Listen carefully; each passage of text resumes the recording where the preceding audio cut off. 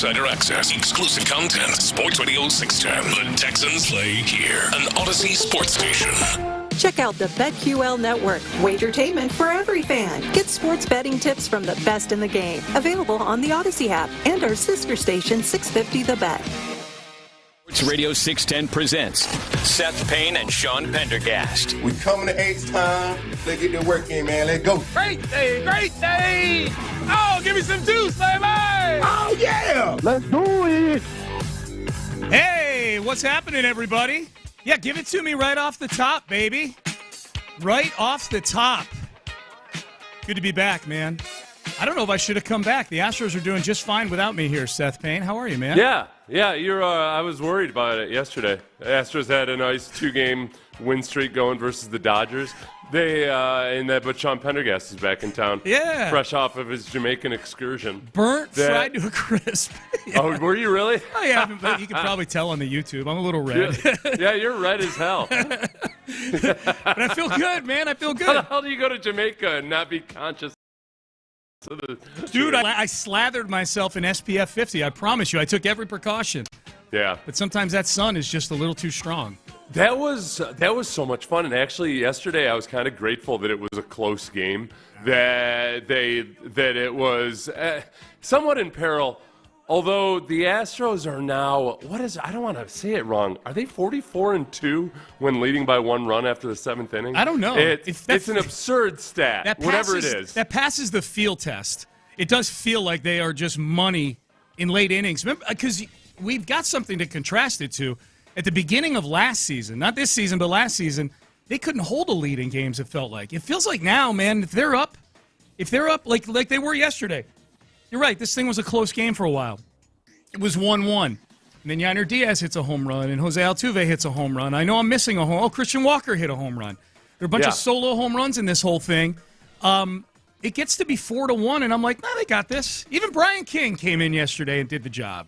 They're 43-2 when leading after the 7th inning. That's a crazy number. That's how freaking good they are. Yep. And like all these one-run games that they've won, or that they've won by 1 margin, it's not flukish. It's not just luck. It's that the bullpen is so damn good, and they've gotten to be pretty good situational hitters.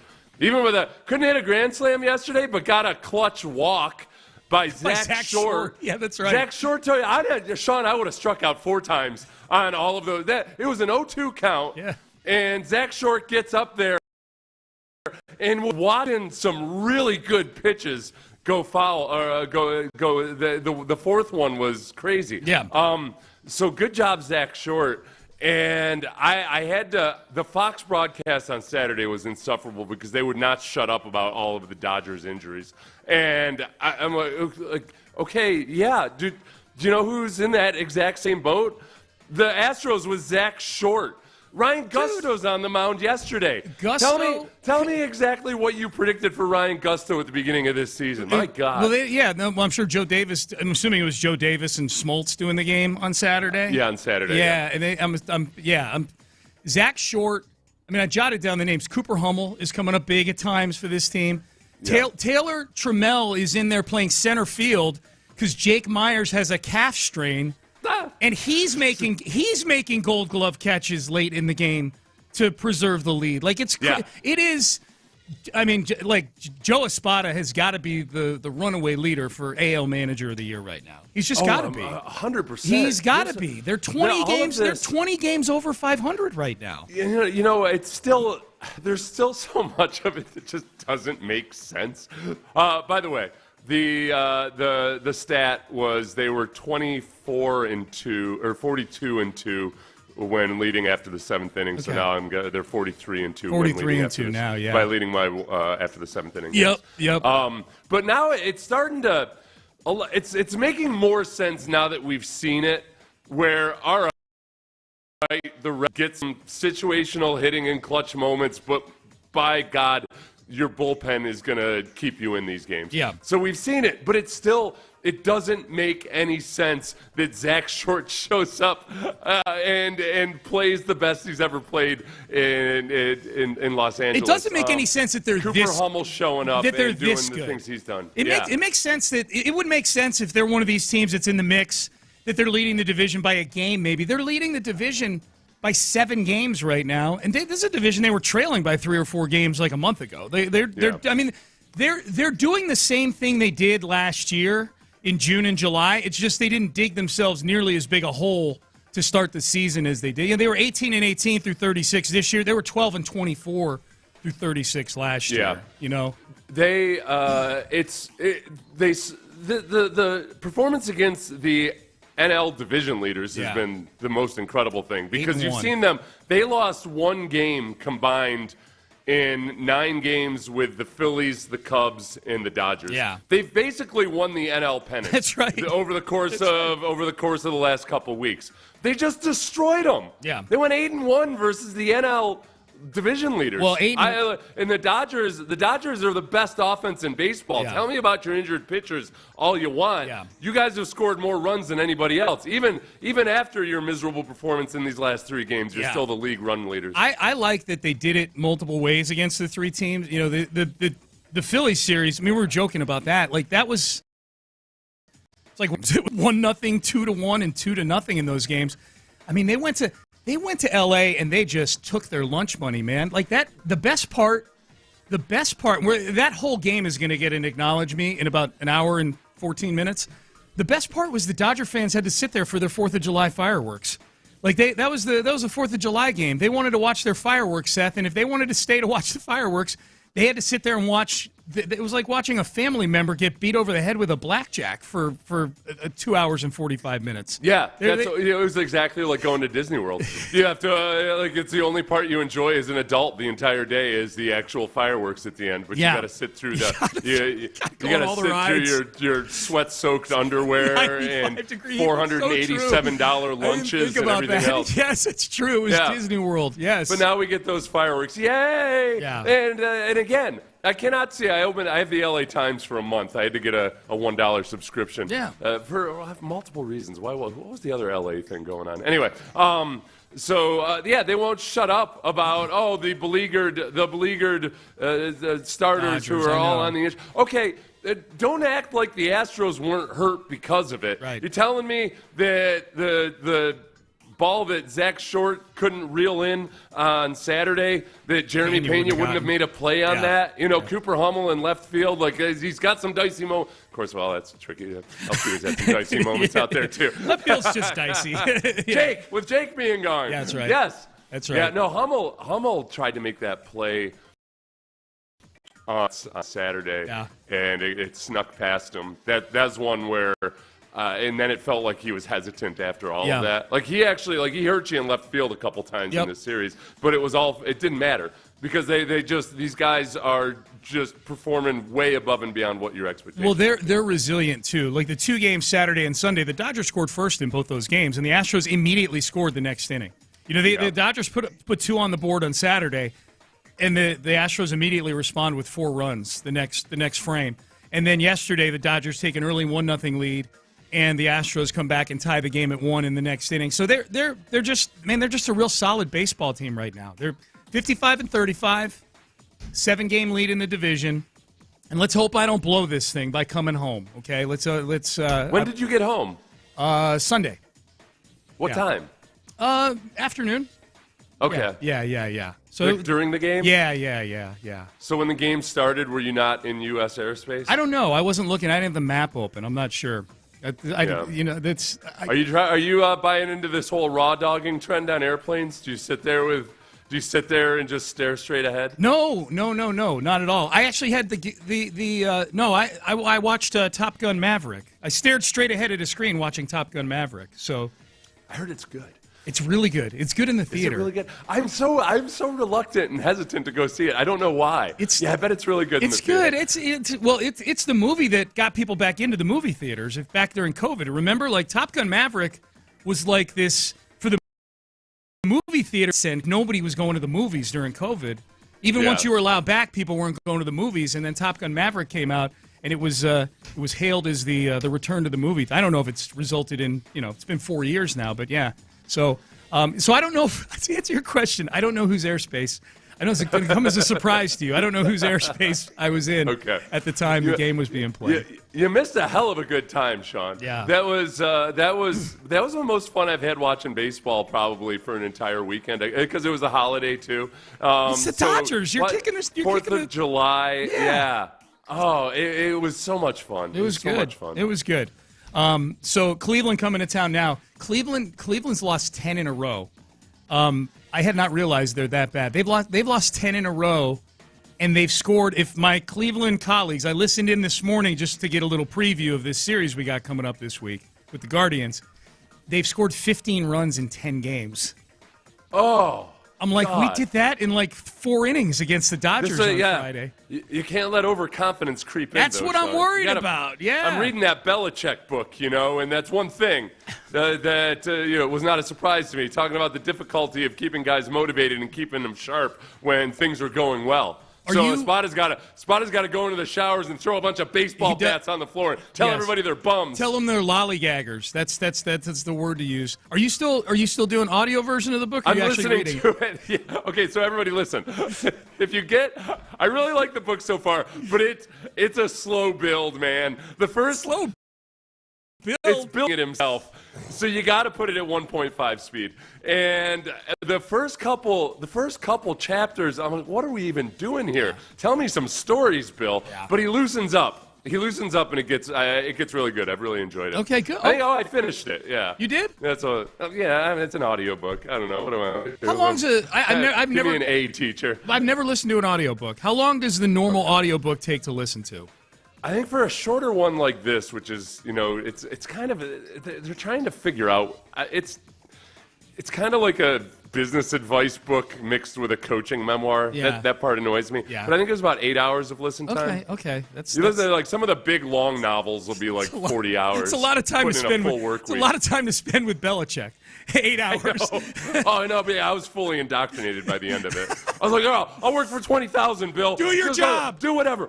I'll do that the 2020 club. Yeah. They call it 20 hours a day, $20,000 a year. That's a price. That's an introductory get-in price if you want to make it as a young Belichick staffer. Wait for our next Casario interview for you to drop all this Belichick book stuff on him. The 2020 club. Do you think Casario was a 2020 club guy? Back in the day? 100. Oh, yeah. Are you kidding me? Yeah. Yes. Okay. That's his reputation amongst league executives who are already workaholics. Yeah. That he is just nose to the grindstone. Don't put your head up. Just keep working. Yep. 20 hours a day, $20,000 a year. Oh. These damn. I'll tell you what. Kids ask me like, "Hey, how do I get into football?" And I was like, "Just go. You got it. You got to volunteer to work for free a bunch." That's it. And walk in if there's anything you can do for me, and just don't start agitating that you need to be consulted on the X's and O's. That's exactly right. Your time in. Live at the poverty level and view it as an investment. That's all you can do. All right, we got a lot to get to, man. The Astros had a few guys make the All-Star team. We got to stick with this Dodgers series for a minute. Oral Hershiser. A lot of people got upset with Oral Hershiser this weekend. Okay, this is what I want to ask you, Seth, and we'll do this in the next segment. We're going to beat down a nerd. How should we be, at this stage, 8 years after the sign-stealing scandal, how should we be reacting to guys like Oral Hershiser? We'll discuss that coming up next. Hey, how should you be reacting when somebody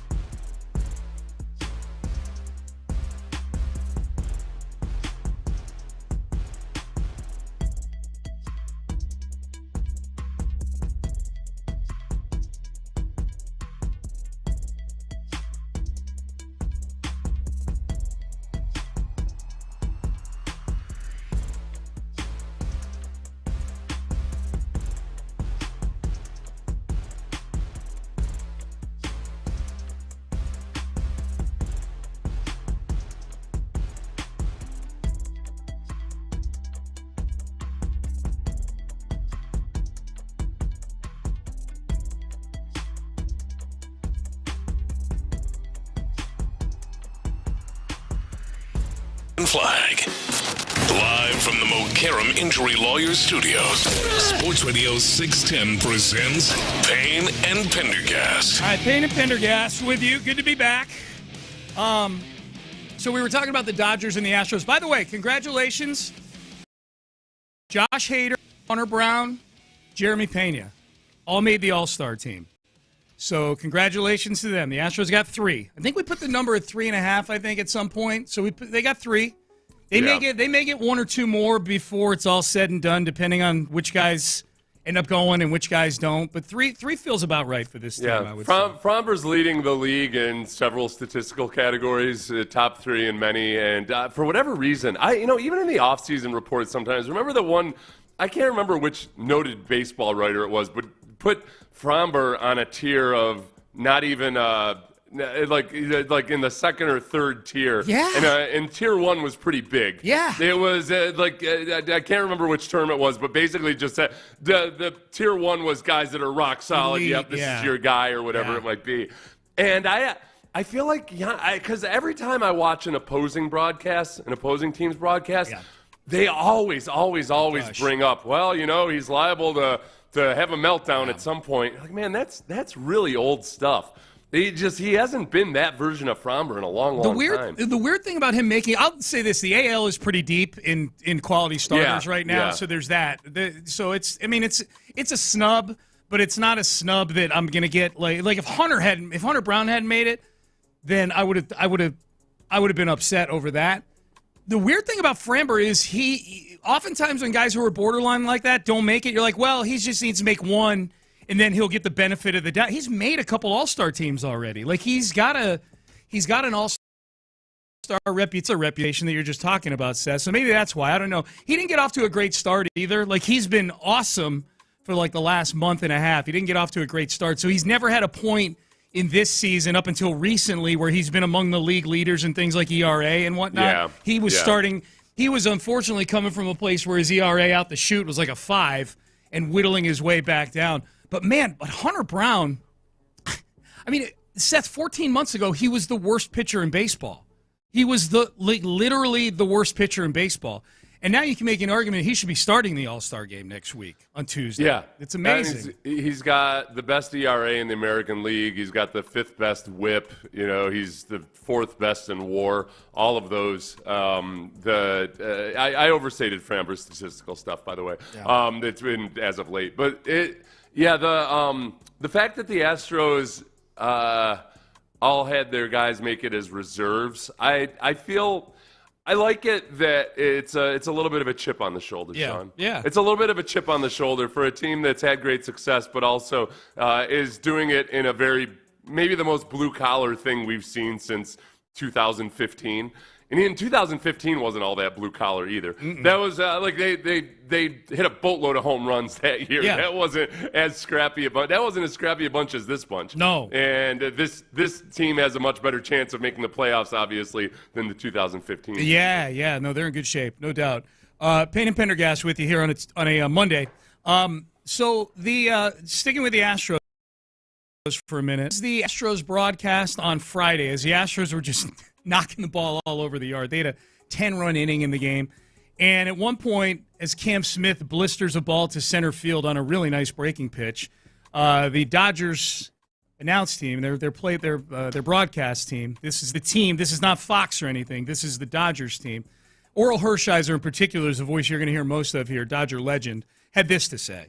Hit hard to deep center field. Pages on the run. Will turn and watch this one wedge itself in the bottom of the wall. And Cam Smith flying into second, anchoring there with another extra base hit for the Astros. Double homer double to open third against Casparius. I don't want to open an old wound, but in some ways they're swinging at these breaking balls like they know what it's coming. I mean, that is not a bad pitch. It's really a very good pitch. Low and away, probably would have ended up by the ankles if it would have made it past the bat. It's the other thing that you analyze. You analyze your grip, your delivery, your glove position on different pitches. Am I giving something away? Okay, so the best thing to do, Seth, on that cut probably would have been to pause it right after he said, it looks like they know what's coming. Yeah. Because I let him off the hook by – you can hear the rest of the 20 seconds after that. You can tell he's kind of leaning into maybe he's tipping his pitches, maybe he's this, maybe he's that. That cut, though, got a lot of run. He could have said that very thing about any MLB team, the whole thing, like with including like where he's holding his glove and this and that, and nobody would have said a word. The mere fed, it looks like they know what's coming, even though Oral Hershiser went into kind of a non-trash can explanation. That got a ton of attention this weekend. That got Astro fans, a lot of them, kind of upset. How should we? Hershiser was one of the biggest whiny nerds out there about it. Yeah. Okay. He was always very vocal about it. He wouldn't shut the hell up, with a real anger and agitation about it. Yeah. Okay, so he's got priors then. Oh, Oral Hershiser has priors. Yeah, no. If you had asked me to guess which Dodgers media member was like this, it would have either been that one columnist who I despise or Oral Hershiser. Yeah. What's his name? Bill Plaschke. Oh, that's right. Plaschke. Plaschke, that guy. He's been on Around the Horn a bunch. People know Plaschke. Here's my thing. Like, I don't know. I know a lot of Astro fans still hear that stuff and they get angry about it and they go after Oral Hershiser on Twitter or whatever. I'm at the stage now where I'm like, we got him.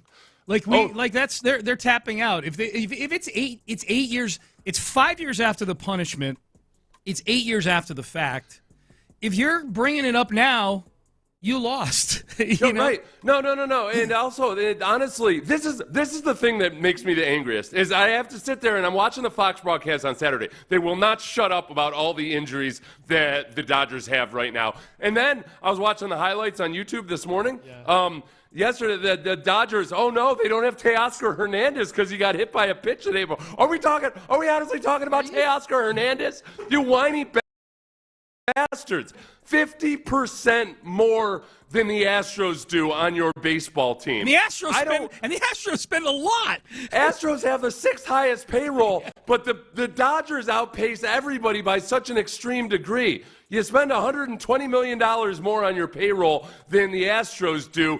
Work harder. Yeah. Find better relievers that have to be starters. That Sheehan, who, damn it, looks like an emaciated Ed Sheeran enough that I have to consciously tell myself that's not Ed Sheeran with his thyroid meds adjusted. That's Sheehan. Yeah. Right. Okay, we're rolling out Gusto. Yeah. We're rolling out Colton Gordon. It doesn't matter. No. Just work harder, okay? Yeah. We don't have Jordan. We don't have half of our starting pitchers. It is wild.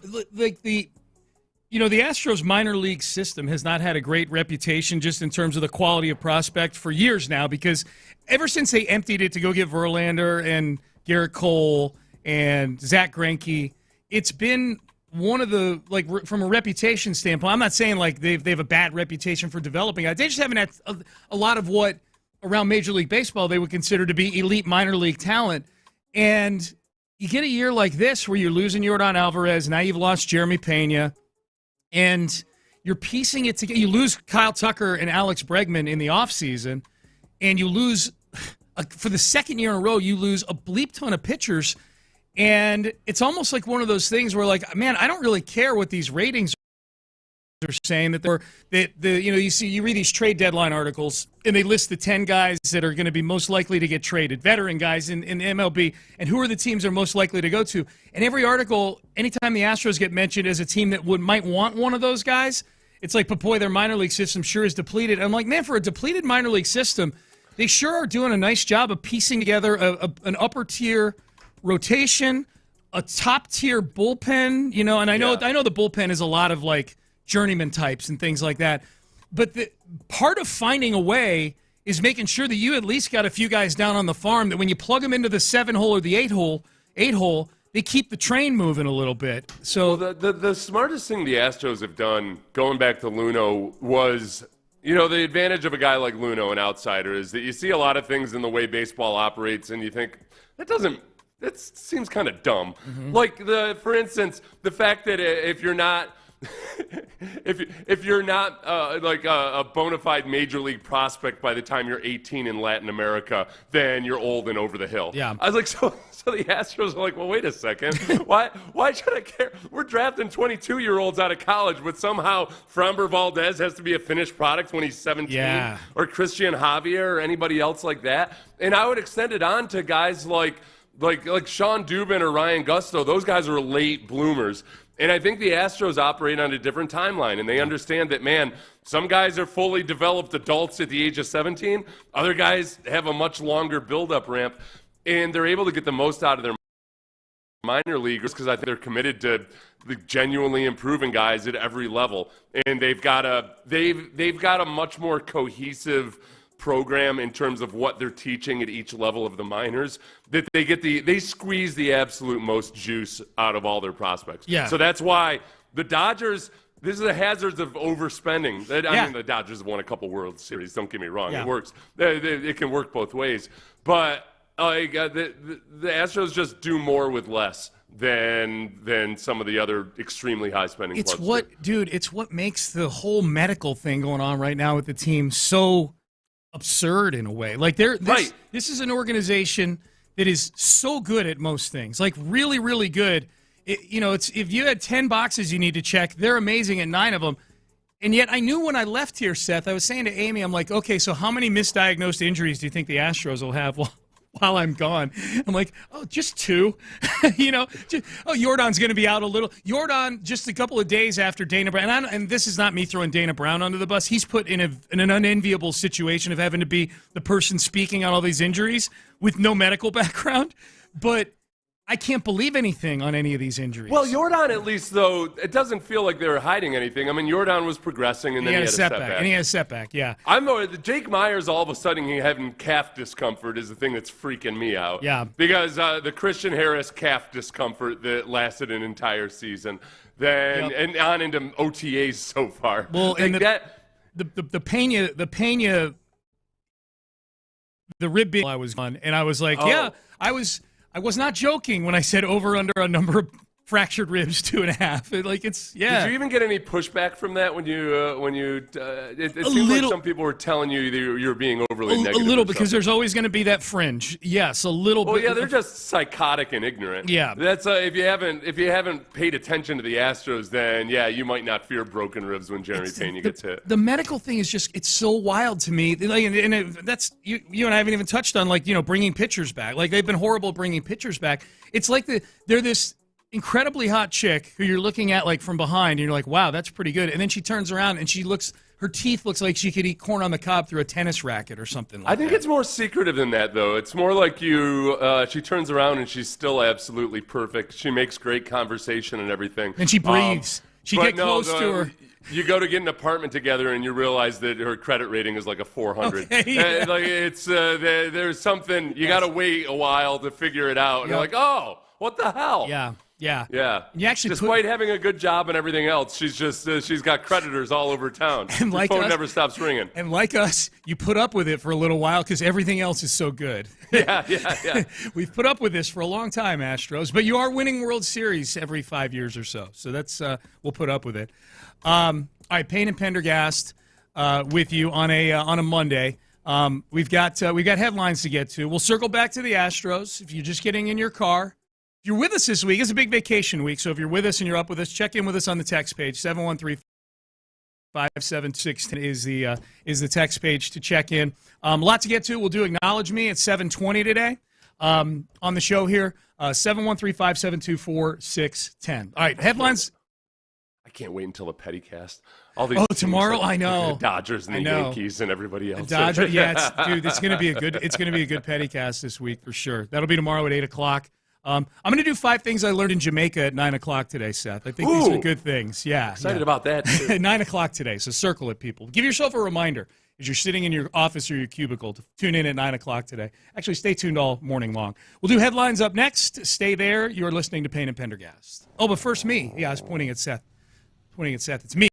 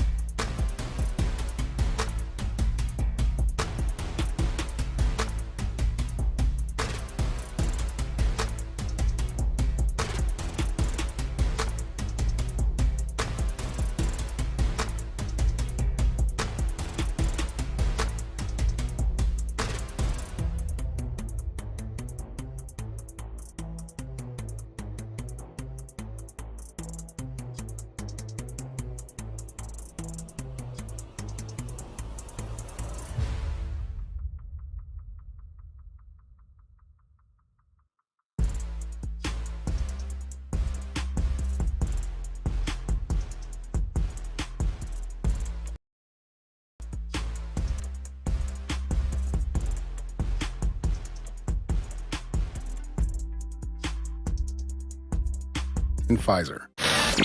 Payne and Pendergast with today's headlines, presented by Men's Tea Clinic. All right, let's get to the headlines. No bigger headline this weekend in Houston than the Astros sweeping the Dodgers. Seth, I said to you before these series all started, this stretch started a couple weeks ago with the Phillies coming to town here. So they're playing the Phillies for 3 here, the Cubs for 3, and then the Rockies, sort of a palate cleanser, and then the Dodgers in L.A. And I was saying, we were both, I think, going, preview of the World Series. Phillies for sure, Cubs, good team, Dodgers #1 in all the power rankings. Mm-hmm. The Astros won the preview of the World Series season this last couple weeks. They faced every single NL division leader. Yep. And went 8-1 in the process. And it was about as good as you could have hoped for. I mean, I kind of jokingly was demanding that Paredes and Cam Smith hit 7 home runs combined versus the Cubs. I'm willing to let go of that now. I'm willing to let go of all the ill will and bad feelings I had about them not accomplishing that. I was texting you that weekend, though. That was Friday, Saturday, Sunday. So Friday was my last day before I went on vacation. Yeah. When Paredes and Cam both hit one in the same game, I think, to start that series. Yeah. And then Cam, I think it was Paredes. I can't remember which one it was. They got to, they might do this. They just need a big Sunday. They might get this done for you, Seth. This is where I do my old instinct that's been drilled into me by countless football coaches of be most nervous when things are going really well. Yeah. Because we'd been looking at, going back before seeing any of those 3 teams, the Astros had one of the easiest schedules in the league, including those games on the schedule. Yep. So for the remaining schedule. And now you've gotten past that big test of those 3 teams. You've passed it with flying colors. Now the real work begins. Yeah. Because the rest of the season, you do have one of the easiest schedules in Major League Baseball. So let's be professionals, okay? Let's just keep your head on a swivel for any little thing. Starting tonight, I mean, this Cleveland team coming in right now, it's not an exaggeration. If we're just looking at the season in chunks, the Astros are the best team in if I needed a team to win a game for me right now, they don't have the best record, but the Astros are the best team in baseball right now, the way they're playing. The Cleveland Guardians are the worst team in baseball right now. They're awful right now. They've lost 10 games in a row, and they scored 15 runs in those 10. They're terrible right now. The Astros, if you want to look at the peak of it, it's you win 2 games versus the Rockies, and then on your getaway day, you drop 1 to the Rockies. That's which exactly. The Rockies, the stats that Callis was reading were so crazy. How bad the Rockies have been at home, except in the closeout game of a series, they've been a lot better. Really? Yeah, and I think it's got to be something to teams just feeling like, oh my gosh, this isn't even a major League Baseball. And by the getaway day, you're just mentally checked out. Teams, we've seen or it's a day game after a night game, and you're throwing your your day game after a night game lineup out there. And yeah. Well, I mean, the Astros, they're playing their getaway day lineup every single night. That's true. You can't tell the difference. And Zach Short and Trammell out there. Right. You're like on Saturday, they're like Cam Smith is batting clean. Cam's having a nice year, but he's not a cleanup hitter right now in MLB. They put Cam Smith out there, and like next day, Sunday, it's like, oh, it's Victor Caratini batting cleanup. Like, no, Jake Myers batted cleanup at one point in this whole thing. It's been wild, man. It's just been crazy. All-star selections: Josh Hader, Hunter Brown, Jeremy Pena all make the All-Star team. I knew Hader would make it. I was really confident Hunter Brown would make it. Jeremy Pena, I was a little nervous only because of the injury. I don't know when the voting took place among his peers and colleagues. That's who votes in the reserves. Well, and he's a guy too that it doesn't tell the whole story, the first half stats, because it was when he went to the leadoff role that things really took off for him. Yeah. So I don't feel overly peeved or anything about the All-Star selections. If anything, I was almost hoping that nobody would make the All-Stars just to put an extra chip on their shoulder. Yeah. Just to keep them this. Although for Hunter Brown to not make it at all would have been a deep injustice. Travesty, yeah. Injury updates for the Astros from over the weekend. The Jeremy Pena update is this. This is according to Dana Brown on the pregame show on the flagship. Still not doing baseball activities. Quote, outside chance he could be back before the All-Star break. Okay. I'm not counting on him being back before the All-Star. I don't want him back before the All-Star break. Yeah, they're doing fine. They're doing just, you know what, Jordan, Jeremy, take your time. You just swept the Dodgers without you. Take your time, man. Get well. The Jordan update, Chandler Rome had a long article about the whole Jordan situation, and Jordan went and saw a hand specialist. I'm hesitant to even read any of it just because it all gets completely just lit up and burnt 2 days later with Jordan. Nothing has been as we've anticipated with the Jordan Alvarez recovery on this hand injury. None of it. So he'll be back when he's back. Feels like you're getting, the news from a communist state television station or something. Everything is fine, always. Yeah, nothing is wrong with the hand. So that's the update on the. Jordan. No, his hand's fine. He actually hit 17 under par yesterday on the National Golf Course. Right. Yes, that's exactly what he did. Just trust us. Hector Neris is back, Seth. That happened this weekend. Hector Neris, who had reputedly one of the number one leaders on the championship Astro teams. Definitely the one in 2022. He was always the guy who was sort of like the liaison between all the Latin America pitchers and the rest of the ball club. He'd have a huge dinner for all the young Latin American players and everything.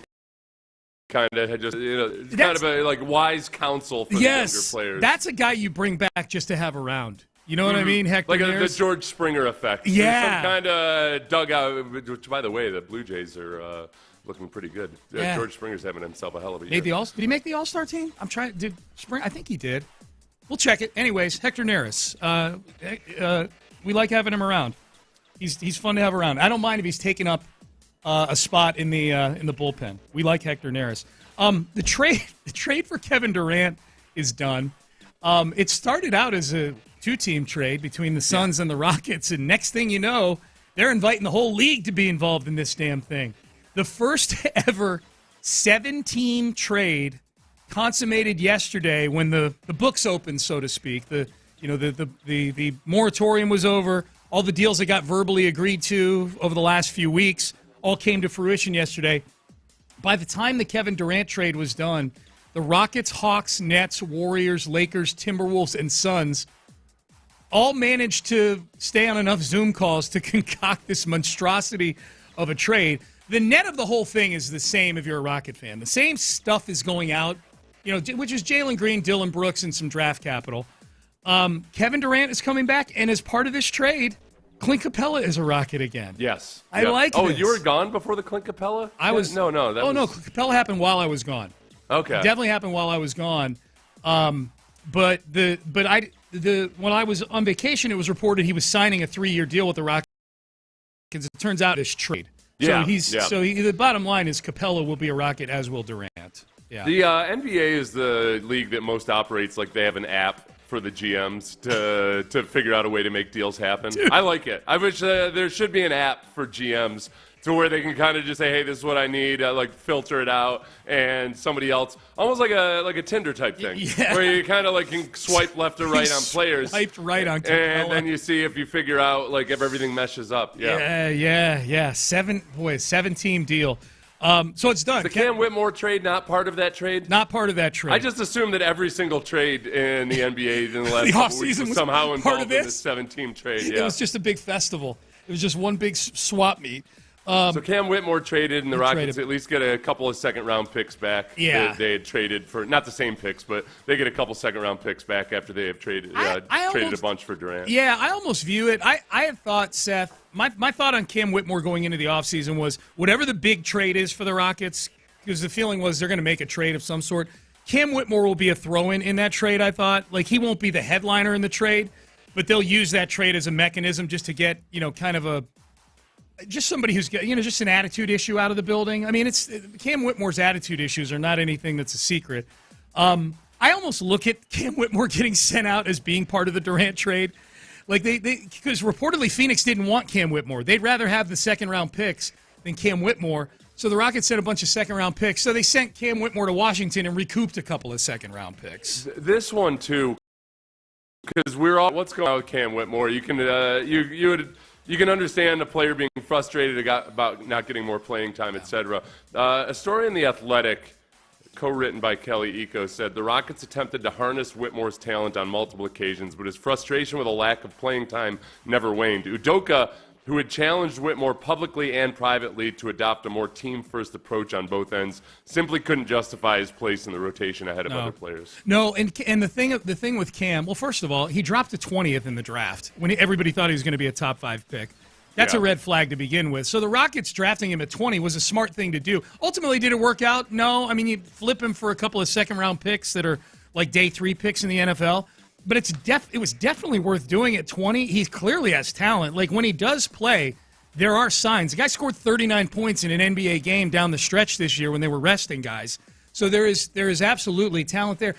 His biggest problem to me, Seth, was he talked to people. He talked to the media about his issues. You know, like he would. It wasn't just him expressing frustration behind the scenes to Ime Udoka, which I could see that annoying Ime Udoka. Like, hey man, we're going to be the 2 seed here, and it's a little like Deontay Johnson going to D'Amico Ryans after they beat the Chargers in a playoff game, wondering where all his targets were. Right? Yeah, it's the same thing. But as far as them taking a chance on him, it felt a little bit like Royce White, you know, where I was so cool with the Rockets taking a swing at Royce White, because he had all kinds of issues, but his physical talent was higher than where the Rockets drafted him, and they couldn't make all those other issues work. Literally, like the Rockets. Now I'm going to get angry about Royce White retroactively.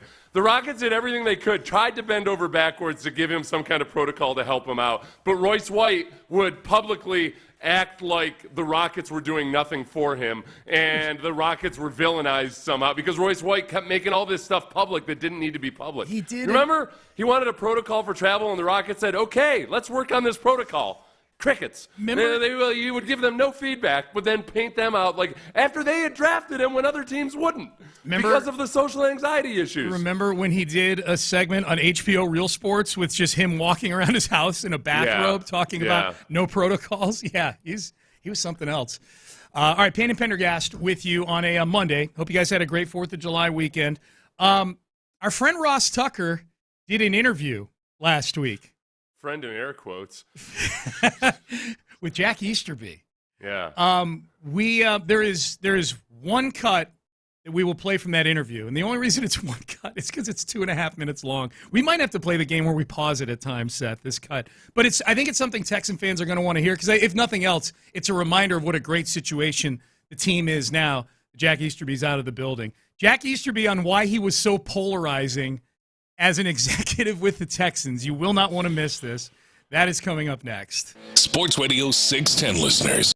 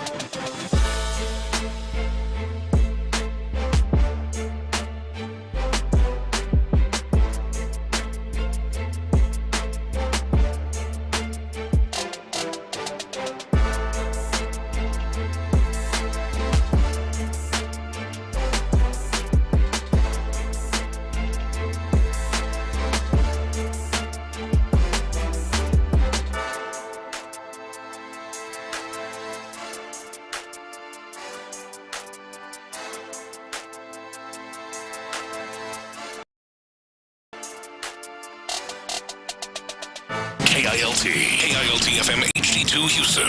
Insider access. Exclusive content. Sports Radio 610. The Texans play here. An Odyssey sports station. Sports Radio 610 presents Payne and Pendergast. Hi, good to be with you on a Monday. Hope you had a great 4th of July weekend. Sean Pendergast, Seth Payne with you. Did not know the week I was out, Seth, that I would be coming back in on Monday and have a Jack Easterby audio cut on the big card. When I looked in the show prep and I saw that you had this clip, I was kind of grateful because I knew I was being a bad professional, if that's indeed what I am, but I couldn't listen to this interview. I couldn't. I was like, this isn't what the forefathers wanted. Not on this Independence Day weekend. I can't do it.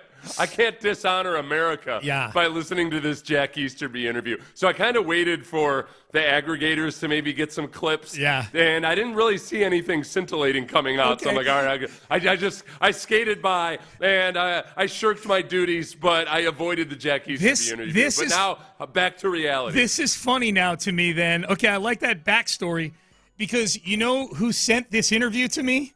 Seth Payne. So now I know. Now I know. Man, it's so good to be back. I missed you. But now I know that was sent to me like, hey, man, because you sent that to me with no other text. It was just Jack Easterby. And no other maybe I was a text punting on third down on that one, man. So what I know now, the parenthetical text to go along with that was, you listen to this. I ain't listening to this. Yeah. And I did. I set you up with my ugly sister-in-law. Dude, that makes you sending that to me so much funnier. Great. Yeah, you'll have a great time. Yeah, we can go double date together and everything. Well, it's weird, too, because we love Ross, right? We love Ross, and he's interviewing Jack Easterby, who is, like, from the second he left here, it feels like everything has started to turn back into sunshine and roses again, Need to point out real quick that I don't have any ugly sister-in-laws. No, just in case, they're all listening. That's right. That's right. They're all hot as hell. Mm-hmm. Tell you what, what are these damn morality? Yeah. So Jack Easterby did an interview with Ross Tucker. It's about 20 minutes. And they talk about the Texans in the last few minutes. Honestly, this felt like an interview. It was one of those things like where at the end, like, so what are you up to now, Jack? And I'm like, okay, this feels like it felt like a Radio Row interview a little bit from that standpoint. I'm not trying to throw shade or anything like that. This was Ross didn't really hold Jack Easterby's feet to the fire or anything in this interview over any of the peccadillos that went on while he was here. The one answer here that got Texan fans and anybody associated with the Texans, I would imagine, worked up or rolling their eyes a little bit was, and you haven't listened to this obviously yet, it's uncut. So maybe what we do is play that little game, or if we feel like stopping it at times and reacting. We have to pause when we hear BS. Yes. Okay. So then keep a tally. This is hope you got ink in that pen. Yeah. All right.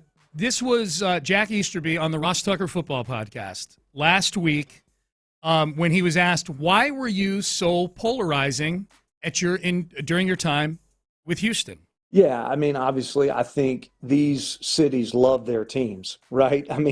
Every city wants their team to be competing in January this time of year, right, for a championship. And so anything that is going on that potentially may be in between each city and their idea of success, they're going to scrutinize it. And that's a good thing because it shows the passion of each fan base.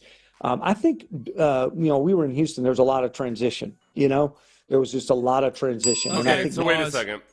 All right, so he starts it off with fan sentiment, and the fans are passionate about it. And that's a somehow. Good thing, Seth. Yeah. All right. So he's leading into somehow the fans are going to be the cause of all of this, which is really a shot at Cal and Hannah McNair, if anything. This is the kind of owners that are going to cave under unpopular fan sentiment or something. So he be prepared. He's about to talk about all the transition that went on in the building. As if it were something he went and got some popcorn out of the cafeteria and just started watching all the transition take place. As if he had just arrived, right? Yeah. That he wasn't a part of transitions. Correct. Okay. Yeah, here we go. there was just a lot of transition. And I think naturally transition draws skepticism because it just doesn't always begat trust. It doesn't make people think, hey, this is what is going on. I can trust what's going on. You know, I mean, I was just talking about the Steelers earlier, and you think about, you know, the consistency over the years of their front offices, right? It makes you want to trust it. You know what it is. You know what to expect. You know what, you know, who's going to show up. Okay.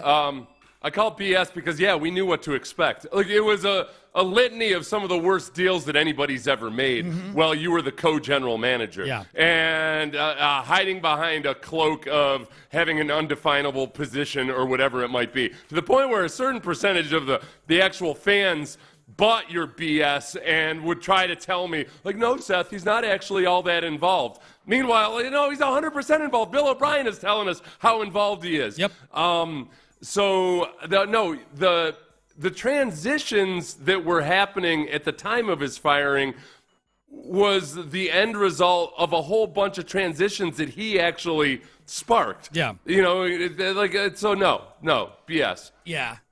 Before we hit play again, that to me, like as I go back and listen to that, and as the way you frame things, that might have been the most frustrating part of that era. Like Easterby got here in like April of 2019, and then was gone by 2022. O'Brien in the middle, like almost directly in the middle of that, gets fired, and now you're starting to go through a real teardown and rebuild, and having to clean up all the mess. No, like until they actually had titles, nobody had titles. It was the flat organizational structure.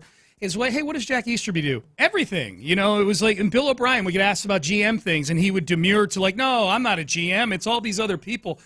The lack of clarity, and I think I'm using this cut not to like throw the Texans under the bus. It was a bad time. Everybody knows that. It's to illustrate, one, that Jack Easterby is still making excuses for people out there in the public when it looks like clearly he's trying to get back into the NFL would be my guess. And number two, we do have clarity now. We know who the GM is. We know who the head coach is. You know, ownership is doing a better job. All those things. That whole part of Jack Easterby not actually being all that involved compared to, you know, one player told me that it was weird because Easterby was always there. Always. You go to have a meeting with Bill O'Brien, and Easterby sitting there in the corner taking notes. Yeah. Like, he was everywhere. Yep. So, yeah, there was transition, partly because, and this is where I think people are very grateful to Lovie Smith for winning the Colts game that ultimately gave the Texans C.J. Stroud. Yeah. I think when Lovie Smith got hired, it felt to me, just by being at events and stuff, like Easterby all of a sudden was very much marginalized. And it was only several months into Lovie Smith's, it was a half year into his tenure, midway through the season, that he ended up getting fired. That there was definitely some people that had seen all of Easterby's BS and were calling BS on it by the time he was let go. Yeah, that is an interesting thought. Like, if things, it's not maybe draft night or hiring DeMeco Ryans, it's Lovie Smith deserves at least a thank you note or something in this whole thing. Lovie Smith's been in the league a long time, on a bunch of different teams, seen good coaches, bad coaches, all of that. He's a guy that you can tell by his beard that this guy can sniff out the BS. Yes. He's like a shark in that regard. Is. He can smell one particle of BS in a million parts of water. That's right. And he's going to zero in on it. So I've never seen anything reported or anything that Lovie Smith was part of it, but I think Lovie Smith could totally see and smell the BS with Jack Easterby. And then in the middle of the Lovie Smith season is when Easterby gets let go. And how much more do we have left on this cut? Almost 2 minutes. Jeez. Oh my God! All right, I'll hold off on the bell. Okay, let's continue. It makes you want to trust it. You know what it is. You know what to expect. You know what who's going to show up in relationship to their top roles, and that obviously gives a lot of consistency and good vibes off to the city. And I think during my time in Houston, we had a lot of transition. 2018, the owner transitioned. Bob passed away, and he was just such a great legacy for the city of Houston and sports, and I think made a tremendous, difference in Houston sports history by landing the Texans, by bringing them there. So when he transitions, that's a huge thing. And then obviously a lot of the staff members transitioned at the front office. And some of those, obviously, I knew well. Some of them I didn't know as well. So I think whenever you have a lot of transition, And then to your think that, when you're leading people, it's all about trying to get people unified around a mission, right? And then making sure that you can be effective and efficient in that mission. That's what it's about. And so I think can I ding here? I don't. Yeah, the ding. bell's over there. I got it. I got my bell. I got it. Okay, cool. I got mine too. I threw it against the wall, so it doesn't resonate as much as normal. Yeah, go ahead. Well, just the whole thing there. Like, he's going from transition. He caused a lot of the transition. Like, he's right. And everybody's got to have a vision, and that's what you're responsible for, is creating a vision that people can latch onto. And I'm glad he brought up the transition of Cal McNair taking over after Bob McNair passes away, because that's exactly when he was able to swoop in. And the whole, if you look at Easterby, it is a beautiful illustration of when people tell you that everything is sales. And that, yes, everything is sales. And what you need to know about sales is that people very rarely actually make decisions based on the logic of things. Mm-hmm. They fall in love with what you're selling them. Yep. They fall in love with what your vision is. And Jack Easterby was a guy that had built himself up into almost an easy button when it comes to, like, all of those human things and all of the personnel, like the personality side of things, the heart of the matter, the stuff that maybe Bill O'Brien lacks or that maybe an owner lacks. Jack Easterby is the easy button for all of this. Yeah. And he did sales. Yeah. I bet after this interview, Ross came away from it thinking, like, boy, I feel like this guy's gotten a bad rap. He might have. I mean, it was basically an interview about his career biography. Remember, I had that hour-long conversation with Jack Easterby. It was during COVID.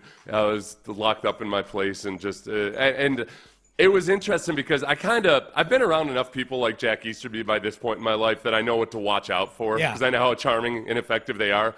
And it was like out of a textbook. It was like, he found he complimented me a bunch, found some common ground, things that, told me I had some I was saying some very insightful things. And you realize, you're like, I don't want to be a cynical D-bag here, but man, dude, you're following the handbook of how to manipulate. Did he bring up Jacksonville with you? Because he got his start in Jacksonville just like you did in the NFL. No, I didn't. Yeah. That the thing that was curiously on his resume for 3 years on the website, that he was the assistant GM in Jacksonville before it was finally created. No, remember when Easterby came in? And I said, something doesn't smell right about all of this. And I called up, because I saw on the initial press report that he was the assistant GM. So I called somebody up from Jacksonville who's been in the organization the entire time. And he was like, I'm so glad you called. I don't know who the hell this guy is. I don't know what he's talking about. No.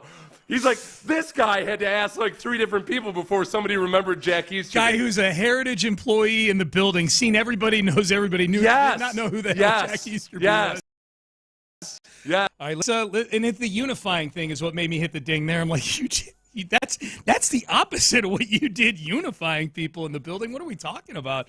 All right. Let's finish this thing out. I think the unique background I had actually allowed me to do that well. It allowed me to get people unified around the Houston Texans. Hit a buzz on that. You keep it playing, Ben. Just hit a buzz on that. Getting the foundation built for what they needed to become. Once all the other football things fell in place. But I think it was that transition piece, and then I also think, there was a lot of people that, quite frankly, we had to transition out of there, and so that was probably one of the other things I would say that was really hard for people to understand on the outside. But fans love football, man, and so if they hey, this is in between me and where I want to be, there's going to be criticism, and justifiably so. That comes with it, right? I mean, that's just a part of it. So the fans got it. I translate. Fans got me fired. Yeah. I had to get rid of all sorts of people, and this transition was really just a bear of the whole thing. Taking credit for laying the foundation is like this is a classic hallmark trait of Jack Easterby, is taking credit for things that he didn't do, because we saw it firsthand when he took credit for something that we knew. I knew somebody on the Texans staff had taken the initiative to do this one thing, and then Jack Easterby was telling everybody yep, you see what I did? What do you think? See what I did? Yeah. Boy, what a just That's just an awful in the sporting history of Houston. It was. It's over. Thankfully, it's over. Man.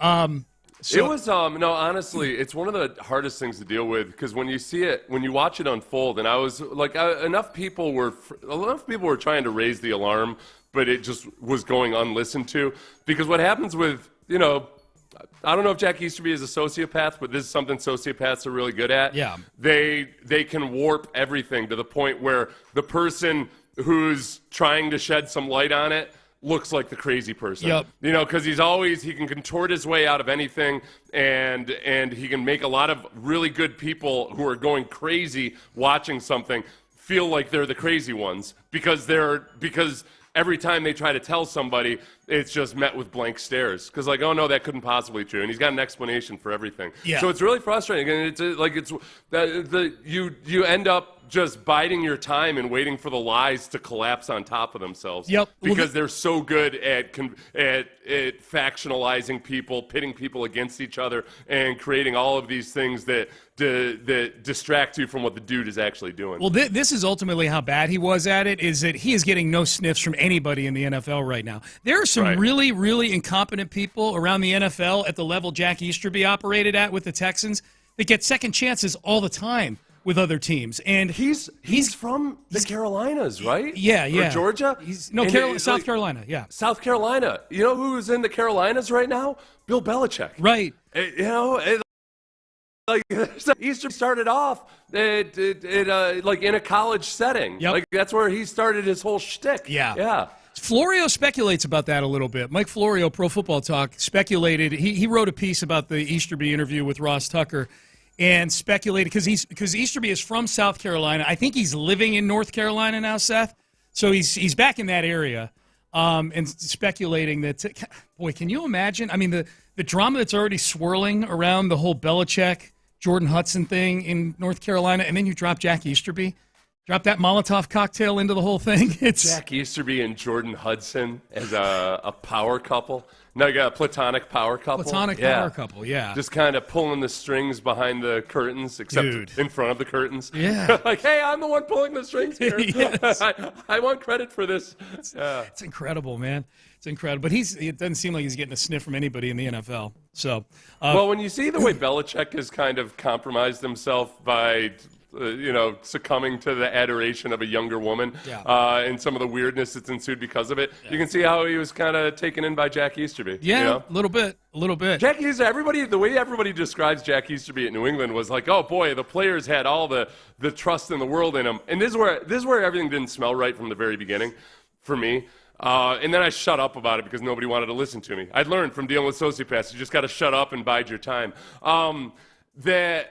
In New England, it was, oh, yeah, he gains the players' trust and confidence, but he's also a really good resource because he tells Belichick what the players are thinking. I'm like, snitch. He's a rat. You guys, how are you this stupid that you don't see it? They're like, rat. Okay, like the players, and there were players on the Texans like this who were too dumb to understand that they were being bought off with boom boxes and stuff. Mm-hmm. Like it was just all the cool stuff he was doing in the locker room and the music system and all that. Like he'll buy you off, and then he's gonna go and tattle to the head coach everything you say to him. Yeah. Oh man, I'm glad it's over. Glad we are where we are now. We are a little over 2 weeks away from training camp starting, so that's good. July 23rd, first practice. Can't wait for that. All right, let's do some acknowledgments from over the weekend. A little acknowledge me action. We do that every Monday at about this time, at about 7:20. I texted Seth. Oh, let's explain for the newly indoctrinated. We get new listeners all the time. Acknowledge me is a way to acknowledge big performances from over the weekend or the week or in general. I'll read a name. Ben Gary, our producer, will play the Roman Reigns. Acknowledge me, and we will all acknowledge in your car, listening on the app. We will acknowledge. Seth, I texted you over the weekend. I said we could do the whole acknowledge me segment, just pull out the box score for Friday's game against the Dodgers and just read it if we want to. That was fun. Embarrassing the Dodgers 18-1 on the 4th of July, making their fans sit through that route to get to watch their fireworks. So this is what we're going to do. We're going to acknowledge every Astro that either had a home run or had 3 hits in that game, or both in some cases. Isaac Paredes, acknowledge home run. Jake Myers, 3 hits, 3 runs scored. Jose Altuve, Acknowledge me. 3 hits, 2 home runs, 5 RBIs. And they were booing. Keep booing, man. Just keep booing. Oh, they're so stupid. Just keep booing. The Yankees fans at least have kind of learned, like, okay, nothing good comes of this. Yeah. But they just kept booing Altuve. Yep. Yeah, man. And goaded on by Oral Hershiser. That's it. That nerd. Yes. And there you go. Take your medicine. You've got injuries. Oh, I'm sorry. I forgot about the 4 starting pitchers that the Astros have on the IL. Yeah. Oh, and they're all-star. And Lance McCullers comes in. They cleared the weight room of any loose objects and what have you. Lance McCullers comes in, gives you 6 innings, takes one off the heel. Yep. I'm like, oh boy, took a hard hit off the heel off of Shohei Ohtani. Yep. Which Mauricio Dubon ended up catching. Yep. But it was, take your medicine. Astros are dealing with stuff too, and they're not whining about it or making vague cheating accusations about it. Damn right, man. Idiots. Damn right.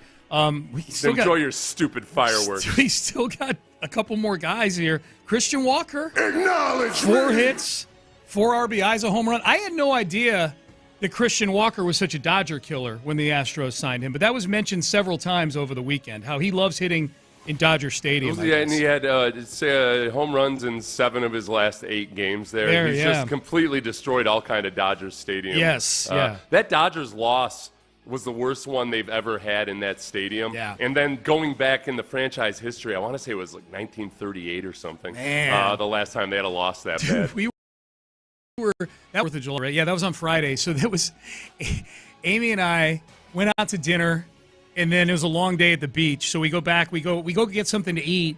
We come back, and I can't remember, we were listening or streaming the Astros game, I forget. But we lay down. And I'm like, I'm going to take a little nap before we go out for the night.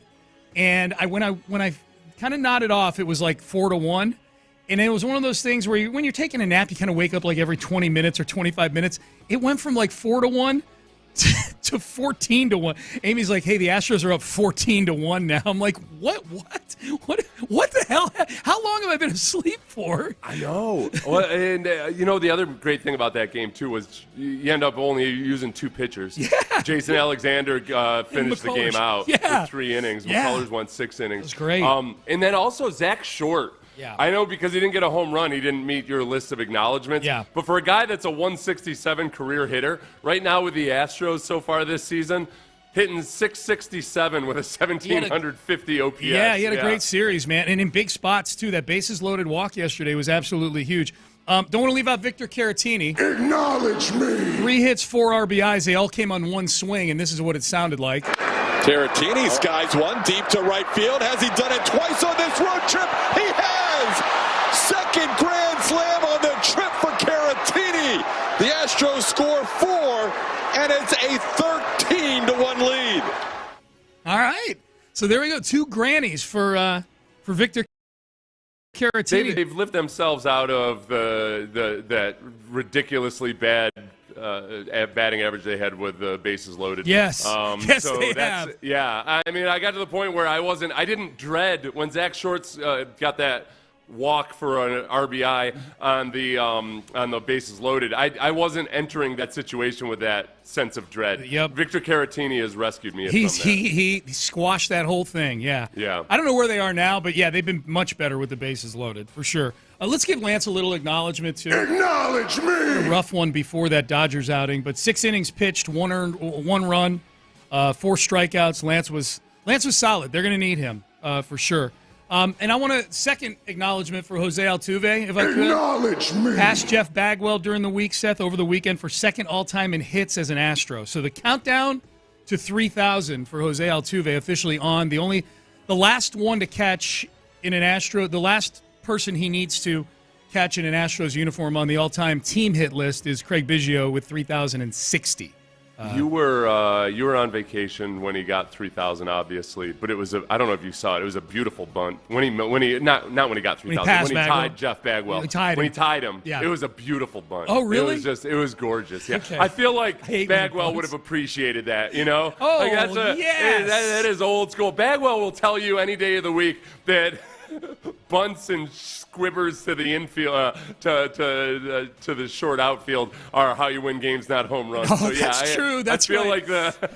like about that. The wing game's like, all right, I guess. Yeah, Altuve in this series hit 545. Yeah, we 6 for 11. Yeah, 2,208 OPS. Yeah, he was pretty good versus the Dodgers. Keep booing him, idiots. Yep, that's right. And I like Bagwell. You know, Bagwell had some nice quotes when Altuve passed him on the all-time hits list about Altuve and stuff. I'm like, all right, this is the Bagwell. This is the Bagwell I want. I want the Bagwell who we remember for what a great player he is, and when big things happen, milestones happen with the current Astros, he's there to give a nice quote about it and make us feel good and think of the good old days. The one that's helping sign Jose Abreu, that's the one I don't need anymore. I think we're good. I think we're okay. I want to acknowledge a non-Astro real quick. Paul Skeens. Acknowledge me. Paul Skeens has one win in his last. Paul Skeens, the ace of the Pittsburgh Pirates. He is undoubtedly one of the best pitchers in baseball, without a doubt.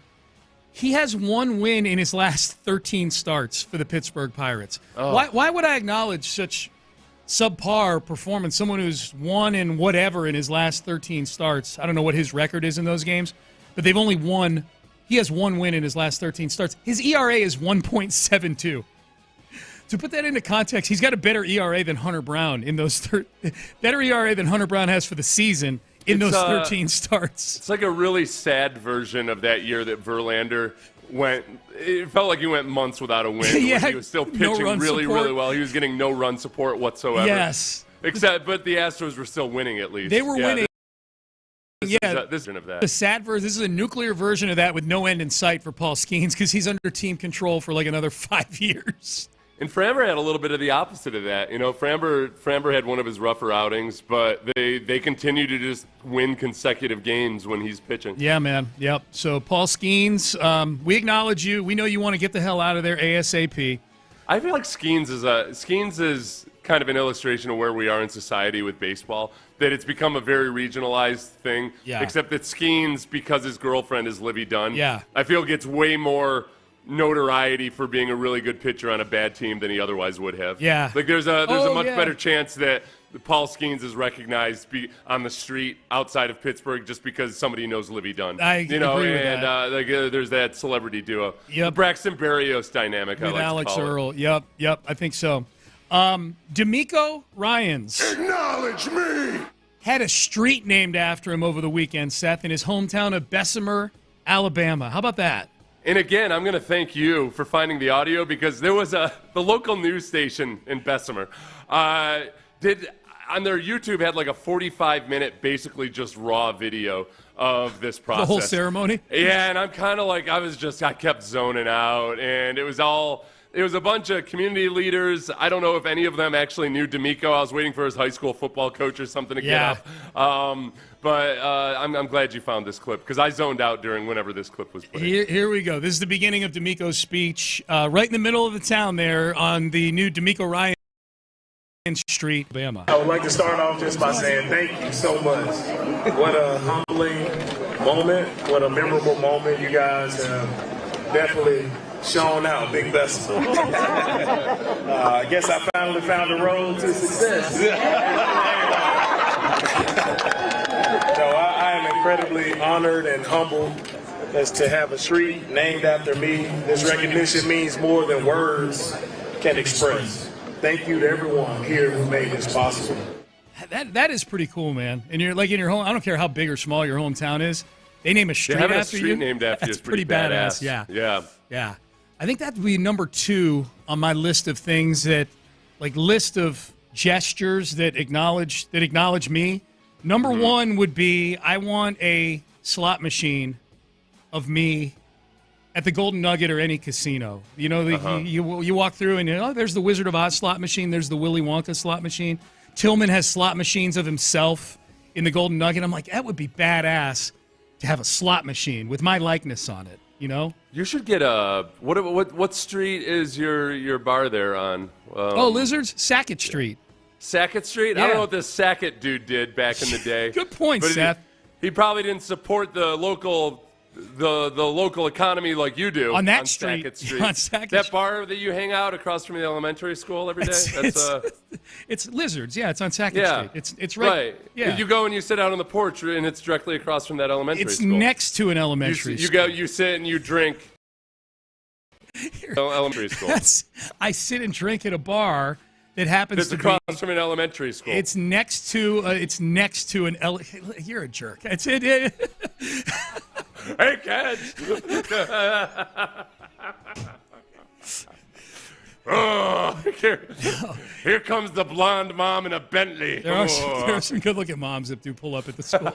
That is true. If that's where you were going with it, that's fine. Yeah, that's where I was going with it. I don't know where your head is.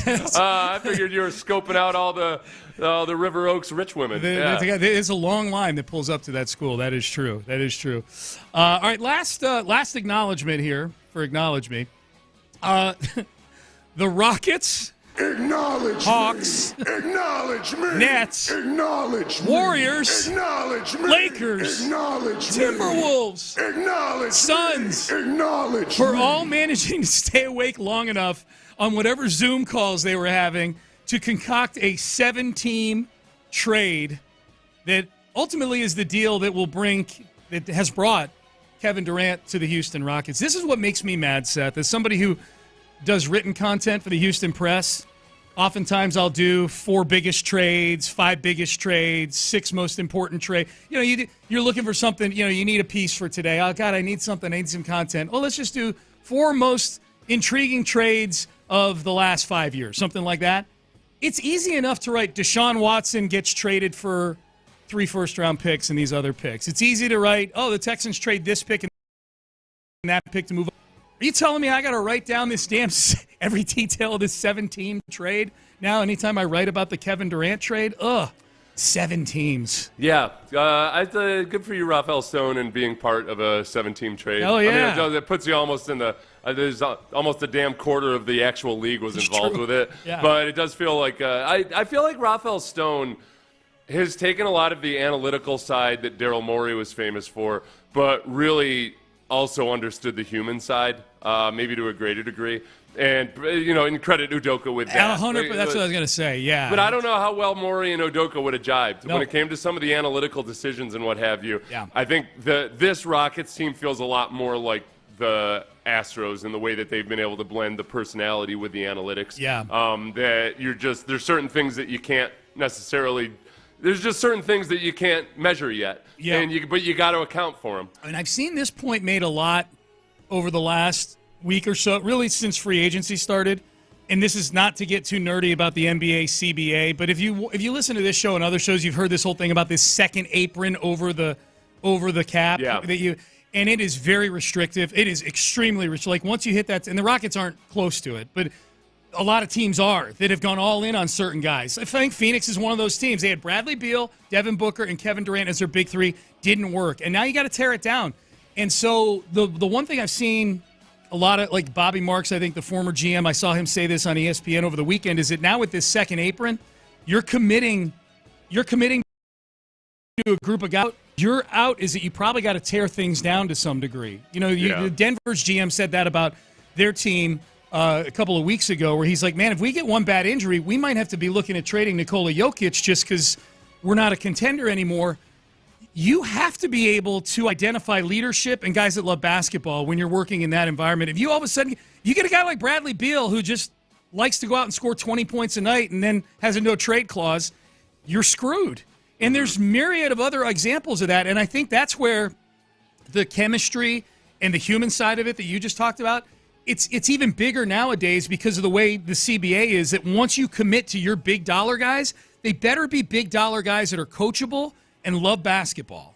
And I think that's what they've got with the Rockets. There were while you were gone, Chris Blanco, the assistant GM of the Texans, did an interview with Ari Meiroff, and I think this is probably where things have settled in most sports with the analytics, is that now it's become such a part of it that the people know, like when to lean into the numbers and when to sometimes be like, well, you know what, the old timers, they're not idiots, and like sometimes if the numbers don't match the eyeball test, that you got to go to the eyeballs. Yes. Like, okay, there's something wrong here. Yep. And I think that Caserio understands that part of it. Chris Blanco is interesting to listen to because he's the first thing he cited when he talked about what they're looking for. One of the big things he said was like an aggressiveness that shows up on film. Yeah. Yes. Like, and I don't know. Maybe with the GPS data and everything, they can quantify that now. But a lot of that is just simply nasty dude. That guy likes to hit. That dude is nasty. Yeah. Yep. This will be our guy that gets suspended for unnecessary roughness this year. Yeah.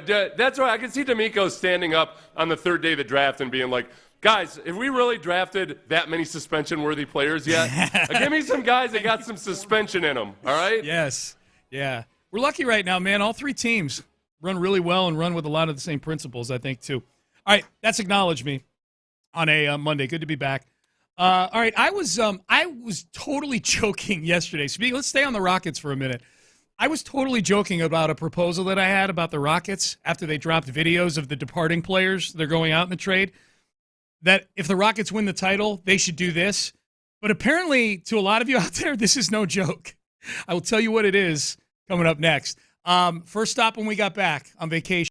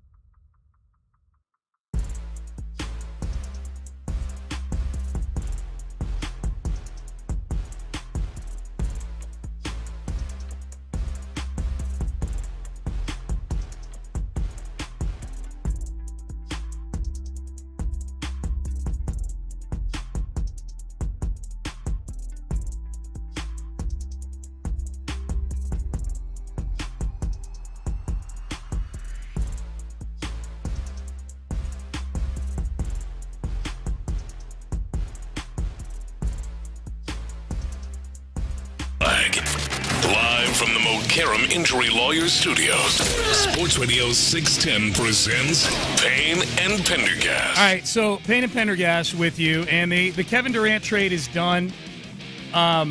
The Rockets are moving along here with Kevin Durant as their new star. I proposed this yesterday, Seth. The Rockets put up videos for Jalen Green and Dylan Brooks on the way out. I've never seen this before. I've seen welcome back videos, and I'm sure whatever teams they end up on, they're both Phoenix Suns right now, I think. I don't know. This 7-team trade has me very confused. It doesn't really matter to me where they end up. Yeah. But they will come back at some point because you host every team in the NBA at some point during the season. And I think both will get tribute back. I've never seen a tribute video on the way out before. The Rockets are really trying to be that person who breaks up with you and says, it's not you, it's me, kind of, like friends with all his exes. Yeah. I still want to be really good friends with you. Here's a tribute video. Well, that is you know what? I mean, that is, to carry the analogy out a little bit, that is on a rainy day or at 2 a.m. on a rainy night. Sometimes it's nice to have that person that you can call up and be like, hey, why don't you come hang out for a little bit? Maybe, yeah, that's true. Yeah, a little phone call later. Give Dylan Brooks the old "you up"? Yeah. Dylan Brooks booty call. Yes. Yeah. So the Brooks video was the Dylan Brooks video was the first one I saw, and the caption on it acknowledged, and I got to open it here. The caption on the video on the tweet said this. It's about a minute long video of Dylan Brooks doing Dylan Brooks things. And it says, set the tone, cemented the culture. Thank you for what you brought to Houston, Dylan Brooks. Almost as if the Rockets are that guy saying, look, you made me a better person, but now it's time for us to move on. But thank you for making me a better person. Thank you for setting the tone for me and cementing my culture. But I'm moving on. I'm going to date Kevin Durant instead. I, tongue-in-cheek, said, I retweeted the video and I said, basically, would we be okay, given the video below, would we be okay, if the Rockets win the title next year, of allowing Dylan Brooks to be part of the parade? Maybe not on the float, but we'll call it the culture setter convertible. Yeah. And just put him in the back. And he's not on the team anymore. And I was completely joking about this. And I had a lot of people replying to me like, hell yeah. Yeah, let's do it. There were a lot of... It's amazing. And what would be incredible to see what these same people were tweeting about Dylan Brooks before he became a Houston Rocket. Back when he was on the Memphis Grizzlies, antagonizing everybody. I was very surprised at how many people were like, you know what? It's a parade. We can make our own rules. Hell yeah, I want Dylan Brooks in that parade. You know who was like that for a little bit was Miles Straw. Remember Miles Straw? Because Miles Straw would be showing up at all these different Astros games, and it felt like he's such a likable guy. Yeah. And he was there. He was never there for any of the World Series championships, but he was there for the World Series. Yeah. Dylan Brooks has meant way more to the Rockets organization than Miles Straw meant to the Astros. But I felt a little bit of that vibe with Miles Straw. Well, I would submit Dylan Brooks has meant more to the Rockets organization as they are currently constructed and handled now than Jalen Green did. Mm-hmm. I think Dylan Brooks. Oh yeah. He was Dylan Brooks was part of setting a culture and a framework and everything else. Yes. This is the type of play we want. This is the type of guy we want you to be. That they clearly and obviously didn't think that same way about Jalen Green. Jalen Green, the biggest thing Jalen Green has done for the Rockets, and this isn't me telling the Rockets don't do a tribute video to the guy. Do a tribute video. Do whatever you want. I'm not offended by it or anything. I found it a little strange. That's all. But do it. The biggest thing Jalen Green was able to 4 years here was play well enough to where it impressed the Phoenix Suns enough to trade the Rockets Kevin Durant. That's what he did. Dylan Brooks actually, to me, provided substantial, intangible elements to a team and a toughness to a team that now I think has a foundation that is made of that stuff, of that type of toughness. Yeah. That's the culture now compared to when Udoka took over. Is just night and day. I mean, Silas I can't remember which player was doing the interview last week where he talked about this, where he heaped a bunch of praise on Silas, but said that that I think it was Jabari Smith Jr. said that he wasn't the right guy for that bunch of young guys. That was those guys really needed to be shown the way, and Udoka saw and recognized that, and made decisions based on that. Like, all right, who are we going to bring in? How are we going to, establish a culture here? Udoka is much better suited to that task than Silas was. It is funny too. Like, these contracts are sort of referendums in a way on how they, like, the pecking order of how they feel or felt about some of these young guys. Like Jalen Green, it's all silly, stupid money. But I think it's very telling that when it came time to give Jalen Green a contract, they gave him a 3-year deal. And when it came time to give Jabari Smith and Alperen Şengün contracts, they gave each of them 5-year deals. I think it felt like Jalen Green's deal was given to him so that he could be part of a bigger trade at some point down the road, It was the thing that, looking back on it, I just can't believe we had to make it any more complicated than what it was. Do you know how Udoka felt about Jalen Green? Jalen Green would be off the floor in critical moments in the fourth quarter in the regular season. Yeah. Like that's how he felt about him.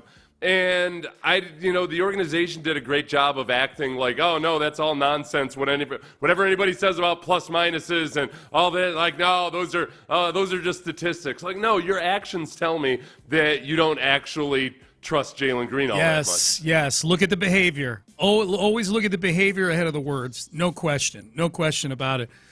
Cam Whitmore saga finally over. Sent to the Wizards for 2 second-round picks. I think Cam is going to thrive on a crappy team.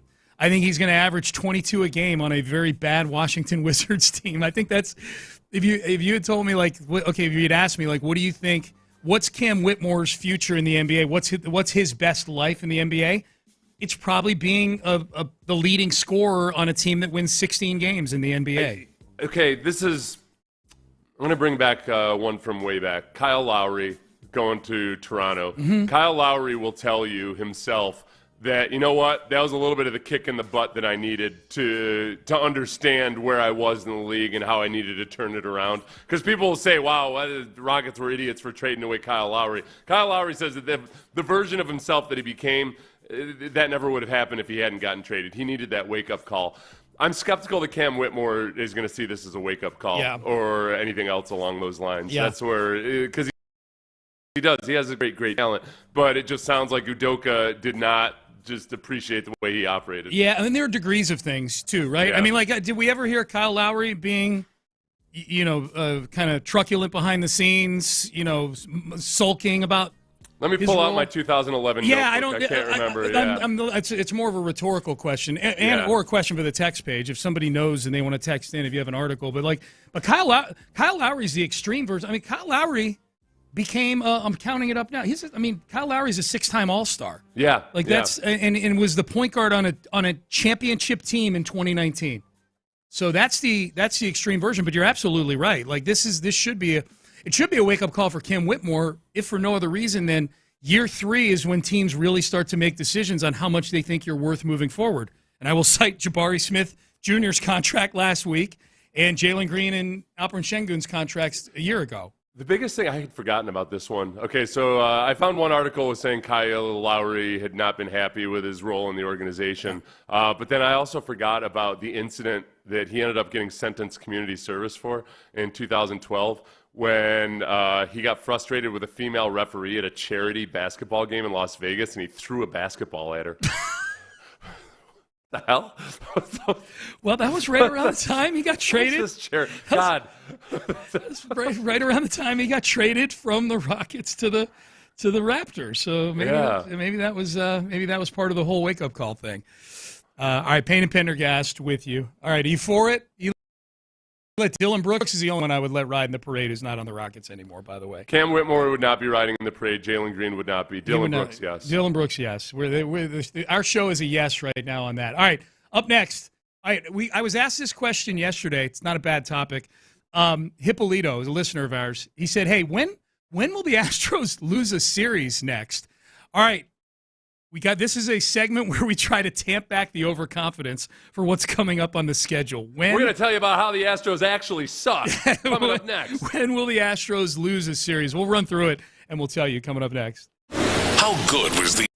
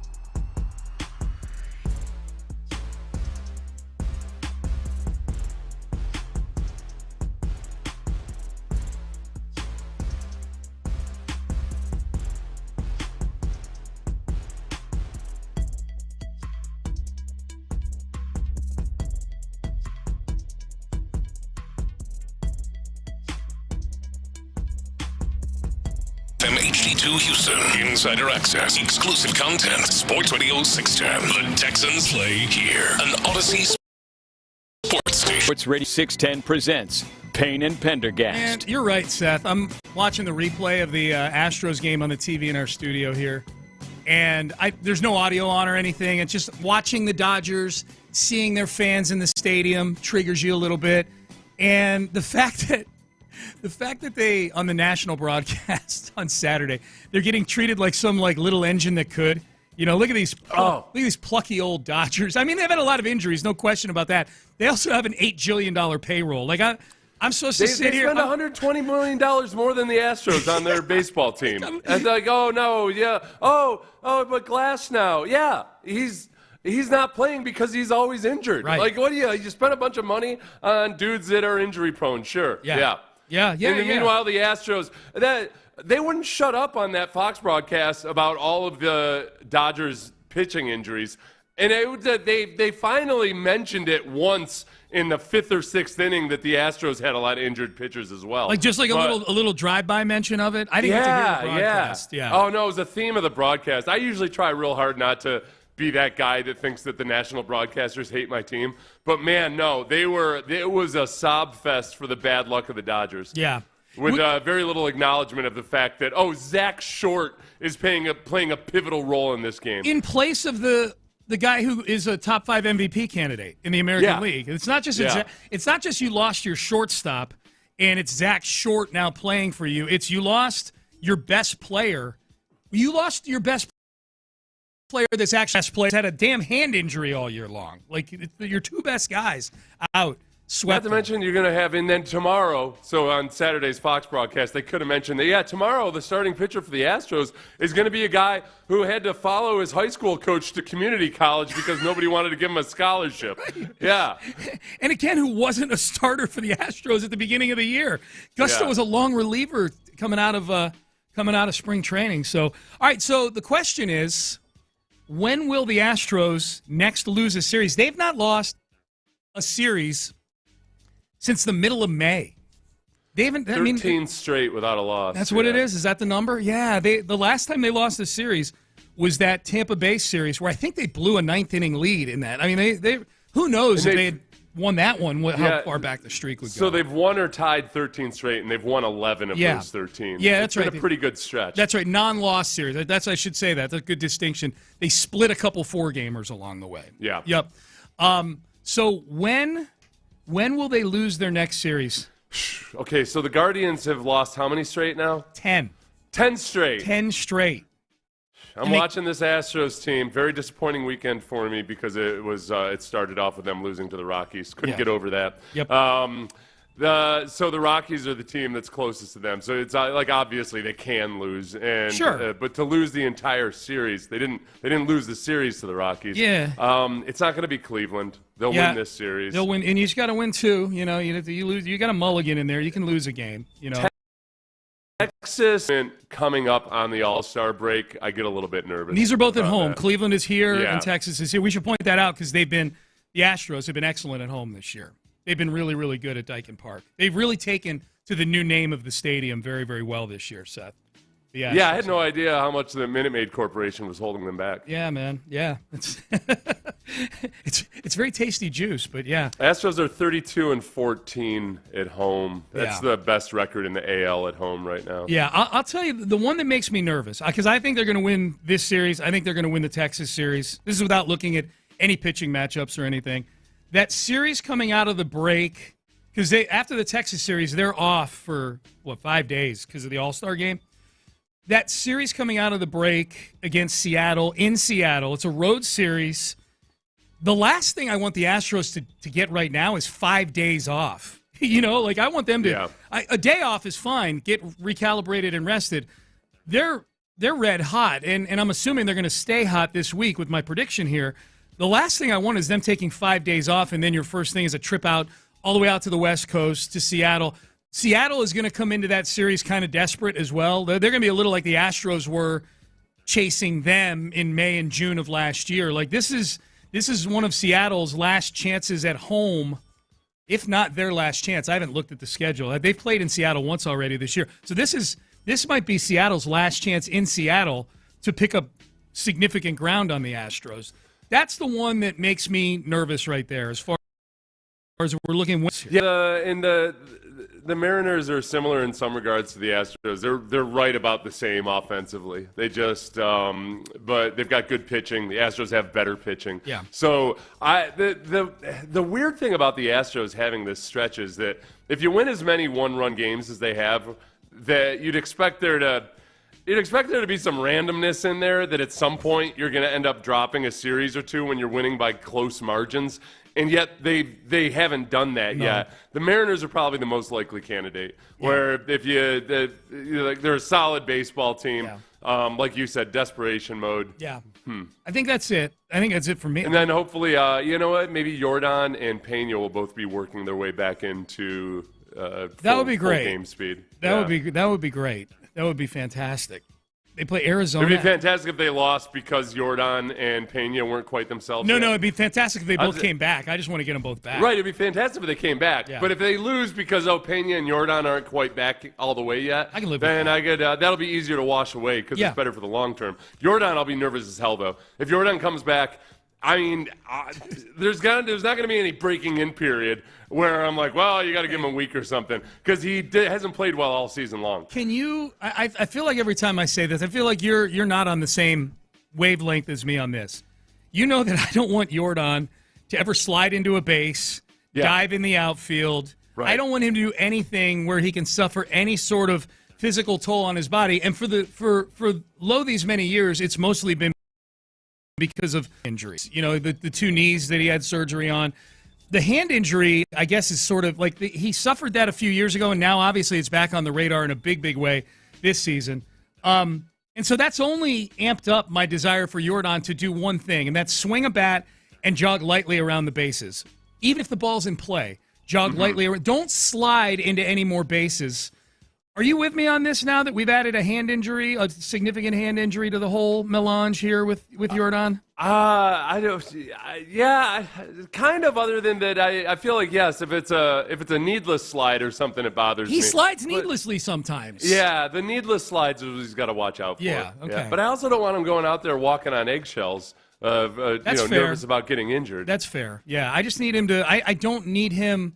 I don't need him to be a hustle guy all the time. That's all. And I don't need. And if he plays left field, I don't need him sliding around into walls or diving, and then like you dive and you roll over a hand or something. I don't need that, Jordan. Just let it play on a bounce. That's it. They have these series that they have up through the beginning of August. I mean, they got some real stinker opponents at times. It's awesome. It just.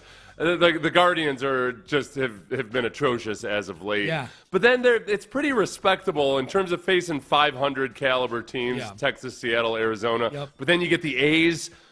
But then after the A's, don't relax. You got Washington who just fired their entire staff. Yep. Yeah. Hey, who knows? Maybe Washington gets some kind of a interim coach bump, you know? Yeah, maybe. You got the Marlins still. The Yankees, they've been trash. Yeah. The Astros won't face the Yankees until they're out of whatever doldrums they're in right now. Yeah, August. That's the second or third week of August up in New York.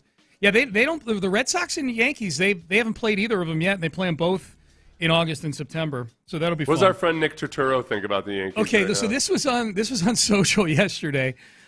Nick Turturro, former, I guess still an actor. What was Nick Turturro on? Was it Hill Street Blues? Is that what he was on back in the day? I don't know. He's a brother of the superior actor. Oh, yeah, John Turturro. Yeah, from Rounders. Nick Turturro, noted Yankee fan. You people in your Rounders fascination. That's what I know Rounders. him from. What's that? That's what I know him from. Yeah, I know. But man, gamblers are so into that movie. I just couldn't get into Rounders. Really? I never liked it. Yeah. I like it. I haven't seen it. Now I'm going to go watch it. I didn't even remember that he was in Rounders. That would have been the last movie I would have thought of. He was Joey Knish. Yeah. Okay. But Nick Turturro, his brother, is a noted Yankees fan. And apparently the Yankees, amidst what I believe was a 6-game losing streak, trotted a lineup out there yesterday against the Mets that Nick Turturro was not happy about. This is an embarrassment beyond embarrassment. I have no issues losing to good teams, like the Dodgers, the Blue Jays, the Mets. But when you lose like a gutless guy, I can't stomach it. I can't stomach it. I mean, we're wasting the best years of one of the greatest players on the planet, Aaron Judge. Then we got guys like Volpe throwing balls and hit idiot. We got a manager who's the face of the GM. We all know that. There's no accountability. We were in first place, 7 games ahead. Now we're in third place, 3 games back. Can't win a game. Can't win a run, and then we're throwing in guys. I don't even know who they are. Get it together, man. This is really bad. You can't tell me. You can't write it and tell me this is acceptable. Because if George Steinbrenner was alive, forget it. Somewhere up there. Oh, God. Get it together, please. All right, so the best part about that was several. He's like standing in a parking lot in between 2 cars. It's like he's in the parking lot at Kroger, and he just got done shopping, and he decides to whip the phone. He's an out. everyman. Yeah. He's just he was probably listening on the radio or something, and had to get out after the I got to get this ice cream home. Can you imagine him walking through a grocery store, listening to the game on his phone, and just like throwing bags of chips across the aisle? I can. Flipping out. My 2 favorite parts of that rant. He says, we are wasting the prime year, I'm paraphrasing, but we are wasting the prime years, the window of one of the greatest Yankees of all time. I would point out to him, you know who is complicit in wasting that window? Yeah. Aaron Judge himself is complicit in that. Aaron Judge sucks in the playoffs. Right, because I think what most Yankee fans would say is it only matters what you do in the playoffs. Yeah. It only matters. It's all about titles. Well, you know, as everybody else, once it gets to be winning time, Aaron Judge, that's who. So blame him for wasting his own window, A. B, did you see the thing where he got hit in the face by that throw that Volpe had? No, I didn't see it. He was like trotting in from the outfield, and Volpe threw a ball, and it popped Aaron Judge right and knocked his glasses off his face. I'll tell you what, in terms of regular season baseball, though, my God. Monster. He's hitting right now, he's hitting 360 with a 1,200 OPS. Yeah. OPS plus up in the 200s somewhere. Yeah. But when you look at when you look at on Baseball Reference, the stats that are in bold are where you're a league leader. Yeah. He's a league leader in over half the stats right now in half crazy. the categories. Oh it's my God. Nuts. Yeah. He's a league leader in WAR, runs, hits, RBIs, walks, batting average, on-base percentage, OPS plus. It's absurd how good he is. Yep. No doubt Hall of Famer, man. But he's got to get it done in October. But he's running away with the MVP of the American League. There's no question. Text message, don't forget, Astros always play down to bad teams, so the easy schedule isn't going to be a cakewalk. I don't feel always. Always. Yeah, I don't. Right, always is the big word. Always. I don't feel that way about this version of the Astros right now. Everything's subject to change. There's still a ton of baseball left to be played, but I don't feel like this is an Astros team that's playing down to. I feel like they're playing way above their heads more than anything else. This is a team that's not. I don't think they have necessarily the ego of a team that feels like they're the great team. Yeah. You know what I mean? Because they have so many players who are still trying to prove themselves in Major League Baseball, who have been key contributors. Jake Myers. I don't think Jake Myers is a guy that has to guard against complacency at this point. Zach Short certainly doesn't. Jeremy Pena when he comes back. Like all of that, they haven't lost a series in 13 series. Yeah. So they played down to the Rockies for one game. But they win the series. Right. It's like that's going to happen. That's baseball. Yeah, no, playing down to the level of competition is what they did at the end of the 2023 season, where they should have clinched the division with like 2 weeks to go, and they let Kansas City and Oakland come in and do them for 6 games. You know, that's like baseball. It's going to happen one game here and there. If you're asking me what I think their record is going to be this week against the Guardians and the Rangers, I think they're going to be 4-2. I think they'll go. You know, if I had to guess, they'll go 2-1 in each of these series. If I had to guess, they did split the series versus the A's. That'd be the most recent example, I would say, of what the hell are you doing messing around with the A's? But again, you're right. Record-wise, they split. But if you look at that series, and it sounds like you got the schedule in front of you. the 2 wins for the Astros, they blew them out of the water, and the 2 wins for the A's were both like 1-run games. Like it was 2-2 against a team that's way below 500, but you could tell who the better team was in that series. You know, so I'm not. I don't look at this. I don't look at this version of the Astros the way I do maybe some of the last couple of years where they play down to the level of the competition. I'm just like the White Sox. That would be a team where, okay, did you play down to the White Sox? No, you won that series. Yeah. So I don't have that same worry with this team. No, I don't. Derwin is comparing Aaron Judge to the Baltimore Ravens. He's basically the Baltimore Ravens of baseball players. The Ravens haven't won a Super Bowl, but have they been bad in the postseason? I mean, Mark Andrews dropped a pass in the postseason game this year. They should have gone to a Super Bowl a couple of years ago. The Ravens are with Lamar Jackson. That's been their thing. Yeah, obviously, is they can't advance. No, they're like Lamar Jackson's been better in the playoffs than he was early in his career. But that team so far is at times looked like they've looked unstoppable offensively at times during the regular season. Yes. Yeah. Do you remember Christmas Day last year? So that's the disparity between their performance in the playoffs versus in the regular season. Yeah, I like that analogy. Yeah, I do too. No, it's a good analogy. I'm looking at it like, all right, Aaron Judge has been bad in the postseason. Like the Ravens have at least won a game, and they fumbled the ball, whatever. But yeah, it's a decent analogy. The other thing that I would point out is, as far as the Astros versus bad teams, there aren't that many bad teams in the AL this year. Yeah. Everybody's hovering around 500 other than the division leaders. Yep. So I mean, you've got the A's, you got the White Sox, you got the Orioles aren't even that bad. So there aren't that many episodes to worry about for the rest of the season. They're facing largely a bunch of a hodgepodge of mush, 500 caliber baseball that teams. Are all in the mix for the playoffs. Now I admittedly I didn't get to see any of the games against the Rockies because they weren't on TV in Jamaica. If you watch the Rockies series, you'll see what that listener means, is what a texter is saying. I guess were they games that were like closer than they should have been, Seth, in that series? I mean, I know they went 2-1 in that series. Did they let the Rockies hang around and play ball with them in that series? I'm blanking on the scores. I don't know. Were close. I mean, there were some close scores, I guess. I don't like honestly. This is the problem, though. This is a team like the way the Astros are winning. Yeah, they're going to lose to some good teams and some bad teams because they play close. Like they're not going to rake all the time consistently. So they're going to be one-run games. Yep. So I don't look at it as if you got a high-powered offense that comes in and just you hit a shutout or you don't score any runs or something, that's playing down to a bad opponent. They're not a good offense. Yeah. They're a slightly below average offense right now. Yep. And that's the reality of the situation. So the underperformances have really come with bad pitcher performances. Yeah. Lance's outing before this last one, that was a bad Lance McCullers performance. Yep. All right, Payne and Pendergast. That was Lance against the Rockies, right? When he let up his he got shelled in a game. I know that. Yeah. Like that's on Lance. Lance single-handedly lost that game for you. Yep.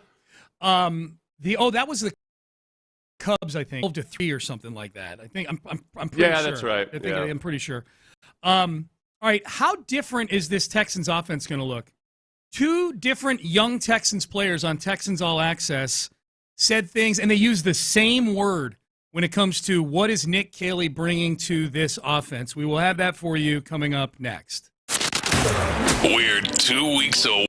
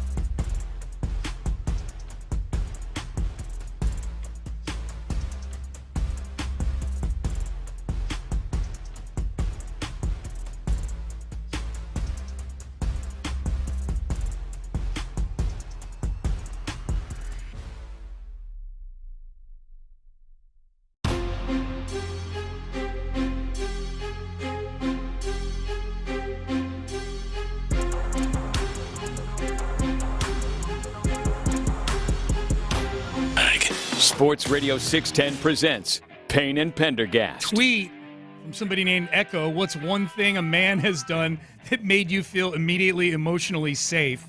Retweeted by Seth C. Payne. At Sean T. Pendergast remembers names for me. Yeah. That makes you feel emotionally safe? I do. I feel emotionally safe because of it, Yeah, yes. man, I'm glad. I'm glad I can help. I felt emotionally unsafe after I blanked on the Rockies series, and I was trying to remember the loss. I couldn't remember who the pitcher was, because one of our listeners said that, watch that Rockies series. That's why people get nervous about it. I say I place it in a separate category because Brandon Walter let up 5 runs in that loss. And Brandon Walter is not a guy that I feel like back in the 2017 or 2019, especially the 2019 version of the Astros.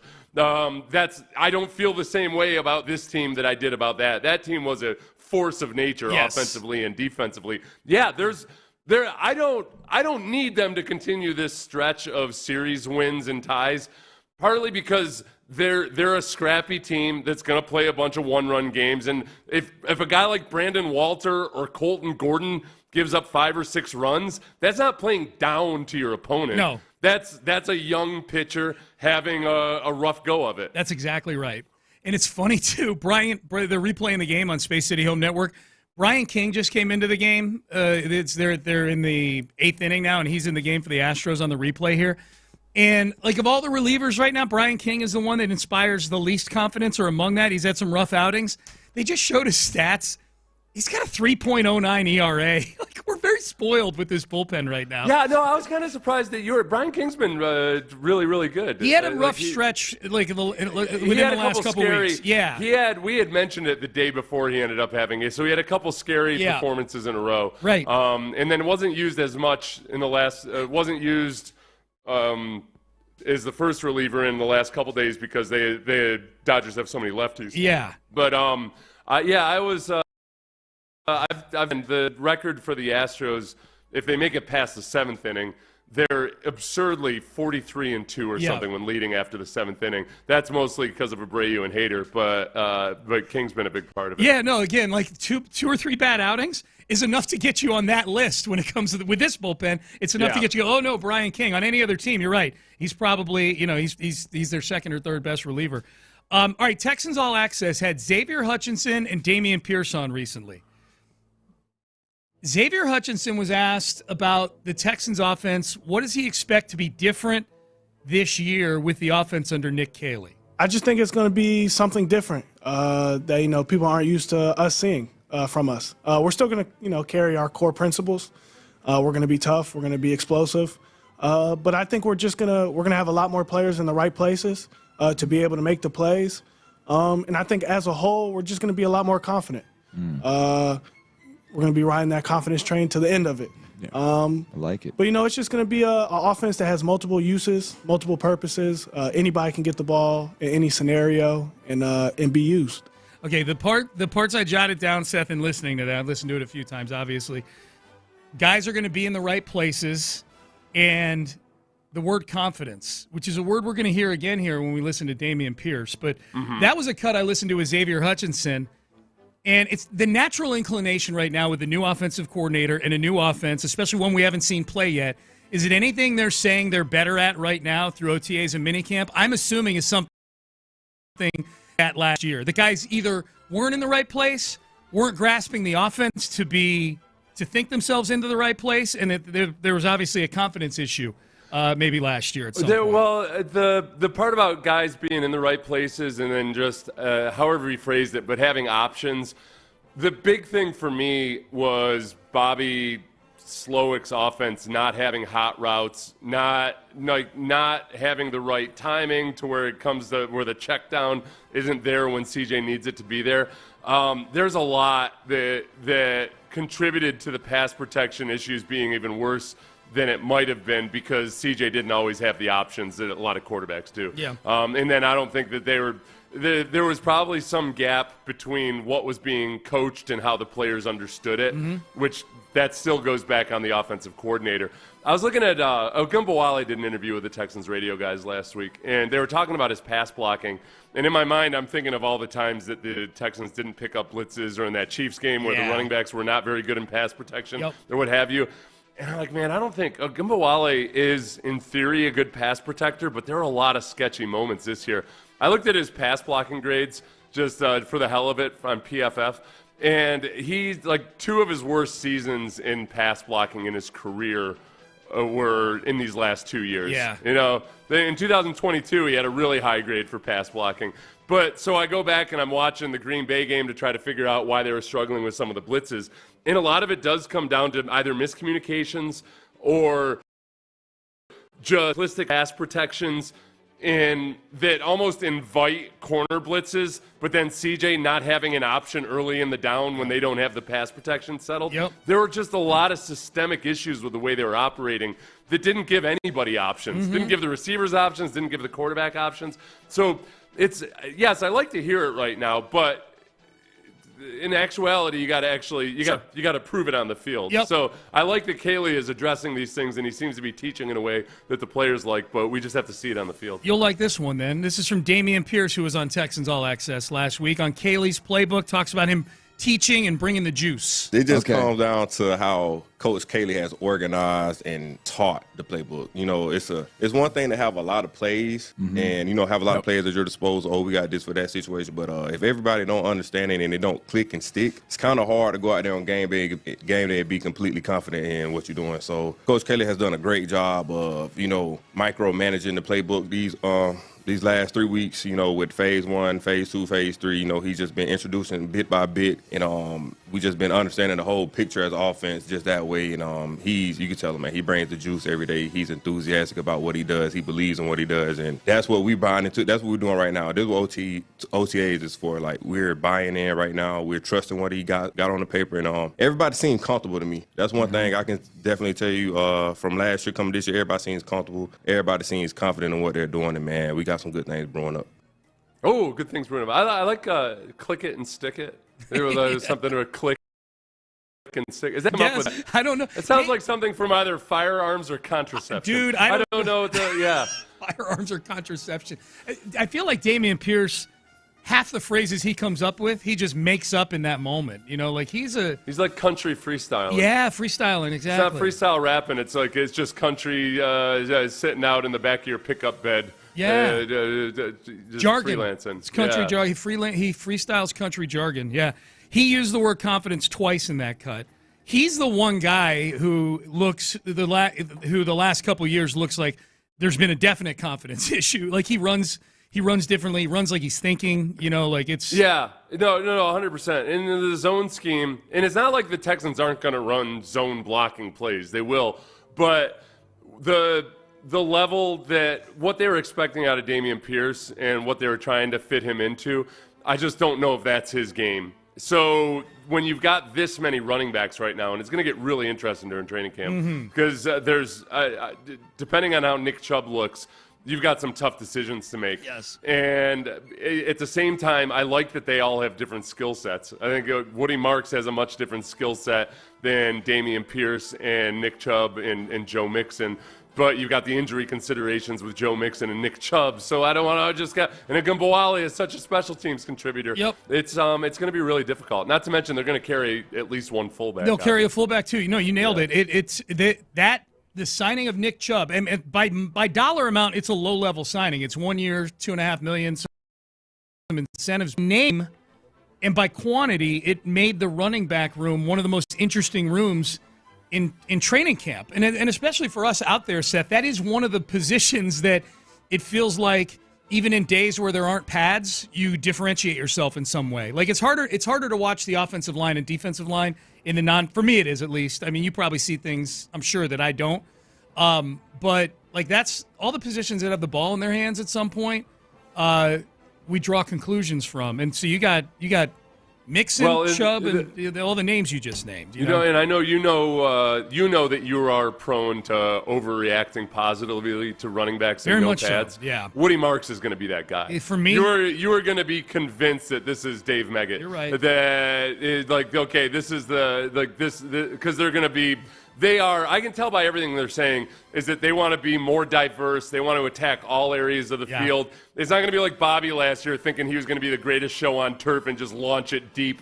Sending 4 verticals every single down or something to all these speed demons you have out there. Like, they're going to, the one biggest thing that I hope CJ learns from Tom Brady is that check down is a dirty word. Not that you shouldn't be hitting your check down, it's that you shouldn't be thinking about it as the last resort. There's times where your check down, because you've read the defense, because you know what's coming, that's your go-to right there. That your best chance, so you don't waste beats of the play doing it. And Woody Marks is going to be a big part of that, or at least they hope he is. So he's who I'm going to fall in love with at this training camp. Woody Marks, that's your prediction? Woody also, the Nick Chubb is going, in no pads, he's going to look awesome. Yeah. So that's the tough part is like, okay, how does it stand up to full pad? Chubb is the one where I'm most likely to get David Johnson. Remember, that's what started this whole string of bloodshed in my running back evaluations was when they traded for David Johnson in the COVID year, and I was the one person out there with eyes on the practice for the station. So at the very least, I led all my coworkers into really bad fantasy football decisions that year probably. But I was gushing about David Johnson. You know who was on our flight to Jamaica? Oh, David Johnson? David Johnson and his family were on our flight to Jamaica. Yeah. Spending that Texans money. That's right. Man. Yeah. Well, sitting in coach. He was sitting in coach. Oh, good. Yeah. But he did have, when he got to the airport in Jamaica, I didn't know this was available. I'm sure it costs money. But they've got people there that will literally meet you at your gate and walk you through everything that you need to do. Getting your customs and everything. Getting your transfer out of the airport. They're actual official people, not like the people outside the train station in New York that are telling you. They have uniforms. Yeah. Oh, okay. They have a clipboard. They have a clipboard with them, and on the back of the clipboard is the name of the family that they're looking for. And so he did have one of those. So he sat in coach. But only he had that. Oh, okay. I thought you meant that was a service that they provided for everybody. No. There were him and several others, but not me and Amy. I didn't know.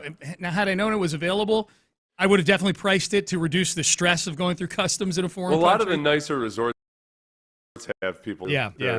And that's true. The resort may have sent somebody over for him.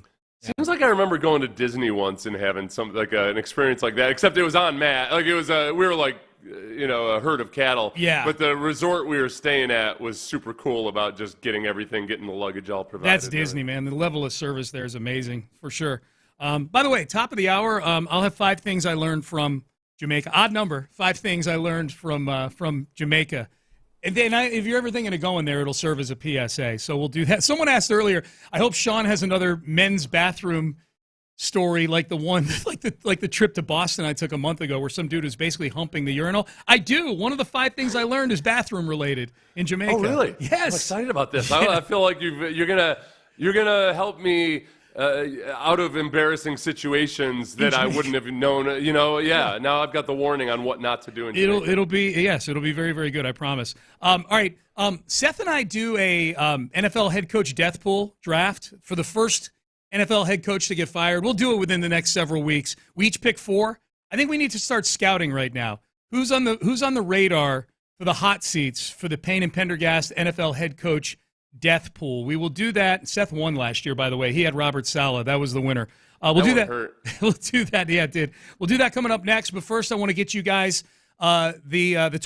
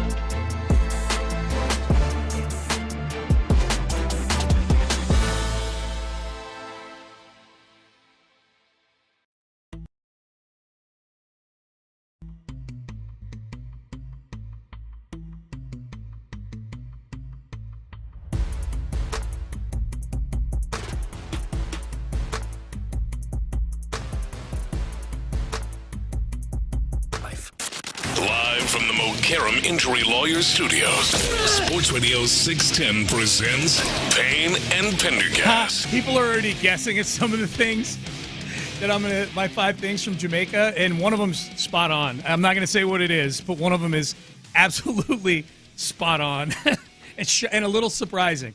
But we'll get to that at the top of the hour. Good to be back. Was the local product not as good as you expected, or better? It has none of the 5 things I learned have anything to do with the local air quotes product. Right, but what you were just referencing, though, you said was it a disappointment? Oh no! This particular product that's on there, I didn't sample it there, but it's a product that we have back here. It's a fast food product. It has to do with Jamaica. Okay. Yeah. So that's what it is. But it's just fun. People guessing is funny to me.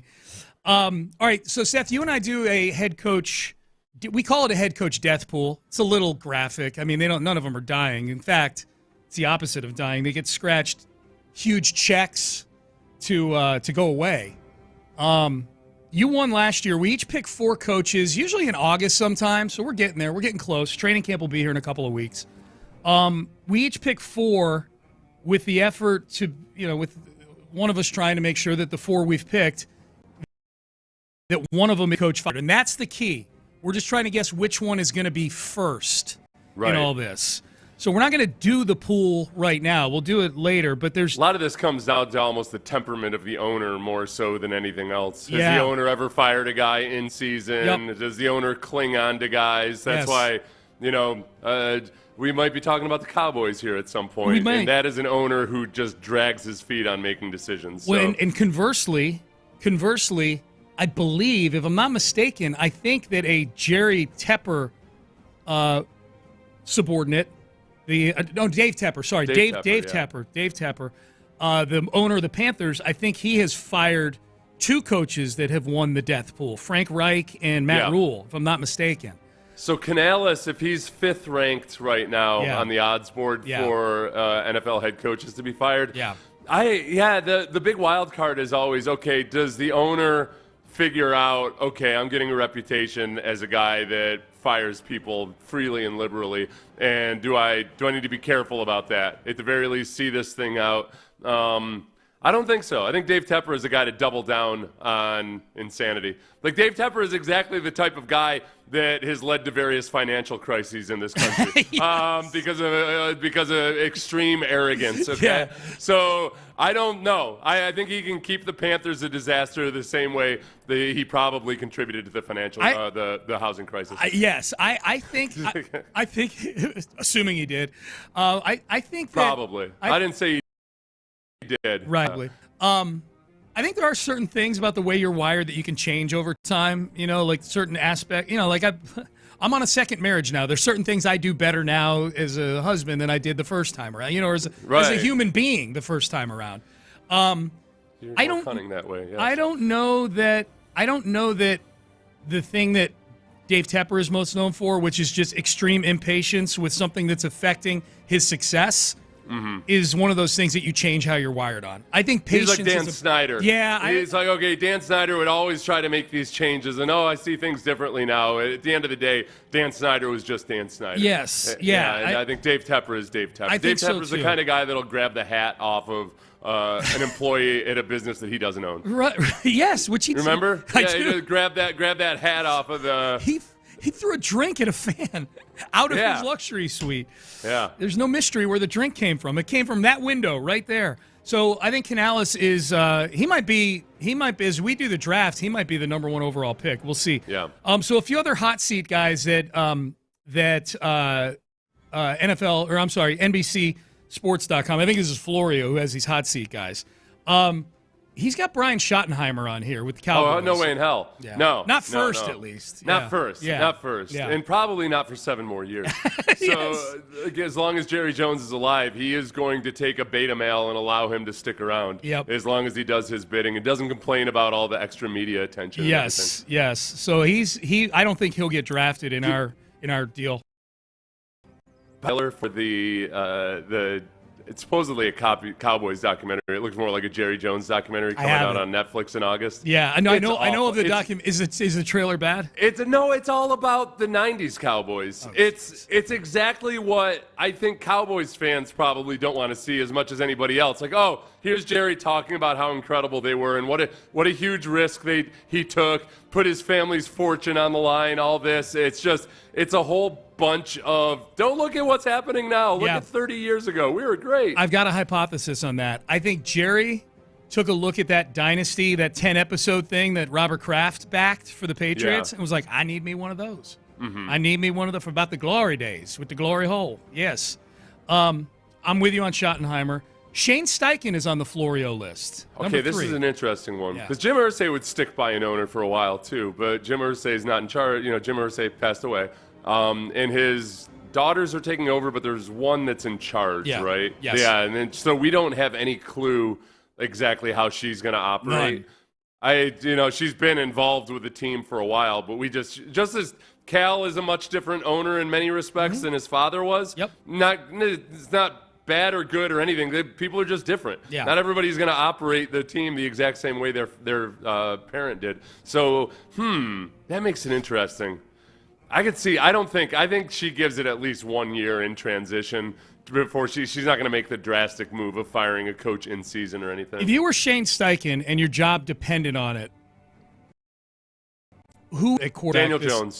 Daniel Jones over Anthony Richardson. Okay. Yeah, 100%. I mean, Anthony Richardson, and it sounds like all the reports out of Colts camp are that Daniel Jones is going to be the starter. Yeah. I think Daniel Jones, you can get, if you extract the maximum best out of him, then you can do some things. Mm-hmm. But he's not going to be the absolute train wreck that Anthony Richardson is, when he's at his worst. Yep. So I mean, we gotta at some point. I think I just keep waiting for people in national media to just sit back and say, "Wait a second, wait, he's got a 49% completion percentage, and he gets injured all the time." Yeah.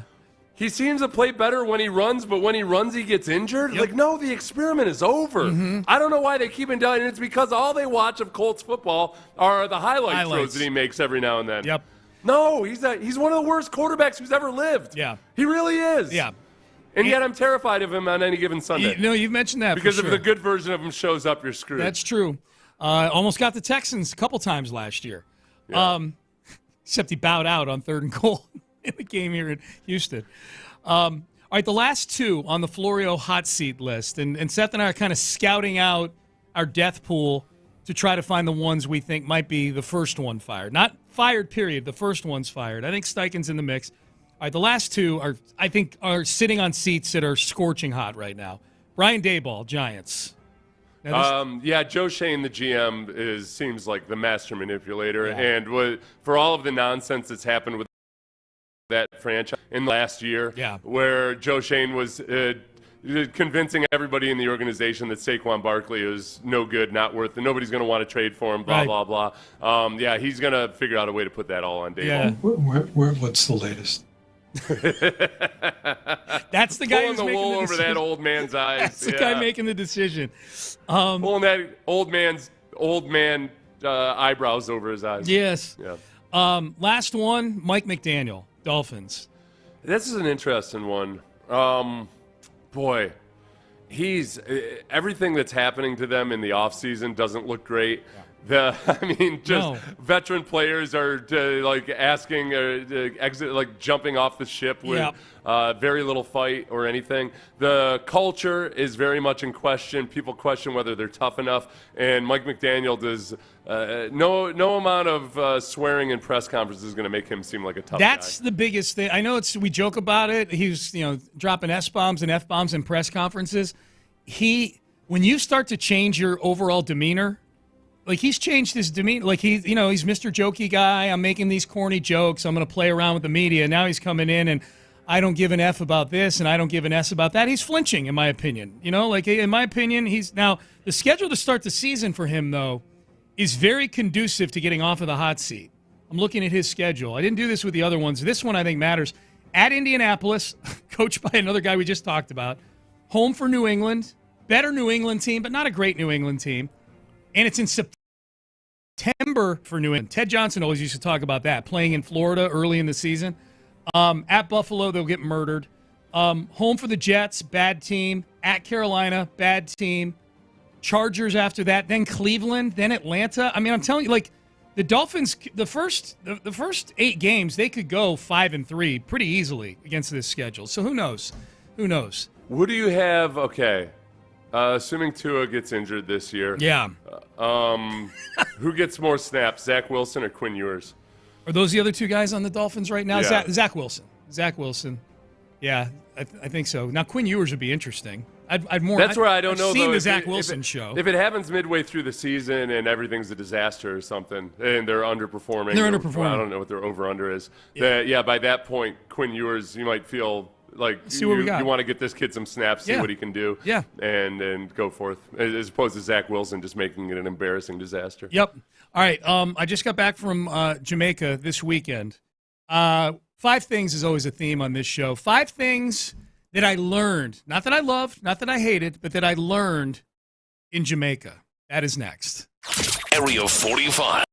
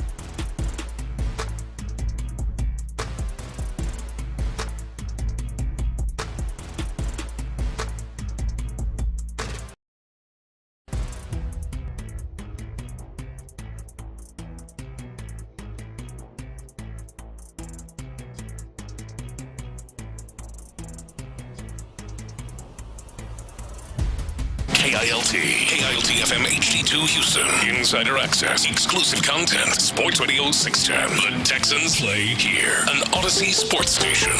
Sports Radio 610 presents Payne and Pendergast. All right, so I just got back from vacation. My second time in Jamaica, but Seth, my first time doing an all-inclusive adults-only resort. Nice. It was fun. Yeah, it was good, man. No kids running around. It was great. No offense. Oh, it's adults only. Yeah, Okay. yeah, adults. It's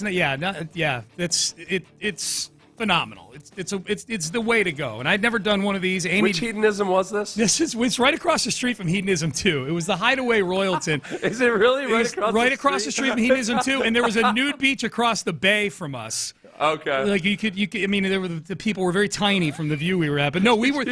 Do you see any pouting husbands at your resort, like looking wistfully and longingly over at Hedonism 2? Yeah, like, this is. Yeah, you're all into it, Jack, until your wife gets involved too, and then you realize, like, oh, maybe I'm not as open as I thought I was. Yeah. We were sandwiched by a couple of nude resorts. Yes. Yeah. Ours was closed, so it was fun, man. It was good, and we were very very relaxing. Great time. We went for 5 days or 5 nights, 6 days. These are the things I learned. Good job on the music, Ben. These are the things I learned. 5 things I learned. Half of them I learned in the ride in our cab back to the airport this weekend from our driver named Greg. They called him Greg in the skinny jeans, and I'll tell you why in just a second. But he told us that there are 3 ways to get shot in Jamaica. If you know, Jamaica people are mostly nice. There's 3 ways to get shot in Jamaica. Brake checking somebody if you're driving. You get shot? You get shot. I approve. Yeah. I approve of that. Those are bad people who are, so if you brake... No, actually, I'm more likely to be the brake checker himself. Yeah. So, okay, that's good to know. That's good to know. If you brake... Why, was there a lot of tailgating? Like, what are the normal... Yeah. It's like it's a different vibe. It is driving. You go to different... Yeah. It's a very much a free-for-all driving. And you drive driving in the islands is, it feels like you're on a go-kart track. Yes, it's all the roads are terrible. It's all one lane on each side. In Jamaica, it's like England where they've got the steering wheel on the right side and you're driving on the left side. So it's very disorienting. And people they tailgate, they get up close to you. It's very disorienting. Brake checking somebody. The second way you can get shot, this one was wild.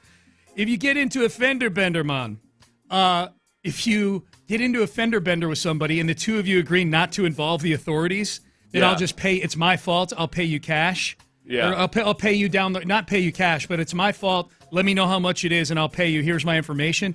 If you ghost that person, if you're the one that has to pay, shoot you. Yes, yeah. According to Greg, the limo driver. Yes, they will come shoot you. Number 3, and this one is kind of the way it is in the United States too, at least with the mafia. It's according to our limo driver. If you collaborate on with somebody on a crime, but then you get caught and you plea out and you rat the person out, you will get shot as well. You'll get shot? Yes. That's not as much the case anymore. Rico kind of didn't put an end to a lot of that stuff anymore. Right, yeah. So talk to vice cops, and cops are like, it's ridiculously easy to get people to confess once they... Oh, yeah. We got you just soft. tell them what they're... Yeah. Soft. Yeah, so, no, it sounds like they're maybe a little bit more old school over there, according to Greg the limo driver. According to Greg the limo driver, yeah. According to Greg in the skinny jeans. Well, that is a classic, though, too. Man, it's extra when you consider, I don't know, I like doing time in an American federal prison versus in a Jamaican prison. I don't know. Maybe I'm guilty of bias here, but I'm a lot more scared of doing 20 years in a Jamaican out prison. Of the country. Yeah. Hey, speaking of which, you know who was at our resort as well? Brittany Griner. Speaking of somebody who spent time in a foreign prison. Vacationing or doing something? Yeah, vacationing. Yeah, she was at our resort as well. All right, so that's number 1. I learned the 3 ways you can get shot in Jamaica. I'm not telling you this so you can get shot. I'm telling you this so you can avoid getting shot. All right, number 2, also from Greg, the limo driver.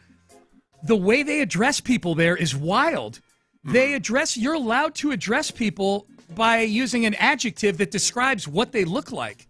He's like, no, it's not to walk up to you. You mean like red if they've got red hair? Something red, but this was a big one. He's like, watch this. This woman over here, I'll say, yo, fatty. A woman. Uh-huh.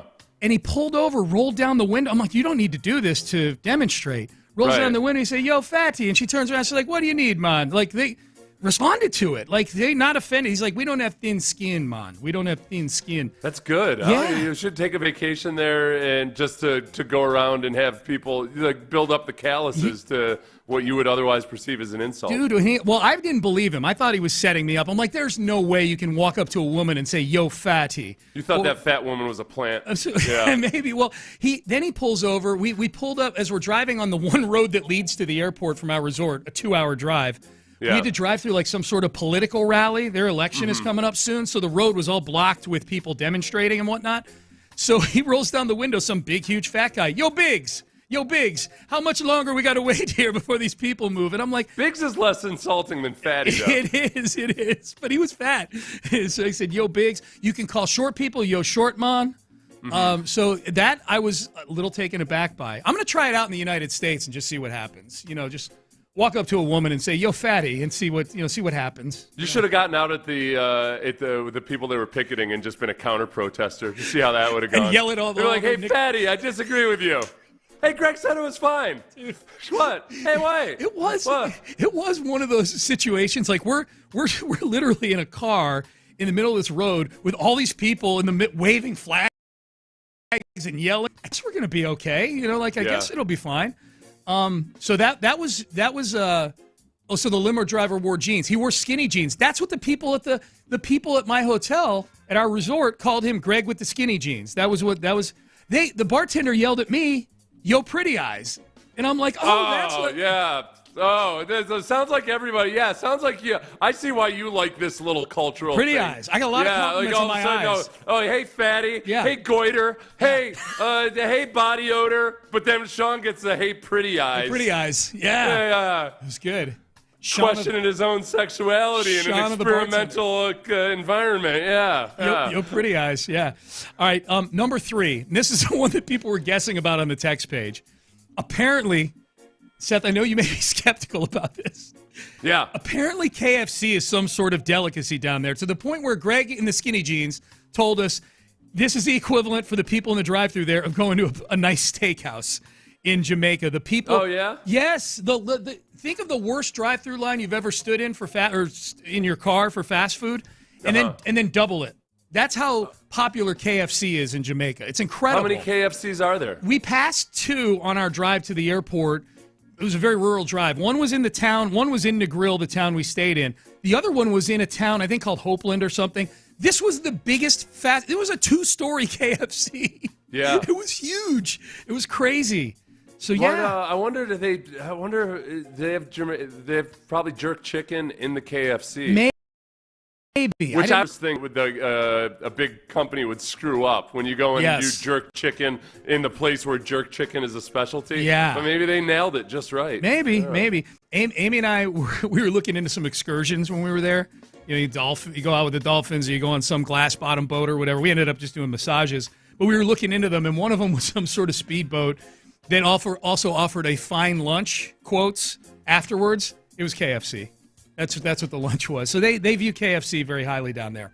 Now, number 4, these are the 5 things I learned in Jamaica. Number 4, somebody asked earlier, did you have another public restroom incident like you did when you went up to Boston and you saw that guy essentially humping a urinal with his pants around his ankles? Yeah. No, nothing that graphic, but there were at least 2 restrooms that I went into on the final days of our trip. And they were labeled men's and women's. There were men's and women's rooms. One a family room, men's and women's. Went into the men's room. There's a woman in there just mopping away and cleaning. And I turned around, and I'm like, am I in the right one? And both of them kind of point over like, that's right back there, go pee back.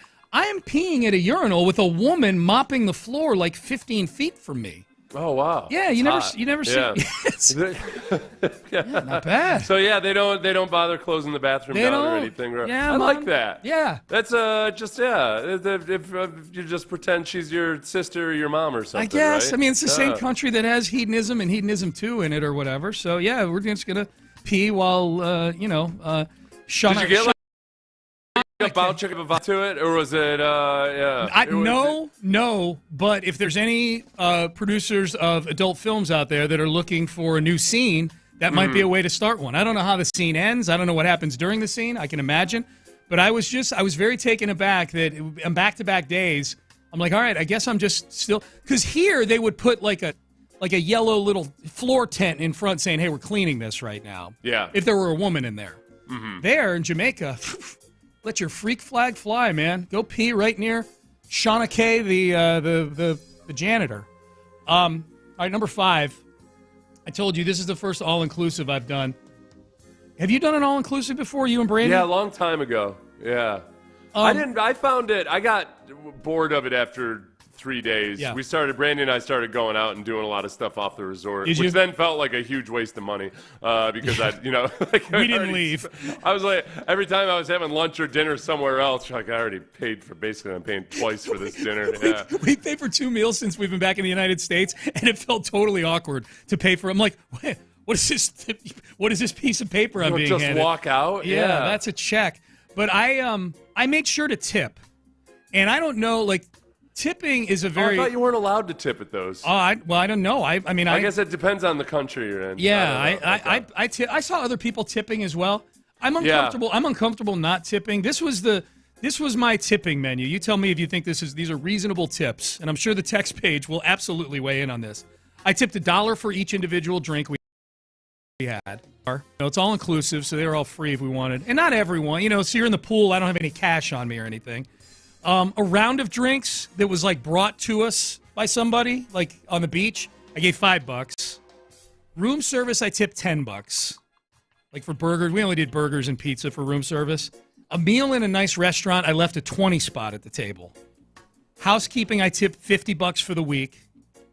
And then we were in a suite that we had a couple like dedicated like butler types. Butlers? Yeah, we had butlers we had 2 butlers. Dwight. You had 2 Jeeves? Dwight and O'Keen were their names. O'Keen is Jamaican for Jeeves. Yes. Okay. Yeah. So they weren't dedicated just to you. Not just to us, right? but they were. The service was excellent. I gave them each $100. Those seem like at an all-inclusive resort. Those seem like pretty generous tips. I was getting treated better and better as the trip went on, and so I think I could tell like I was an outlaw. This is not me bragging about being this amazing tipper. I just didn't know what the rules were. We were at one where I can't remember whether this was in the U.S. or in the Bahamas. We were one where it was strictly like they were adamant, like don't tip. And I still like I'm like you feel uncomfortable about it. So I tried to tip, and the bartender was like, no, we can't. If we get caught accepting a tip, we lose our jobs. Oh, okay, this was not that. Which is nice because it takes away that pressure of feeling like, well, wait a second, am I just like or only the jerks not tipping? Yeah. So this they definitely weren't that. They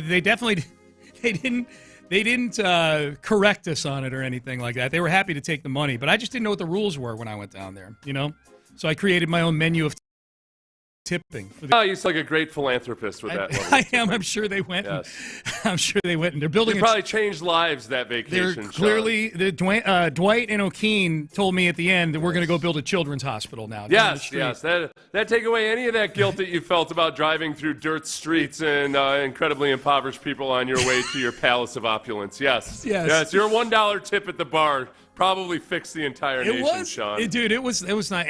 We went like pretty top shelf on there. We don't normally go like to this level of vacation. Like we blue collar our way. We go on road You're trips. You're a Carnival to ballparks. Cruise Line guy. Yeah. I don't do cruises. I watched that documentary. Okay. Wait. All right. I watched the documentary too about the poop cruise. Yeah, the poop cruise. I got to tell you, Sean. Yeah. I've never been more disappointed in Americans in my life. These people. It's in a 1-hour documentary with people saying, They said I had to poop in a bag, and I didn't know what I was going to do. I went 5 days without pooping, so I wouldn't have to poop into a bag. Oh, that guy was the worst. That guy was the worst. What the hell is that? You poop in a bag. Yeah. Just do it. What's wrong with you? Yeah. I like the one Russian lady on there who was like, Russia, this happened. This is what you expect to happen. Yeah. She was a ship employee, and she talked about how much sex there was on the boat all the time amongst the employees. Yeah. They had to use those red bags as condoms at the end of it. She was a horny little thing. Yeah. I'm going to go poop in a bag during the next break just to show those clowns how not big a deal it is. Did you You enjoy the documentary? I didn't really like it because it was 75% pooping in a bag. Yeah, it and was. people acting like the Grim Reaper was coming for him because of it. Yeah. It was kind of scary. I felt bad for the father who was there with his young daughter. Yeah, that sucked. And he felt like he was failing her because it was his job to protect her. He was a recently divorced dad too. Yeah. I can empathize with that. You're like, when you're recently divorced, like this better be the most kick-ass vacation of all time with my kids. Not to mention they didn't have any cell service, so the mom is freaking out at home because she isn't hearing anything from the daughter. Yeah. Because, for however long it was. She likes him better than me. Or just, or like she's probably, I'd be thinking like she's calling the cops for sure. She thinks I've abducted our daughter or something. How about when the boat that was actually like operating properly sailed by them and they're all dancing on and everybody runs over to that side of the boat just to catch their Wi-Fi for a few minutes. Yeah. Just to check. That was wild. Text message, that's exactly the amounts I tip Pendergast. Okay, good.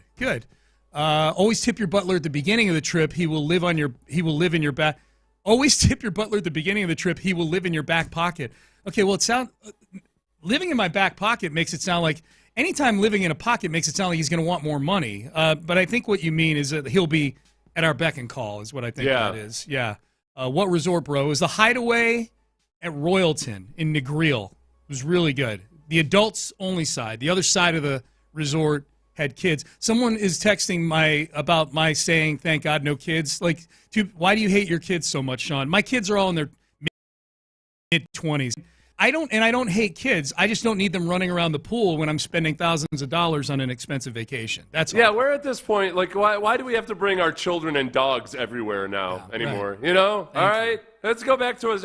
Everybody's always talking about how you want it to be like it was back in the day. Yes. You know what? You know what you would do back in the day? Yeah. You'd never see your damn kids. Right. They just, other than your firstborn son, the rest of them can literally go die. Yeah. I knew that was coming. Ooh, I like it. I like this hotel Hideaway at Royalton Blue Waters. Is that where you were? No, we were in Negril. Did you talk to this Polynesian-looking chiseled dude? Because that was there weren't many of those at our resort. We made some friends. It was fun. We had a good time. All right.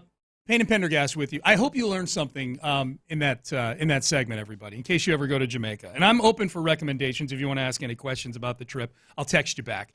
Damen Pierce was on Texans All Access. I feel like that's all we need to say. Advice for rookies from Damen Pierce, his cheat meal, and his plans for the pre-training camp break. We'll hear from Texans running back Damen Pierce coming up next. But first, Men's Tea Clinic. I obviously didn't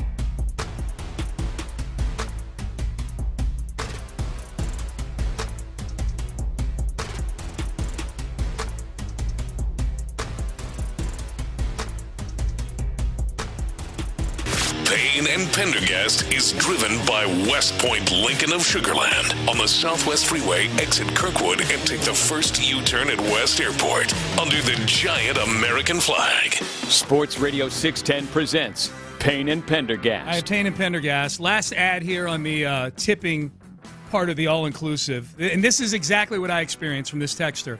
Amy and I just got back from Jamaica. I was tipping frequently throughout there. We don't know what the rules are, but I was tipping. Texter says, Seth, we're at an all-inclusive in Puerto Vallarta several years ago. I tipped for every drink we got, and by day 3, I could get anywhere near I could be anywhere near the bar, and the bartender would be like, "Yo, senor," and he'd be handing the drinks over the top of everybody else to feed this particular texter. It got me a level of service, man. I was at a crowded bar. They came and found me first, so it was worth the. I would say if you plan on doing that, bring a lot of 1s and 5s. Don't come with it because they're not going to change it for you or anything. You know who's from Jamaica is Laken Tomlinson. Oh yeah. Yeah. So you guys, you should bond with him. First interview I'm going to do. You spent 5 days in Jamaica. We're basically both Jamaican, yeah. I don't think he went to high school in the U.S., but I don't know, like when he still does he was doing an interview on Texans Radio and he broke out his Jamaican accent, and I didn't know that he was from Jamaica. Okay. And at first I was like, that's just kind of corny. Oh, okay, wait, no, okay. He's from there. That's his actual Jamaican accent. Yeah. Oh, good. I got something to bond with Laken Tomlinson over. Damen Pierce, not from Jamaica. He's from Georgia, but he is excellent when he's on Texans All Access. Seth, I feel like this is familiar advice that he's about. Damen Pierce was asked by John and Mark about advice he'd have for the rookies, and I feel like this is probably something that falls under the Tom Coughlin umbrella. Here's Damen Pierce's advice. They're probably if you're on time, you're late. If you're early, you're on time. Okay. Okay. Be earlier. Be early. Be early. Be early than on time. Yeah, okay. If you're on time, you're late. If you're early, you're on time. Yeah, dude, I don't. That's one thing. The training that's drilled into you in that regard. This gives PTSD. Oh yeah. Well, that's not even PTSD. It's just a way of operating in the world. It's really, really hard for me to show up less than 10 minutes early for something. I'm the same. I get really agitated if, God help you. That's why I generally don't go out to dinner in groups anymore because I get so tired of people not being there when the reservation is supposed to. Yeah. When you're the person at 7 p.m. that's standing there trying to convince the hostess to hold the table for you. Yeah, they'll be here. They'll be here. Yeah. Yeah. So, no, in anything, I'm usually, unless it's something that I'm, the only one I'm just flat out, like, basically quiet protesting. You're intentionally being late. Yeah. This meeting is garbage and I don't want to be here, so I'm going to be here late. Yeah. Here's Damen Pierce. All right, so Damen Pierce, they drafted Woody Marks. It seems like to provide them with an additional receiving threat out of the backfield. We know Joe Mixon. If anything, they might have wanted to use him more out of the backfield, catching the football. Damen Pierce that's not always been something they use him for, but Damen Pierce contends this is something that I can do, and here's why I've been doing this. We used to play games as a youngster where I worked on my hands. Here's the game they used to play. Me, I've always just been a football player. That's the first thing everybody learned playing football, playing catch. That's how everybody got introduced to playing football. And one thing about me, the way I approach catching the ball is kind of fun, every ball is not going to be the best ball. Like, I remember growing up, we used to play a lot of games involving football, but one of them used to be like, we used to call it like, it's kind of like the same theme as like the ground is lava. So if the ball touched the ground, you out. So the objective of us was like to throw you the craziest ball. Like, it was no good balls in that drill. So like, we'll be in the square, throw it low, throw it high, like just try to make you do these crazy catches. And like, that's like, we used to bet on that. Like, we'll probably everybody put $1 in, and you know what I'm saying? Or we'll put the, what they call it, the fruit by the foot. So I remember we had fruit by the foot, Slim Jim, and a ring pop in one time. So just Andy up with the ring pop. Yeah, man, you already know. So just catching the football, I take a lot of pride. Like you said, it's a thing that comes natural to me. I don't feel out of place not catching the football. And me personally, I like being in open space. I like me one-on-one. Okay, we'll get to Damen. Seth, love that whatever these games he was playing as a youngster, that their form of currency is basically every bad thing you get when you stop at Buc-ee's. Ring pops, fruit by the foot, Slim Jims. He grew up past the age of the bubblegum cigarettes. those are always my favorite. Where you could blow the sugar out. Yes. That was the smoke. That's the America I want to live in. Damn it! Where a kid's free, to pretend he's smoking a cigarette that's actually just really bad bubble gum. It was the worst bubble gum. It's a simpler time and place. The bubble gum itself lasted about 45 seconds before it turned into particles in your mouth. Dude. But you got to act like you were Clark Gable for those precious couple minutes. Clark Damn Gable. it. All right, now, Damen Pierce catching the ball out of the back. Damien's going to need to probably catch the ball out of the backfield if he's going to want to make the team this year. That's a crowded running back room right now. I don't know, though. I think that, Woody Marks, as we discussed, he's the guy that hopefully can be a real threat as a receiver. Mm-hmm. And then obviously Joe Mixon and Nick Chubb can catch the ball just fine, the same way I'd say that Damen Pierce can catch the ball just fine. We get back to my whole concern with Damen Pierce is ever since he lost weight and got sleeker, he seems to not be as impressive at breaking tackles as he used to be. So you can turn him into a more athletic version of himself, but you're detracting from the thing that actually made him special, which was his ability to break tackles. So, is he a competent receiver? Sure, he got 30 receptions his rookie year. Yeah. And that was in a limited number of games or limited number of snaps. Mm-hmm. So it's something that it's good that he can do, but I don't think all of a sudden that's the key that's going to unlock the Texans offense. Here's Damen Pierce with what his cheat meal is. Man, I'm going to tell Atlanta. He going to hear it anyway. Every third, I think anytime we have rice and steak on the same day or rice and chicken on the same day. Yeah. Me and Chef Mike got this little pack that I give it to Chef Mike. What started out as a bowl of rice and steak turns into hibachi. It's hibachi, fried rice. So it's about volume. Hibachi volume. Yes. So Chef Mike can get the regular rice, fried up, soy sauce, teriyaki, get it all good. Yeah, I just make sure I'm quick with that one. I try to get out the cafe for that. So Damien's basically turning the team chef into a chef at Benihana's when it's his cheat Sounds like meal he's following your tipping strategy. Yeah. I think he's having he's getting a little extra special consideration. Mm-hmm. Yeah, he knows. Good job, Damien. DP knows, man. DP knows.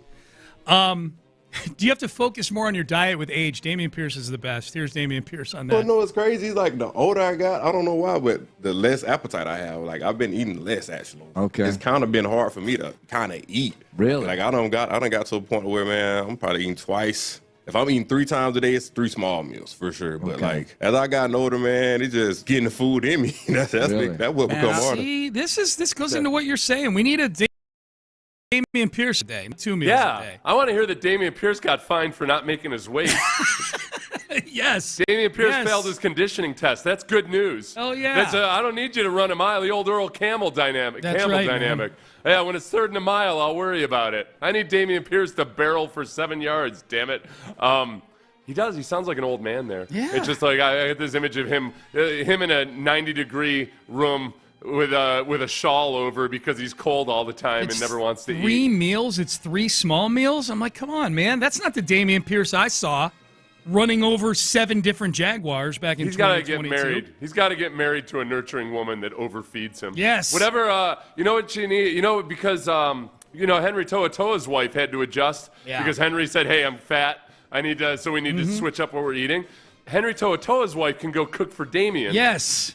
And cook all the really good, just comfort food type of stuff for Damien. Yes. And that way she'll be happy. Damien will be fat and happy and breaking tackles. Weirdest version of Henry wife. To'oTo'o, Weirdest version of wife swap ever. No, nothing's going on. She's just going to her cooking for the guy. He just needs fattier foods. Did you ever watch that show, Wife Swap? One time. Did you watch just once? One time when it was Roddy Piper and Ric Flair swapping wives. I had to watch that. A celebrity wife swap. Yeah. Those circles, too. I feel like they might take it way too literally. I would never, ever, ever swap wives with Ric Flair. In a million years, I wouldn't do it. No. No, she'd come back with a big Ric Flair tattoo on her back. A Tell lot of you're places, not allowed to make eye contact with it. Rick's been a lot of places, man. I know, yeah, no kidding. Yeah. What kind of microbiomes you're bringing back into the house? I'm good. Speaking of not looking at things, that's what I grew a mustache yesterday, Well, I mean, it was I shaved my beard except for the mustache. Okay. I was like, yeah, I'm gonna see. You know why? Because that annoying guy that was sitting behind home plate at the Dodgers game, I think on Saturday, guy just looked like every 25-year-old dude looks like these days with a mustache and sunglasses. I'm not crazy. All right, I'm like, I was asking myself, is Seth growing a mustache? Are you gonna let that thing grow out? Apparently not, according to Brandy. She didn't like it? Brandy last night said, literally, please stop looking at me. All I see is that mustache. Yeah. It's like it's your whole face. Yeah, when I wake up, I would like it if it was gone. I think we know where she stands, at least. Yeah, so I did not shave it off last night. Good job, Seth. I'm an independent man. That's right. Damn it. Don't get pushed around. That's No. right. Yeah, good job.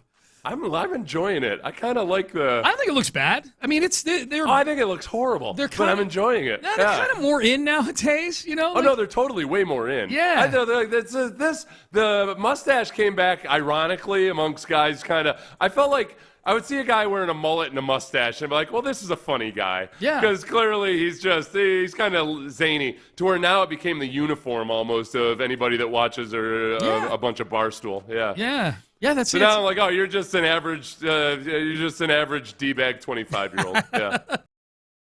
So that's what I want to. So you just did it for the hell of it? Shaved it that like? Yeah, I was clipping the rest of my beard, and Yeah. I was like, oh, I'll just keep a little mustache. See what it here. looks like. Yeah. Dip your toe in the water. I got you. YouTube comments, weigh in. Keep the mustache or get rid of it. Yes, chat room, text page. Yeah. Well, I'm going to start drinking milk. Just so I can have Jesse, yeah. You might get a sponsorship. I want to be the kind of guy that has soup in his mustache at any given time. Yes. Remember the old guy from those Titans videos back in the day? They used to. It was one of their front office executives. He had the creepiest long mustache. Yes. Yeah. It really looked. It was odd. It was really strange. It looked like they plunked him just right off of a TVA project up in the. I'm googling him during somewhere. the break. I'm gonna find his name during him. And that offensive line coach for the Cleveland Browns on Hard Knocks that one year that used to stick his gut out after with the big belly. He'd say "Set Hut" and his butt. Yeah, and his gut would stick out, and he had a horrible mustache as well. I bet if I Google Titans mustache, yep, pops right up. Steve Underwood's wild mustache. Steve Underwood. Yeah, that's right. He looks like he was probably like a Civil War reenactor. Type dude or something. On the side. Oh, no, it was crazy. Sean, it wasn't just the mustache, it was the goatee also. Oh, man. So it looks like there's a muffin on his face. Dude. They both, like, the top mustache grows down to meet the goatee that goes up, so you can't see his mouth at all. I don't even want to know what was living in there, man. I don't even want to know what was living inside that beard and mustache. All right, final segment coming up. And we'll find out what the guys got going on In the Loop today.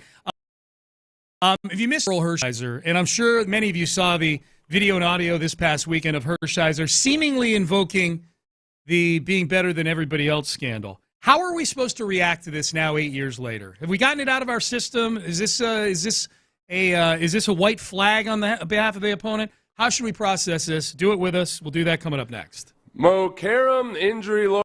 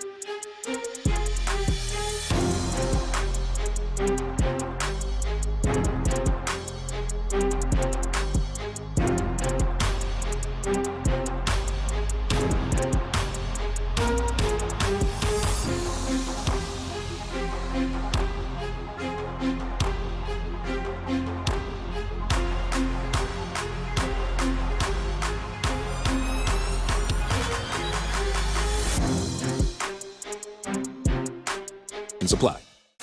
Live from the Mokaram Injury Lawyers Studios, Sports Radio 610 presents Payne and Pendergast. Payne and Pendergast with you. All right, we know the Astros blistered the Dodgers on Friday on the 4th of July, 18-1. It really is one of the greatest days in the history of our country. The 4th of July, but particularly this 4th of July, was one of the greatest days in the history of our country. It really was, and it started off with an absolute bludgeoning. 18-1, worst Dodgers loss they've ever taken in Dodgers Stadium. Yes, I mean, that's man. Yeah, she's been around a while there in the Chavez Dodgers, Ravine. Yeah, the Dodgers ditch, I like to call it. yes.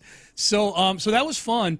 During the game, Oral Hershiser, former Astros Cy Young winner, who's their color analyst on the local broadcast now, as Cam Smith is hitting yet another extra base hit to center field, had this to say.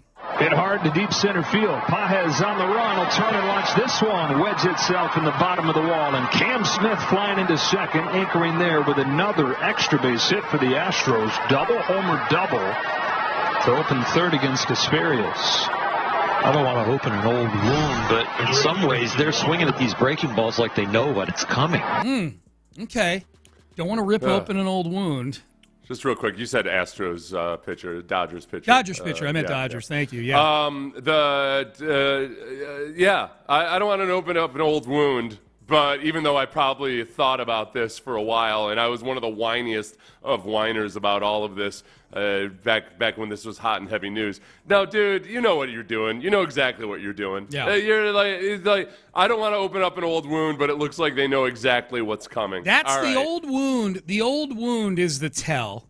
Because the rest of his explanation, the next 20 seconds sounded like this. That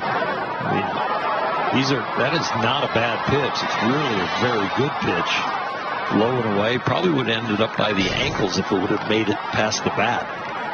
That's the other thing that you analyze. You analyze your livery, your glove position on different pitches. Am I giving something away? Okay, so the last part there, he's like, he's talking about something the pitcher is doing to damage himself.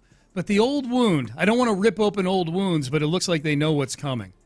Yeah. Now, people got mad about that, told Oral Hershiser to go bleep himself, all those things. I like to lean into it. You do? I just, honestly, I'll tell the Dodgers, I tell every Dodgers fan I can, like, we cheat better than you. And you guys are really dumb to not be able to figure it out all these years. It stopped working against everybody else. Do you see what we've done offensively this year? Yep. Not much. Yeah. Scored 18 runs against you guys because you guys are behind the times, man. That's right. Yeah. You guys you're out there spending the highest payroll in all of baseball for what? So you can whine and complain about your injuries? We got injuries too, buddy. Yeah. You know what we do better than you? We cheat. Yeah, that's right. That's right. And then you go, you don't need to do that last part. I myself, when I saw that, I'm like, it's been 8 years. It's been 5 years since the Astros got punished for it. I'm like, all right, if you're maybe you're joking around about it, but just the mere fact that you're bringing it up shows that your team is in a bad place right now. I just look at it like a white flag. Like, if you're bringing that up now, it means we got you. At least for today, we do. Like that's. So I don't want to tell people how to fan or how to feel about it. Like, don't get mad. I would tell you, if you ask my advice, don't get mad about it anymore. Like, if you sound a little insane if you're bringing it up as an actual thing, Who was what inning was that? Do you remember the situation when he said that after what hit? They went double homer double. I'd have to go look at the box score. Because Kasperius had given up 6 runs, but then Davis gave up 10 runs later on. Right. And I'd be curious if it was when Davis was pitching, then that would be a whole, like, okay, well, this is something. That would be almost like a loose accusation of cheating because it would be for multiple pitchers, not just for one guy. Yep. And the later in the game, I guess, whatever inning they went double home or double was when it happened. I lost track. I did not once try to keep track of that entire score. I'm so mad I didn't get to watch that game. That would have been so Yeah. fun to watch. I didn't get to see it. I'm kind of sad. I passed that whole a hot dog per inning test. Did you really? That game. Yeah. You did? You went 9? Yeah. I know I wasn't thinking about it. I just realized I eaten like 11 I looked or 12 up and I hot realized dogs. I did the 9 hot dog challenge. I ate definitely at least 9 hot dogs. Yeah. It was good. I celebrated. I celebrated all things on Friday. 4th of July? It was good. It was a great day. We had a campfire. We had s'mores. We had an Astros bludgeoning of a team from the state of California. What's that? You have fireworks? No, just what do you call them? The sparklers. Sparklers, yeah. That's all right. That's old school. I like it. Yeah.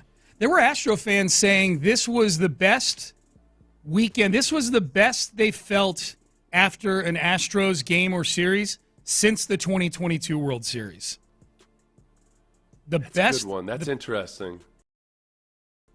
This is just such a unorthodox group, and it's so much different. Even though the Astros have had scrappy bunches, in the last couple of years, we've spent some time, saying at various times, like, boy, you know what? This actually is a lot more fun.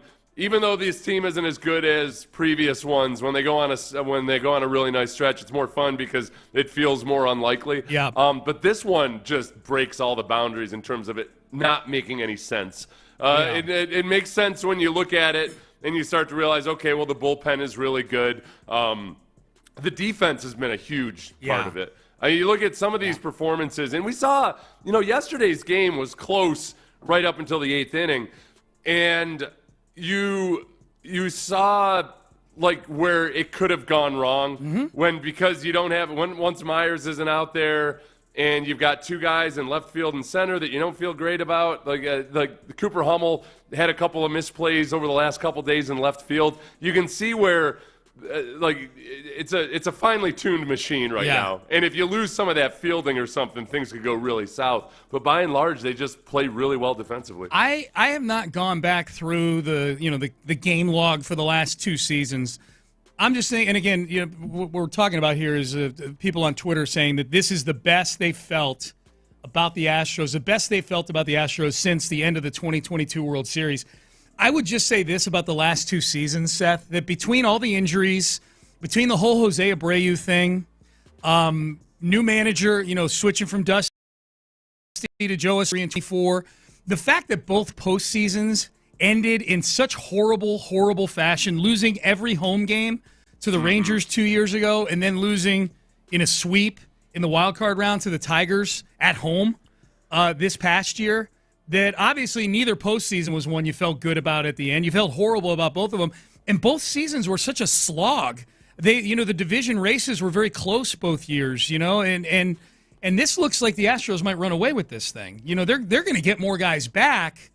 I count on the baseball gods that there's more coming onto this team than is going to be going off of this team over the next several weeks, and the schedule just sets up so nice. I'm with those. I am with those tweeters. Like, they're 20 games over 500. I mean, they were 18-18, 36 games in. They're 55-35 right now. 55-35 is what, 37-17. That's a crazy run for a team that's piecing it together with gusto and Colton Gordon and Brandon Walter and Zach Short and Cooper Hummel and Caratini having to play a crucial role as your only lefty bat in some of the combinations. Victor Caratini bats cleanup for this team on a fairly regular basis right now. That's who they are right now, and they're winning games. It's crazy. Yeah. It's crazy. So don't let up on the Guardians this week, man. Don't take your foot off the gas pedal, please. Please. That was early in the game, by the way, when Kasparius was still in. When the Astros tagged him for the double home run. That sequence? Yeah. I think or senior, whatever it might be. Yeah, they probably had a good tell on Kasparius. So do better, Dodgers. That's right, man. That's right. Best part about the win is the Dodger fans had to stay until the end to see the fireworks. Yeah, we've talked about that. That was good. That's all did they have to? Like, why'd they have to? But there were kids. Kids, yeah, the Those kids, the same children who previously were being encouraged to hit Jose Altuve placard in the head with a baseball. That's right. Those animals, those demons, those kids out there, those Dodgers fans were telling their kids to cheer for Altuve to get hit in the head. It's fun. Those same kids, I wish anyway. Yeah. The ones who have each reached the ones who are now adults, yes, I wish they would have. Sean, I didn't know Errol Flynn was guest hosting today. That mustache is pretty sweet. They're telling me your mustache. What's the YouTube saying about your mustache? The people were for it so far when I was checking earlier. Okay. But I don't know if they're encouraging it because it looks stupid and they want to keep laughing at it. I want Brandy to get on YouTube and go into the chat room and just start chat room brawling with everybody over this. The first thing she said to me this morning was like, "Oh, you still have your mustache?" I was like, "Yeah. I've only been conscious for like 7 minutes longer than you. When do you think I'm going to take care of this? I got a really important job to do, lady." That's right, man. We got to get those hot takes out. Have you ever had a? Is this the first time since you got married that you've had a mustache? Or? This is my first mustache. I've had facial hair all over the place. Are you serious? First time I've just gone a standalone mustache. Someone is saying I was always self-conscious because I can't grow the hair in the middle part. I don't think you're alone though. A lot of people now. Yeah. I'll never be Tom Selleck. I saw Seth's Astro highlight video. Well, who's Tom? Yeah, none of us will be Tom Selleck. This is a text. Yeah, you did an Astros video yesterday on your YouTube channel and your TikTok. They said that this texter said the stash makes you look like you should have a dirty British accent. I don't know what that means. Yeah, I do. I look like that guy from England who goes around giving compliments out to people. Yeah. You ever seen that? Yeah. He's pretty funny. He's wearing like a smoking jacket, and people would think he's heckling people or something, except he's actually giving them genuinely nice compliments. Okay. In a very funny way. But it always feels a little bit creepy to me. Yeah. I think that's who I'm kind of channeling. That Okay. guy.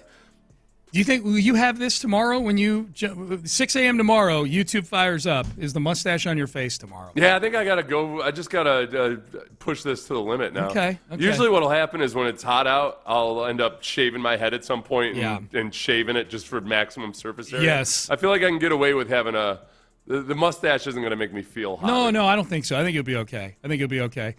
Oral Hershiser. I'll never be a wax mustache guy, though. Don't worry about that. Okay, good. I was worried.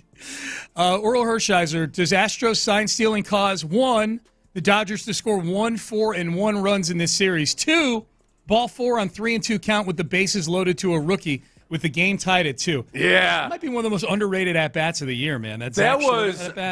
Oh, my gosh. That was so good. Short. I would have struck out 4 times. Yes. I mean, he was in the fourth ball that he took was right up there, and that umpire was a little erratic yesterday. Mm-hmm. So that was an impressive display of discipline out of a guy that's got a 167 career batting average. Yeah. And the Guardians come to town tonight, and they're going to look at the lineup and go, hold on a second. We've lost 10 straight games. We've scored 15 runs in those games, and the Astros are 20 games over 500 with Zach Short, Cooper Hummel. Who knows what's wrong with you? Like, honestly, this Jake Myers calf injury now is a thing. Did that texter call Zach a rookie? He called him a rookie, yeah. No, he's been around since 2021. Yeah. He's not a rookie. No. Guardians in town tonight. 3 with the Guards, and then Rangers coming in later this week. Luke Morrow, Chris Partee in for John Lopez and Reggie Atatula. Gentlemen, did you have a nice 4th of July weekend? Yeah, it was good. Yeah? No complaints. That's good. It was great. Chill. Yeah, it was great, and it makes you realize like every weekend should be a 3-day weekend. Wouldn't that be awesome? Yeah. Wouldn't that just be the best? There's places that do that, right? There's places that let you work 4 10-hour days instead of, the 5 8-hour days. I would jump on that in a heartbeat. Would you? I had the option of like 3 12-hour days plus every now and then you got to work a half day or something every other week. Yeah, okay, that would be great. What about the option of 4 5-hour shows versus 5 4-hour shows? I would rather do 5 4-hour shows. Yeah. See that extra hour, man. We used to. It makes a difference. We used to work until the 4th hour. That's where it feels sometimes. Yeah. No, it's that's the cleaning. I love 4-hour show. 5-hour show is that's a beast. That back in the day when we had the triple threat doing the 5-hour show with me, Rich Lord, and Ted Johnson. Boy, that drove Ted Johnson to places, man. That 5 hour, that extra hour. By the way, you know who gets acknowledged and thanked at the end of Bill Belichick's book is Ted Johnson. No way. And I was curious about it because no way. They have a strained relationship. Ted's gone after Bill Belichick for the way he handled his concussion and everything. I can tell it was a long list of players, and I think it was probably guys who had been captains on Super Bowl teams or something. Yeah. But I was surprised that Ted was in there. I didn't know how. And in the audio version, he didn't thank his girlfriend, Jordan Hudson. Oh, really? Didn't call her his muse. Okay, Yeah. all I was right. listening for it. That's interesting. So was Ted just part of a long list of players, or did he specify a reason to thank Ted? It was a long list of players. Okay. So, but it was all, and it was a lot of guys. It was Teddy Bruschi and all the, Mike Vrabel. It wasn't a long list of players. I got so you. I was so maybe they've, I don't know, mended fences. Okay, somewhat or yeah, something. maybe. Sounds like a select list right there, like a selected few. Yeah, well, that's to Seth's point. If you had told me before the book was being written that Ted would be on the list of players being thanked, I would have said no way. Yeah, because it was all over concussions and everything else. Yeah, it was pretty ugly. It was pretty ugly. So what's going on the show today, boys? What's the? Are we still doing a question of the day? Of course, got to keep the in the loop staple. Yeah, Gotta keep it going. Oh, it's great. Yeah, Okay. because of we had quite a few options, but we narrowed it down. We figured because of the hot dog eating contest on July and Joey Chestnut. Credit to Reggie, who's not here today, but he was talking about this with something else last week, a different topic, and he gave me the idea. But the question being, what is something that is not a sport, but you treat it like a sport? Okay. As so many people take that hot dog eating contest very seriously. Very serious. One for me is a hot dog eating contest. Yeah. As you know, I'm a former professional eater. That's I right. finished 10th in the kolache eating contest in 2007 against one Joseph Chestnut. Oh, wow. Yeah, I finished 10th out of 10. But you finished I ate 7. It's on eatfeats.com. I ate 7. He ate 56. Oh, God. But the easy one for me is probably WWE. I treat that as a real sport. I guess for me, I don't know how. I would say any kind of manual labor. It's because I grew up always kind of racing. Like when you're stacking hay, you're racing your brother or you're racing your uncle or something. Like who can do the most work the fastest, which is a huge blow to your expectations when you go to an actual job place and you see people who aren't working on the family farm. Like, hey, why are you not doing this 1,000 miles per hour all the time? So I'd say, any kind of labor, even when I'm doing yard work now, I always feel like I got to time myself and grade myself at the end of it. It's always a competition with any kind of manual labor. That's a good one. That's a really good one right there. Okay, real quick, just y'all are complaining about 4-hour days when some of us do 6 to 7 12-hour days. Seth and I work outside of the show. I wasn't complaining about it at all. No. I said it wasn't even real work to show. Plus, listen, I know everything I need to know about you, buddy. The fact that you think because we're on air 4 hours that's the only time we work, exactly you're a clock puncher. Yeah. And you'll never be anything more. Wow. Get that out of your mind. Look at that. I was looking out for that guy. It's a 24-hour-a-day job. It's good. It's right. I suggested. Really is. Heard of Twitter? Yeah. All right. Hey, by the way, Crosstalk sponsored by D&M Auto Lease. That is the one thing I wasn't able to stay away from when I was on vacation. I still Twitter? got on there. Yeah, I still got on there. So addicting. It's It is what it is. Hot takes aren't going to bake themselves. They don't. Yeah. Crosstalk sponsored again by D&M Auto Leasing. All right, gentlemen, we will make way for Luke Morrow and Chris Partee in for the fellas here on In the Loop. Seth, antibodies to you. It's great to see you again, my friend. Antibodies, and try not to kick your dog because you're so stressed out about your job when you get home. I'll be okay. Can you do that for me in Lance McCullers? I'll do that. Yeah, you got that. Got that. All right, Payne and Pendergast, we are done for the day. We are out of time. You're listening to KILT AM, KILT FM HD2, Houston, an Odyssey sports station. Luke Morrow, Chris Partee, Figgy Fig is here. They're in the loop, and they start now. Yes, sir. Happy Monday. Hopefully you had a great long holiday weekend as well. Happy to be in for the fellas today with plenty to get to over the next 4 hours, and you can join the conversation throughout, whether it's on the YouTube chat, Twitch, or, of course, the text line as well. 713-572-4610 to text the show. Chris, good to be in with you again. Luke, what's happening, man? Oh, not much. Hey, great weekend for those Astros. We'll talk about that in a moment. Yeah. I know proper etiquette around here to say hello to Figgy Fig very early on. Figgy, how was your weekend? My weekend was pretty cool, man. It was pretty chill. I ain't really do much. Get you some barbecue or something like that? No, I did. I actually went to somebody's house. They had a little get together. So I had a couple hot dogs, a couple hamburgers.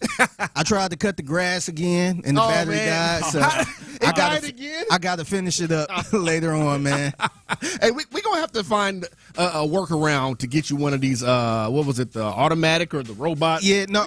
We have to find workaround. No, it's an easy fix. What I got to do, I got to get like 2 or 3 more batteries, so that way I can keep it in rotation. How long is the life on that battery?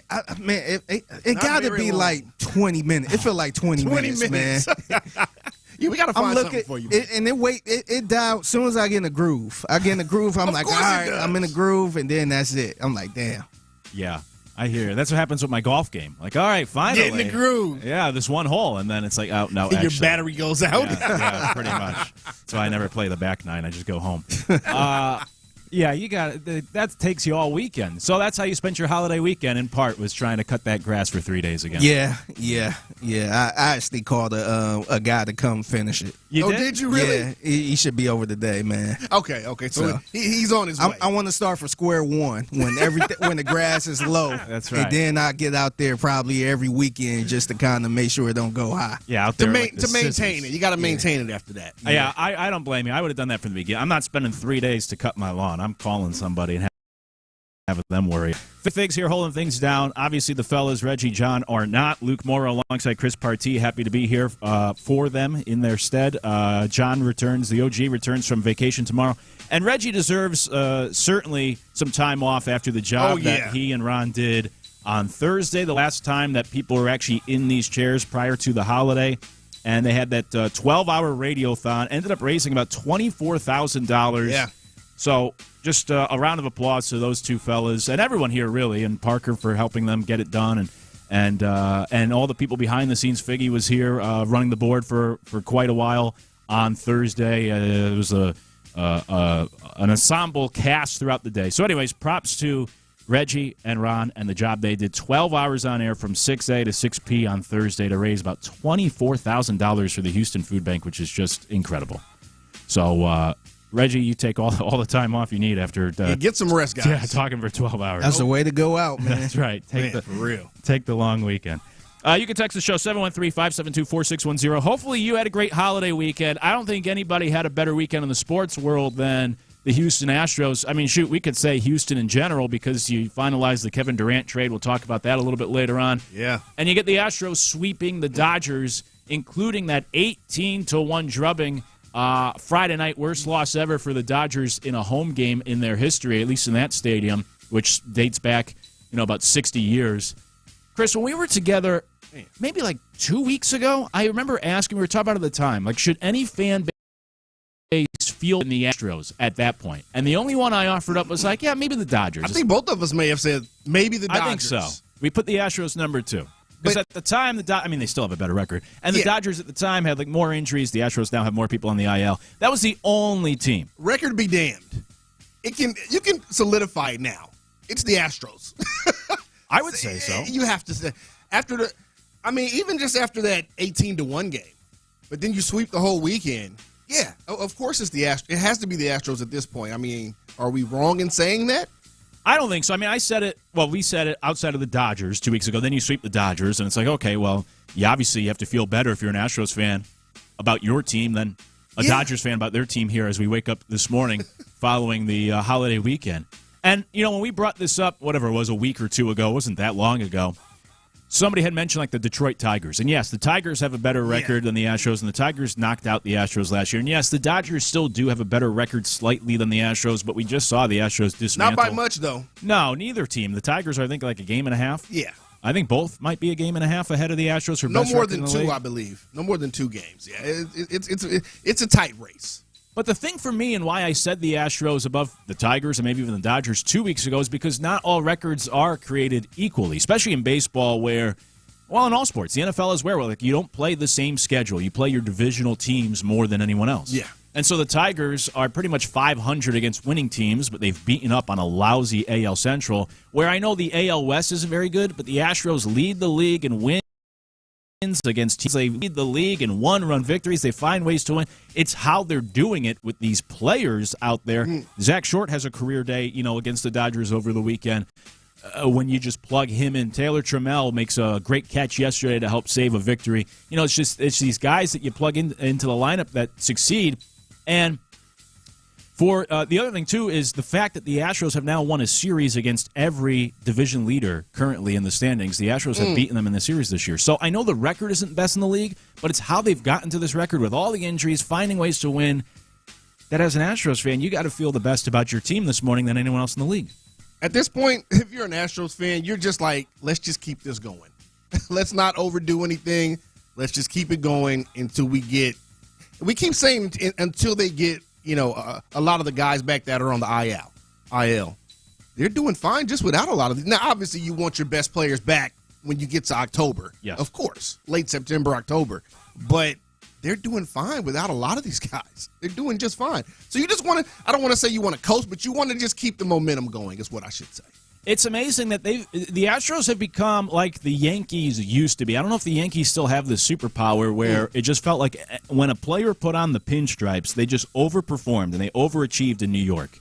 And the Yankees would always, it would drive me crazy. They'd grab some scrub and they'd bring him in and he'd be fantastic in New York. I think it was Aaron Small was his name, was one guy who started his career like 10-0 with the Yankees. And like this guy, he was run through the league. Nobody wanted, he couldn't perform. He goes to the All-Star, and it's the classic line from Catch Me If You Can where Christopher Walken's character says, like, you know why the Yankees are good? It's because everyone's distracted by the pinstripes. And it's just like that aura of the Yankees. Fast forward, though, I don't know if the Yankees still have that these days, but it just feels like the Astros do in the sense of, and maybe I'm being a prisoner of the moment, but you plug any of these guys in, you bring them up from AAA, you throw in a Cooper Hummel, Zach Short, Taylor Trammell, even though he hasn't had a hit yet, whoever it is, and they just perform. It is amazing what the Astros have been able to do. I can't wrap my head around it, but it just seems like they're Teflon in the sense of no matter the injuries, no matter the players they have to put in that lineup, they still have success. For example, the 6 through 9 hitters this week and against the Dodgers throughout that series hit almost 400. It's like it doesn't even matter who's in the Astros uniform. No. They just perform. It's crazy. For me, that speaks to a culture thing, with Joe Espada and what he's been able to build on here with the front office in Houston. That speaks to culture. You plug. We always hear this in sports, next man up, right? Well, here in Houston, it really has been for the Astros next man up. The next guy comes up, whether it's a pitcher, whether he has to move into the starting rotation, or it's a guy in the bullpen, or you're talking about the lineup. Guys are just stepping up and they're doing their thing, and it's like, okay, business as usual.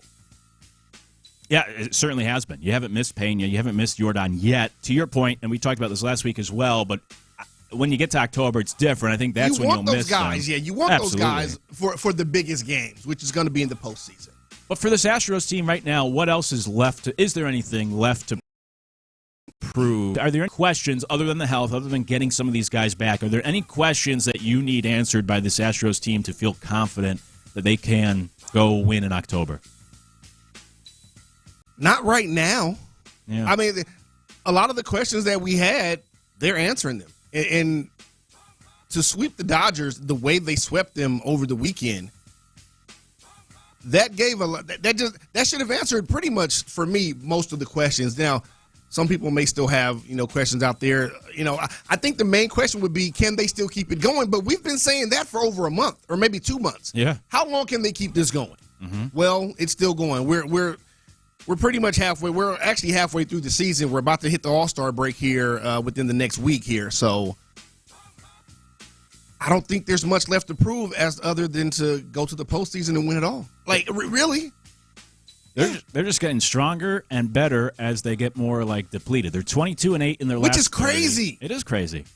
Best ERA in the league since I think it's June 1st. They just swept the Dodgers on the road, mind you, where they've struggled this year. That was something we've talked about before. Yeah. They have to be a better road team. They've played a lot better on the road. They've become a better road team. Yep. Over the past ever many weeks. They took care of the Phillies, Cubs, Dodgers. They went 8-1 in that stretch. I mean, it's crazy. They are 2 games away from having the best record in the league, despite having the most players on the IL. It's absurd. I'm with you. I don't think there's anything left to prove at this point other than the fact that we can get some guys back. Other than Jordan is eventually going to return. We hope, but the only they're going to be fine, and I've said this for the last couple of weeks. They're going to be fine throughout the summer, throughout the regular season. They're not going to be challenged in the AL West. But the postseason's a whole nother animal. Yeah. It's the same thing in the NBA, where NBA basketball is different in the regular season compared to the playoffs. And at that point, that's where you need your best lineup. But for the time being, yeah. if we're just talking about right now, let's take the postseason. Obviously, the postseason is where you, I guess you create that or build on that legacy. That's where those types of things happen is in the postseason. But if we're just talking about regular season, if there's anything else they can or need to prove, it's hard to point to any one specific aspect of their game right now because they've played so well.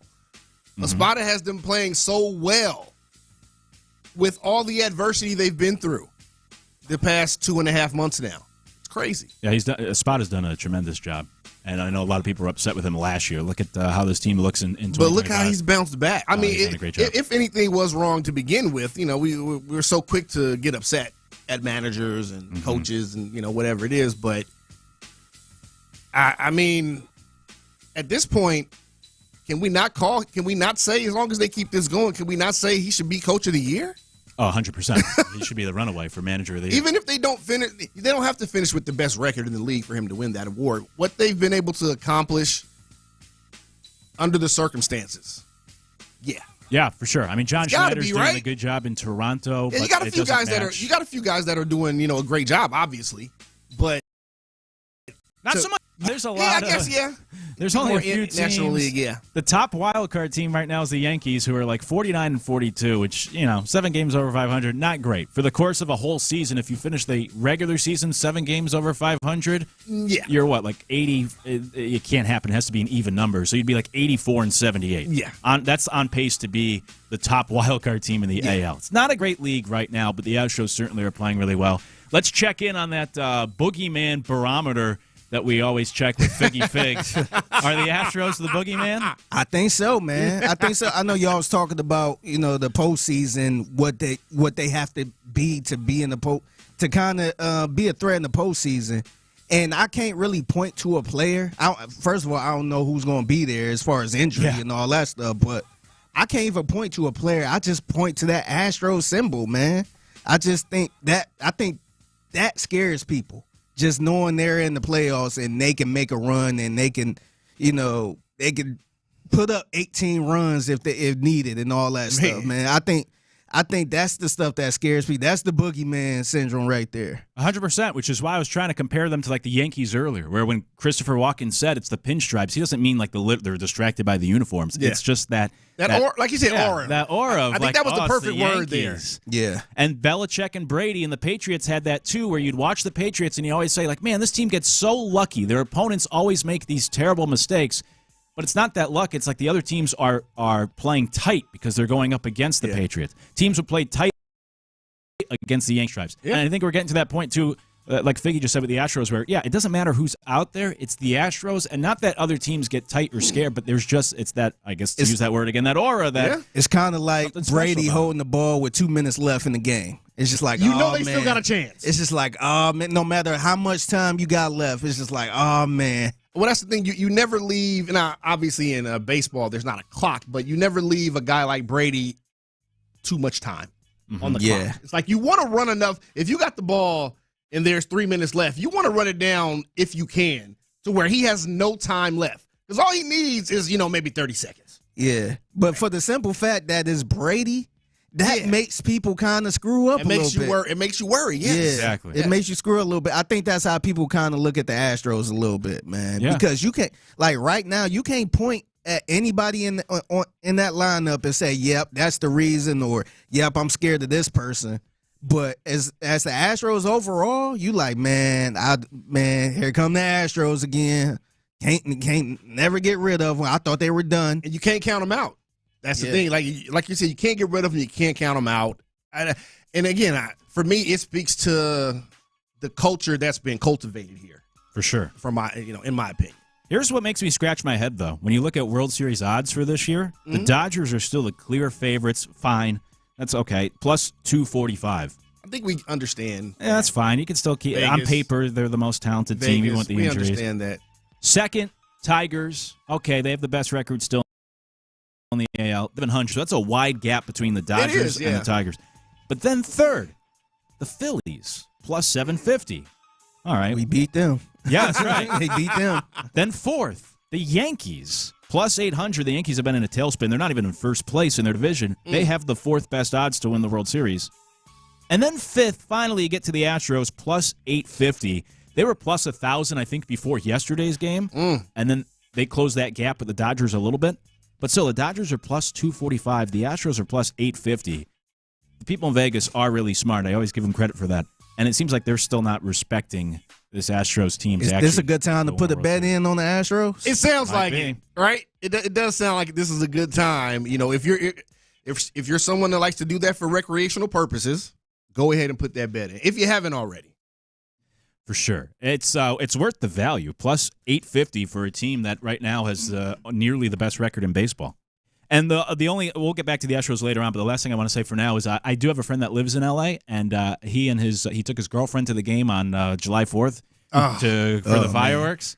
And I love the idea of these fans having to sit through that game just to wait. Like, oh, we came for the fireworks. Just to wait for the fireworks. For the July 4th fireworks. And you got to sit and watch your team just get manhandled all game long.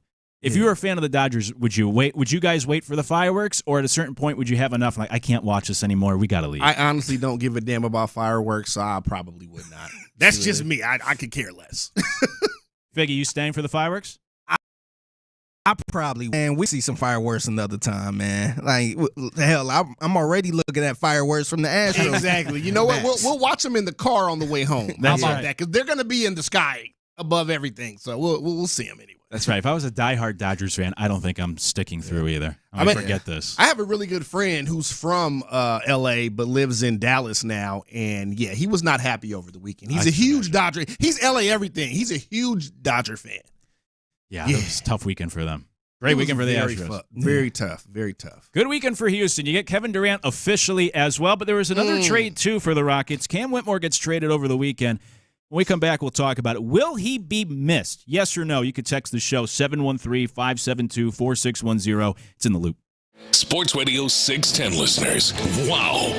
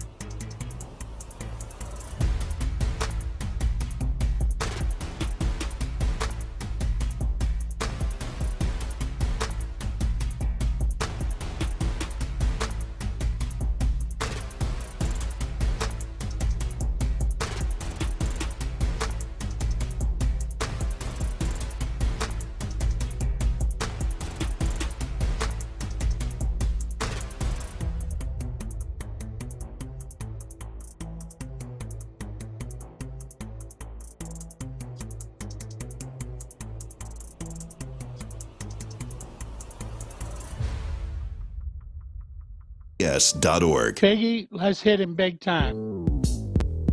Houston, let's get in the loop. You better get ready because we're going to show up and show out. With John Lopez. It is what it is means nothing. And Reggie Atatula. And that, my friends, is a scoregami. Always live, always local. 713, what's the damn number? 572-4610. You're in the loop on Houston Sports Leader, Sports Radio 610. Cam Whitmore weekend. Will you actually miss him from the Houston Rockets? We'll get to that. It's in the loop, but the fellas are out today. Figgy Figs here holding things down. However, I'm Luke Morrow alongside Chris Partee, in for Reggie and the OG John Lopez. Oh, yeah. Good to be here. Hopefully everyone had a great holiday weekend. Mentioned off the top about the Radiothon on Thursday. Figgy, somebody on YouTube said they're looking forward to their dinner with you and B. Scott. Oh, yeah. I can't wait for that, man. Where's that going to be? It's going to be at Commier's Kitchen. Nice. I want to say it's up in Spring. They got some really good food, man. I've been there before. That'll be a good time. Yeah, I can't wait, man. Sounds like fun. Sounds like a fun evening there. I've had to pay big money to go out to eat with these fellas around here, too. So, I get it. They don't want to hang out with me. That's lies. But no, that'll be a great time with Figgy and B. Scott for sure. And appreciate everybody that did donate throughout that Radiothon on Thursday. All the listeners that just stepped up huge for their city, raising nearly $24,000 for the food bank. It really was incredible. Also, catching up on the comments coming in. Someone asked, do you leave Astro games early if they're getting blown out after you've already paid for tickets and parking and food and beer, etc.? I've never left a game early in my life, regardless of how bad they're losing. That's an interesting question, because I will admit, I am not one of those. I always hated when you're with somebody and they want to leave early because they want to beat the traffic. Yeah. I'm like, no, I paid for this. Let me stay. I want to stay for the whole game. The one time I will leave early because I can be a bit of an emotional fan is if my team is getting cooked. And I'm like, I just can't see this anymore. Watch this. But if they're blowing out the other team, I'm still absolutely. I'm not leaving early. Of course, but a lot of people want to leave early to beat the traffic. They're like, game's over. Let's leave. I'm like, no, I'm staying till the final out. But see, the trick is when you had that mindset, I'm leaving the game early because they're getting blown out and I want to beat the traffic. A lot of it's like 10,000 people that's thinking the same thing. It's true. So you're gonna be in the traffic. Sometimes you're not beating that much traffic. Sometimes it's easier just sticking it out through the blowout. Just wait a little bit. Sometimes you know, and let it clear out a little bit. Yeah. Sometimes you just gotta let it clear out because everybody is trying to beat the traffic. Go get another hot dog. Just get your last beer. Yeah, just sit in your seat with your lady or your family just a little bit. Just let some time roll off and then hit the exit. But see, it's tough if you roll with a group of people and say the majority is like, all right, let's go, we ready. You got 4 people, 3-1. It's like, all right, we want to go. Yeah. You're like, I'll just Uber home. You guys leave. Hey, you can always do that. That's true. We have those options nowadays. Yeah. No, it's a fair question. I typically do not leave early unless, like I said, if my team's just getting run out of the building. It's like, I don't want to watch this anymore. I'm going home. I know I spent the money. It was a waste of money. It was already a waste of money. If I keep watching them get killed, that's not going to change anything. I'm not going to feel better about the money I spent. Just sit there and, do something on your phone. Yeah, if I ain't got nothing to do, then I will sit there. But if it's like a work night, and that's different. And then it's like, man, I ain't about to stay up all night while they getting their ass whooped. And then So it depends on the circumstance. Then. Yeah. Because I'm sure a lot of people are thinking that, well, I got to work in the morning. They getting scraped out. That's more of a business decision for me. It is. Concerts are another one. I don't get people to leave concerts because that's different. There can't be a blowout. I mean, the artist could be terrible and you could storm out. But I will never leave a concert early, even when it's late at night. It's like, I got to see the second encore. I got to stay. Yeah, but I mean, usually you're there for the headliner, so you're not going to leave too early because the headliner's going on last. Yeah. But when Bruce Springsteen's going for 4 hours until 1 a.m. or whatever, and you got to work in the morning, man. But I can't leave. Cam Whitmore was traded. We'll get to the Durant thing, but we already knew Kevin Durant was coming to the Rockets. It just became official yesterday with the new league year. It got bigger though. Yeah, it did. But Just the 17 the trade. whole, it became a lot more than what we thought it would be. But it didn't change anything for the Rockets. No, it did not. It's like what these supermarkets do, where they jack up the prices and then put it on discount or on a sale. And it's like, this is what I was already paying for. You tell me it's 30% off, but like I'm getting the same deal I was already getting. Yet for the it's Rockets, still exciting. it's similar. Yet it's still exciting. It's like, I mean, hey, I got a deal. I saved this. I didn't save nothing. 7-team trade, but if you're a Rockets fan, everything stayed exactly the same as you already knew it a couple weeks ago. Very true. And this was a pretty weak 7-team trade, by the way, too, man. They pumped it up like, oh, yeah, in history of this. Yeah. I'm just like, man, like the only person that we care about is Kevin Durant in this 7-team trade. I mean, I guess he was the only, star-level player, right? Yeah. Involved? Everybody else is just, I mean, you got Clint Capella in it, too, but not a star. It was. Solid player, but not a star. Yeah. Which might be a problem with the NBA, that we have to go through that many hoops, jump through that many hoops just to like move Kevin Durant. And we have to make it work for all these different teams. Just one star can go to the team he wants to. But I digress. We'll talk more about that later on, too. The trade I do want to focus on from this weekend, though, is Cam Whitmore. Will he be missed? And it might seem like an obvious answer, but Cam is very divisive. Last week, I was being somewhat critical of Cam Whitmore and saying, almost like good riddance, get rid of him. It doesn't matter. I don't think he plays a role on this team. And some texts came in support of my take at the time, and some texts came in saying, call me a casual fan because I don't appreciate Cam Whitmore. So I think he's very divisive. And so you're a casual now. Because you don't miss Cam Whitmore. Huh? That's how I go. And that is how it goes. That's how I go. It's true. I don't take it personally. I come to expect it. No problem. It probably came from the most casual fan out there, too. That's just always funny to me. Will you, or not even you, the Rockets? Yeah. Let's take personal opinion. Do you think the Rockets, we'll look back on this deal a few years from now and say, like, man, that's the one that got away? Do you think the Rockets will miss Cam Whitmore at all years down the road after trading him away this weekend? By the way, to the Washington Wizards for 2 second-round picks. To the people that say, or I guess to the people that are up in arms about Cam Whitmore being traded, I mean, I'll ask them, do you miss or will you miss Jalen Green? Because a lot of y'all was tired of Jalen Green. He did a lot more here in Houston. I'm not saying upside-wise he's going to be in the long run that much better than Cam Whitmore, but we don't know right now. It's one of those things where we didn't really get to see. Yeah, we had a small sample size. And correct me if I'm wrong, either of you, a small sample size of what Cam Whitmore be. We don't know what he's going to be. We saw what he had the potential to be. So it's hard for me personally to miss a player like that. I don't know what's going to happen. Yeah, he's got potential. Yeah. A lot of guys show potential, right? Yeah. We see that. We see potential all the time. Not everyone reaches their full potential, though, especially to the point where it's like, damn, we let him get away? Mm-hmm. He may go on to be good. And for him being good, he could average, 15 points for his career. That's really good. But are you really going to miss that when you had a chance? Are you really going to miss that when you have a Rockets team in place that you have right now? When he didn't really, it just didn't seem like he was going to fit what Ime Udoka wants to do in Houston. I mean, how long was he in the doghouse last season? Yeah, see, I think that's the issue right there. I think it was some off the court type stuff where. But those things matter. Yeah, no, I agree. But I do think the Rockets could potentially miss him a little bit, especially coming off the bench. Because the first thing I thought about when they got Kevin Durant and I forget, they sent away Jalen Green, I was thinking like, man, you got Reed Shepherd, who I feel like he could do something. I'm not sure. I'm not sure he really wasn't playing that much last year either. Yeah. But I was thinking like, damn, Cam Whitmore, he could prove some people wrong if he play his role right, coming off the bench and being that scorer, because they didn't really have that last season, and they wasn't even playing them like that. So I think I thought he could have had a chance where he could have came off the bench and just be that instant offense. But there were reasons that they weren't playing him. Yeah, there were reasons why he wasn't playing. That's the other side of it. But I do feel like if they don't have that type of offense coming off the bench, then I feel like people going to look at Cam Whitmore and see what he doing in Washington and be like, man, we could have had that coming off the bench. But here's the thing. We've talked about this before. Even on a bad team, somebody got to score the ball. Just because you go somewhere, and he may go to Washington and average that 15 points I'm talking about right off the bat. Maybe 18. Who knows? The Wizards are still going to win 25 games. Yeah. Okay, that's fine.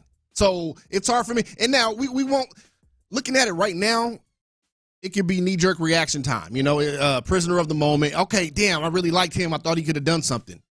We're going to miss him, but we don't know what's going to happen, 6 months from now, a year from now, 2 years from now, how he's going to develop, continue, because he's still a young player. He's still going to need to develop more. And we just didn't get to see that in Houston. So it's really hard to say right now, but if I just had to answer your question, Luke, I would say right now they're not going to miss him as much. I don't think they're going to miss him as much as some people would predict right now. I don't think they're going to miss him, and because he just doesn't fit, as you guys already touched on, he doesn't fit into what the Rockets are trying to do. That's why he was in the doghouse this past year. I think he's a little too selfish, for lack of a better term, as a player. He's too individual or independent and doesn't fit in with the whole team aspect. Doesn't play team ball on offense enough, and I think the defense, I know some of the metrics, he's almost like a ball-hawking safety where he has some good metrics. Overall, I don't think the defense was good enough. I would compare it to, I've never had this, I don't know if this truly exists, but you always hear like, when there's a breakup and the guy will say like, you're a really great person, you're just not the one for me. You're going to make someone really happy. It's just not me that you're going to make happy. And I think that's Cam Whitmore, where I think he's going to be really good. Yeah? All right, so you can relate. I think we all have. Cam Whitmore. On either side. I think he's going to be really good with the Wizards, but I would compare him to Jordan Poole. And Jordan Poole, and that's who he's replacing in Washington. That's a good example. And Poole had a better career in Golden State than Whitmore had here in Houston. He also had more opportunities. Yeah, he did. But Jordan Poole eventually got to a point where, he doesn't really fit here in Golden State. They trade him to a bad team. He scores 20 points a game, is the star for a terrible Washington team. I think that's Cam Whitmore, where he'll probably score 20 points a game for the Wizards, but like you said, they're going to win 20 games. But it's funny that you compare that to Jordan Poole, because Jordan Poole had issues in Golden State, which is why he was traded. Yeah, right. He wasn't a fit there, and they traded him away. He thought he should be the man for the most part in Golden State, even though they had Stephen Curry. He thought he should be the man, or if not, the 1B to Steph's 1A. But that was not in the cards for him. So he got moved along. I'm not saying that was Cam Whitmore's issue, but that may have been part of it, because he did want to score the ball. He probably did want a bigger role than the coaching staff thought he was ready for at the time. Yeah, for sure. I think most guys do. Yeah. And the other thing, too, with Cam Whitmore is I think the league kind of has told you what they think about him, where on draft night, he was going into the draft, he was supposed to be like a top 5 pick. It's in the 20s, and in part because of the bad attitude. And then we saw some of that bad attitude, or at least heard about it through the grapevine this past year with the Rockets. And then he gets traded, and it's only for 2 second-round draft picks. It was pretty much a hand away for a young guy with. Like, you know what? Just take him off our hands. Yeah, we'll take anything for him. And I know there were reports that the Rockets had better offers, but they sent them to the Wizards because that's where apparently he wanted to go. 2 things on that. Number one, I'm sure there wasn't a huge difference. There's no way the Rockets could have gotten a first-round pick elsewhere and said, you know what? We'll take the 2s just so Cam's happy. If a first-round pick is out there, you're probably going to take that. And there's no chance that they had 4 second-round picks offered and said, you know what? We'll take fewer picks just so Cam's happy. I don't buy that. But also, if the Wizards truly, if we buy that report that that's where Cam wanted to go, I think that's an indictment, too, that goes back to what I was saying about being that individual player. That's the destination. I don't know all the options that he had that they could have traded him to, but that's the destination he chooses, an 18-win Wizards team that just lost their leading scorer, because he's going to be a star there. And maybe that's where he wants to go, but he cares more about this is just me guessing here, caring more about the individual numbers than the team aspect, and I think that's why he didn't fit in Houston. But, I mean, we've seen that in the past, especially with the NBA. Of course. In a sport where you can really be an individual on the court, and that's really, I mean, let's be honest. Scoring the ball, if you're a guy that's capable of scoring at a high clip, that's really how you get paid in the NBA. Let's just be honest. That's how you get the big, deal, get, what, I guess, do they even still call them max deals? Do they still have, technically? Yeah. They do still, okay, yeah. They've changed, so much has changed with the CBA. But yeah, but that's how you get those types of deals. Average 3.25 a game. You're in line for a big payday, even on a bad team. Because again, somebody's got to put up points. Somebody has to be there to attract fans to come to your arena to watch these games, even if you're only going to win 25 games. Yeah, and the awards help, right? If you make All-Star games, you can get more money. You get bigger contracts, so certainly. All-Star, All-NBA. Yeah, right, all those things. YouTube says Cam Whitmore is going to be a star. He just needs time to play. This trade sucks, so that's somebody who doesn't like the deal. On the flip side, someone said Cam is going to be a star on losing teams, no doubt. Not going to miss him at all. On the text line, 832 said he had a horrible attitude. Another 832 asked, do you think it had something to do with Ime? I think certainly that plays a role. Of course. Another 832 says they will miss Cam later on. He'll be a 15-point-a-game guy, and Durant is 37 years old. I don't think they're mutually exclusive, though. This was separate from the Durant trade. You could have had both. Yeah, this was separate from getting Durant. Even if they didn't get Durant, they might have moved Cam Whitmore. 979 says his on-the-ball defense was fine. It was his team defense and overall effort that had him in the doghouse. Yeah, that's kind of the point, right? Again, I don't know the guy. I'm not in practice, but it just seems like he's kind of about himself and not so much about the team, and that just doesn't jive, obviously, with the team aspect or certainly what the Rockets are trying to build. No, Ime Udoka was not going to stand for that for too long, and he didn't, obviously. No, right. 2 years, and he's gone. Hey, you can continue to text the show your thoughts on the Cam Whitmore trade, but you can also answer the question of the day. What is something that is not a sport, but you treat it like it's a sport? Maybe you're into the hot dog eating contest on July 4th as well. Text the show, 713-572. Get to that next in the loop. Area 45 with Bijani.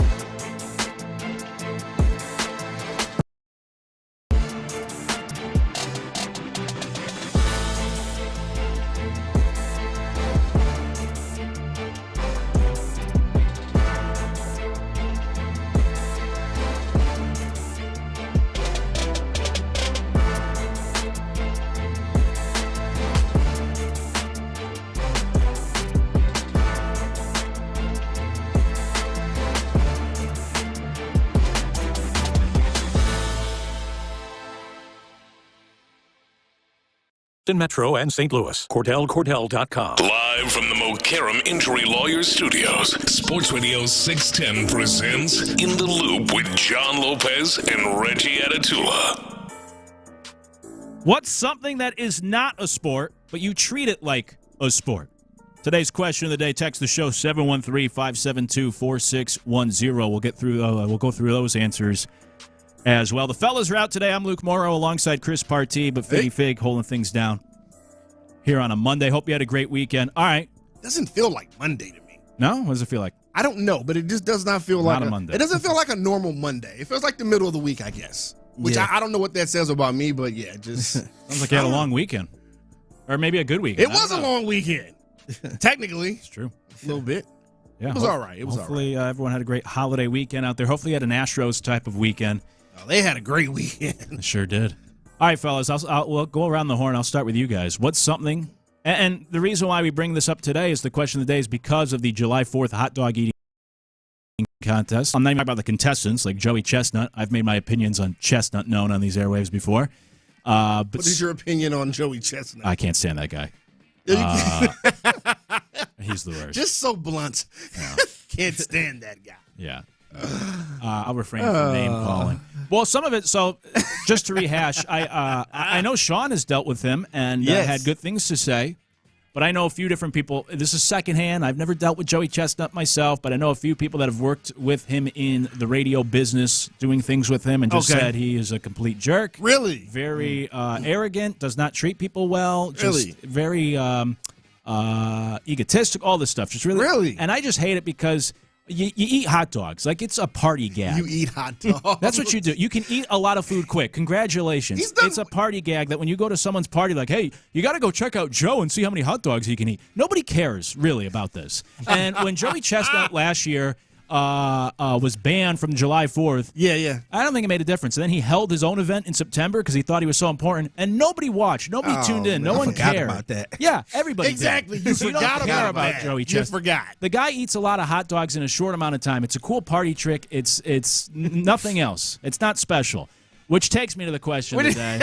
What's something that's not a sport that you treat like a sport? So, Chris, you can start it off. So when we say treat it like a sport, we mean like we're super competitive about it? Either super competitive yourself or you're very passionate. Maybe you don't participate in it, but like the hot dog eating contest, even people that watch it are really into it. Like, oh, I can't wait to see it on Friday. So there might be something that you treat like it's a sport for you. Gotcha.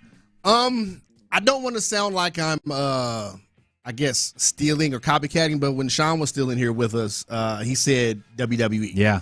I wouldn't necessarily just say WWE, but I would say, for me, old school professional wrestling.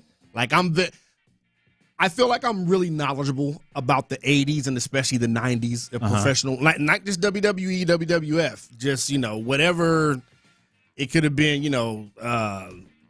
lucha wrestling or Japanese wrestling. Like, I was into everything. ECW, WWF, whatever it was, WCW. I was into all of it. So when I come across somebody, or like I have friends, like you have different sets of friends. I have a group of wrestling friends, and I'm just really competitive when one of them, says something. I'm like, okay, no, you're wrong about that, and I'll prove that you're wrong. Like, I get really competitive about that because I'm really an old school pro wrestling guy.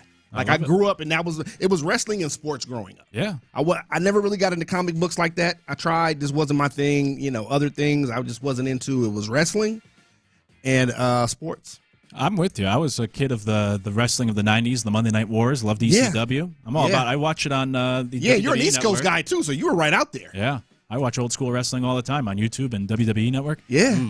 Figgy, what's something that is not a sport, but you treat it like it's a sport? Yeah, a couple things that came to my mind. The one thing I treated like a sport, spades. Yeah. You playing spades. Like, we not playing that little BS stuff where you renege and all that. If you renege, the game is over. It's over. Ain't none of that. Take 4 books and all this other stuff. Ain't no cheating and all that. Nah, we playing for real, man. I can see the passion in your eyes right now. I can see. You gotta, and we not here to teach you either. Like, you gotta come to the table and know what we doing. So that's one thing we definitely treat like a sport. The other thing is Monopoly. Ooh. Okay. Monopoly, huh? Yeah. Nah, you got to be serious. We get pretty intense playing Monopoly, man. Like, nah, this ain't Candyland where you playing with a little 5-year-old. Nah, this is real stuff, man. What you got against a lot of smack talking. What you got against Candyland, dog? I used to love Candyland. Yeah, Candyland was great. But it's cute. It's cute. Yeah. It's cute. Yeah, nah, Monopoly. Ain't nothing cute about Monopoly. Huh? Yeah, nah. I heard that. It gets serious, man. Yeah. It get really serious. There ain't nothing cute about a family fight over Candyland, but Monopoly. Right? Monopoly's a different story. A little more understandable. Yeah. Now, is that your all-time favorite board game? Luke as well. You can answer. I would probably say yeah. Yeah. I think I was more into Chutes and Ladders. Okay. As a kid, Candyland was up there though. Yeah. Hungry Hippos. That's not necessarily a board game, but I mean, it's on a board kind of platform, I guess. Hungry Hippos. Yeah.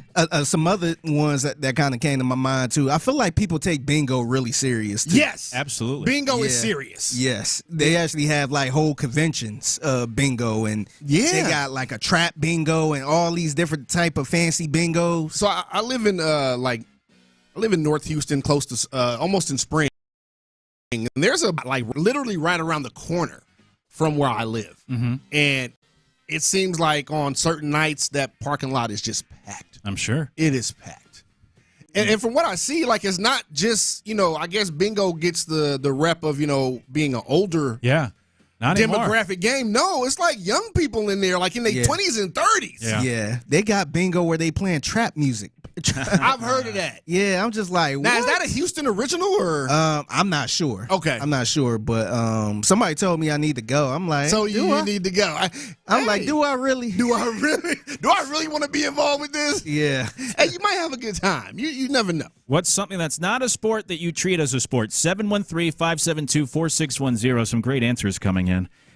Somebody said, this is from the 713, doing something before the timer goes off on the microwave. I love that. Oh, nice. Yeah, giving yourself the countdown. Yeah. 760, my type of person. They said binge watching shows. I'm there with you. Okay. Yeah. 713 said spelling bees and Wheel of Fortune. Hey, spelling bees do get serious. Yeah. Yeah. They get serious. Like, I don't know, do they still do it on ESPN, the National Spelling Bee? I know they used to. One of those. It's still televised, yeah. Yeah. 832 says making barbecue. Okay. I can see that. Ooh, one came to my mind, bringing in all the groceries at one time. That was mine. Okay, yeah. Yeah. Yeah, you got to do it at one time. Is that a guy thing? Yeah, yes. I know I don't be wanting to go back and forth. Yeah. I'm just going to get them all. I think it's a guy thing. That's right. That was my answer. I was getting all the texts in first, but absolutely, yeah. At one point, I was carrying 20 bags. I was just like, nope. I could barely walk. I had 20 I ain't going bags back outside. and a 24-pack of Pepsi. And it's a lot different, like if you were growing up in a house and your parent pulled right into the garage, and then as you become an adult and you live in an apartment, like I still do it, even though it's like, I got to go up to the 10th floor, whatever it is, and you're walking through like the parking garage, everything.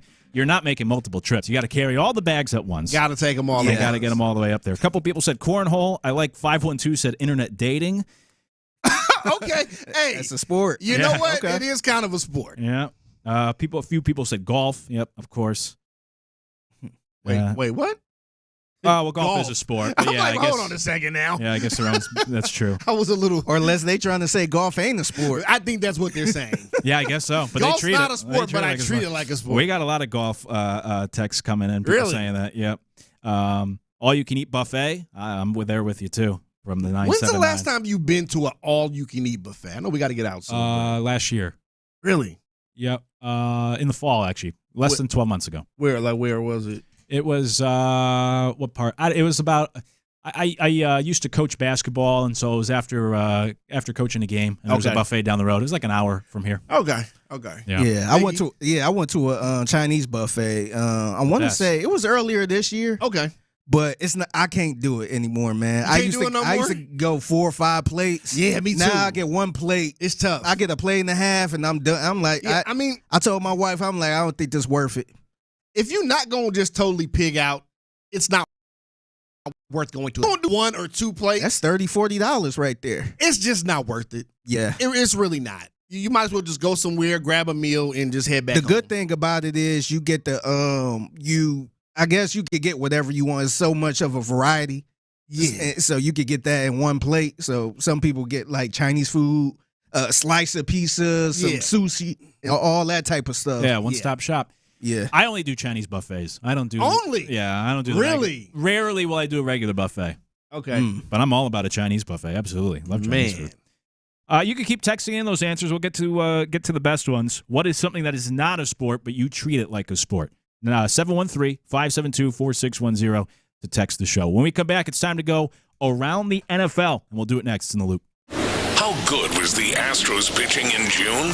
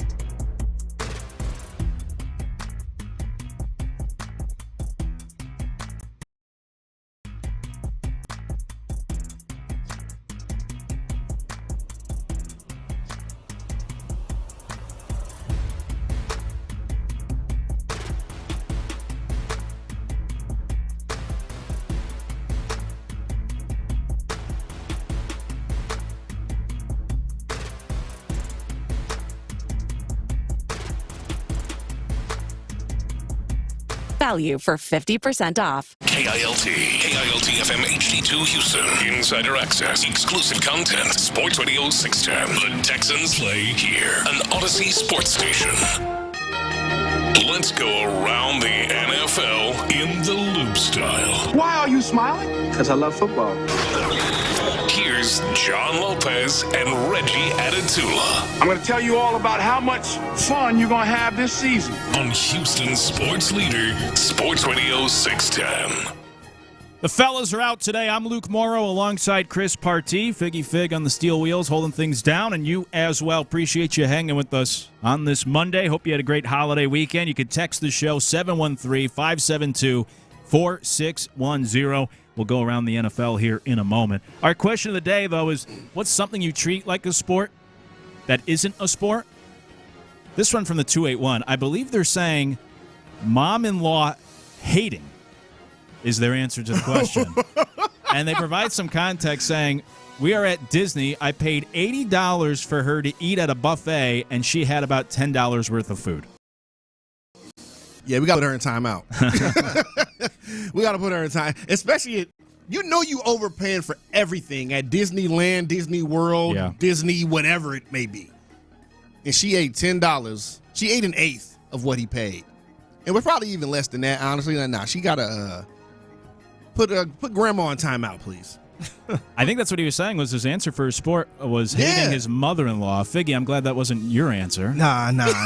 I love my mother-in-law. There you go. Good answer. There you go. She could do nothing wrong. And one other one I'll reference for now from the 713, the old school game of 6 degrees of separation to Kevin Bacon, where you could name any actor and connect them within 6 degrees to Kevin Bacon. Oh, yeah. I've heard of that. Yeah, I remember that being a thing back in the day. That was a thing. He's done so much. And 281 says lawn mowing. So there you go. Figgy, get on the horn. You got your guy. Figgy know about that lawn mowing, man. Yeah. All right, let's go around the NFL. Unfortunately, we have to start with some sad news. Or potentially, it is sad news. Hopefully it doesn't get any worse. But former Houston Texan Brian Bremen announced over the weekend that he has been diagnosed with a rare and aggressive form of cancer. And started a GoFundMe. Started with the goal of $25,000 to help pay for his medical expenses. So far, last time I checked, I'm sure it's even more now, but he has raised over $80,000. And J.J. Watt donated $10,000. A handful of former teammates donated money for Brian, but J.J. Watt was the one of the most notable at $10,000. So sad news, but hoping the best for Brian. I don't know exactly, but it was just described as being rare and aggressive, which obviously does not sound good. So we send our thoughts and prayers. Yeah, anytime that C word is attached to an illness for anyone, it doesn't matter. I don't want to say it doesn't matter, but whatever kind of cancer it is, it's a serious deal. Absolutely, it's going to be the fight of someone's life.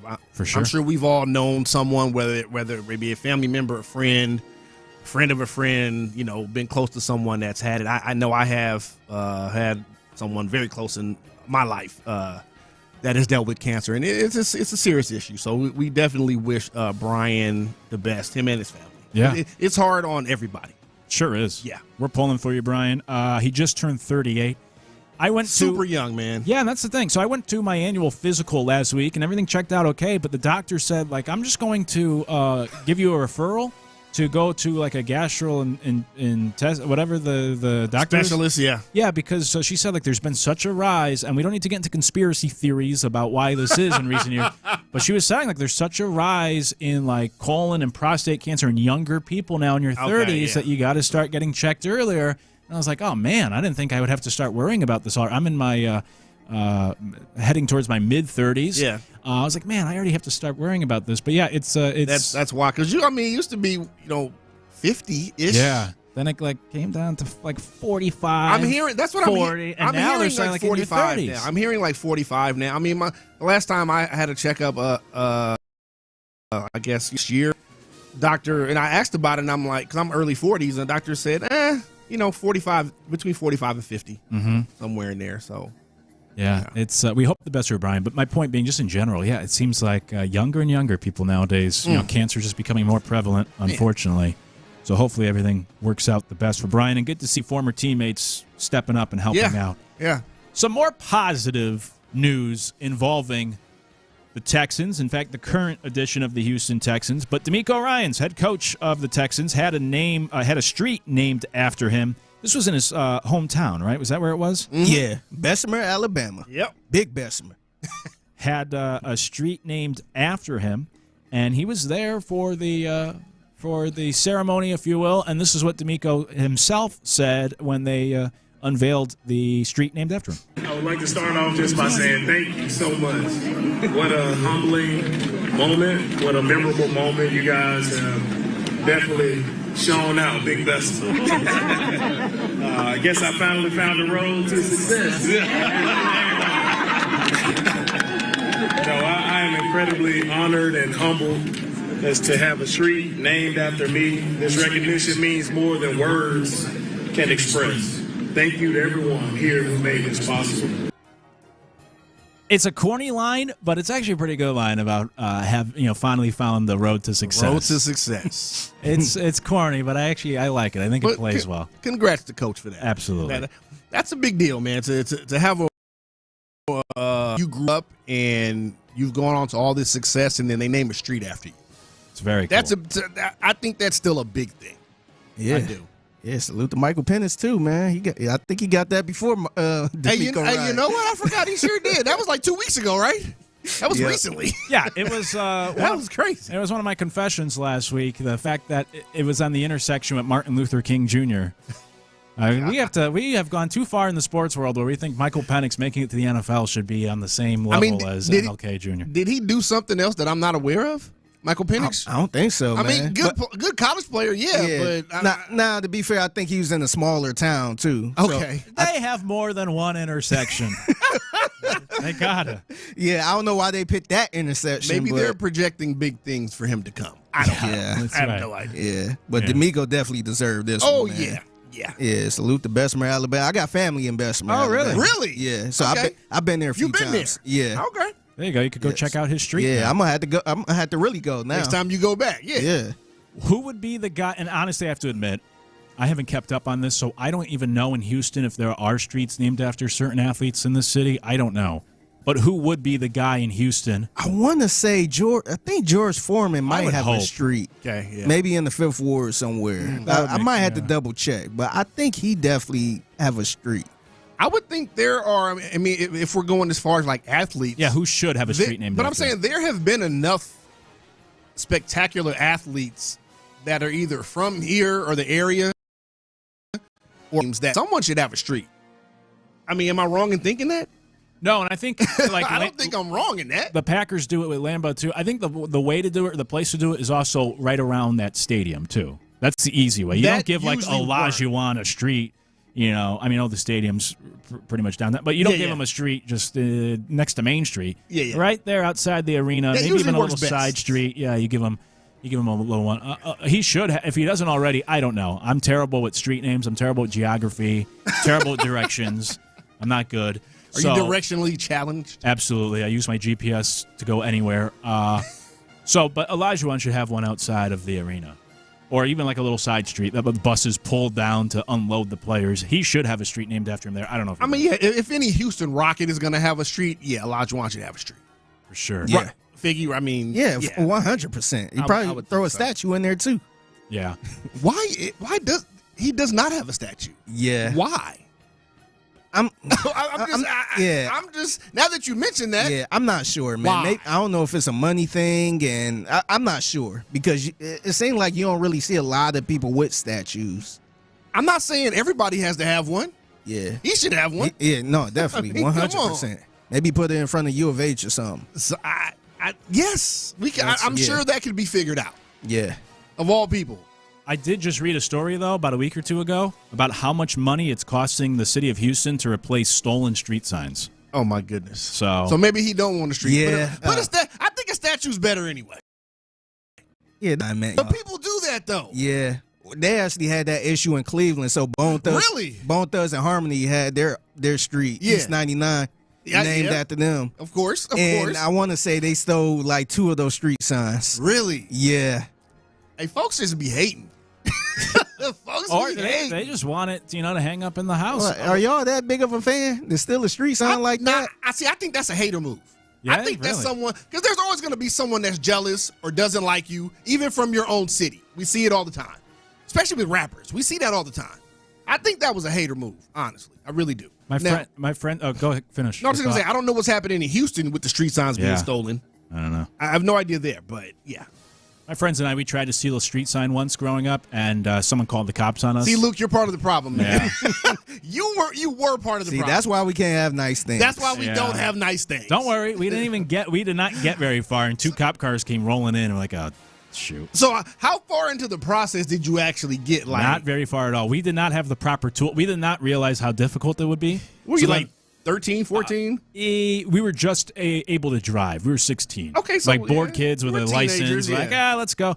And so we did not have the proper tools. So then we're like, all right, the pole was a little wobbly. We're like, let's just take the whole thing out of the ground and we'll take it back home and like figure it out. Are you serious? Yeah. So that was the plan. So we bent it a little bit. When the cops came, they said, you have to fix this sign. I'm like, all right. And we tried to like put it back upright, and they just let us off with a warning. They didn't give us a ticket or anything or fine. Now, do you think someone actually called the cops, or were they just kind of it was like a quiet side street? Nobody was around. A neighbor must have saw. So you got narked on. Oh, yeah, for sure. Miss Susie was looking out the window. Yeah. Oh, you know Miss Susie snitching. Yeah. You know she's snitching. For sure. Ray on YouTube said Bone Thugs was my first really favorite group. This allows me to then name drop. I was once on stage with Bone Thugs and Harmony for a concert. Yeah, they're pretty cool guys. Now, how did that happen? We put on when I was working in baseball, we put on a concert. We had Juvenile, then Bone Thugs and Harmony, and then Nelly. And it's funny because as we went higher up in the headliners, the worse they became. Like Juvenile was the coolest dude ever. I love that guy. Bone Thugs, they were pretty cool too. Nelly, complete jerk. Really? Hate Nelly. Yeah, he's another one. He's just like Joey Chestnut. What did he do? Hate Like, what Nelly. did he do? Or was he just kind of arrogant? So you couldn't go anywhere near him. He had like not even security, just his people always around him. Now, when was this? Like 2018. Okay, yeah. Oh, that was recent. That was very recent. Yeah. So he wasn't even hot like that. No, that's what I'm saying. Time. Yeah, but you know legacy at this point. Yeah, but I mean, he still tours a lot too, though. He do. Like he's still kind of out there. You know what I mean? Like, he a legacy act. He got back with Ashanti. Yeah. Which I was not happy about, but turned it into a documentary. But yeah, no, not a fan of Nelly anymore. I loved his music growing I would have up. never guessed you was on stage with Bone Thugs and Harmony. Hey, that's wild, though. That's wild. I got all crazy. sorts of videos and photos. Yeah, it was pretty cool. Because I was doing media. We put on a concert, but I was the media guy, so I was getting footage and everything. And Juvenile was like, yeah, no problem. Like, I was literally at the front of the stage with him. He did not care. Bone Thugs, they were like about halfway on the stage. Don't come on the microphone. I was like, all right, that's fine. Stay back towards the DJ. Nelly was like, nope, don't come anywhere near the stage. You can't be up here. So now you're filming. Yeah. Okay. Yeah. Yeah. Okay. So, but they were cool. Bone Thugs were cool. I was Nelly was not having it, huh? No, he was a jerk. Jerk. Yeah. I don't like Nelly. And Juvenile was the man. Love Juvie. Juvie. Last thing on Around the NFL. Let's get this in real quick because we shouldn't dance on someone's grave, so to speak. But the Cowboys, Cavante Turpin got arrested for 2 misdemeanor charges. The Cowboys actually were having a pretty quiet offseason. And then we get this news about Turpin, who is kind of one of those... It's the Cowboys. It's always something. Kind of like a feel-good story for the Cowboys. A likable guy, Turpin, and he gets arrested over the weekend. So there you go. The Cowboys back in the news. It's always something with the Cowboys. I mean, even if they're having a quiet... I mean, yeah, you're right. It has been a quiet offseason. Honestly, how many quotes have we had from Jerry Jones recently? I don't think there's been many. I haven't heard from him in a while. There's usually something coming from Jerry Jones. But... You know, someone getting arrested kind of fits the Cowboys' MO. Yeah, unfortunately. It just does. And I think it was a speeding thing initially. He was going 97 in a 70, and then also had a pistol in plain view, the officer said. Oh, and they found marijuana. Yeah, there was some marijuana in there. So, yeah, it was a domino effect. There was a few things tied into that. So we'll see what happens there. Hey, speaking of football, Pro Football Focus put out their ranking of the top 10 coaches currently in the NFL. Where should D'Amico fit in? We'll get to that next in the loop. 2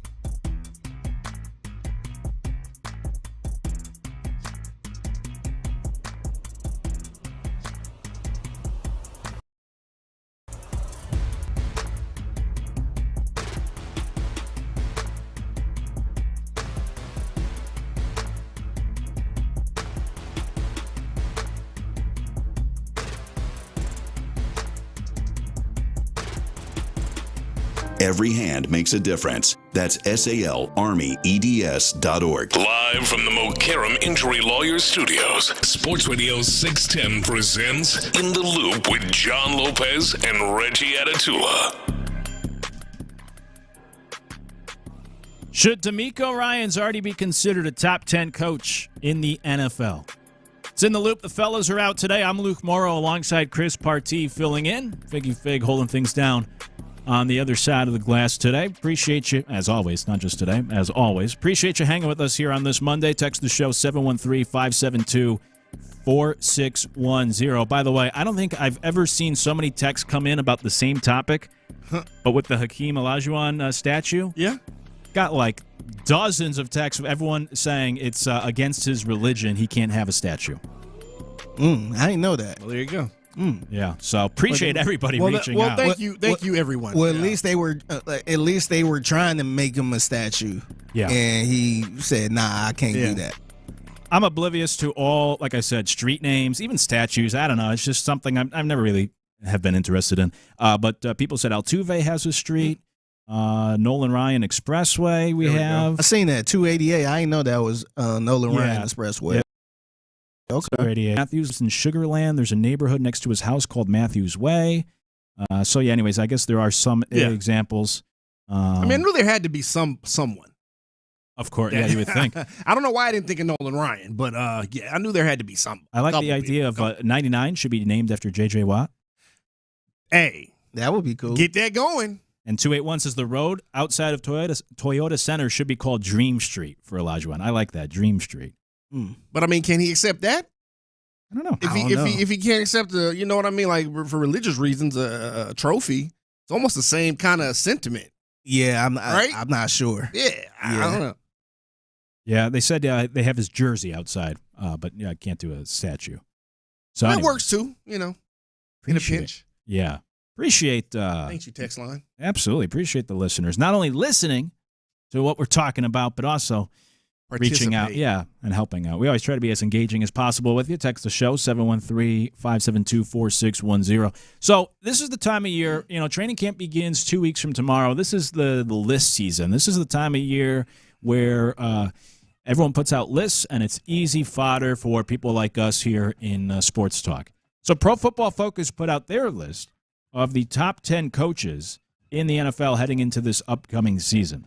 Now, first, and I know, Chris, I'm sure you've looked at this list. In fact, you're the one that put me onto it. But just first, kind of a back-of-the-envelope type of thing, before we go through the list and before we kind of compare and contrast, would you say, based off of the resume so far through the first two, back of the envelope, does it feel like D'Amico Ryans is already a top 10 coach in the NFL currently? To me, yes. And even before seeing this list, I probably would have said yes. But after looking at this list, I've seen it already. Like you said, I would say, he's a top 10 coach. My opinion. That's just me. Yeah, I'd have to sit down and obviously actually think about it, go through it. But he feels like if he's not top 10, he's close with the job he's done already through the first 2 years of turning this organization around immediately. Defense is his side of the football. Defense has been really good. Getting to the playoffs, winning a playoff game in each of the first 2 years, winning the division. It's pretty good. It's a strong resume to begin just 2 years in. Now, if we look at the list from Pro Football Focus, and of course, this is just one publication's opinion, and like I said, this is the time of year for lists. There's all sorts of lists. You can find different lists ranking different coaches, but Pro Football Focus is pretty highly regarded in the NFL space. They have Andy Reid number 1. Yeah. Would you agree with put Reid 1? It's hard to argue. Even though I know they just lost the Super Bowl, but they were in another one, 3 years straight, and how many last how many years? He's the best coach in the league right now. It's hard to go against Andy Reid. It really is. Yeah, they have. Now this second one, I do not agree with at all. I don't like. Figgy, have you seen it? The list? Yeah, I'm looking at it right now. I do not agree with it. Sean Payton, number 2. Now, even if it's career achievement, I don't, because I tend to think that he's a little overrated. I just do. Okay. I just do. I agree. In New Orleans, in my opinion, when he was there. If we're talking about career achievement, and with the Broncos so far, they were better last year. But I do think he turned around the Broncos a lot, but I don't think it's that much. He's number 2. 2. Yeah, I don't know about that one. Hey, come on. I wouldn't mind him being towards the end of this list, maybe flirting around 12 or something like that. But I think it's because of the name Sean Payton, him being in New Orleans. I think they kind of there's such a love for Sean Payton. I think part of it really is he knows how to play the game. Like, he is very buddy with the national media. And so then, I mean, they're the people that carry the water. And so there's just this love for Sean Payton. I'm with you. I think he's always been overrated. Sean McVay, different Sean. McVay is number 3. Fine with me. I'm not. I look at McVay a lot of times as, I know they have a really good quarterback there, a great quarterback, in some people's estimation, in Matthew Stafford. But it feels like he does the most sometimes with, I won't say the least, but with lesser than what other good coaches have. Mm-hmm. So, now I know they're going to have a really good receiving core this year. But I don't have a problem with him. You said he was 3? Yeah, I don't have a problem with him being 3 because I do think Sean McVay is a really good coach. John Harbaugh's 4. Mike Tomlin is 5. So that's your top 5. D'Amico Ryans, you wouldn't put him above any of those 5, would you? Not yet. No. I agree. No.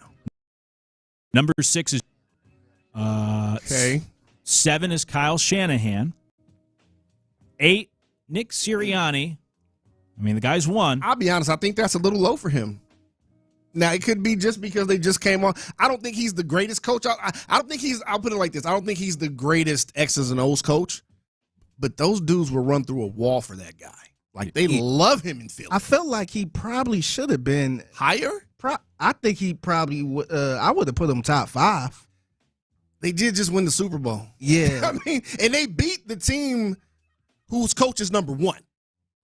Yeah. And they beat him handily, too. Like, it wasn't they just barely beat him. They beat him. Yeah, I probably would have had him somewhere in the top 5. Yeah. I probably would. I would have him higher, Sirianni. But as it relates, so far, are we good? But I'm good with all that. of those coaches ahead of D'Amico? Or Figgy, would you put D'Amico ahead of any of those first 8? I wouldn't. Nah, I wouldn't. I agree. I think all those 8. All right, so now I think this is where it gets interesting. If we're talking about, is D'Amico a top 10 coach? And again, this is just based off of Pro Football Focus's list. I don't know if I agree with the next 2. Number 9, Dan Campbell of the Detroit Lions. Are we putting Campbell ahead of D'Amico? It's tough, but at the same time, he has turned the Lions around. He has. And before he got there, they were miserable for a long time. Mm-hmm. Even, I guess, his first year. It took him a couple years to really get them going. He started 4-19-1 in Detroit. Yeah. But now that he's got them going the last couple years, they're really going. That offense is, and even the defense, they've been amazing. They have been amazing. So, it's tough, man. They made it to an NFC title game. Yeah, 2 years ago. 2 years ago, and last year, divisional round. But what, they win 14 games last year? Yeah. Yeah, I can't put D'Amico over him yet. Okay. I can't. Figgy, you taking Dan Campbell over D'Amico? Probably so, and this is why. I feel like Dan Campbell, I feel like he really put a good staff around himself. Yes. Yeah. And right now is TBD with D'Amico Ryan. Well, he struck out 1 with Bobby Slowick. Yeah. But he really put a good staff all around to the point both of his coordinators are gone. But so I think I got to give him a lot of credit for that. We're going to find out how good that offense is now with Ben Johnson being gone. That's true. If they can I think they'll still be good, but is it going to be the same at the same level? So that's my thing with the Lions. I guess based off of what they've accomplished so far, I guess we could say the Lions, it's kind of similar to D'Amico. He turned around a terrible franchise in Detroit, and the Texans were in a bad spot when D'Amico got here. And then, they should have been in the Super Bowl 2 years ago. They've won a bunch of games. They won their division last year, just like the Texans. My whole thing with Dan Campbell, I think he's overrated in the aspect of, as you guys said, he hired good coordinators, which is a credit to him. That's important as a head coach. The delegator. But I think they take a big step back this year. Really? I don't think Johnny Morton's a good offensive. He was an offensive coordinator for 1 year with the Jets. It was a disaster. That's the only time he's called plays. I think that was Ben Johnson running things. Even the defense struggled at the end. Injury too. They did on the defense. That defense was beat up last year. It was really beat up. So I give Campbell credit for the culture he's built, and I give him credit for hiring the right people. But remember, Ben Johnson was already on that staff when Dan Campbell arrived, and he did not hire Ben Johnson as the offense coordinator originally. It was Anthony Lynn who he fired. That's right. After 1 year. So we kind of revised history of like, he found Ben Johnson was already there, and then he was promoted after a firing, and it's worked out great. I don't know if they're going to have the same success. So anyways, my point being, like, long term, I would take, if I was starting a team, I'm taking D'Amico over Dan Campbell today. Okay. But maybe Dan has the better resume, and therefore you have to put him higher on the list. I'm not mad at that. Yeah, I'm not mad at that. And then number 10, I wish Pro Football Focus went a little further because I'd like to see who else they'd put ahead of D'Amico. But number 10, they put Kevin Stefanski of the Cleveland Browns. That one, I was shocked to see that one. No. I'll be honest now. I said this about Sean Payton, and I think he's just a little overrated. I think this guy is really overrated. Do y'all realize that he's won 2 Head Coach of the Year awards in 5 years? They made the playoffs 1 time. Yeah. Tell me how that works. Like, I know, seriously. Yeah, how does that work? I feel like this is some probably in the sticks football nerd type stuff. I don't care about none of that, honestly. I just, no. I feel like they kind of went a little nerdy right here. Like, see, you don't understand what Kevin Stefanski can do. I feel like this is all football talk right here because it's one thing to look at Dan Campbell and say, look at the success he's had. But what you going to look at with Kevin Stefanski? Like, especially the last couple years. Well, they went 3-14 last year.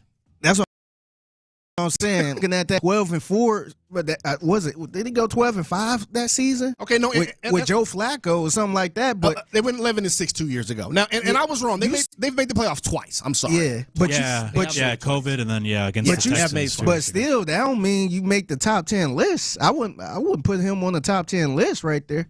I honestly just don't. I don't see how he's won 2 Coach of the Year awards. I just don't get it.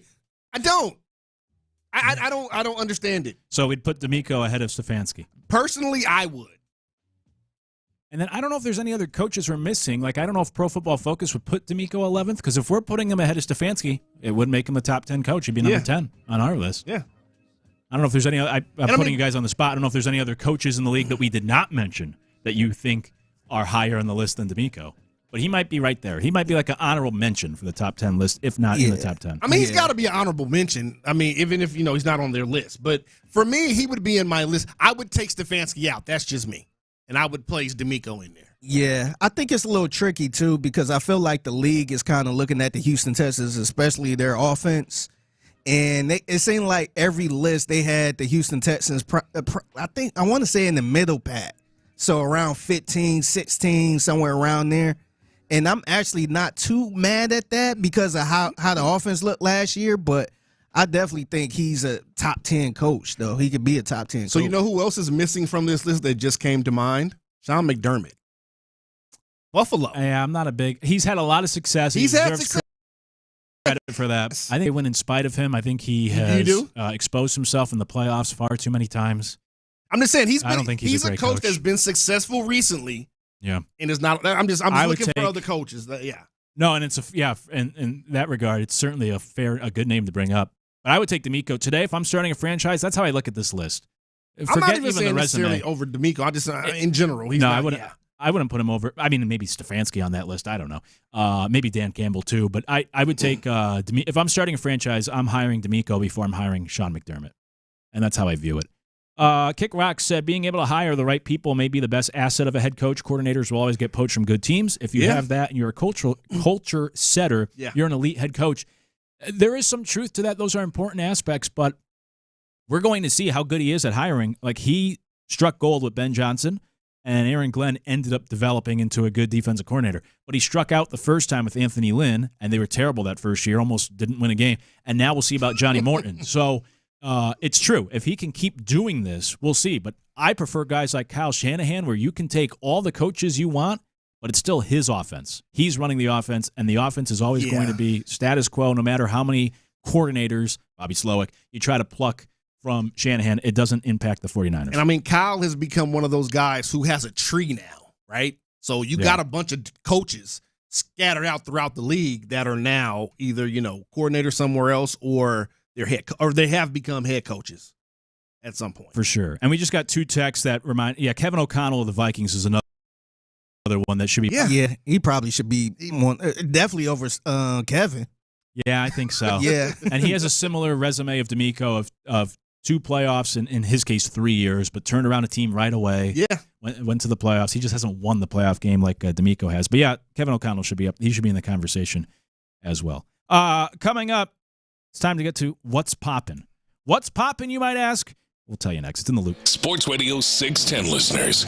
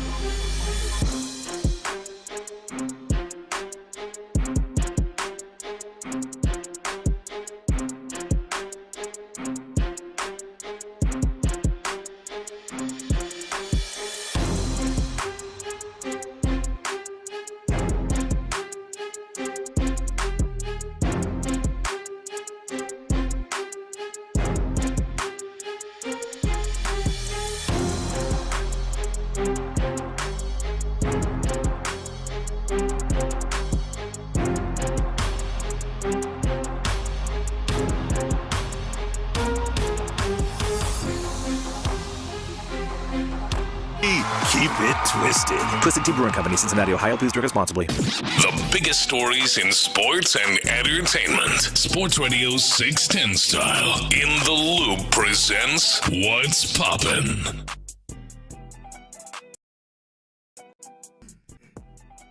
Let's get to what's popping. By the way, we were just talking about the top 10 coaches in the NFL based off of Pro Football Focus's list last segment, and it dawned on me as I was going through the list again during the commercial break, only one defensive coach in that list, which was Mike Tomlin, who's been there for almost 20 years. So that might have worked against D'Amico, maybe a Sean McDermott as well. Yeah. I think we always hold the offensive coaches in higher regard than the defensive head coaches, for better or worse. Yeah, NFL is about points. Sure is. And entertainment.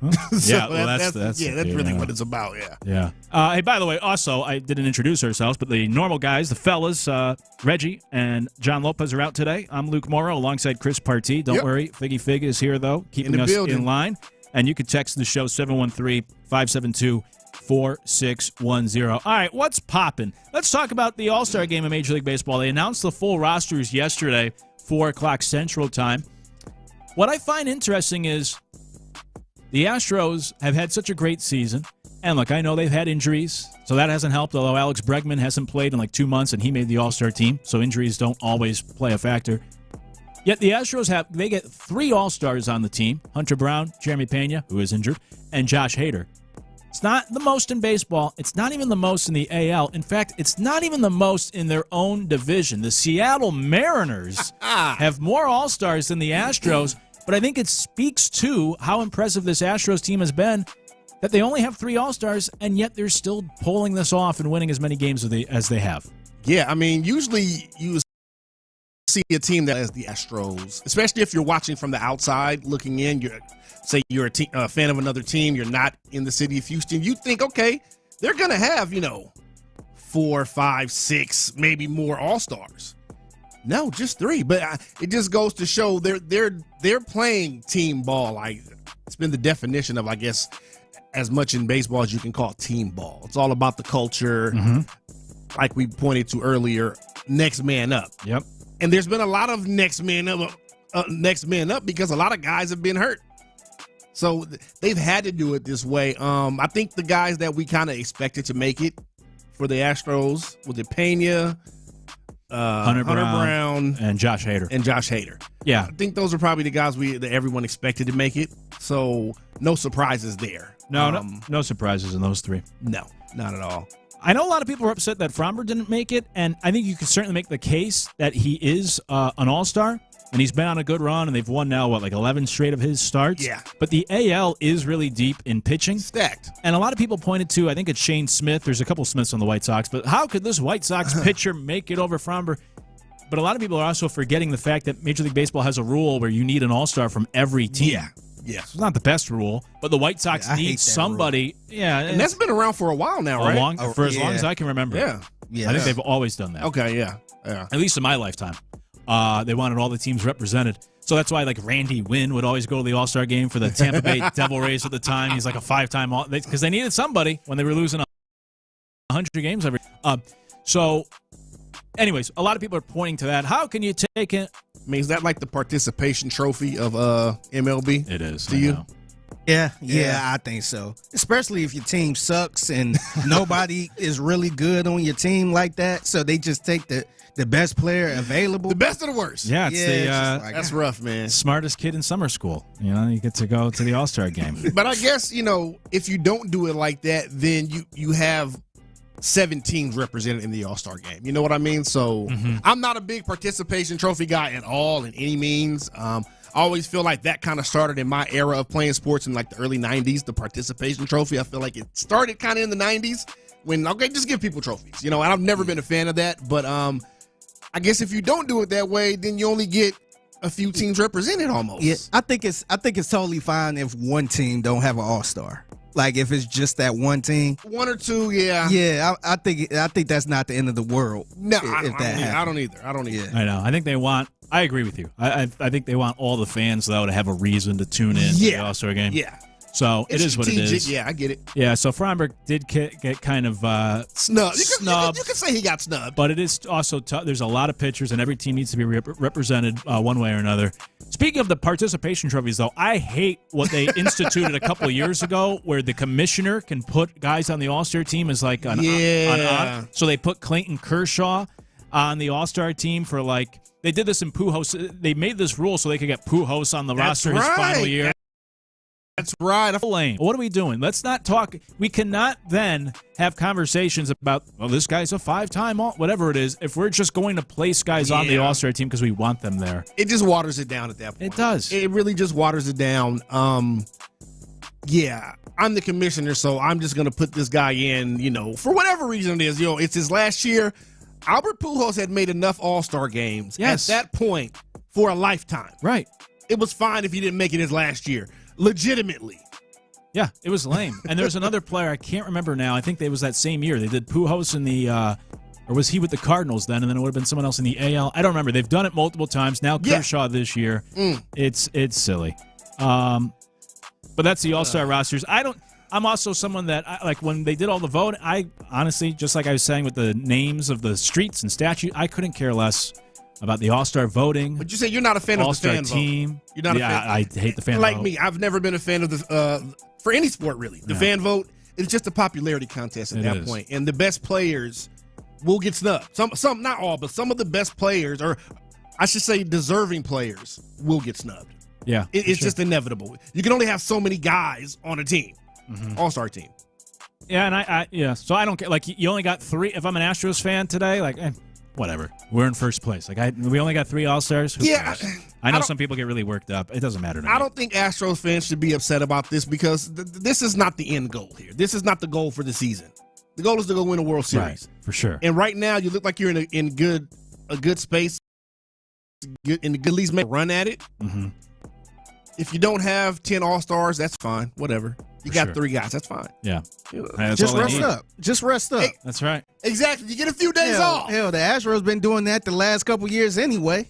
Just rest. Yeah, you have people like Altuve that don't even play, that won't even step on the field like that, man. Jordan won't even travel there. And to be honest, I think, we've probably heard, I'm sure you guys have heard different players talk about this in other sports as well, even in especially in the NBA.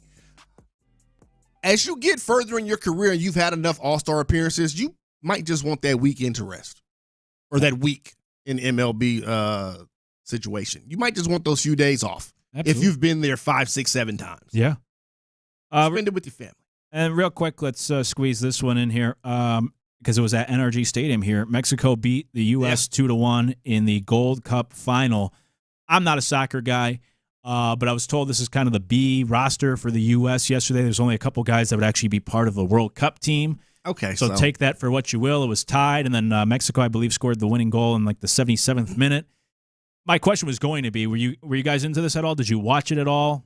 Were you around the stadium yesterday? Because I tried to stay away from the stadium. Yeah, I don't blame you.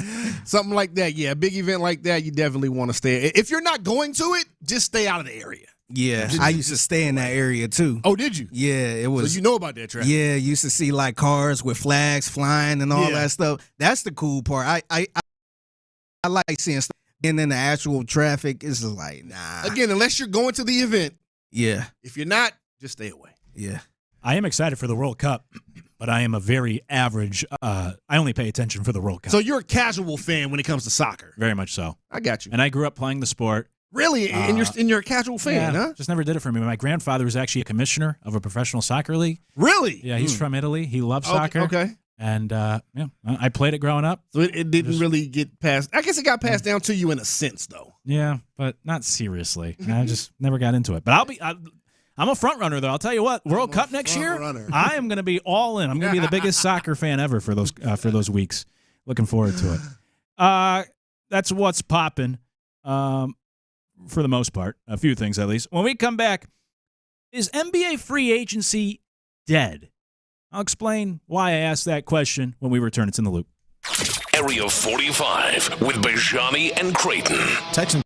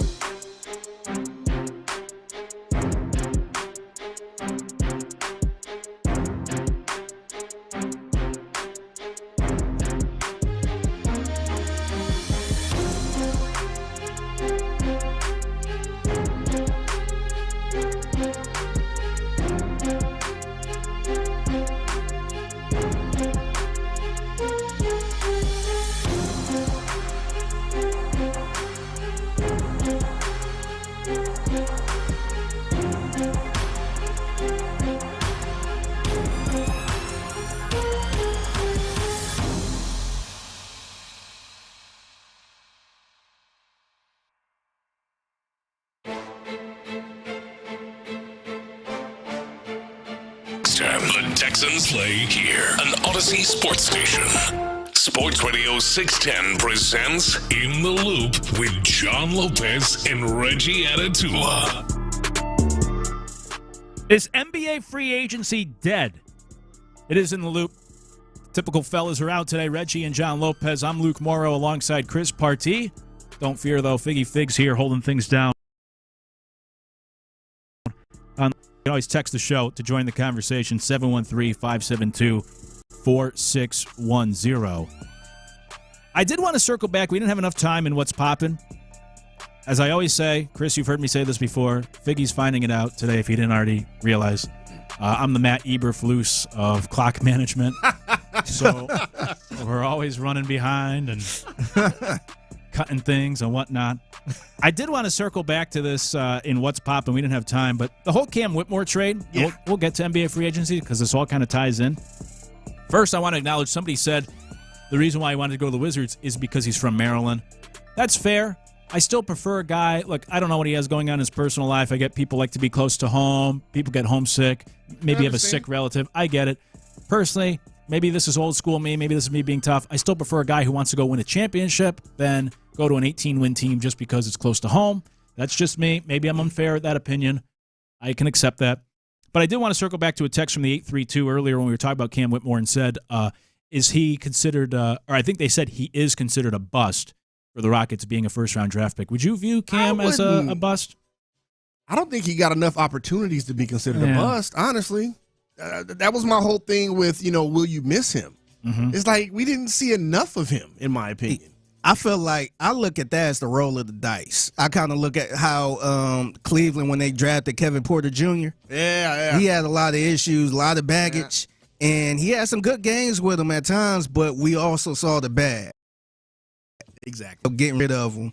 So I kind of look at that. I don't look at that as a bust. I look at that as a roll of the dice. Yeah. So I think they kind of rolled the dice on Cam Whitmore on this one. I agree with you. He went 20th. I also feel like busts should be reserved only for like the top 10. Really? Right? If you're picked 20th overall, I don't know. What are the expectations for that guy? Because of course the NBA, it's only a 2-round draft anyways. So you're picked 20th out of I think most people 64. Yeah, I think most people just look at first round pick. Yeah, right. And they say, yeah, fair. Yeah, they didn't do much. I feel like a lot of people kind of try to point it as like the NFL first round pick. And you can't. Nah, you can't, man. 7 rounds in the NFL. Anybody after 15, you might not ever see them at some point, man. For different reasons, you may not ever in the NBA. You may not ever see them. Yeah. So those late first round picks, they might be over in Europe playing in Europe for a long time. Long time. Yeah, so it may not that's a roll of the dice. It may not even be from Europe, and they may go to Europe and play. Yeah. So you just never know with the NBA. Yeah, you certainly don't. And that takes me to my next question. By the way, if you missed the Cam Whitmore conversation, you can always go back, listen to the podcast. You can scroll back on YouTube. You can use the Odyssey app, the rewind function. Just wait till like a commercial break or when we're done, whatever. Go back and listen to anything you missed from the show earlier. But the NBA, is free agency dead in the NBA? And the reason why I bring this up is because I heard people promising, mostly Shams, promising this is going to be a crazy NBA offseason and just wait. And yesterday was the official start of the new league year, so these deals become official. Yep. Obviously, you get Kevin Durant coming to the Rockets, but that is a trade. And now a 7-team trade. And that's really, to my knowledge, you guys can correct me if I'm wrong, I think that's been the only big move. Damian Lillard getting waived, but he wasn't going to play next year anyways. Miles Turner, I guess, qualifies as like another big move, but also was that a signing or was that a trade? I think they traded for him, right? Miles Turner went to the Bucks. I think he was traded. Yeah, he wasn't part of that 17 trade. I don't think he was part of that. Hey, they may go back and add him later, actually, because that's what happened. So silly. No, he might have been a free agent signing. All right, so that's like that's the biggest signing right now, I think. Miles Turner. Text line 2, correct me if I'm wrong about this offseason. I think Miles Turner is the biggest signing. And my point being, there was one team that entered this summer with a max contract available. It was the Brooklyn Nets. If you go back to 2019, there was about a dozen teams that had max contracts. And that was the offseason where we had Durant, Kyrie, Kawhi, Paul George all move. Anthony Davis moved. Jimmy Butler moved. We had a lot of big moves that offseason because teams could afford to take on big stars. Fast forward to this year, not so much. And a big reason why, I think, was the changes to the CBA, which you alluded to earlier. Yeah. Very restricting, and it also encourages you or the players to keep your players to stay where you are. Yep. So I think it's led to a lot more parity in the NBA, as we've seen. 7 different champions over the last 7 years. That's what they want. That's what they want. But is that truly what's good for the NBA, where free agency, I think we're kind of done. Like, what's the next big move in free agency? I don't think there's going to be another big move. There is none. Right. I mean, just look at the landscape. What big star, superstar even, is eligible in a free agent right now to sign somewhere else? Yeah, not at free agency. Not at free agent. Now, they may get traded. Yeah, I feel like Sean's was kind of banking on maybe Giannis moving elsewhere. Yeah, that sounds like it. That didn't work out right, and honestly, I don't know if teams can even afford that.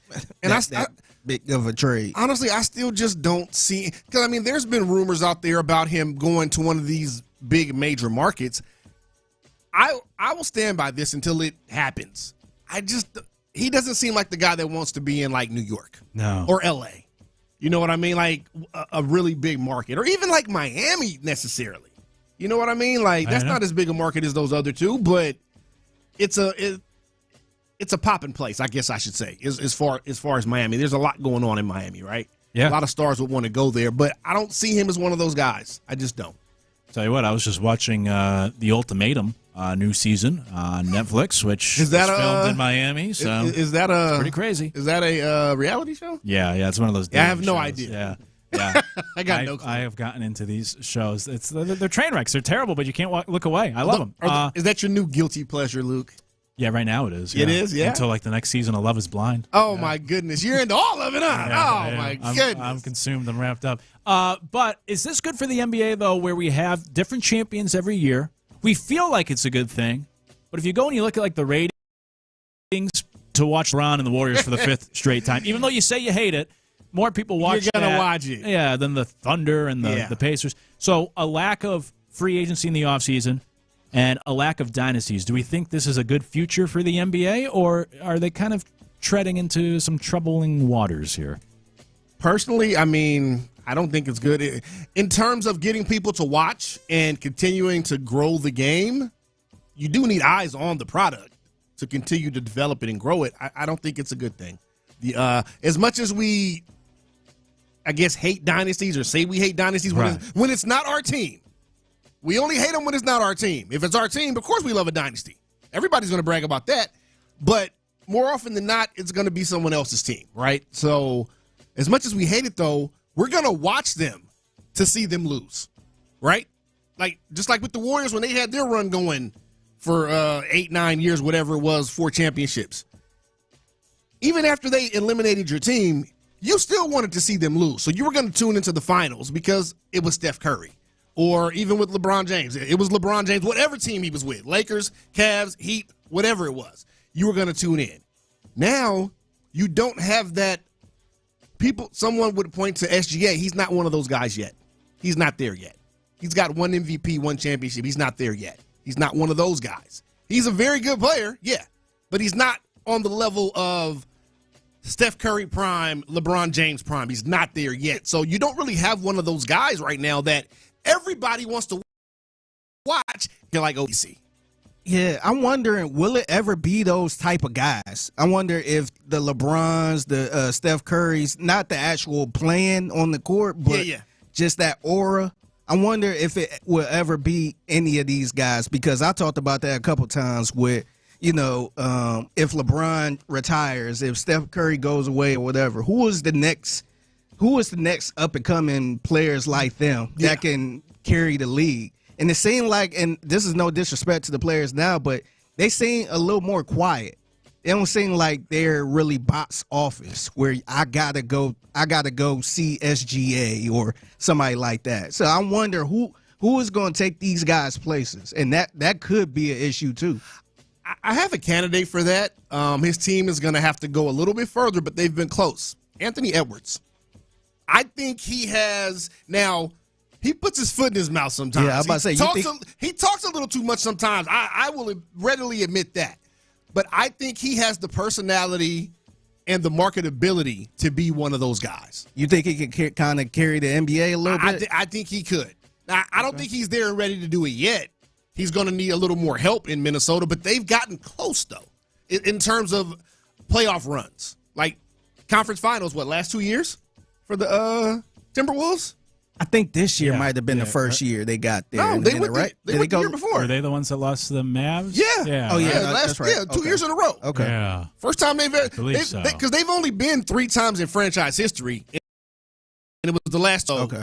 I think he could be that guy. I think he could be one of those guys. I really do. But, again, not there yet. And it's really not going to happen until guys like Steph and LeBron are gone. Yeah. Because as long as those guys are here, whether you want to say LeBron or Steph, LeBron is still, to me, the face of the NBA. He's the guy that most people think of. He may not be the best player, but he's still the face to me. And see, that to me, I feel like that's kind of a scary thing, though, because the brother is 41 or will be 41. Yeah. And you still ain't nobody take your place. Yeah. That's a little scary because, like I said, he can retire right now. Or what if Steph Curry retire right now? Then who is kind of stepping in for them? See, I don't think SGA necessarily. SGA doesn't strike me as the guy that wants that spot. He just wants to be the great player and win championships. And I think Anthony Edwards wants that spot. He talks trash. Like, he talks a lot of trash, even when he shouldn't talk trash, which is not a great thing. But I just feel like Anthony Edwards wants that spot. I don't know if SGA necessarily wants to be the face of the league. I think Edwards, though, has said himself he doesn't want to be the face of the league. Yeah, he says a lot of things, though. I don't always believe what he even says. I don't think he always believes what he says. He says a lot of things. The way you talk about him reminds me of like the Run DMC song. You talk too much. And you never shut up. Yeah. Well, it's nice with that said, where this dull NBA free agency this offseason and maybe moving forward, it's nice that the Rockets are they're the belle of the ball this offseason by getting Durant, and everybody Rockets won this offseason. You know, we had people earlier with the Astros with the All-Star game conversation saying, like, the Astros are just getting disrespected. People don't like the Astros. And I think there's always that chip on the shoulder of Houston sports fans. But I tell you what, the Rockets are certainly getting their flowers right now for this Durant move, especially when there's nothing else in the league to compare it to for this offseason. The Rockets are a huge, not even big. The Rockets are a huge deal right now. I mean, am I wrong in saying that? There's going to be so much expectation around this team. That can be either good or bad. I don't think there's a middle ground. That can be either good or bad, but there's so much expectation around this team now. It's going to be crazy once the NBA season rolls back around. Yeah, it's funny too because I felt like last season the Rockets were the team where it's like, oh, nobody's paying attention, but the Rockets are the second best team in the West. Yeah, they were kind of that team. It was the sneaky team. Now you got Kevin Durant. Now you're the favorite. They pretty much putting you up there with OKC, a threat to beat OKC. Everyone is going to be ready for Houston this season. There will be no sneaking up on anyone anymore. No. Not for the Rockets. Yeah. Everyone will be ready. It's a popular pick. Yeah, which was kind of like the Texans from year one of Stroud to year two last year. Yeah. And that's why I wanted no primetime games this year. Just go under the radar. Go under the radar. Let's play at noon every Sunday. We don't need people talking about us. Yeah, don't put us on no bright lights, man. Let's stay low and build. That's stay right. Low and build. Yeah. And the Astros are kind of the Rockets, I guess, last year. If you look up, and it's like, man, the Astros have the third best record in baseball. Yeah. With all these Ivor it right now. Chris says, different Chris, not Chris Barty. Different Chris says, real basketball fans want good teams with good basketball. We don't care about the names. The media cares about that hype. Playoffs were great without all the fluff about LeBron, Durant, and Curry. I get that point. I agree with you in I don't know if I agree with general, but I agree, but the numbers don't say that. That's what I was going to say. Exactly. Basketball nerds like us, right? I was watching the season all last season. And I kept saying it was a good season with different teams and stuff like that. But it was a good season. Yeah, but the numbers ain't really saying that. The ratings are not bearing that out. Exactly. They just aren't. Right. So I'm with you, Chris, in the general idea, but it just doesn't work. Again, commenter Chris Jenkins on YouTube. So I'm with you in the general idea, but it just doesn't operate that way. And that's how these leagues work. They know the real fans are going to be there. They're trying to pull in the average fans, and I think it's the LeBron and the Currys and the Durants that pull in those fans more than just your general good basketball. I wonder where those fans going to go when they retire. I know. the NBA has not done, as you were saying earlier about that next star, the NBA deserves a lot of blame for that too, by not building up that next star and still going to the well with LeBron and Curry and all this stuff and not doing anything for these younger guys. It was supposed to be Zion Williams.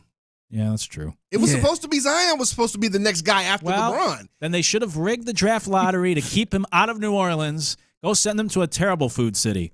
Yeah. Send them to the Jazz. Yeah, that's right. Because he was supposed to be the next big thing. Yeah. It has when he's played, he's been great, but he just can't stay on the court. Issues that he's had with the women and all these other things, but it just hasn't worked out for him to be the guy. And then Ja looked like he could have been, and then all his issues. Yeah. So, I mean, they've been in a tough spot, man. They've been picking the wrong dudes, basically. Yeah, we need LeBron and Curry to stay in the league for the next 5 or 6 years. Oh, my goodness. That might not be that far-fetched, though, honestly. Let's just be real. Just stick around for another 10 years until we find the superstar. Steph is a shooter. When everything else goes, Steph Curry will still be able to shoot it. It's true. Those guys hang around. Ray Allen can play for a long time if you just shoot it. Hell, his daddy played 16 years. Dale Curry played 16 years. Still playing off the court. Coming up along those lines, we got some confessions to get to, and we'll do it next in the Loop. How good was the Astros?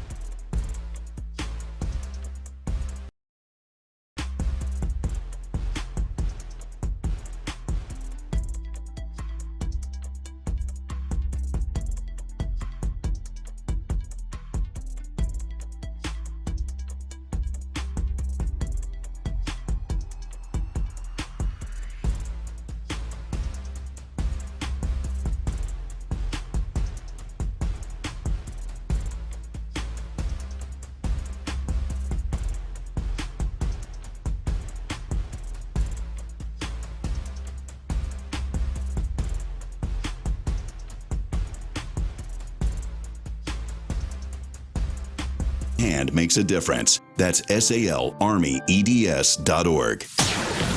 Sometimes it's sports, sometimes it's not. Whatever it is, Reggie and John are keeping it real. It's In the Loop's Lunchtime Confessions, presented by the Men's Clinic on Sports Radio 610.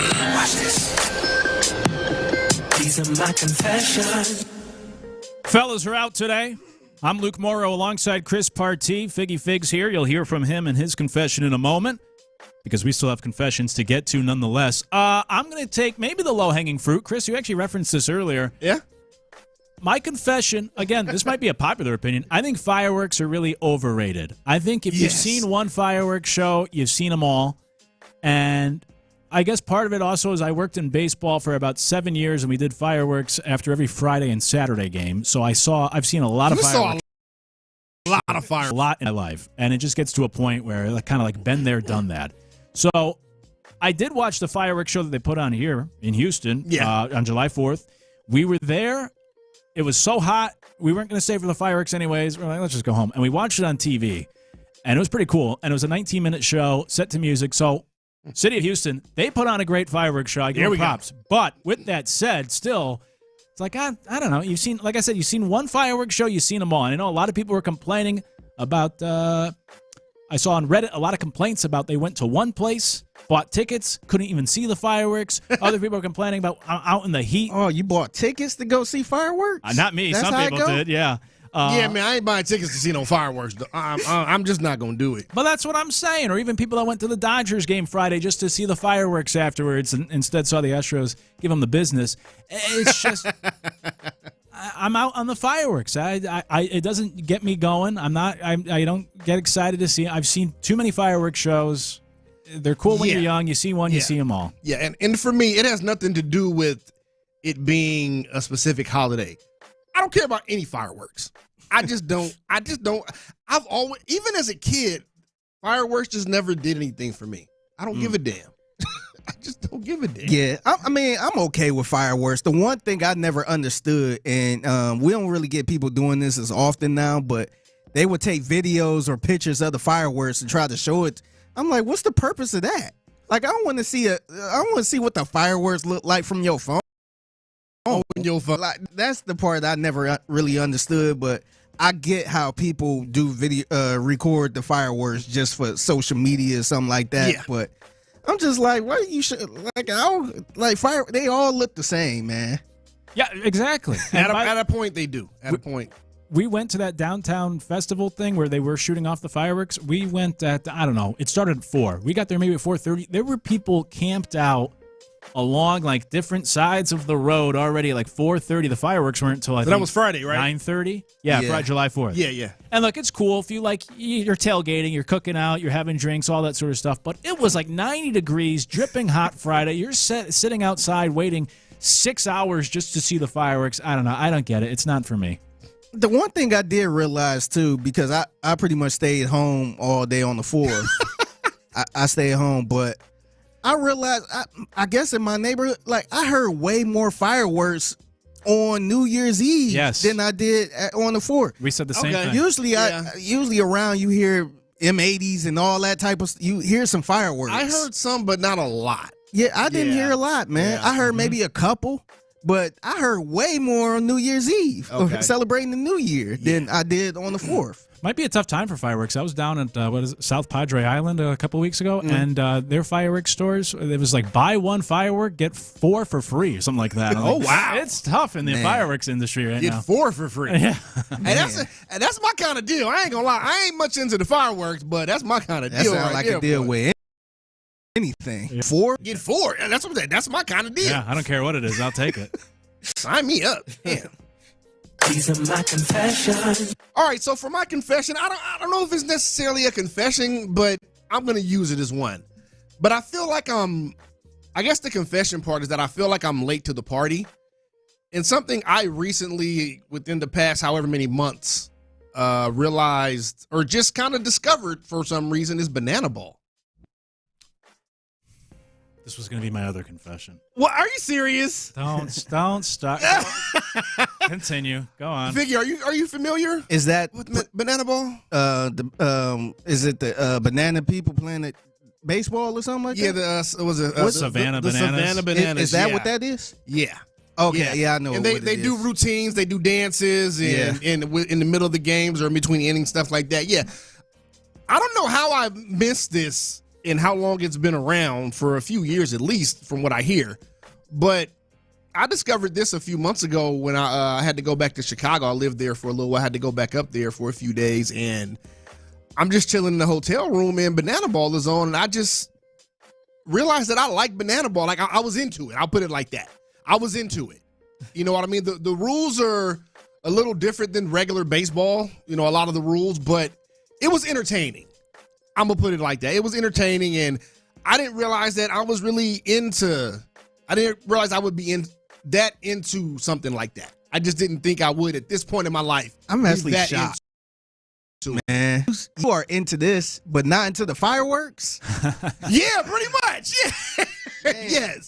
Yes. I will go Banana Ball all day, every day over any firework display, any of them. Give me Banana Ball anytime. I just realized that about myself. I'm a Banana Ball guy. Luke's shaking his head at me over here. Me too.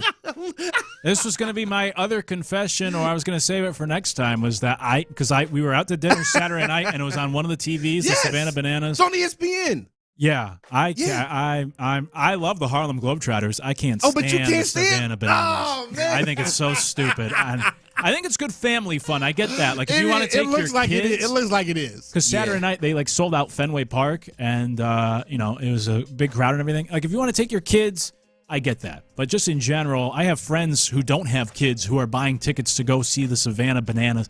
I don't get it. I think it's stupid. I don't like it. I understand actually going to the event, but I couldn't sit there and watch it on TV, man. I actually found myself, I think I watched maybe not a full game. I might have got in it around the second or third inning, but I watched the rest of that game. And I watched it a couple times since then. Oh, my God. I have. Who won? I believe Savannah won. I believe they won. That first time I watched. They definitely won that. They played the Washington Generals? Yeah. Why y'all got to dog me over the Savannah Bananas, man? Text line, help me out, man. By the way, don't leave me hanging. I think Cam Whitmore just got traded to the Washington. Yeah. Nah, for real. Washington Wizards, Washington Generals. What's the difference, right? Yeah. What is the difference? He'll score 80 points, though. Yeah. For the General. I think he'll do well. He'll do well. These are my confessions. All right, I gotta confess, man. I think I'm about to. I don't know if I'm gonna set myself up for failure, but I am looking into doing a home project, and I never thought I would be saying these words. So on the side of my house, it's a lot of grass that leads to a fence to my backyard. Yeah. And I'm like, you know what? I want to put like a little stone walkway over there. I was thinking about hiring somebody. Okay. And as I was talking to my wife, somebody was kind of listening too. And she was like, you should do it yourself, man. It's easy. Like, it saved you a lot of money. And I thought about it. I'm like, maybe I could. I'm like, maybe I should look on YouTube to see how it's done and maybe do it myself. But I'm a little nervous, man. I can't lie, man. That's my confession. I'm a little nervous. I don't know how this is gonna go, but yeah, man. I never did a project like this before, man. The biggest project I ever did was cutting the grass. So you never done this level of a DIY, do it yourself. Nope. Project. Nope. So I'm gonna be Fig the 2-man Taylor. so I'm gonna be out there trying to mess some stuff up. What you should do is document this. You should document this on film. I'm a little nervous about that too. Put it on social media. I'm a little nervous about that because once I start, I don't want to put it out there and then I decide not to say screw this. Let me just hire somebody. Well, I mean, you can actually film it and do it and get it done first, and then you know what I mean. Like, I know we're kind of going behind the scenes here, but yeah, you know. Just showed the process. Yeah, that'll be your do-it-yourself video. It starts off with you laying the groundwork and trying to do it. Yeah. And then it's like, and then after you fail, just go hire somebody to. Another guy finishes it. Yeah, if anything, I might show the after project where I'm just like, all right, look what I did, y'all. I did this all on my own. Now, were you at Home Depot or something? You said someone else, a lady said, or was it somebody you knew? No, it was actually, so I was leaving church. This is the funny part. I was just leaving church. All right. And they had a little stone walkway with rocks. It looked really nice. Yeah. And I was just kind of talking to my wife. I'm like, this is what I want. And she was like, you should do it yourself. Like, it's super easy. You know what? Get some people from the church to help you. That's what you do. Get some folks from the church to help you. That might be a price, man. They might try to charge. It's supposed to be the church, man. They supposed to help their brethren out. Hey, they don't care, man. They don't care about none of that. Hey, money is green. Hey, that's true. It is. 713 says you're going to get halfway done and then be like, F this. Yeah, and see, that's the other thing I worry about too, man. It's going to be hot. It's going to be hot, man. Yeah. That might be the thing to take me out. Wait till October. Is it something you just want to do right now? Yeah, it's not a rush right now. But hell, man, if somebody want to come help me, be my guest. Help your boy Fig out. Hit me up. Hit me up at TheFiggyFig on social media, man, if you want to help a brother out with this. Right. We're moving the dinner with B, Scott, and Figgy to Figgy's house, and you got to bring your tools with you. There you go.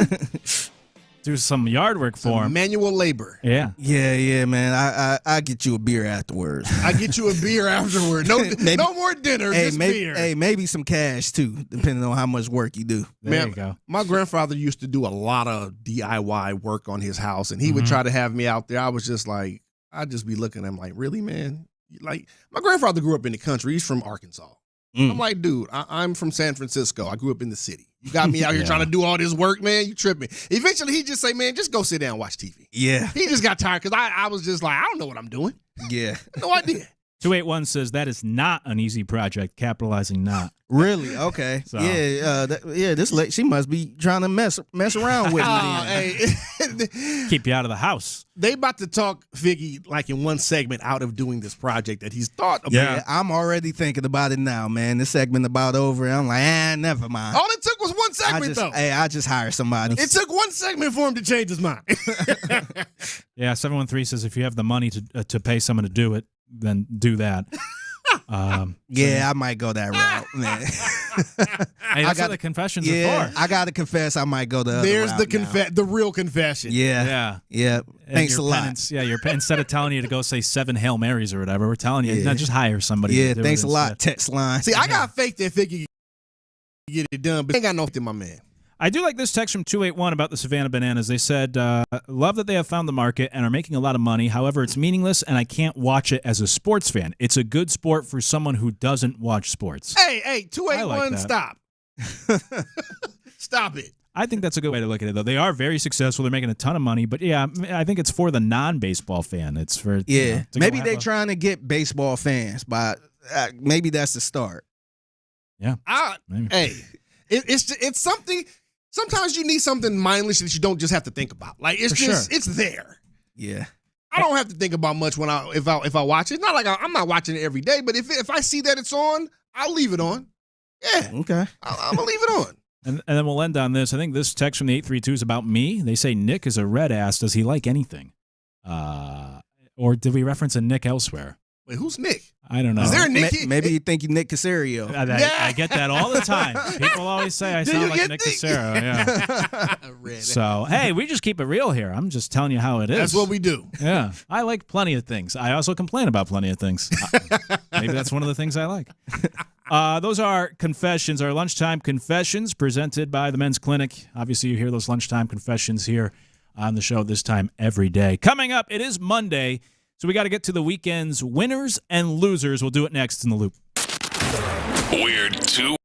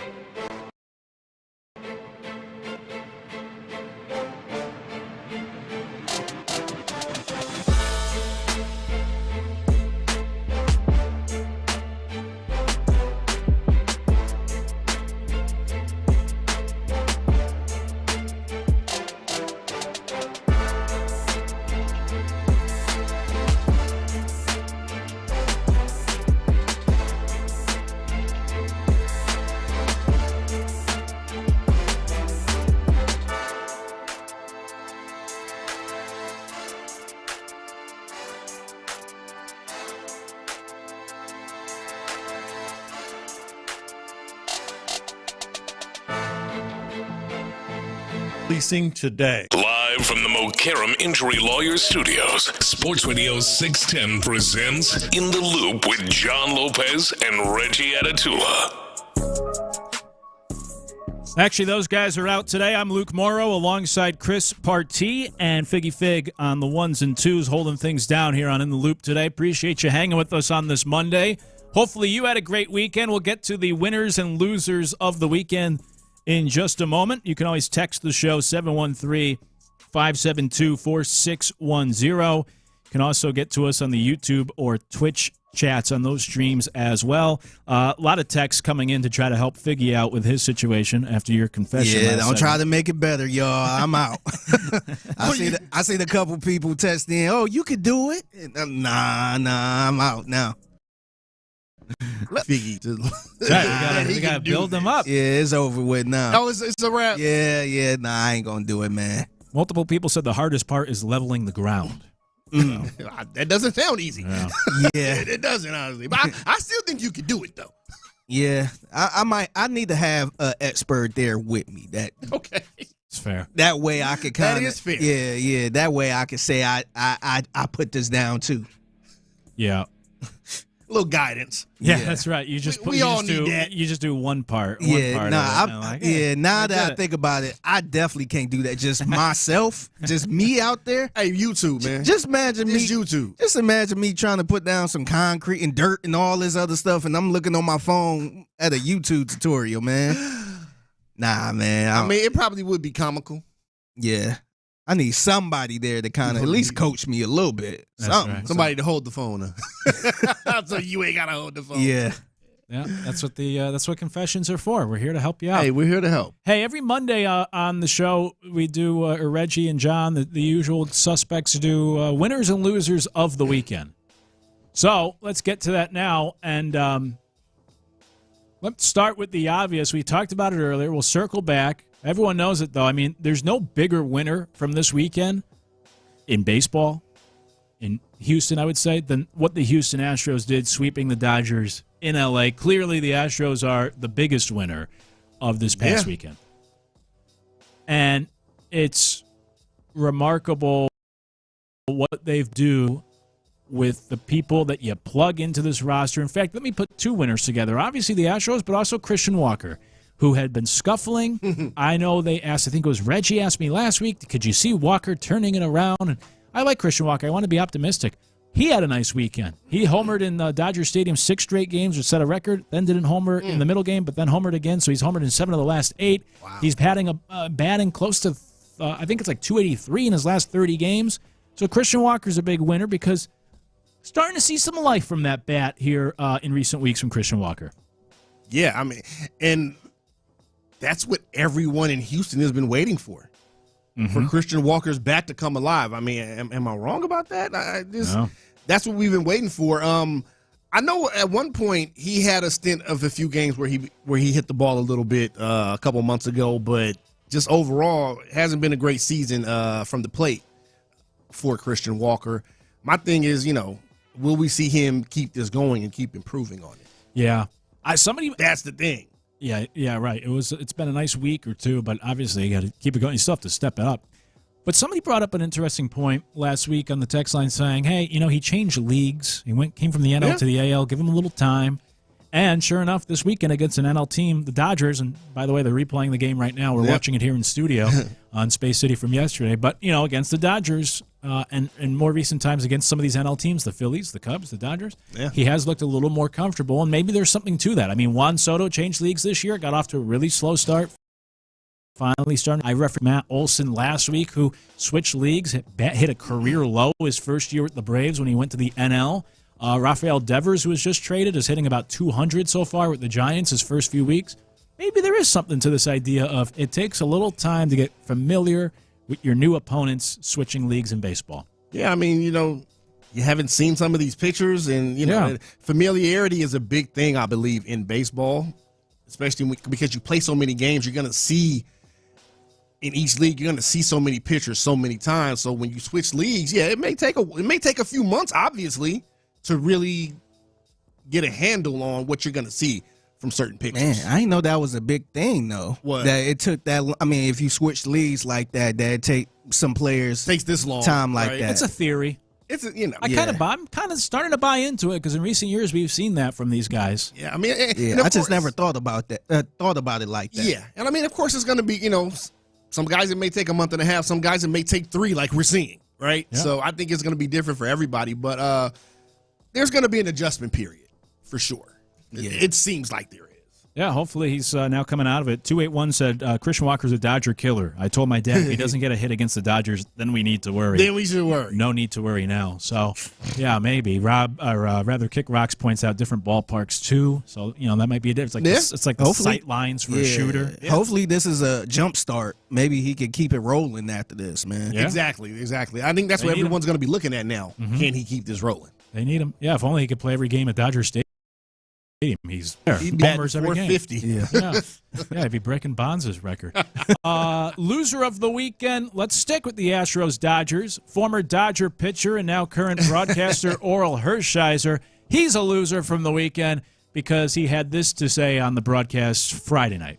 Hit hard to deep center field. Pages on the run. Will turn and launch this one. Wedge itself in the bottom of the wall. And Cam Smith flying into second, anchoring there with another extra base hit for the Astros. Double homer double to open third against Casparius. I don't want to open an old wound, but in some ways they're swinging at these breaking balls like they know what it's coming. I mean, that is not a bad pitch. It's really a very good pitch. Low and away, probably would have ended up by the ankles if it would have made it past the bat. It's the other thing that you analyze. You analyze your grip, your delivery, your glove position on different pitches. Am I giving something away? Oral Hershiser Friday night during that 18-1 drubbing, referencing, of course, the whole scandal with the Astros going back, 8 years ago now. Yeah. That ticked off a lot of people and made a lot of news over the weekend, even just like national publications of Oral making that comment. I mean, that's a low blow. That's a low. He knew what he was doing when he said it. That was not a mistake. Mm-hmm. He knew what he was doing. I will say, when you play the rest of the clip, then he starts talking about almost like the pitcher tipping their pitches. So I do wonder if either he did that to have visibility. Trying to cover up. Yeah, or if truly we are taking it out of context because everyone's sensitive to the whole trash can thing with the Astros. Yeah. But still, if he's talking about signs, or if he's talking about pitch tipping, that's one thing. If he's referencing the scandal, it's on the road. If it was Houston, okay, I could see somebody commenting on that. But not when the team's on the road because you can't do it on the road. And then B, it just sounds like sour grapes when your team, and I know at that time, I think it was only like 5-1 when he made that comment, but when you lose 18-1. But you're on the way to getting routed. Yeah, and you bring that up, it's just, obviously it's like an excuse. It's just kind of lame timing. Yeah. I actually took that as a compliment that, damn, they hitting so good right now. Yeah, they got to be cheating or something. So I kind of look at that as a compliment, too. But Oral Hershiser, he's been around the game long enough. He's been around fans, media, everything long enough to know that by saying what he said, a lot of people are going to take that the wrong way. Doesn't matter how he meant it, but it's how it landed. Yeah. And it was taken the wrong. I'm not saying it was taken the wrong way, but it was taken how it was taken. Yeah, and honestly, if you bring up anything about the cheating scandal, a lot of not Rockets, but a lot of Astros fans. A lot of them, too. Yeah, you're going to feel some type of way about it. Yeah. And think about it, it's coming up on 10 years. I know it. So it's been a while. It ain't never going to go away, man. Yeah. So somebody always going to have something, some type of little joke or something about it. 25 years from now, it's still going to be a sensitive subject for some fans, especially Dodgers fans. Yeah, for sure. I've always said, as we watch in this replay of yesterday's game, Altuve's at the plate, I think it's going to be something that when it comes to Altuve's Hall of Fame status, people are going to reference. I'm with you. I hope not. You think so? Yeah, I do. I'm not saying they're going to keep him out of the Hall of Fame because of it, but I think it's going to certainly be part of the conversation. It'll be part of the conversation. Yeah, I hate that too, man. Some voters might hold it against him in particular. I put it almost in line with like the steroids, or even, I know he was banned, but even like Pete Rose still, now that he's been unbanned, he still might not go in. I think voters will still hold it against him. Like anytime you break one of these rules or you get caught doing something, there's a lot of baseball writers that are going to hold it against him. It's these crusty ass, old ass baseball writers, man. That just for real, man. They just gonna hold a grudge, man. They gonna hold a grudge for sure. They gotta be crusty old ass. Yeah, man. They stuck in the Stone Age, man. Oh man. Yeah, that reminds. I got you. That reminds me of Seinfeld when George is talking to Eric the clown, and talking to him about the clown he grew up on, and that's what he said. Like, you're stuck in the. I think he said Stone Age too. You're stuck in you gotta get with the times. You're stuck in the Stone Age. Yeah, but anyways, and Figgy, you bringing up that it's like a compliment. It's almost like that reminded me. It's like when you think somebody, a person that's a little bit older in age and they're attractive, and you say like, they look like they got some work done, but they didn't get any work done. Similar. It's the same time. They're doing so well. You can't say that they to somebody. gotta be doing. No, you say it to your spouse behind your back. You can't, especially to a woman. You can't say that to a woman. You can't say that. No, you can't say that to her face. But you do see a woman walk past, and then you find out she's like 55. You like, wait a minute. And she look 35. She gotta have some work done. Exactly. And then you find out she don't. You like, what? So good that they got to be doing. They got to be cheating. They got to be doing something. A lot of BBLs running around. You could probably say it to their face too. You won't see the emotion change because of all the Botox. They can't move the face much, anyways. But that's a whole. Digress. Yeah. Real quick, another loser from the weekend, I would say, is Jason. Was it Jason Pierre-Paul? Was that the guy who blew off his fingers a few years ago? I say loser because every July 4th, I got some texts about it too. People reference that every year on July 4th, bring up like the biggest mistake, especially in this on guy's social life. media. Yeah, like how much of an idiot he is, and that is just going to live on forever about this guy that blew off his fingers with fireworks. Have you actually ever seen pictures of the hand? I think I might have. It's pretty gruesome looking. Yeah, it's pretty gruesome. It was actually going around this weekend. Yeah, I saw it this weekend for the first time. I believe. Yeah, I don't think I had ever seen it before. He's like the unofficial spokesman of 4th of July and fireworks now, man. Every single year they always bring him up. Yeah, you don't want to end up like me. Yeah. And he probably could get some happy endorsement. You don't want to end up like me. Yeah. Be safe out there. You don't want to be like me. Oh man, that's rough. That is rough. Yeah. Goodness. Yeah, poor guy. He's gonna live on forever. Well, people will remember him, I guess. Yeah. What's crazy, he still played in the league after that. Oh yeah, he played. He played a few years. After, yeah. So it didn't. I mean, I don't know if it hurt his career, but he still played. Yeah, it's true. That's pretty. It's pretty remarkable. That's a beast. There was a couple fingers he still played, and he wasn't bad. I think he lost like 2.5 or 3 fingers or something like that. It was something wild. Yeah, for sure. Some of the winners and losers from the weekend. This was a big weekend, though, as I said earlier, for Houston sports because obviously the Astros sweep the Dodgers, but then it officially becomes official of Kevin Durant coming to Houston. This could be one of those weekends, depending on what happens with the rest of the Astros season, depending on what happens with the Rockets in future years. You know what? You look back and it was that July 4th. 4th of July weekend, 2025. We got Durant. We swept the Dodgers. That's when it happened. It was a good time. Things really elevated. So we'll see. On YouTube, they're referencing Paul Rudd, I guess, as someone who looks like a lot younger than they are. That's where the conversation's gone. I like Paul Rudd. Great guy. I think he's great funny. actor. I think he's funny. Yeah, cool dude. Hey, when we come back, let's rank Houston's GMs. Let's check in on the power rankings of Houston's general managers of their 3 major sports teams here. How would we rank them after what has been certainly a successful few months so far here in the city? We'll let you know next. It's In the Loop. Sports Radio 610 listeners.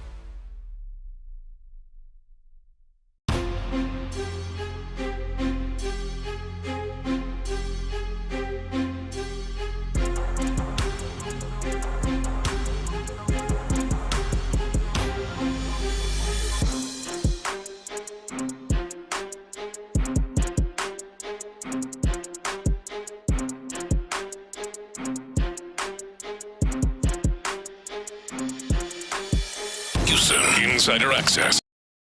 Exclusive video extend. The Texans play here. An Odyssey sports station.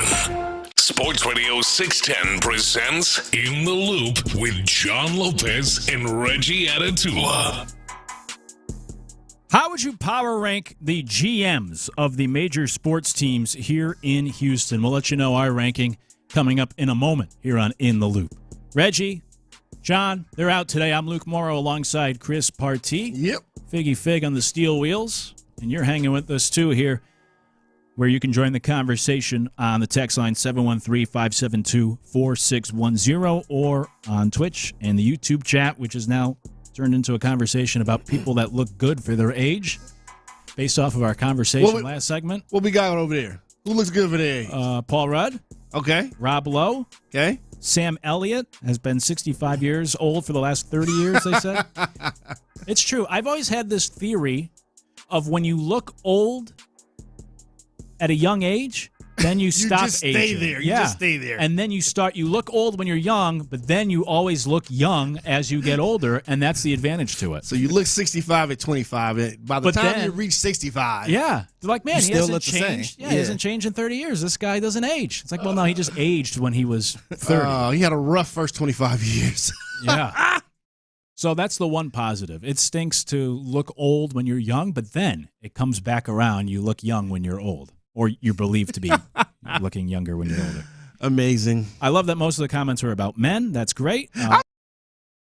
Instead of like misogynistic conversation or anything. Yeah. What's up with Halle Berry? She look young for her age. The only female was Salma Hayek. I'm not mad at that. Yep. Salma Hayek, Halle Berry, they will always be just, They will. Yeah. They will. They'll never age. Never, ever. Also, but to be fair, with these people in Hollywood, I mean, they probably are having things done, which goes against my original point. I mean, the men, too. Oh, absolutely. Oh, yeah, 100%. Yeah. Might even be more so now. Yeah, the whole cast in Hollywood, for sure. The whole cast of It's Always Sunny in Philadelphia looks really strange now compared to when that show first started. Hey, you know what? They do, but I love that show. That's a great show. I just that is one of my. For me, they're up there, like as far as like what I think of the show. With we talked about it before, Arrested Development. Yes, I'm not saying intellectually on that level, no, but I think it's a great show. I think they're both great shows. Yeah, they are. Okay, how would we rank the GMs of the Houston sports team? So obviously you have Rafael Stone for the Rockets, Dana Brown for the Astros, Nick Caserio for the Texans. Yep. I think it's interesting, without tipping my hand too much, that if we did this a year ago, I feel like maybe Nick Caserio might be number 1 at the time, but now he might be number 3. So anyways, I open up the floor. Chris, how would you rank them? Who do you think right now, because we just had the Durant trade, you also bring in Clint Capella, you've had a good offseason for the Rockets. The Astros, despite all of their advertising way to win, that's a credit to, yes, Dana Brown and some of these minor leaguers they bring up. Who do you think right now has done the best job, or I guess is currently doing the best job? Who would be number 1 on your GM power rankings? I mean, it's very close because I think they're all doing a tremendous job, but I got to agree with you, Luke. I think Nick Caserio's 3rd right now. Yeah. I'm going to go Dana Brown first just because of what the Astros are doing. And, yes, it's easy to point to, the players on the field, but he brings all these guys in. And he has a hand in, picking and developing these guys as far as the minor league system goes. He has a hand in that. So I got to go with Dana Brown right now as far as number 1. And I'll go with Rafael Stone, really not just based off of this offseason. The Rockets, they're about a couple years into the especially the Ime Udoka, era right now. But just what we've seen with Kevin Durant and, like you said, Clint Capella, you get those deals done, especially the Kevin Durant part. I mean, Stone has to be 2nd for me.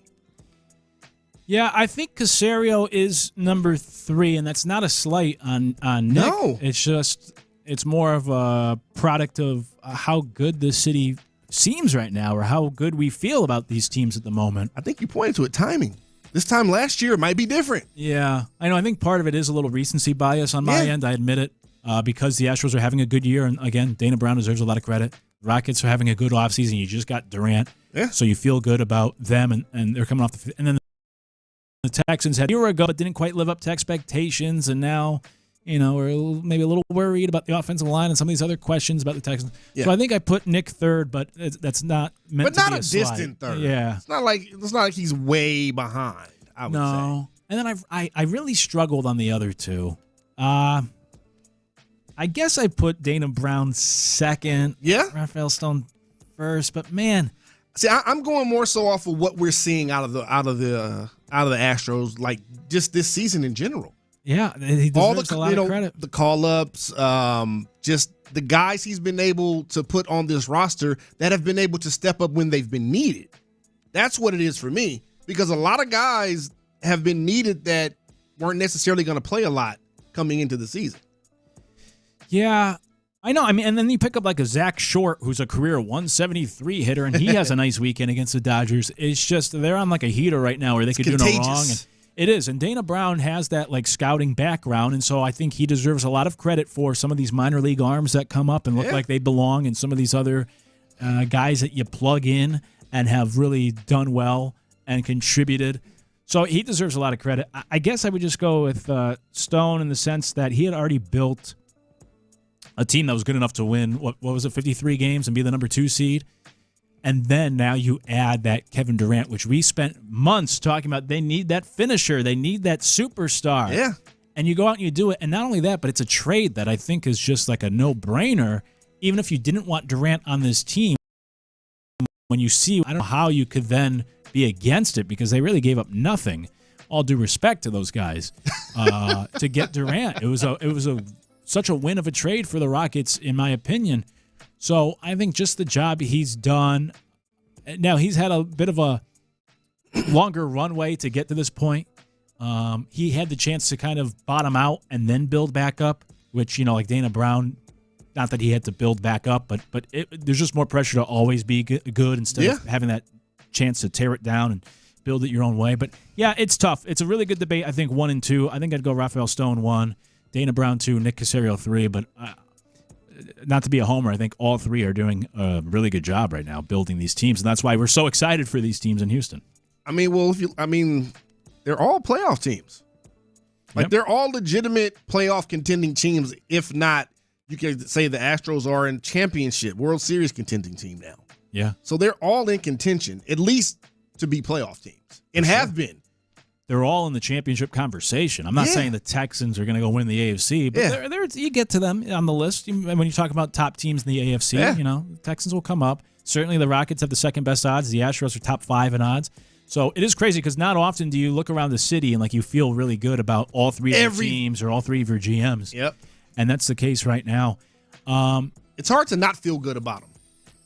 Absolutely. It's hard not to. Yeah, it's a fun time to be a Houston sports fan right now. But the other part of the conversation is GM is part of the equation, but then the coach is the other part. So now when we look at these 3 teams, we'll hear recently, how much credit should we be giving to each GM and how much credit should we be given to the head coach? Because Ime has looked to be, we know he's seems to be a very good coach in the NBA. D'Amico has done a really good job so far with the Texans. And Joe Espada, people are kind of against Espada, but the job he's done this year, I don't think we can deny that he seems to know what he's doing, or at least he's not screwing it up for the Astros this year. So all 3 have done a good job with what they've been given. Obviously, coach, GM, they work together. Yeah. But if we were to do like a pie chart, how would you look at each of these teams and say, the GM's doing a good job, but it's really more about the coach? That's a tough question. I mean, that one really is tough because I guess with the coaches, you see it more.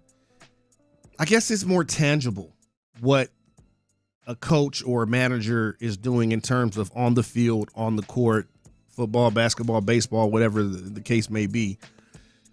The GMs, they're signing deals, they're making trades, bringing guys in, but for a large part of what they do, it's a lot of behind the scenes, so you don't necessarily see it. I don't know if that makes sense, as far as seeing is believing, I guess, seeing it right there on the court. Like, we can see the impact of Ime Udoka on the court, right? Other than a couple different deals, it's hard to actually, I guess, see the impact as easily of what stuff with the Rockets. Mm-hmm. So I mean, that to me, that's a tough conversation of who gets more credit, or to split it up. 60-40, is that what you're kind of going at? You said pie chart, like 60%, 40%. Yeah, however like you that. would do it. Yeah, That's tough. That's tough to me. I mean, the easy way out is to say 50-50, but it's rarely 50-50 in those cases. Usually it's going to be like, one side is a little more responsible. I mean, you can even look at something like the Tom Brady and Bill Belichick argument. Yeah. Of, people always have who was more important. So it's always people are always going to, lean to one side of who's more important. I mean, I guess right now, because of the improvement that the Rockets have had under Ime the last 2 years, I will go, I guess 60-40, Ime Udoka, and building the culture that he's brought from Boston. And like you said, it's obvious he's a good coach because he was able to do the same and pretty much the same thing in Boston. Now, a little different circumstances, but he's also brought that same type of mentality to Houston, and that team really fits him to a T now. Or he fits the team to a T as far as the players that are here in Houston for the Rockets. So it's true. That's the interesting thing with these three teams is you feel good about the GMs, and you got to feel pretty good about the coaches too. With the job Ime's done, D'Amico, and then, I mean, like I said, with everything the Astros have been dealt, and yet to still have such a good record, Joe Espada deserves a lot of credit. Yeah. 713 on the text sign said last completed season. Yeah. And he said you got to put Nick Caserio first. He's the only GM to win in the playoffs. Dana Brown in 2023, they did win the first round of the playoffs. The Astros did. So that's equivalent to the Texans winning the one playoff game, losing in the next. We're kind of forecasting for the Rockets and what they're going to do now with Durant. Yeah. Also kind of forecasting with the Astros a little bit, although, again, they deserve so much credit for being at this point with all the injuries. But yeah, it's hard. You have three GMs that have all done really good to build these teams, and three good coaches they're working with too. Yeah, no, I was going to say, I think the timing part plays a lot into this too, because remember last season, the Houston Texans had a little bit of bread to spend and a little bit of a couple of draft picks to spend. So they brought in Stephon Diggs and all that stuff. They kind of loaded up on offense. And this year, by default, that's not the case right now. They got rid of, a couple guys on the offensive line and all that stuff. So if you're looking at it in that way, then sure, you could probably put Nick Caserio last, but that's respectfully because of just the timeline and all that stuff. But overall, I felt like his tenure been pretty good, man. I would say, yeah. And it was ahead of schedule. Because I don't think because even when they drafted CJ and Will Anderson, ain't nobody had maybe a couple people, but I don't think a lot of people had them making the playoffs like that. And winning D'Amico's first year and winning a playoff game. That first year, That. And again, even if Nick Caserio is third, it's not a distant third. Honestly, this is a tough ranking right now. It's tough. It seems like these GMs are fighting for the number one spot. It seemed like when somebody have a good year, they're like, all right, bet. Let me show off in free agency now. Yeah. It seemed like they all trying to get that number one spot, man. It's a good problem for the city of Houston to have that we're struggling to try to rank these GMs and these coaches. It's a good problem to have. Yeah, for sure. If you're a fan. It's a great time to be a Houston sports fan. And it is interesting what Figgy just said, because I think they've referenced that in Boston, too, where like when the Patriots started to win Super Bowls, it made the other teams like, oh, man, we got to kick it into high gear. Got to step up. And that's when the Red Sox broke the curse finally. And then, the Celtics got back a few years after that. But, it's like that high, what's it, the water, high, what is it, rises, high tide rises all boats, whatever it is. Something like that, yeah. Similar here where, when one team's having success, you get a little competitive. You got to step it up. You got to steal some of that spotlight from the Houston sports fans. You don't want them to just be giving their focus to only the Texans. They got to come to some Rockets games too. Yeah, you can make an argument, a case for everybody, all these GMs, because even with Rafael Stone, he was getting crushed early on, but he stayed patient, man. That dude stayed patient. He did what was right for the team and brought in the right coach, which took the team to the next level. So you got to get credit alone for that. And then not to mention the KD trade. He didn't overspend for it at all. He kind of stuck to his guns. They kind of spoke what the market was thinking of, the Suns and the trade and all that stuff. And he got the best deal for the Rockets. Yep, they've all done a good job. I struggle with the 1 and 2. Sorry, Nick. I think it's recency bias. I put you third. The other two, I think it's a really good debate of who's done the better job to this point. I know one text said, we don't even know if the Durant trade's going to work out. Like I acknowledge, we get that. It is projecting. We understand that. We understand but I think he did a good job just getting Durant here, filling that void, and not giving up much. In terms of a general manager making moves, that's what we're kind of looking at here. Yeah, that was kind of the right move, too. Yeah. And then you could kind of say the same thing about Nick Caserio, like the moves he's making this offseason. I just seen PFL put out their grading for the O-line. And they had the Houston Texans 32nd. Oh. I dead last. Yeah, dead last. So I understand that point, but if it works out right where this offensive line is gelling, then we could be talking about Nick Caserio, the number 1 GM in the city. True. It's true. Yeah, it could go either way, man, with all three of these things. That's why we check in with the power rankings every so often. Got to do it. Right now, Nick, it's because of the offseason. Recency bias. The other guys are moving up the charts. It could change next week. Who knows? That's right. Hey, it's the time of the show each and every day where we get to Figgy's mixtape. Figgy, what can we expect to come up here? Yeah, so the state of Texas is doing something different when it comes to driving off the lot in a new car. I'll let you know what that is. Plus, it's a guy in North Houston making some crackhead decisions, and I will explain what I mean about that. Can't wait. We'll do it next. It's In the Loop. Area 45.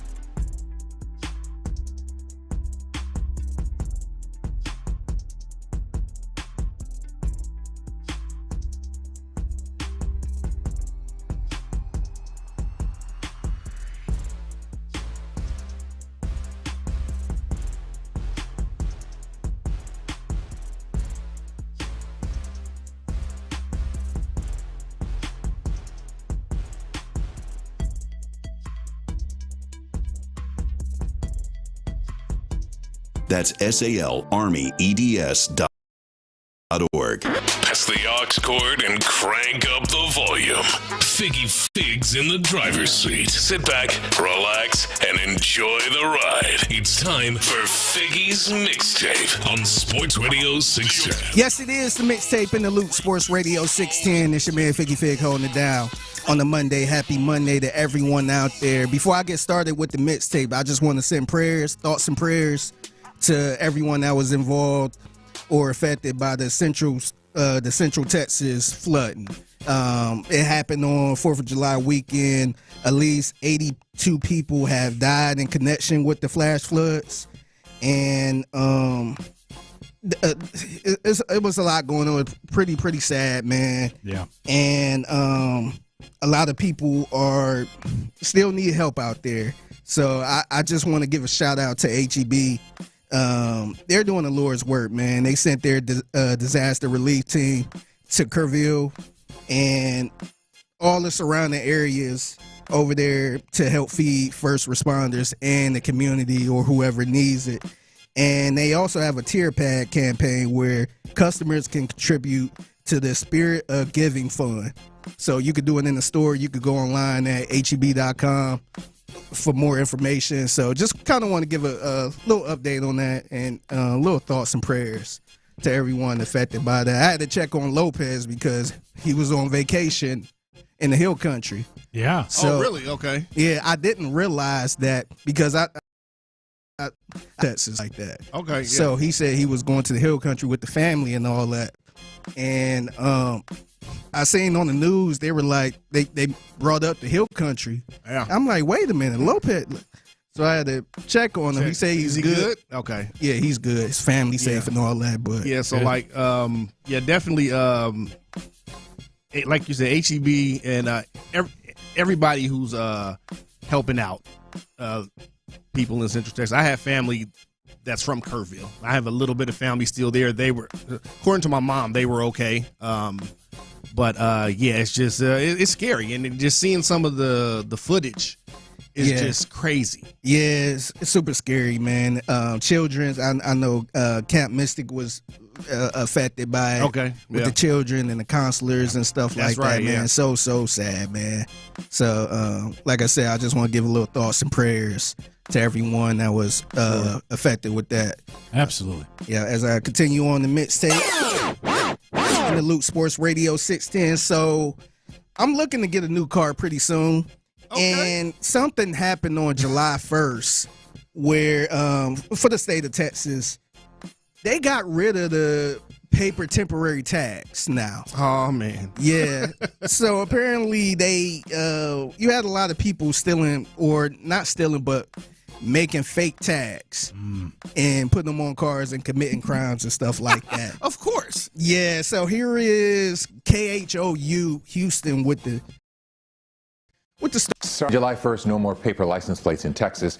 Drivers will leave the car lot with permanent metal tags installed. Now, lawmakers hoping the change will curb crime, but thieves could still target your metal plates. In August 2021, a New Orleans police officer visiting Houston was shot and killed. The getaway car had bogus temporary tags, highlighting a big problem. A loophole in Texas law let fake car dealerships print and sell temporary plates, and criminals took advantage of that. Now, a new law aims to stop the fraud by eliminating paper plates. Without paper tags, crooks are going to need, some way to hide the identity of their car, and stealing a hard tag is one way. More than likely, we're going to see is more of a rise of the stolen hard tags. It may sound like a small crime, but it can lead to big headaches, from toll violations to crimes committed in your name. So that's a little scary. And the first thing I thought about was, how can I prevent this, man? Because I know some people have some special plates where it take a long time for you to steal your license plate, but some other people just got a screw right there. So you could just show up with a screwdriver and unscrew it and steal somebody's license plate and be gone in a flash. Yep. So here's more from KHOU on what you can do to prevent this. What type of special screw you need? That's why Sergeant Hicks recommends swapping out the standard screws on your plates with these. Tamper-resistant screws for our license plates. They look, but the difference is in the head. Once they are installed, they require a special tool to remove, which makes it much harder for a thief to nab. Hopefully, the crook won't have the one that matches your plate. Make him go somewhere else. By the way, these tamper-proof screw sets can be easily found online or at a hardware store. No, I'm not the coldest beer in the fridge. I ain't gonna lie. But do you think the criminals be sitting there watching this news segment like, all right, so I can't use a screwdriver. Let me go to Amazon. Let me go to the hardware store and get this special screwdriver that these people are using right now. That's what caught my attention. Hopefully the criminals don't have the special tool. So I'm on a wing and a prayer here that this career criminal does not have the special tool to swipe my license plate. Yeah. I don't know about that, man. Yeah, I'm a little worried about that. I do think I'm wonder I have a few questions too about leaving the a lot of questions. Yeah, I have a couple questions about leaving the parking lot or leaving the car lot with the hard plates. Like, are you good? You ain't gotta go to the DMV or anything like that. So you just good? Yeah, like everything is registered right away. Because sometimes these dealerships, they be taking a while to send your information in. Yeah. Depending on where you go. So I wonder what type of hard is it, like a hard temporary plate or. I'm just kind of curious, man, because it seemed like that will help a lot if you just go on and get your plates and be done. You ain't got to go at the DMV and all that stuff. Yeah. But yeah, I'm a little curious about these special screws that you could just pick up from the hardware store. I mean, how soon before you're looking to are you actively looking for a new car? Or? Yeah. Okay, so it's going to happen soon. Yeah, it's going to happen soon, probably in the next month. Hey, man, invest in that too, brother. Invest in that too. I want to put the damn club on there at this point, man. Like, y'all ain't taking my car. Put a club on your license plate. Put a little lock or something, man. Like, just don't. And by the way, I did have my license plate stolen before my front one. Yeah, my front one, and it's a hassle to try to get another one. Now, was that here? No, it wasn't here. It was when I lived up in Cleveland. Okay. And Ohio actually have a rule where you gotta have a front license plate. Yeah. Some states, a lot of states do. Same actually. here. Yeah. A lot of states do. Because I know like Michigan didn't have that. So if you had like a rental car that didn't have a front license plate, you was good. But if it was like Ohio plate, then you'll get a ticket for that. Oh wow. Okay. Yeah. I have to plead ignorance on the whole story though, because I kept seeing this headline that said like starting July 1st, paper plates are going to be banned in Texas, and I kept thinking they were talking about paper plates that you eat off of. And I'm a big paper plate guy because I don't want to do the dishes. Hey, you know what, Luke? I am too. Yeah. I hate doing dishes. And I was like, what? They're going to ban that July 1st? And then finally, after seeing this headline so many times, I clicked on the story and I watched the video, and they said the license plate. So, oh, okay. Thank goodness. So I could still use my paper plates. Hey, Fig, you had Luke scared over here, man. No more paper. What you thought in Seattle, huh? Yeah, I don't want to do the dishes. Yeah, you gotta pay for your paper bags and all that stuff, man. Mm-hmm. Yeah, that's not just Seattle. That's the Pacific Northwest. I mean, I lived in Portland, so I mean, I believe we had to pay for them there too. Yeah, Washington and Oregon side. Yeah, no, I went to Seattle one time. I just went to the store. I think it was like a Walgreens or something or a Walmart, and they asked if I wanted a bag. I'm like, yeah, sure. Man, that price went jacked up a little bit. I'm like, I could carry this stuff myself. I only had one thing. It's like 15 cents now. Yeah, I'm like, when they started, it was like 5 cents. Yeah, and it jumped up over. I think I got it when it was about 15 cents, and I'm like, nah, man, I only got one thing. I think I just had like some toothpaste or something. I'm like, nope, I don't need no bag, and y'all doing this right. I think California might be on the same thing though. I haven't lived in Cali in over a decade now, but I believe when I go back, I think I do pay for bags there. Yeah, but I hate paying for bags. I don't want to pay for this. I'm already paying for the food. No, it helps you bring your own stuff, your own bag. So I guess it is helping save the environment a little bit. I don't know. Because I ain't trying to pay for no bags that I'm going to throw away anyway. Not. All right, it's the mixtape in the Loop Sports Radio 610. So a man on the north side of Houston was arrested for stealing tools out of someone's garage. And doing something like that, I feel like Joe Judge. Remember Judge Brown? Judge Joe Brown? Judge Joe Brown, yeah. Judge Joe Brown. I think he would refer to this move he did after the fact. It moved him. The Harris County Precinct 1 Constable's Office would like you to take a good look at this guy. They say he's behind an outlandish scam. 38-year-old David Saucier caught on camera last month stealing tools from a garage in North Houston. He then approaches the homeowners telling them, hey, I know who stole the tools and offers help get them back. The homeowners didn't fall for it and called 911. Saucier took off. The constable's office tells us he's been doing this while out on bond for a previous theft. What the hell is wrong with you, man? Some people just can't get right, man. Yeah, that remind me of the scene from Coming to America when they stole all their stuff, and then the guy come back, hey, I got some gold toothbrushes for you. Oh, man. That's the classic move, is stealing it and then and like, trying to I can help you find back. Yeah, man. That sounds a little crackhead-ish. He need his ass a little bit. He need his ass kicked. Yeah, no, he do. He need his ass kicked. No, me, how ignorant I can be, I probably would be like, oh, word, all right. Come on, all right, let's go get it then. Let's go. Knowing damn well I know you did it. And then would have whooped his ass on the spot. And give me my stuff back too, man. What's wrong with you? Stealing people's tools out their garage, man. Yeah. Did they catch this guy yet? I mean, I guess they called the cops on him. I think they caught him. I do hear about that. I live in North Houston, so please catch him. Yeah. Yeah, I hope you don't have a tool shed out there. I hear about that a lot, though, like tools getting stolen. I'm not a handyman. I don't have tools. I don't have some fancy garage. I hear that a lot of real value in that and stealing these tools. I feel like if you're going to steal something, you got to go bigger than stealing someone's like toolbox and selling the tools. Yeah, for some of these toolboxes. Yeah, the thing is, I think this stuff is worth a lot of money. Yeah. But if you're a crackhead, drug addict, something like that, you selling it for dirt cheap. You gonna steal anything? Yeah, you're not selling it for the right price. You might try to sell it for a lot of money. Yeah. But ain't nobody about to give you all that money. So you gonna sell probably some type of tool that's usually like maybe $300. Probably sell it for like 40, 50. If you in the market to buy something from a crackhead, always barter. Yeah. Never pay full price. Don't ask how I know. Just do it. I love this comment. Someone will steal Figgy's tools, then charge him to do the pathway. Hey, the text line wins again, man. Yeah. Yeah, so hopefully this guy's off the street. I sincerely hope so. Yeah. All right, real quick, I'll get y'all out of here on this. Have y'all been keeping up with the whole Malik Beasley thing? Yeah. A little bit. Him being investigated over some gambling allegations. Yep. And all that stuff. I feel like we're going to see more of this in the future. Of course. But here is Bomani Jones pretty much talking about this situation and how much money he owed to a barber.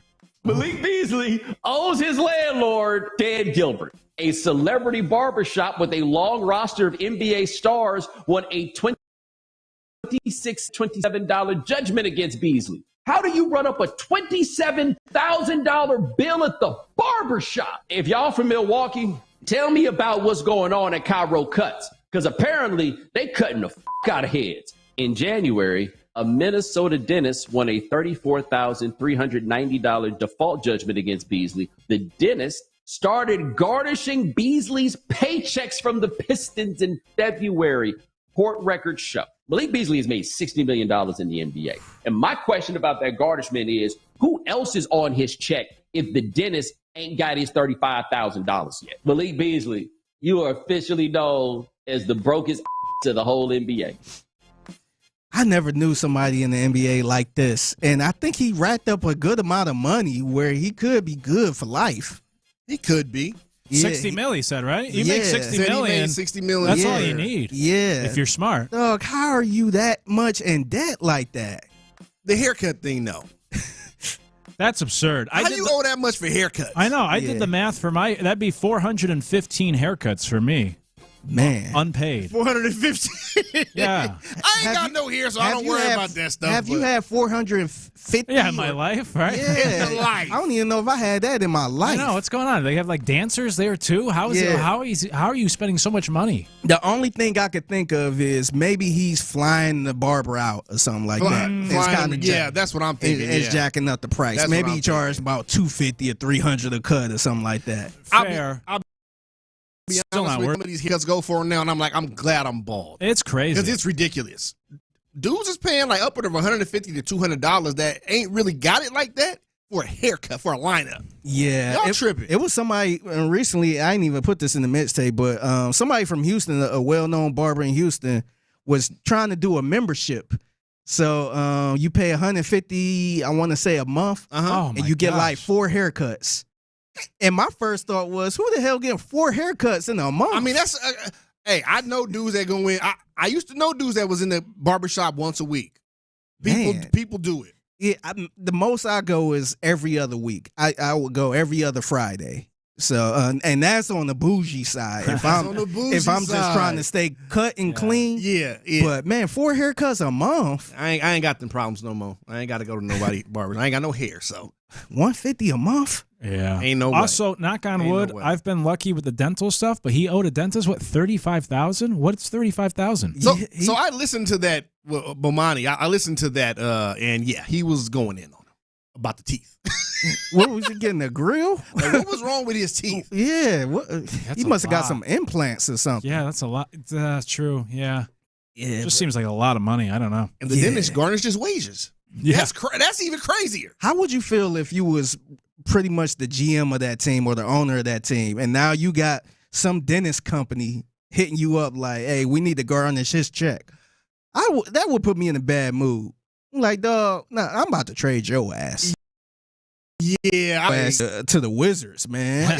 Like it's not like it's the government that's garnishing his wages, which they will do, depending on the circumstance. It's worse. It's a dentist. Yeah. Come on, man. I'd rather have the government. like really? Like, dog, don't have the dentist call him out for. I'm paying you money. I'm paying you more than this. A lot of money. You could afford to pay this out, man. A lot of money. Brutal. And that's how you get yourself into that type of situation with the gambling and all that sort of stuff. Hey, appreciate it. The Figgies mixtape of this time each and every day, as always, here on In the Loop. When we come back, we'll catch up with the fellas from the drive, but also the Astros. It's remarkable how they keep doing this. Is this the most impressive version of the Astros we have ever seen? Get to that next. It's In the Loop. How good was the Astros pitching in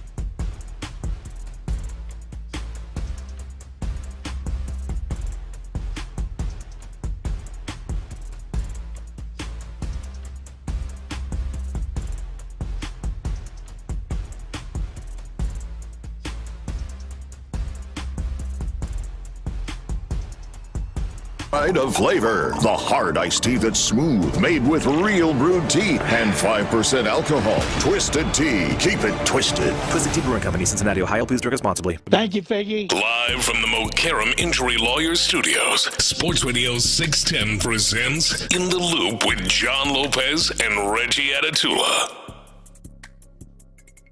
The fellas are out today. I'm Luke Morrow alongside Chris Partee. Figgy Fig on the other side of the glass holding things down. Appreciate you guys hanging out with us here on this Monday. You can always text the show 713-572-4610. We'll catch up with the guys from the drive coming up here in just a few moments. But hopefully you had a great holiday weekend. Hopefully you had a week because that was a great series in L.A.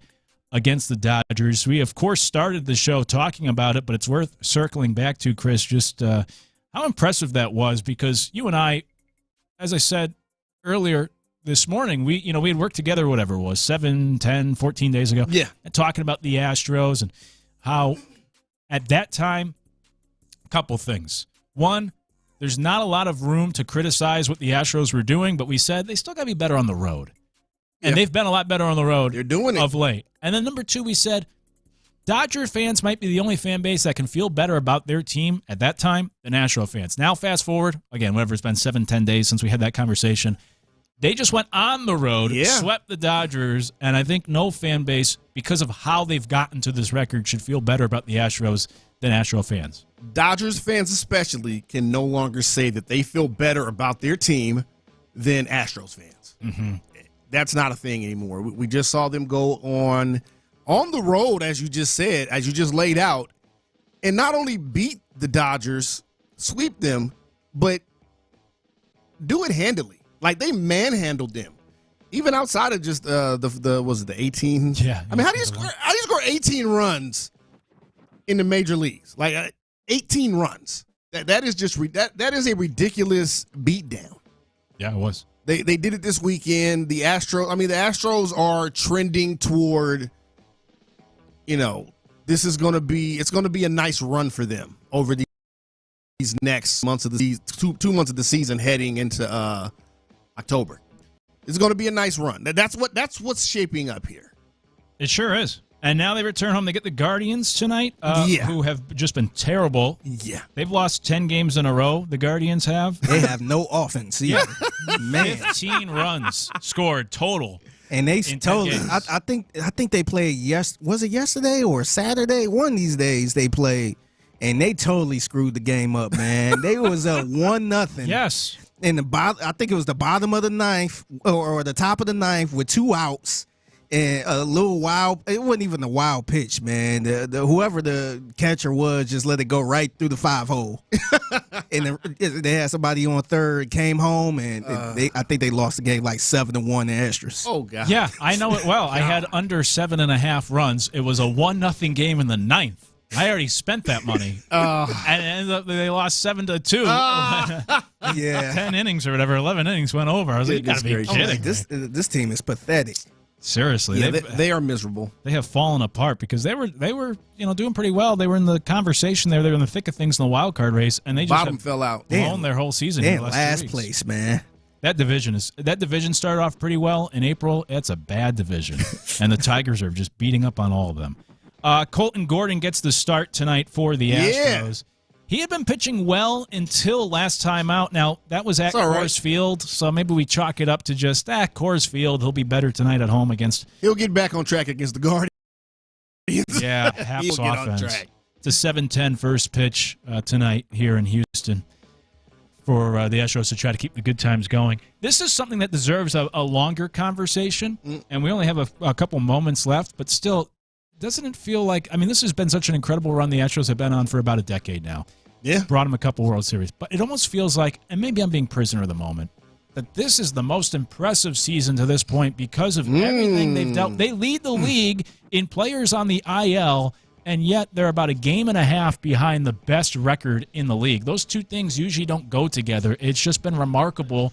They just swept the Dodgers, won 18-1 on Friday. It's just been crazy what they've been able to achieve throughout this season. Yeah, now they got to go finish it out.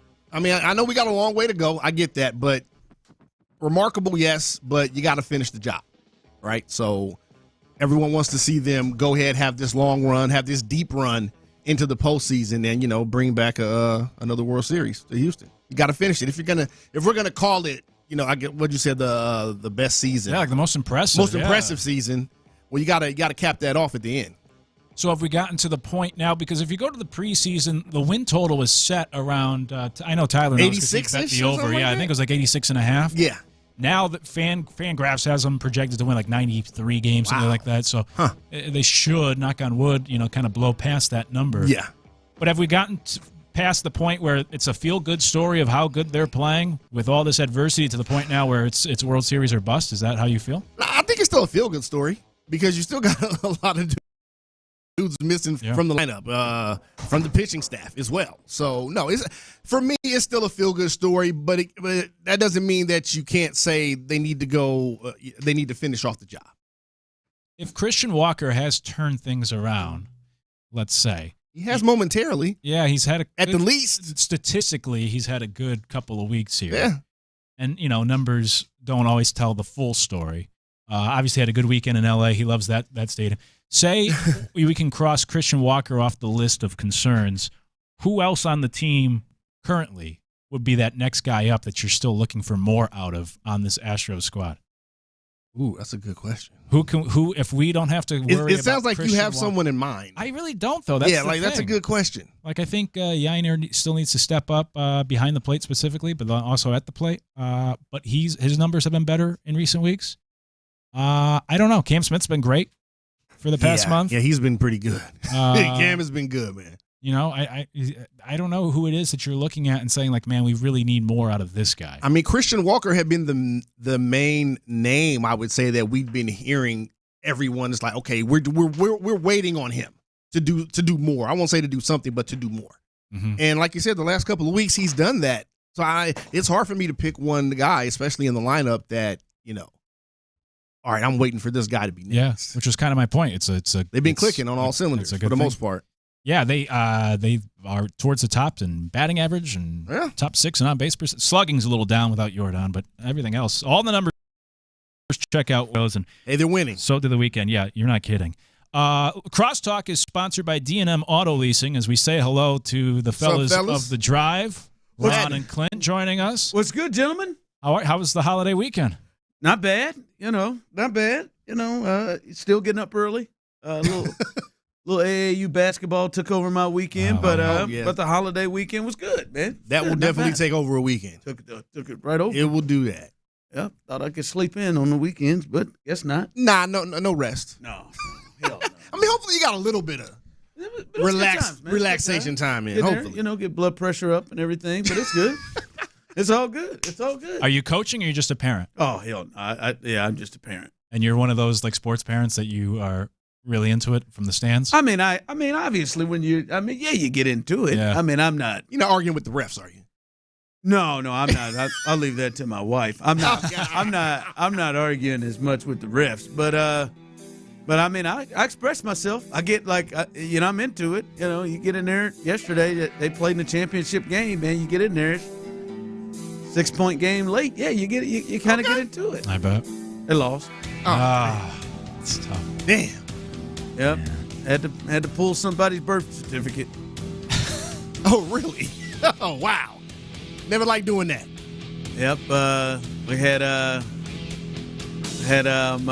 Joakim Noah. I was gonna say, was he like 7 feet tall? Right in there. Oh, wait, on the other team. On the other team. Yeah. Had seen him all. He was a nice player. Wow, that's hilarious. That's still happening apparently. It was fun. It was fun. Well, what was the result? Oh, our boys let go of the rope there in about the last 5 minutes. I'm talking about with the kid. Oh, it said he was a true 5th grader going to 6th grade. A true 5th grader. Big joker, man. And we got a big kid. We got one big kid. That's hilarious. It's their big kid just showed up on championship evening. Huh? Yeah, that was the thing. Yeah, I watched him play. Maybe I don't know if he had to go to church the other day. This was the jump circle. This young man just showed up in the dark jersey there. Wow. Yeah. He just rolled in, man. And he's a 10-year-old, huh? Or 11 going. Maybe he's 12. 11. Might be 21. Who knows? All right. That was always the worst. I played AAU, and we always got trounced all the time. But when you'd show up and the other team would have some really tall dudes that you knew you had to battle against. Yeah, they had NBA players or future NBA players. I'd already check out mentally before Like, we all right, even we're tipped done. off. Yeah, brutal. All right, hey, while we in person, I saw you last week, but obviously a big round of applause to Ron, Reggie, who's not here today, but the job you guys did for that radiothon on Thursday, raising nearly $24,000 was incredible, and to do it and be on the air for 12 hours, the two of you, so in person, just to commend you for a job really well done. Appreciate it. Definitely. Appreciate Congrats. you stepping in for a couple of hours with us. My pleasure. I think embarrassed myself in front of you. I did good on that quiz. Oh yeah, you won. You missed, knocked it out. Oh, he quizzed you? Oh well, Jesse Watt came in and did another Syphilis. Syphilis and skunk got away from me, but Jesse came in and did a little pop culture one. You did all right. 5-0. 5-0, really? Yeah. Did she give you the softballs? She lobbed you softballs, or did she? Luke was right there. She gave me and Reggie the same one. Same Reggie questions. had to walk out. Yeah. Reggie, He had to walk out. Reggie couldn't get the what was it? The Mormon wives or Mormon sisters, Mormon whatever wives. it was. Yeah. Sisters of the Mormon wives. Yeah, something like that. Nailed it. 5 for 5. I wouldn't have that either, boy. I wouldn't have that one either. Me either. I was impressed. He pulled that one out. Had it. Nailed it. Yeah. 4 for 5. Yeah, very good. Chris, pleasure as always. Always. Appreciate Figgy Fig. You're listening to KILT AM, KILT FM HD2, Houston, an Odyssey sports station, and The Drive is now live. That's right. The Drive is live. Clint's in the building. Fresh off, I'm certain, some good times in the Hill Country. Glad you're safe, and your crew was safe, and wasn't near some of the tragic stuff that happened up that way. So glad to have you and the fam back. Tyler is in the building as always. If you're on YouTube and Twitch. He's decided to go H-Town basketball today. I'm surprised we didn't get some sort of a full Astros just look after this weekend. I'll be honest with you, Tyler. I know that the way we start the show is a bit different. I thought you might have had a show open for this weekend. I thought, like in my mind, I thought there is nobody. Maybe the Yankees, but the Dodgers are a team that really, really can touch you. And I thought 18-1. And then they completed the sweep. I thought Tyler might come in here real aggressive. I would have bet we had the orange Vans on at least. Absolutely. I would have bet the slides would have been orange today with something, maybe some Stroh's gear, sprinkled in there. I do love when them Dodger tears are rolling. And open. And they were rolling. I thought we might hear a little Dusty. Take your ass back to the mound, you son of a... What he said about Joe Kelly. Yes, indeed. Get on the mound, little fuck. Yeah, there you go. How do you have that so quickly? Because I'm damn good. How do you have that so quickly? It's right there. That's gotta be, you have not played that in 2 years. That boy's good. Got them quick fingers. Your ass on the mound. It is nice. I feel like Dusty wanted to say more than. Oh, there ain't no doubt. I'm from a different generation. Yeah, I know. Like I feel like Dusty has said, "I'll kill you." Like I feel like that generation is more likely. I'll kill you. Yeah. I'm not trying to put words into Dusty's mouth. I feel like Dusty has gotten into it with somebody and has gone maybe to attempt to go at a throat or something. Said no question. No question. I think it was a figure of speech. Figure of speech. Not I mean, I don't think he was really going to kill anybody, but there's no doubt about it that threat could I think has probably flowed pretty smoothly out of the mouth of Dusty Baker a time or two. I'm doing the work probably at work. When did that on the job? When did that text line 713-572-4610 YouTube and Twitch? When did I kill you stop being when people started pressing charges? What'd you say it was? It was a figure of speech. When did that stop being a figure of speech? Oh my! When people started pressing charges because of it. That's verbal assault right there. I kill you. Yeah. All right. No, man, it was a great weekend for the Astros. We'll get there as Luke said on the way out, again with these Astros, who is this short fella and where did he come from? Oh, that's exactly what I was like. Who in the hell is this cat? Then he gets a double for 2. Oh, yeah, it goes off. Yeah, he's got 2. He's inspired. We did it at the end of the radiothon. And I just looked up. I think I interrupted Sean Bijani. I just said, I'm sorry. Who is Weems? He's on the mound in the 7th in a tie ball game. You know, who's Weems? I'm like, what in the hell? But anyway, we will get to the Astros because what a weekend they had. As we're reliving it right now, as we're watching it right now here in the studio. To what Luke was talking about, I do want to again send many of you are listening were a part of it on Thursday as we did our first and it won't be the last our first Reggie and Ron Radiothon to support the Houston Food Bank. And when we walked out of here, Clint, the numbers were near 24,000. I think 23,898 was the number. Over the weekend, Boss Man texted me. He said, "Actually, man, we're getting some stuff late coming in, and this thing might be it's going to be actually around 27,000." So shout out to you guys, Champ Slice. I know you were with us. He decided to run the whole 12 with us. He was going to do it with you. Huh? Yeah, he got up early and did it all the way through with us. He even was honest and said he got tired about midway through, but he stayed with us. But no, man. Again, shout out to you guys. It was an amazing experience. One I won't forget. One of like when you, as I've been doing this for about 12 years, you start thinking about moments that come to mind. That was absolutely one of them. Sure, that is the power of radio, obviously, Ron. But the seat that we sit in, man, we don't do it enough. And you and Reg, that's why I said on Friday, man, or was it Thursday? It's Thursday. Yeah. You know,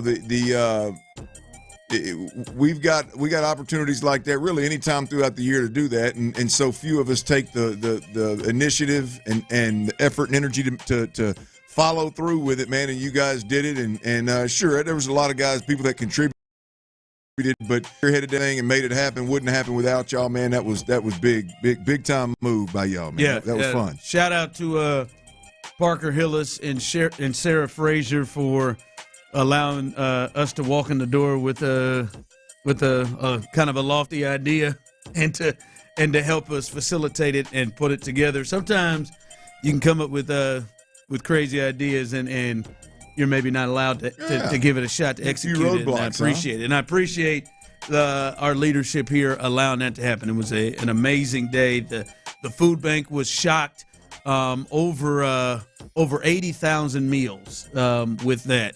We were able to help people here in the Houston area. So, again, appreciate you all. It was an amazing day. From the text line early in, this is how I like it, right back at it. I love that Ron thinks he can play AAU basketball. Homie is like 80 wearing a thong. How did we arrive there? How do we arrive me playing basketball in a thong? At AAU. Is there a 40-year-old AAU? I don't know. I don't think there is. But I love it. Right back at it, baby. Right back at it.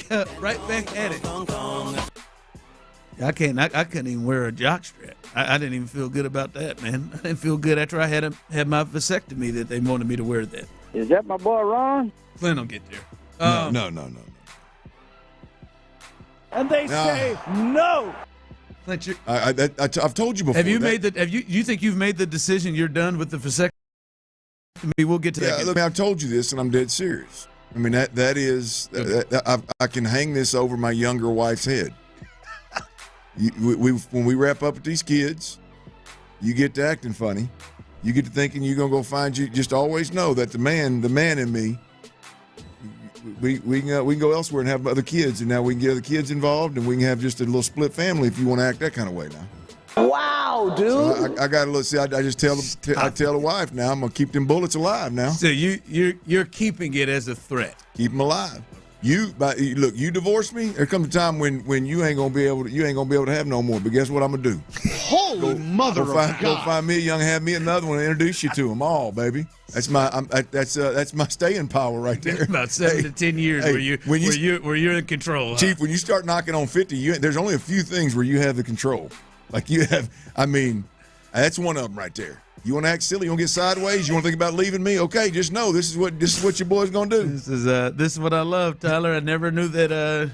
You're wrapping up the vasectomy. Can roll into this is the threat that I have hanging over. This is the one I got over my head. You want to get sideways and start acting silly and go find you a dude your age, which will be significantly younger than me? He's thought this through. Yeah, go ahead.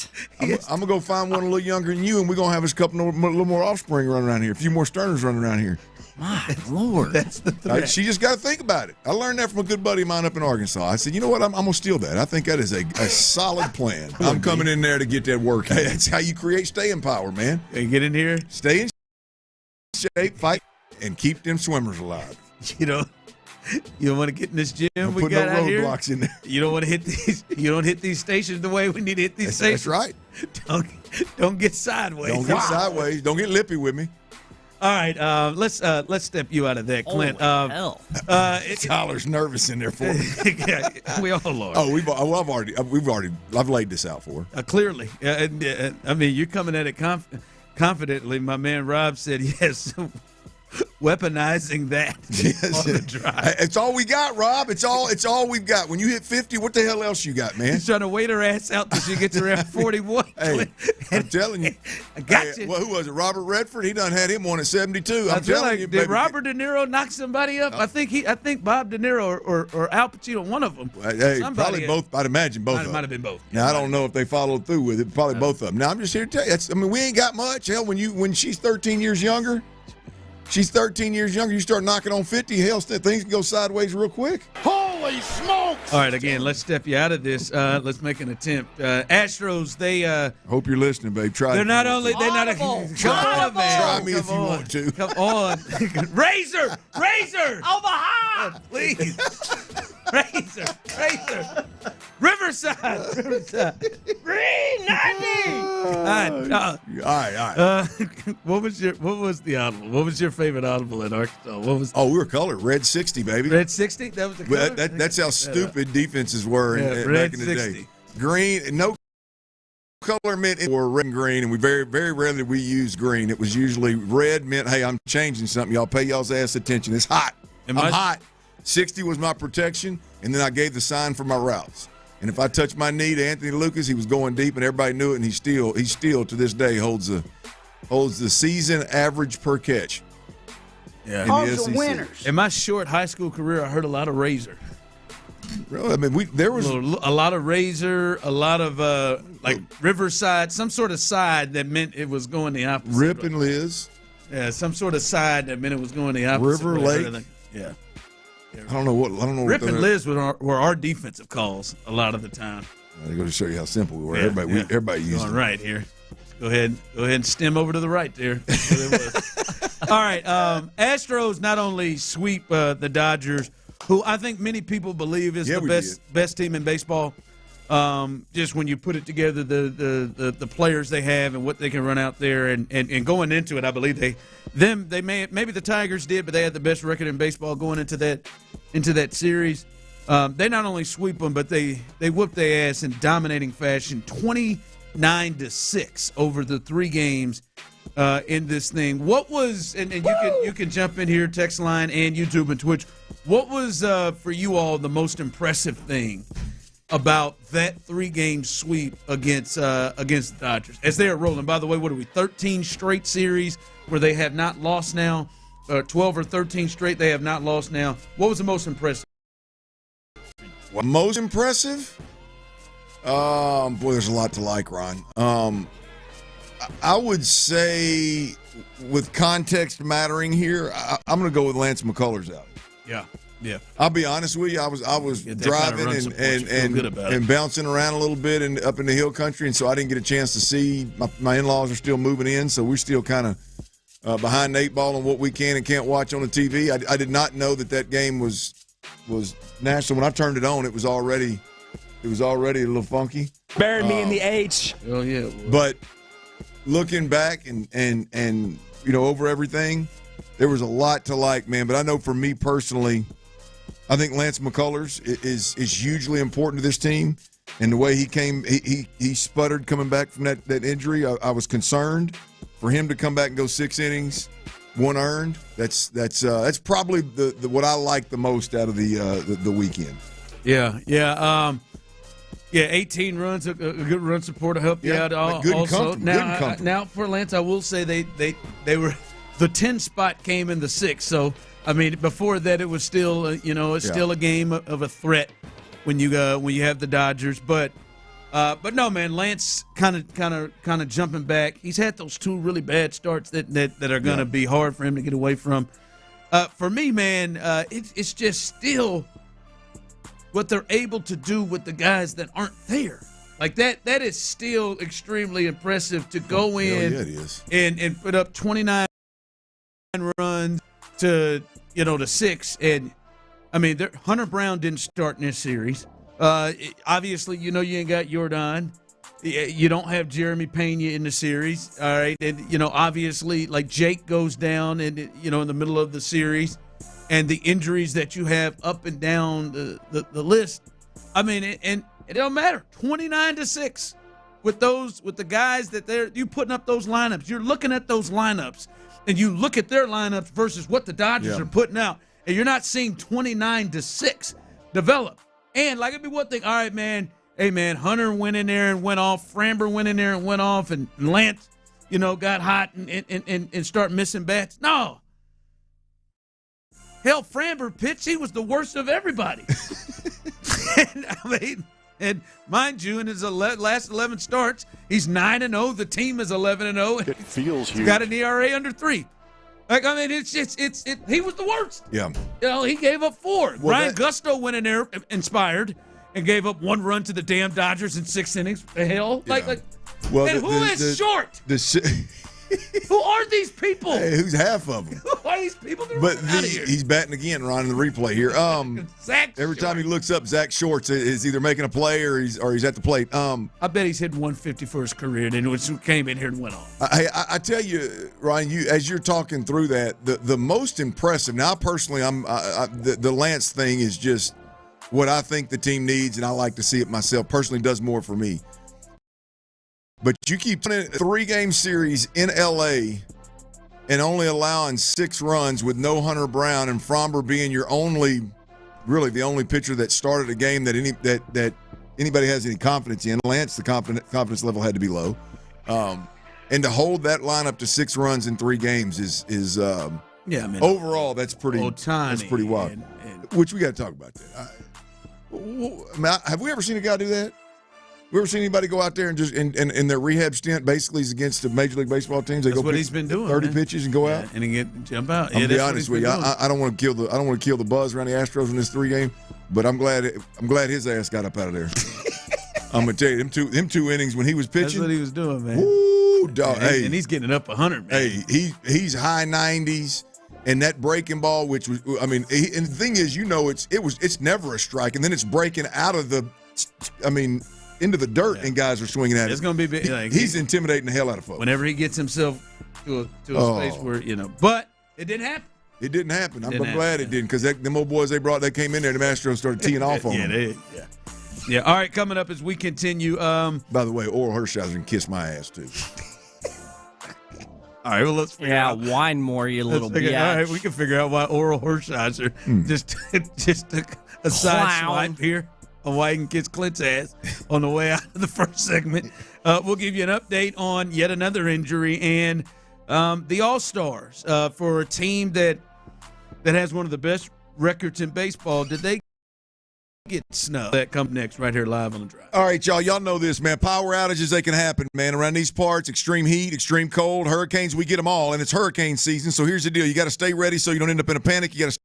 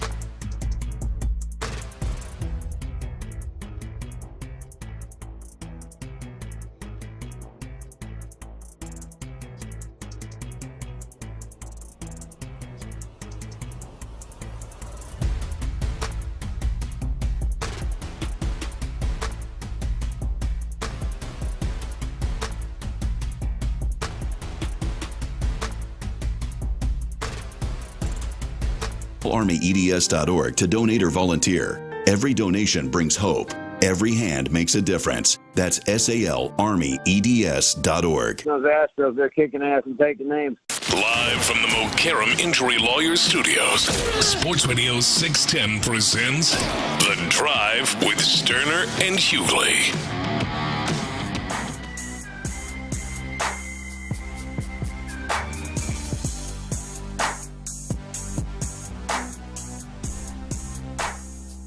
All right, Jake Myers did leave the game with right calf tightness. That's the latest you've heard. I've not heard anything else.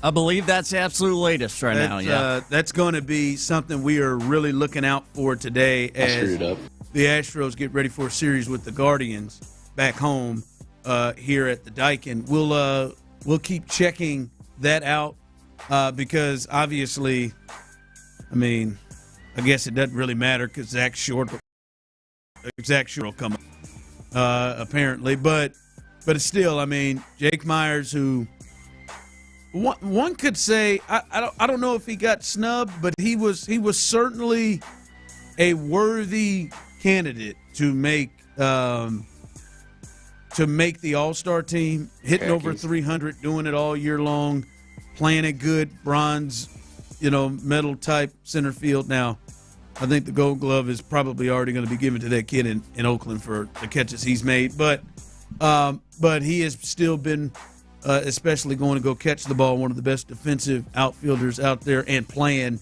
and swinging the bat the way he has throughout. Wouldn't have been a surprise there. But, Clint, we keep saying it. As I said, man, I'm done trying to question and even be logical with this team.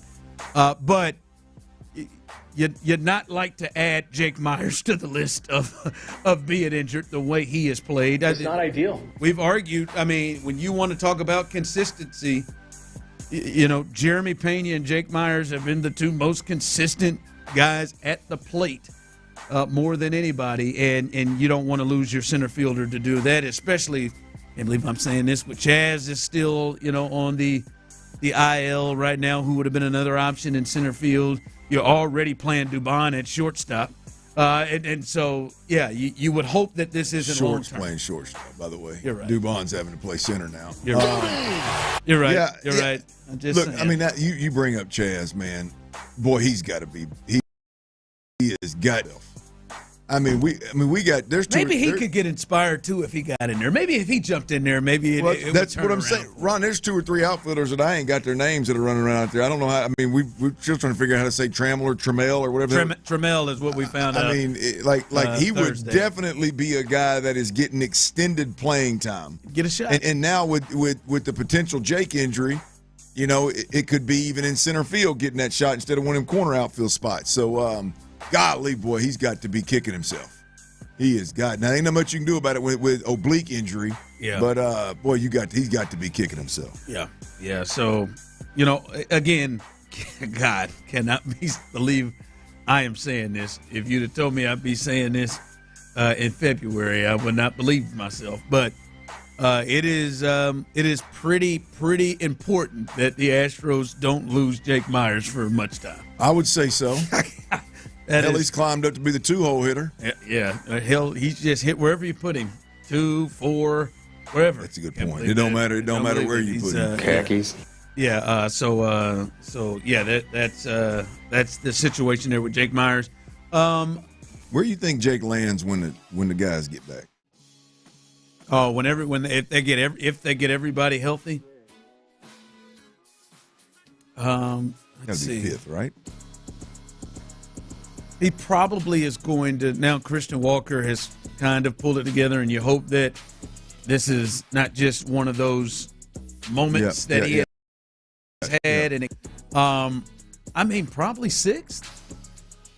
I mean, you can think about it. Even at 6, you're still hitting ahead of Yainer Diaz. Yeah, I would think he would hit over ahead of Yainer.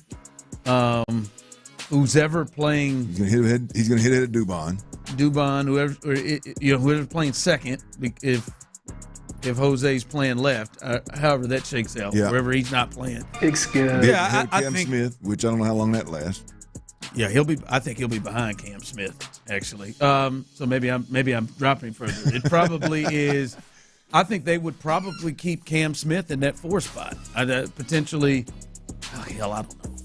He's hitting 6 or 7, which is Wild, what is what the change that Yordan Alvarez completely makes in the lineup. That's the complete change he makes. The way that Cam Smith is playing and swinging the bat, you could see the 5, 6, 7 be a Cam Smith, Christian Walker, Jake Myers type of situation with Diaz behind him. Right back to where you might have a duck in the 8 or 9 hole. I don't even know who that duck would be, but you may have your duck would be a guy who finished top 3 in the Silver Slugger Award at catcher last year, Yainer Diaz. Yeah, it's crazy to think this lineup could potentially be that nasty. Yeah, and Dubon 9th. Or you still want to try the Brendan Rodgers experiment. I don't know. Hell, maybe Zach Short is just going to kill it and get himself back in there. By the way, Astros, Jeremy Payne, I think he has played as the best shortstop in the American League this year, maybe in all of baseball. He has been named to the All-Star team. Hunter Brown, Josh Hader, also named to the All-Star team. Any surprises for you that didn't make it, or guys that jump off the page for you that didn't make it for an Astros team that's pushing to have the number one, to be the best record in the American League with the Tigers there? Anybody surprise you? They only got 3 in there. Well, you already mentioned Jake, but I think the obvious one here that just jumps off the page is where in the hell is Framber Valdez? Yeah. I'm going to assume that he gets in somehow with pitchers who probably pitch too close to the All-Star game. There'll probably be guys who pitch Sunday on the All-Star game that won't be able to go, and probably some guys that may drop off. He's got to be at the top of the list, but it's insane to me that he didn't get on there. And this is where it comes to the stupidity of the rule that baseball has. Like, Tyler, tell me if I'm wrong on that. Don't they still have you have to have a representative from each team? Yes, they do, because they were talking about the kid from Colorado that's not going to cover off the ball, and I heard him say this will be the Rockies' representative. I think they still have. They did away with that. I'm pretty sure. I don't know. Check on that. I'm pretty sure. What is that guy's name that's hitting 3-something and ripping the cover off the ball right now? Don't get me to line. I think it's a third baseman. I think it's their third baseman. They got one guy in the whole. I think that's still a thing. Yeah, I heard the commentators say this will be the Rockies' representative in the All-Star. Because I see Kikuchi in here. He didn't make the All-Star team, and I didn't think he had to. But it's still a deal? It is. Yeah, Cheryl was all over it. It's still a thing for Major League Baseball. And I think that maybe hurts, Framber. Framber is 11-0, the team is 11-0 in his last 11 starts, and he's 9-0 in his last 11 starts with an ERA in like the 2.6s. Yeah. Who's your daddy now? And he beat the Dodgers with one of his worst starts, which was 6 innings, 4 runs of the season. So that's an odd thing. At some point, I do need to. I want you to really express your Oral Hershiser issue. Oh, you're really fired up about old Oral.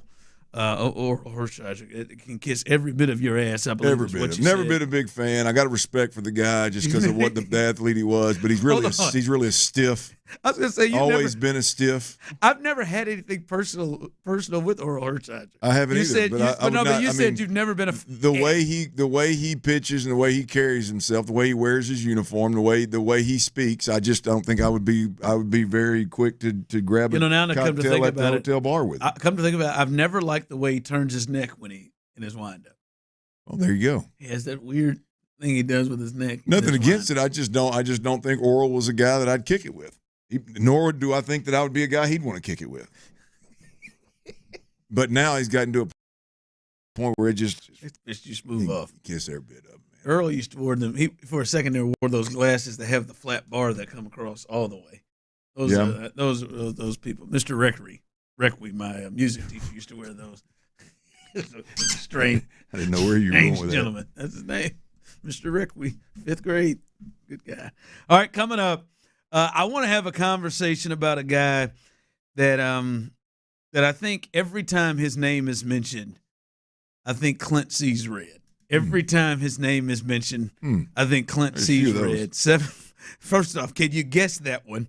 And we'll discuss him on the other side. That's coming up next right here live on The Drive. All right, y'all. And that last, tell me about Generator Supercenter. I told you about the droughts. I told you about the freezes, and I told you that it's hurricane season. Well, guess what? All three of those wreak absolute havoc on those big, beautiful, valuable trees on your property. And bottom line is, if you've got big, beautiful, valuable trees on your property where you're living now, or maybe it's some acreage where you bought and you plan on building your dream home down the line here, Lewis Flory over.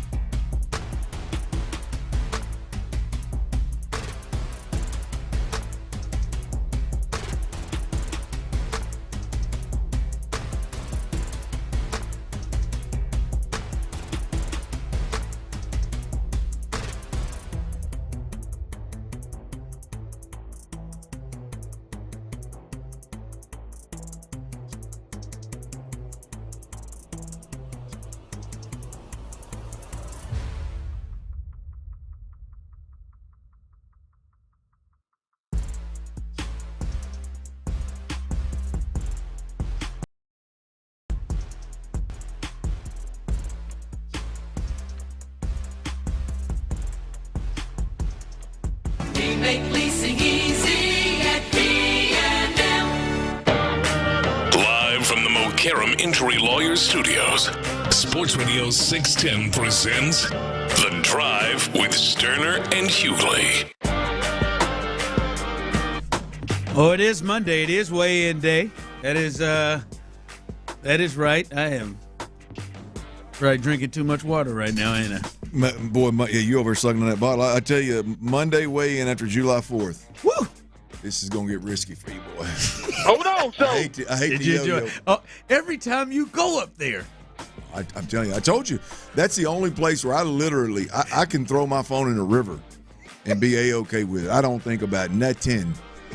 Nothing but, I mean, it is as relaxed as your boy can ever be. You can take me on the most expensive vacation all over, and I'm constantly thinking, worrying, how can we do this? This needs to be done better. What's that? I go up there, shoot. Show who? Yeah. Oh. I hear you. Oh, Tyler. Tyler, I got back here. Tyler Milner? Oh, yeah, I remember that guy. As Tyler said, it's always going to be something. Always. You are correct. I ain't going to lie to you, Tyler. That may be my favorite Tyler Milner comment. Great, man. He said that tells me he's growing up. I did run into a pasta salad. You did? I did, man. Hey, Show, Pasta find you a few more I excuses. ran into my mother-in-law's cookie jar. They cut up that, man. They cut up the salami. Yeah, you ran into that could have been taken way out of context. Oh, Tyler was there.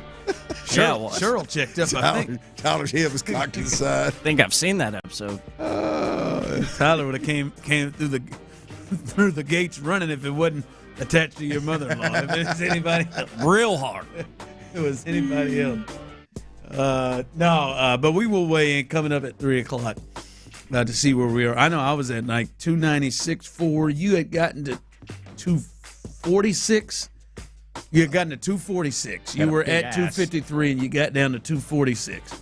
Well, and I was proud of you. It's in our notes somewhere, isn't it? I was proud of you. You did it. You did it coming off of the Traverse City, Michigan trip. I don't know, man. We'll see here. Traverse City's a little different than going to that hill country. Hold on. What day did you go to the hill country? As soon as I walked out of this studio the day we were doing the radiothon. You got it there Thursday. And I didn't come home. I didn't get home till 10 o'clock last night. Right. I believe in you. We'll see. You got a good workout in today. I did get a good workout in today. I was a little aggressive today. I think I may have hurt myself in a couple spots. But Clint might have done an hour and a half in the sauna. All right. No, my sauna. That's one thing that's got me really worried here. My sauna, I unplugged it, man. Got some renovations going on. I had to unplug the sauna. Oh, so it's not, boy, that's a in, secret weapon man. for you. Yeah. Oh, that's the deal, baby. That is the deal. All right, coming up, as we said, weigh in coming up at 3 o'clock. But right now, people were texting in. Somebody is the guy you're talking about that Clint sees red? That is not who I am talking about. Dalton Schultz.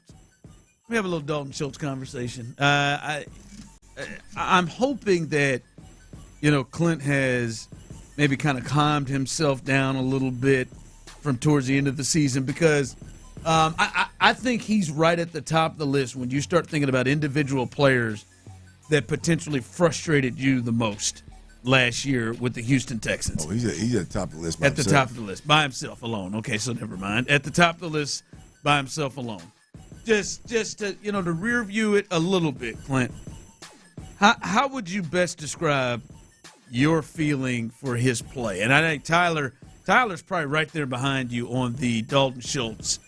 I'm about over him train. But how would you describe his play last year? This is just from a football perspective. Yeah. I'm not even talking about tight ends. I'm not even talking about pass catcher, I'm not talking about just football player. So as raw as you could make it, my man, it was unacceptable and it was embarrassing.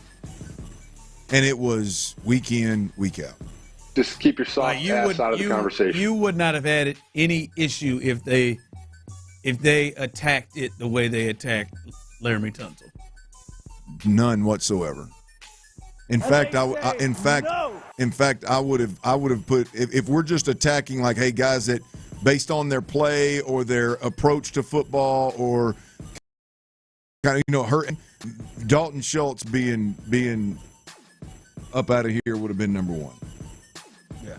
unacceptable. I think, Tyler, you're in the same range with Dalton Schultz. Oh, yeah. Yeah, he was just watching him.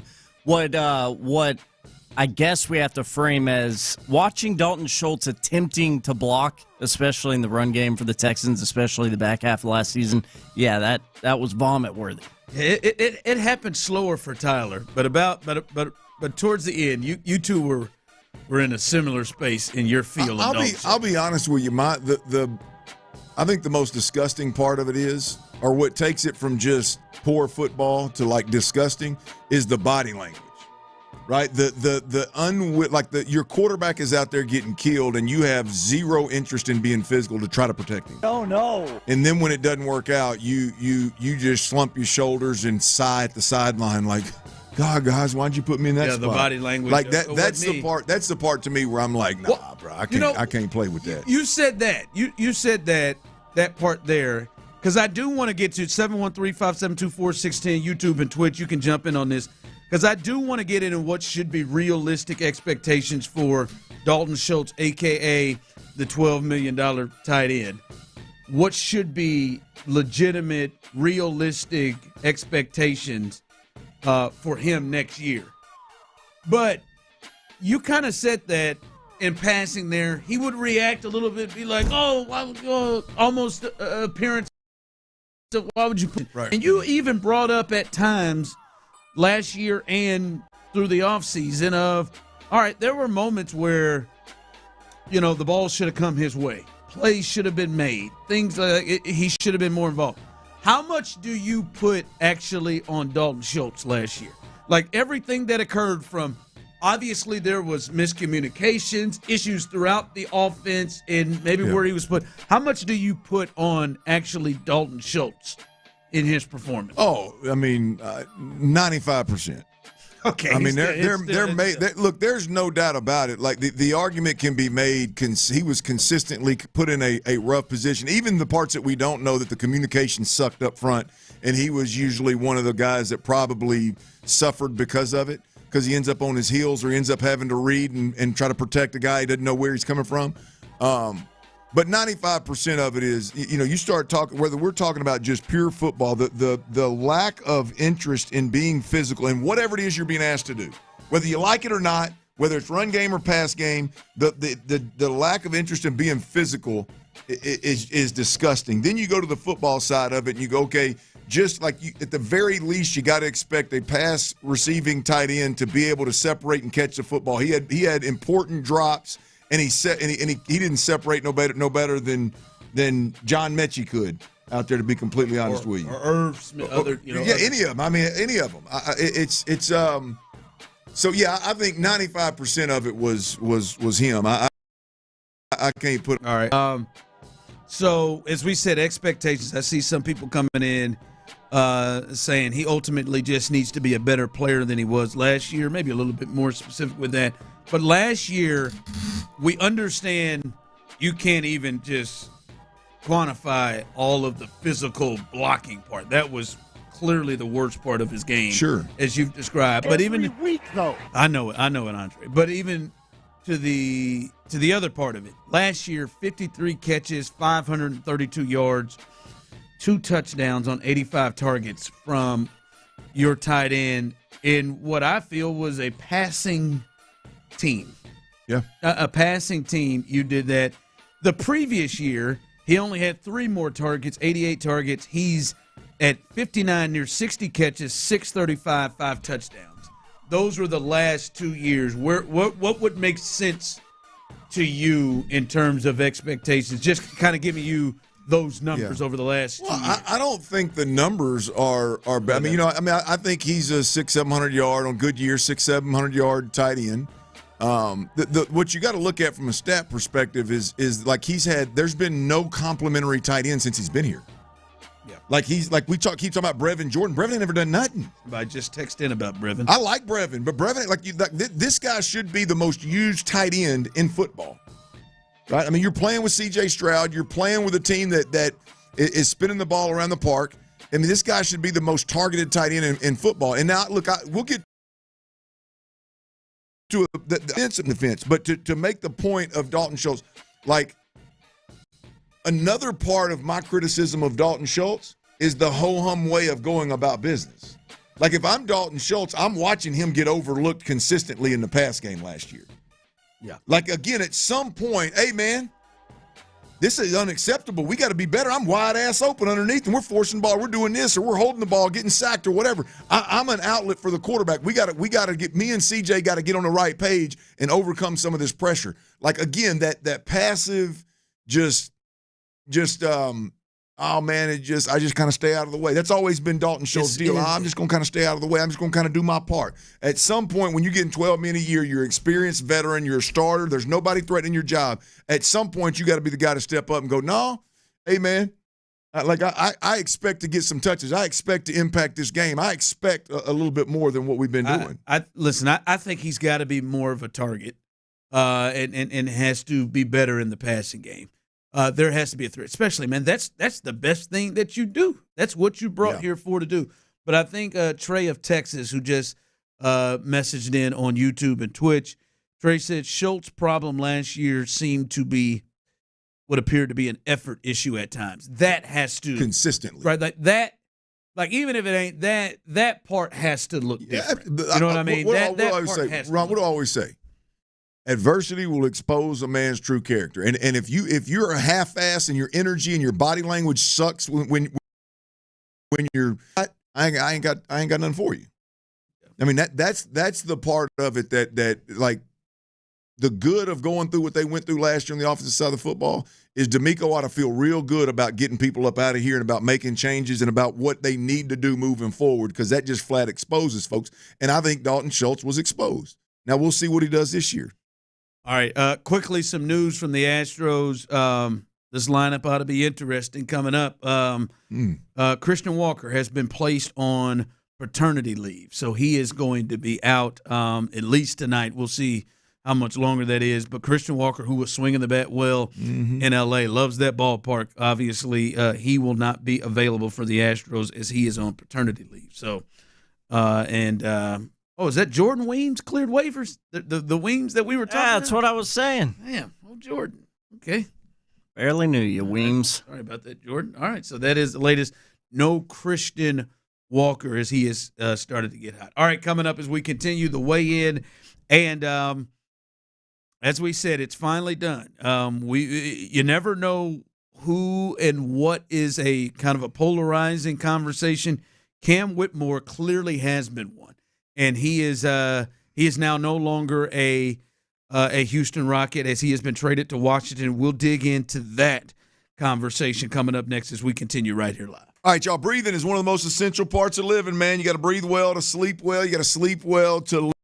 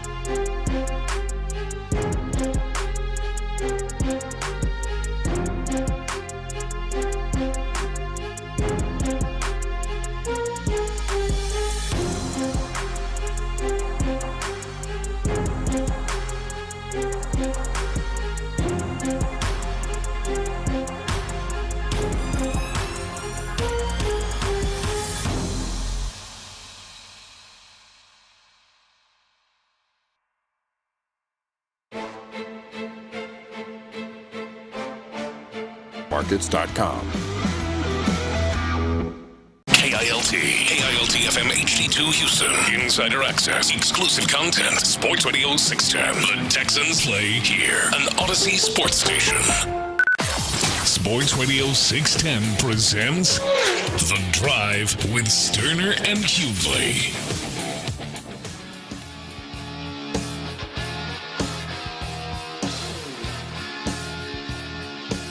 All right, welcome back in, you beautiful, sexy people of Houston. All of you are. All right, not all of you are, but most of you are. A good amount of you are. Yeah, girl. Sexy in your own way. Damn it, to join the drive with us as we are having a good time on this Monday, being back from a little bit of a little holiday weekend, and that potentially may not be great for the next part of this show. We were challenged by Tyler, and I don't like to disappoint Tyler that much because I know he doesn't like to disappoint us.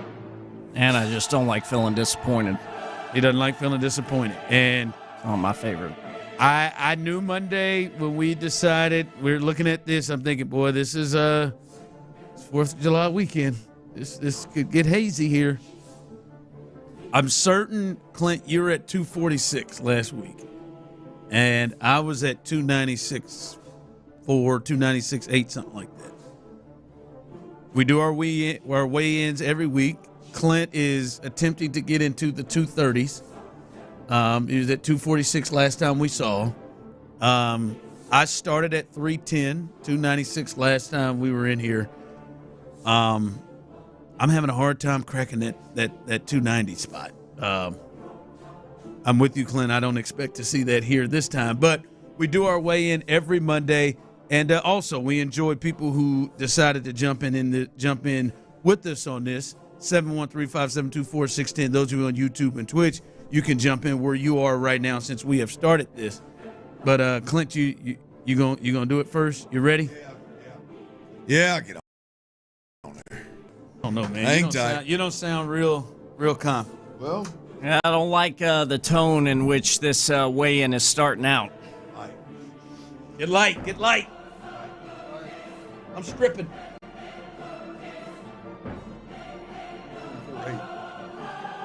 That's not, man.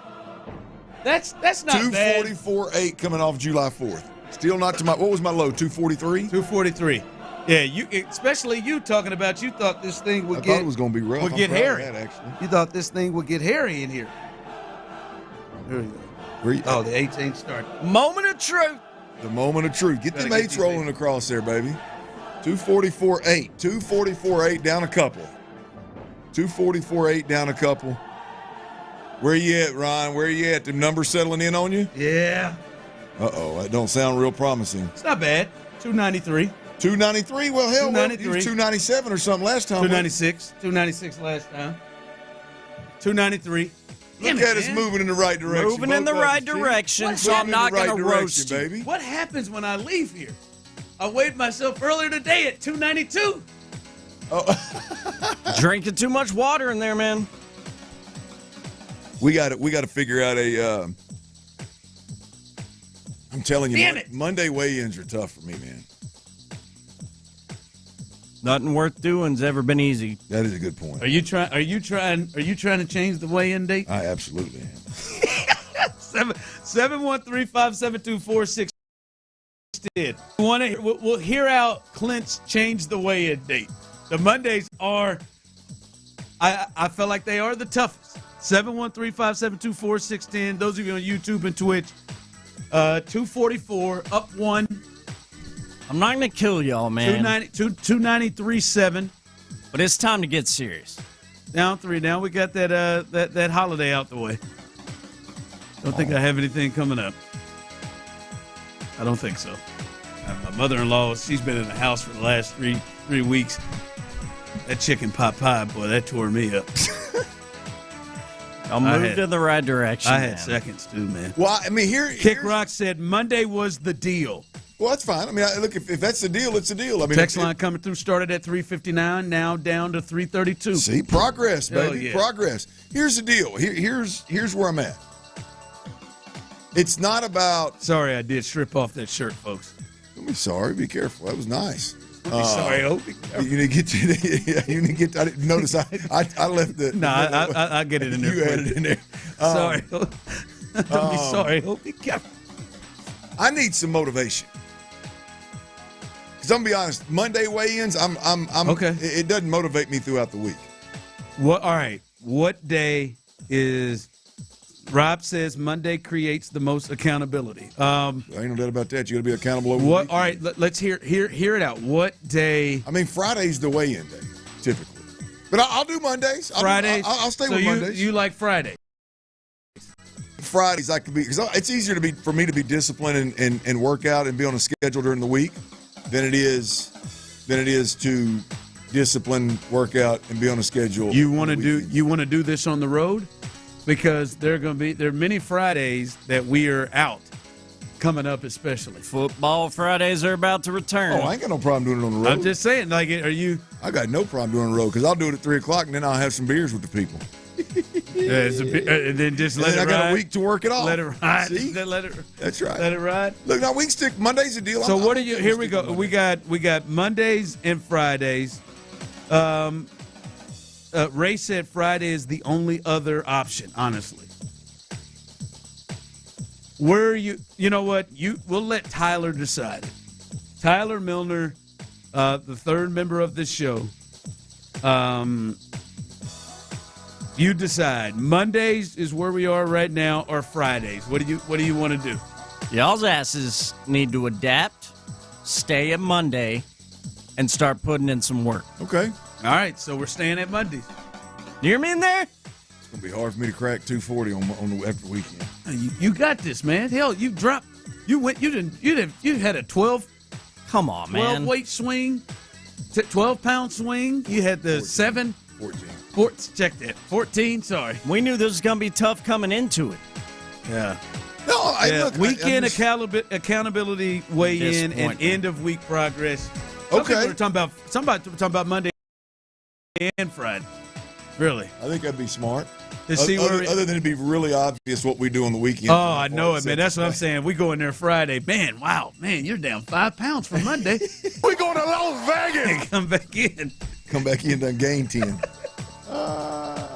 Yeah, I don't know. People are texting in. Where are you at? Someone, congratulations to you, have lost weight. A couple of people texting in. They have lost weight. So please run in. So we'll stay with Mondays, according to our executive producer of The Drive. Oh, hard-ass Tyler. I want to see some big numbers now next everybody week, out there sees who the real hard-ass is. Tyler likes to try to be Mr. Social, Mr. Don't Give a Rip. You see the hard-ass is. Yeah, the hard-ass is. I never want to put out there that I don't give a rip. He runs a tight ship now. He runs a tight ship. You know what I mean? So Mondays it is. All right. 293.6. Come on, Ron. Focus, guys. I mean, what does a 2.8 something look like? Jesus. We got some pictures of it. Yeah, I am shaking. That's another thing, man. It didn't. I mean, I was rolling through it, boy.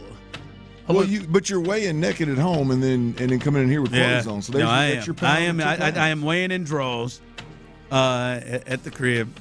It was 292.4 at the house. Different scale.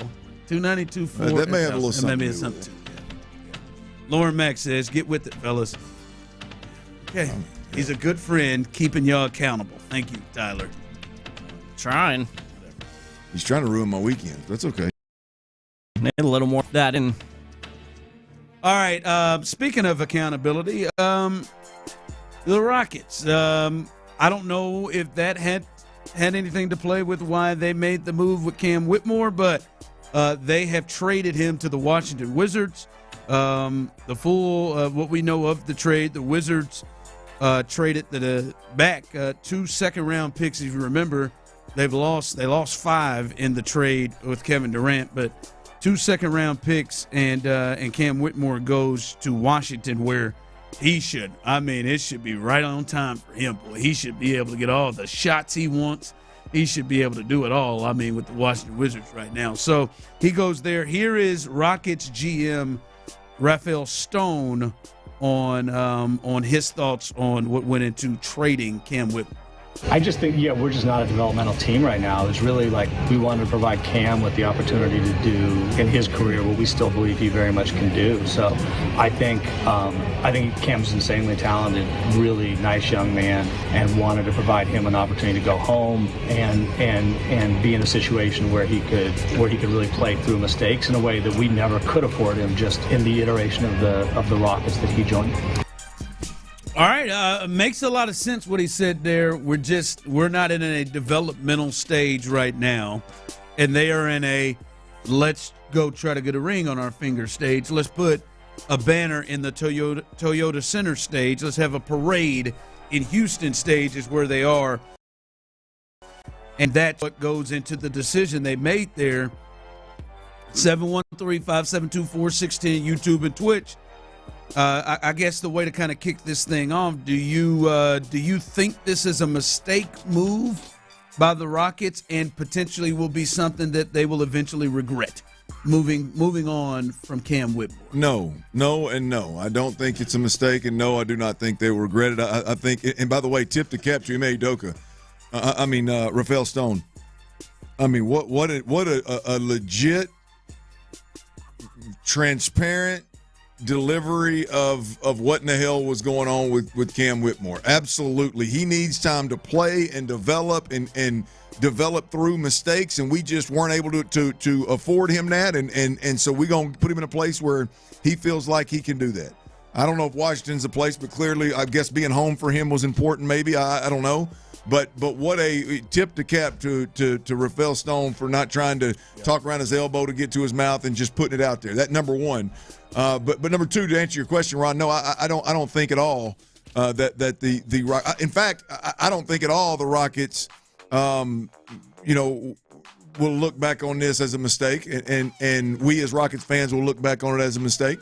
I think this is probably the very, very similar, maybe not same, but similar reasons why Jalen Green is in Arizona. Look, that Jalen got more of an opportunity than Cam did, obviously, but this team is not in a position right now to wait. The bigger message here is we are not in a position here to wait and develop. We're in a position to go win a championship. And if well, he couldn't get on the field on the court last year. Right. But it's all, to me, I'd be willing to bet you it's all for the same reasons that Jalen Green ain't here. The inability to read defense, like those guys can go get a bucket on a given night, typically if it's AAU ball, ISO ball type stuff, but Ime Udoka wants him to run an offense, and ultimately they're not ready to do those things, so they're no longer here. But I don't think that Cam Whitmore is going to be a move. Trading Cam Whitmore is going to be a move that they look back on and think, man, what if? Or boy, we shouldn't have made that move. Yeah, I don't think it's a mistake move. And now I think there's a chance that potentially it may be a move that some fans regret. Because listen, will I be surprised if Cam Whitmore puts up numbers in Washington? No. Depends on what those numbers look like, right? LaMelo Ball is putting up big numbers in Charlotte, but is it really, not all his fault, but how much is that going towards winning? Right. Like, will Cam Whitmore be somewhere where he is a part of an organization and a team that is about winning? Right, I think we could look over there and Cam is averaging 20 a game or something like that for a Washington team that's not doing a lot of winning that I think may get some fans in that space. I don't think it's a mistake move, though, however, at all right now, because, like I said, I think he found issues being able to play on this team last year, and I think a big part of that is not necessarily his talent. There was some sort of a disconnect with what the head coach and the guy who was running the show, Ime Udoka, wanted from him that he didn't bring to the table. And I believe Ime Udoka and the Rockets, who know more than we do, who know more than you do, because, yes, Cam Whitmore, you never know what's going to be a polarizing conversation piece, but Cam Whitmore, which generally the guy who didn't even get put in the first group of mop-up time in a playoff blowout, that's not generally one of the most polarizing players, but he is. For some reason, he elicits a response from many Rockets fans. But I think clearly they who know more than we do saw the writing on the wall saying this is not something that we think is going to get to a place where we need it. And he is just going to end up sitting on the bench again instead of not working for us, not getting time for himself. So they make the move on that. I understand where it comes from, and clearly, as I said, they know more than we do, and they clearly see whatever they need him to do to be a part of the program to get on the floor. They don't see that turning. All right, text line coming through. Kick rock, Stone blowing smoke. He could have. They could have Reed Shepherd by that logic. Yeah, I don't. I think it is a difference with the third overall pick after 1 year than what Cam Whitmore is about. And I do think there is a specific place potentially for Reed Shepherd on the court for this team. I don't know that they clearly don't see that space for Cam Whitmore, or they wouldn't have made a move for 2 first-round picks. And I trust their judgment in that. I do. I trust their judgment in that. All right, we'll let you know. Boy, this ought to be interesting. The lineup out tonight. I mean, good hell. The lineup is out tonight. We told you Christian Walker is on the paternity list. We told you Jake Myers is probably injured.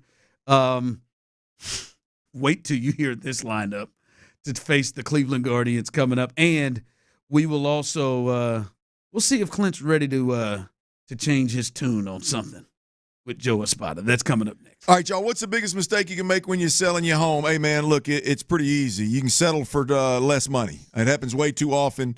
And the good thing is it never happens with Orchard. And I'm here to tell you about Orchard, man. Disappointing offers can wear you down, causing you to settle for thousands less. It happens more often than you think.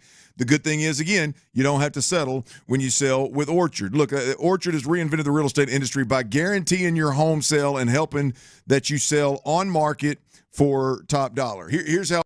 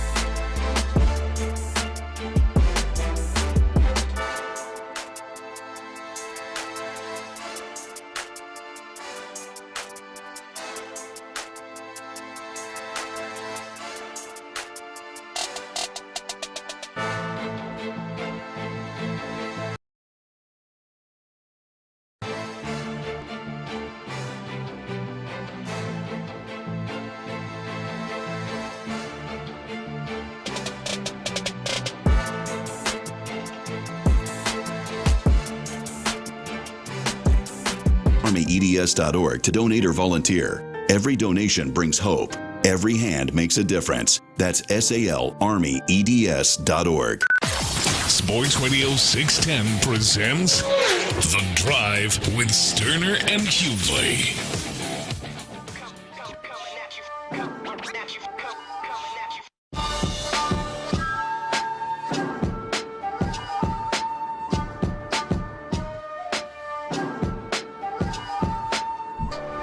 All right, welcome back into The Drive as we are continuing to roll live here. Not bad coming off the 4th of July weekend. Clint went to the Hill Country, and think about it, last time you went to the Hill Country, I think it was maybe an 8 spot, maybe a 10 spot. You threw on maybe something like that. And now today just plus one. From my lowest. I lost from last week. I'm just talking from last. Oh, did you? No, you're right. You were 46 last week. 46-7 last week, and I'm 44-8. Yeah, down 2 this week. And I'm down 3 to 293.6, something like that. From 296.4 to 293.6. So closer. And so we both lost 5 total this week, and trying to get aggressive next week. Now we ain't got no holiday or anything, in our way to hold us back. As Tyler says, it's always going to be something. The lineup is out. And as you know, Jake left game this weekend with the calf tightness. So that's one to watch. And then he's heating up a bit here. And that's Christian Walker. He is on the paternity list. And so he is out of the lineup today. And here is the Astros lineup for today. Paredes will lead off. Okay, that's been the thing. Now Cam Smith moves up to the 2 spot, Clint. Mm-hmm. Hitting 286, by the way. Speed. Cam. Altuve is in the 3 spot. Hot. Yainer Diaz is catching back in the cleanup spot today. And with Christian Walker out on paternity list, Victor Caratini is at first base today. And old Coop Hummel, he is the DH batting after Caratini. Is it Hummel or Hummel? I think it's Hummel. Okay. I think that one's Hummel, Okay. and then this one is Tremel. Okay, got it. Yes, Not Tremel. Tremel is playing left field and batting behind Hummel. So Hummel is the DH, and Tremel is the left fielder. And Short dog. And then old Zach Short is back at it again. He is at short tonight, so somehow there is no Altuve in this. Corona. Who's Corona? Clint? Tyler? You got Corona? Is it Kennedy? Yes, he just got called up. Oh, Kennedy Corona, huh? It's a beer from south of the border that's been enjoyed by many including Framber. Americans. Kennedy Corona. It's Great Point Great. Framber's favorite. Go swell Framber up. Yeah. Kennedy Corona? Yeah. Oh, wow. What a name. That is solid. Fromber probably just looked at this kid and smile. I don't even know what they look like, but I bet that fella there, with a name like Kennedy Corona, you got to be hell on wheels in the streets. Venezuelan kid. Oh, even better. He's got to be hell on wheels in the streets. What's he got? What's he bringing to the table? That's Kennedy right there. Tad bit of a boxer, maybe. Yep, 5'10", 189. Okay, go ahead and push him up to 190. Looks like glad Kennedy's got a great name. He's a hell of a baseball player. Yeah, so he'll make his debut. He'll make his debut tonight. So Paredes, Smith, Altuve, Yainer, Caratini, Hummel, Tremel, Short, and Corona. And y'all want me to do lineups. Tyler, you taking the over? And y'all want me to do lineups. You taking the Astro over? I am. Really? Yep. Funny you ask. Funny you ask. That arrow's pointing straight up. What is it? What is it at? A little early. 3.5. In your mind, how do you? I mean, you got 4 bats that wouldn't even be on the team. In your mind, like this Hummel, Tremel, Short, Corona, that finish. In your mind, how do you see them getting a 4? I mean, it's 4 runs, not 40. I mean, and they are baseball players. It's doable. I'm on a heater. You guys will see. You said Altuve's hot. Altuve will stay hot. Yainer's kind of hot. Cam, all right. Now, I will say this. The Cleveland Guardians have been sucking all kinds of ass. They're on a 10-game losing streak right now. Clint, they are 6-24 in their last 30. By the way, they are still 10 games ahead of the Chicago White Sox in the division. They've lost 10 in a row, 6-24 in their last 30, yet they're still 10 games ahead of the White Sox. What if I told you? In their division. So they have been stinking it up. The Guardians have been. So maybe that is helpful for them. But this ain't no lineup. This ain't no lineup that Dana and Joe, the captain, ever thought about putting out. I'm trying to do the best I can. And this is why, Clint, he is going to be the runaway manager of the year. I think there are a couple of things that is accepted. That O'Neal Cruz character, he is going to win the Gold Glove in center field in Pittsburgh. He just threw somebody out 105 miles an hour. That will not get let go. That cat that went over and robbed whoever that was in Oakland, he's going to win the Gold Glove in center field. And Joe, the captain, Espada, is going to be the runaway manager of the year in the American League. Clint Stoerner, you ready to give him his flowers? Yeah. Yes. You ready? No. Are you ready? Are you no longer? You got to say this out. You got to say this. You got to put it on the table. That was a no-brainer for me. Put your hog on the table. Ooh. You're a natural hog. Well, put your hog. It is natural. I don't know if it's comparable. Starting to a hog, at 18 years old, you were a natural hog. Yes, a little younger than that, but yeah. You have for a while, and I was with you, and I jumped off the train. You had called that man a number 2. Yes, you had said he is 100%. A number 2. 100%. Are you ready with now new evidence to give him the credit that he deserves to change him from being a number 2 to being a number 1? Is he a number 1 guy now for you, Joe Espada? Oh, God. Tyler. And they say no. He still can't do it. He still can't. That was a no-brainer for me. You're not ready? You're still not ready? So what flowers are you willing to give him right now? I'm good. I'm good. What do you mean first guy? Like, is he a manager? He's a number one. He is a number. For a while, you called him a number 2, like he was a bench coach, and I was with you. And now he is. Are you? Look, I think yes. I'm okay with that. I'm okay with stepping into that that territory. Tyler, he is being drugged by a tow truck across the Not a big line. Joe guy. No, look. I think he has done an unbelievable job this year. What we are watching, what we're in the midst of watching, is unbelievable, and there is no way, no how that you can exclude and what he's meant to this team across the board with the Astros. I mean, we hear it being talked about, even people that don't want to admit it are having to talk about it on national TV about the Astros clubhouse and the Astros chemistry and how these young guys have been again introduced to the clubhouse, and it just seems to be organization wide of just how the chemistry is a huge plus, and how these guys, the coaching, these young guys are just showing up and showing out. There's no other way to look at it other than the staff that Joe's put together is bearing serious fruit. I'm okay with that. What Joe is doing right now. He's a number one. I don't think anybody would say that. Hey, look, let's figure out. Let's wait and see who Joe Espada really is. Somebody texted and said he's in a conversation of being the best coach or manager in this city. Well, no, I'm not going to give him credit for the culture, but I give him credit for being a manager of a team and keeping the culture rolling. Now, the Joe Espada's got a 2-year window here. And last year, I'm just guilty of last year going, hey, man, just because they dug out of a hole that they created doesn't put the manager on the map. This is the kind of thing, in my opinion. This is different from last year.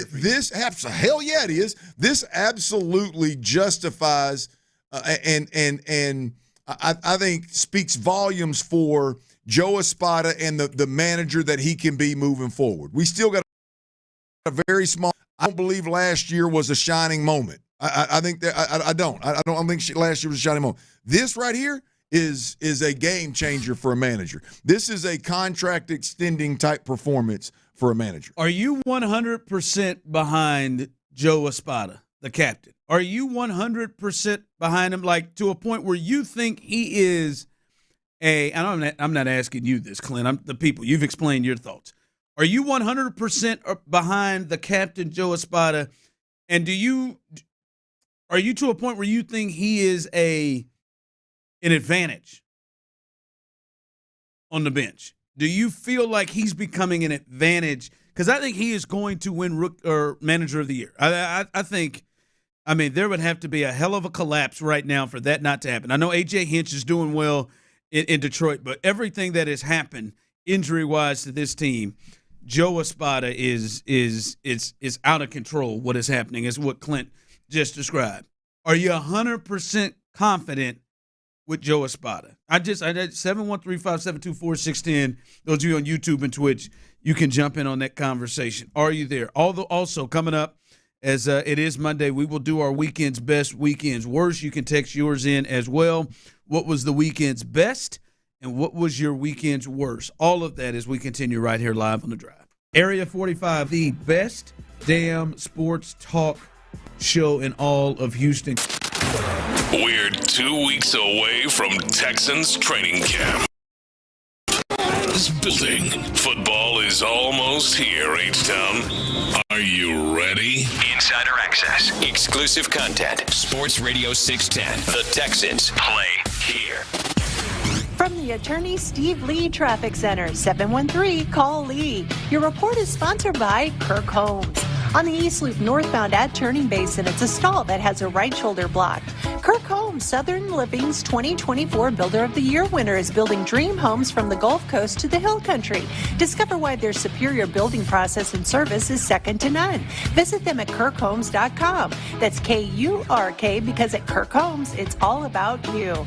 I'm Laura Reynolds, Sports Radio 610. If you pay attention to the latest medical advances, you've heard about the exciting developments in stem cell treatments. But where do you go? Bespoke Biologics is a pioneer in this exciting field of medicine. The medical professionals at Bespoke Biologics have over 15 years experience and speak with people every day about boosting their immune system, fighting the aging process, and new ways of avoiding disease. If you're ready to explore the potential to improve your quality of life, learn more now at BespokeStemCell.com. Stem cells are some of the most powerful cells in the body, and researchers are moving at warp speed and harnessing their power to help people combat a wide range of health issues. The first step is education, and the latest, most amazing discoveries are now at your fingertips at BespokeStemCell.com. BespokeStemCell.com. Go to BespokeStemCell.com now to learn more about these medical breakthroughs and schedule your introductory call today. Bespoke.com. These statements have not been evaluated by the FDA. 1-877 Cars for Kids. KARS Cars for Kids. 1-877 Cars for Kids. Donate your car today. Donate your car today at carsforkids.org. That's cars with a K. Your car, running or not, can be picked up as soon as the next day. You'll get a maximum tax deduction and a vacation voucher. Cars for Kids. Donate your car today. Remember, that's cars with a K. Big news. My friends at D&M Leasing were just named the top leasing company in the U.S. for the 11th year in a row and the top dealership in the region for client experience by Cars.com. Call today or visit them online, dmautololeasing.com. We make leasing easy at P&M. Hey, it's Sean Pendergast from my good friend Dr. Ben Salento with Texas Sinus and Snoring. And you guys know my story. Many, many years ago, I was a really bad snorer. I had horrible sleep apnea as well. And I'm very thankful that I met up with Dr. Ben Salento back in 2018 because he fixed my sleep, fixed my snoring. I sleep a whole lot better now and I live a much healthier lifestyle. When you don't get good sleep, nothing else matters. Sleep is the gateway to everything else. And the great thing about Dr. Ben Salento, he's got a comprehensive array of solutions to fix sleep apnea. Everything from mouth guards, nasal and throat surgery, to the wildly successful Inspire sleep apnea implant, a revolutionary solution to clear your airway at night. He is the foremost authority on this procedure in the state of Texas. He's done hundreds of them. Go meet with him today to learn more about it, or at least make the appointment today. Give him a call, 346-4113. That's 346-413-9313. Or visit him online at drbensalento.com. In the Army National Guard, you'll become part of a modernized and adaptive force, standing ready to mobilize to respond to any threat. You'll learn the importance of leadership and join a fraternity of men and women whose commitment to selfless service help.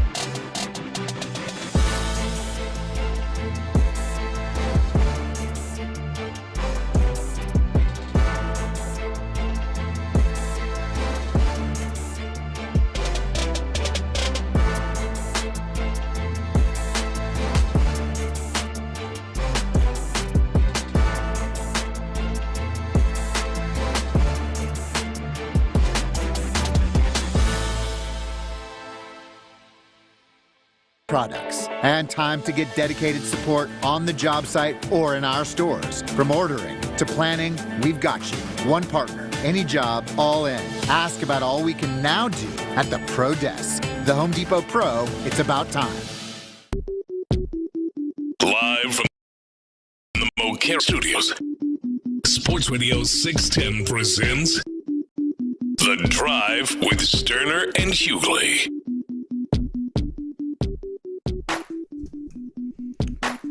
As I said to some, Captain Joe is not Special Joe anymore.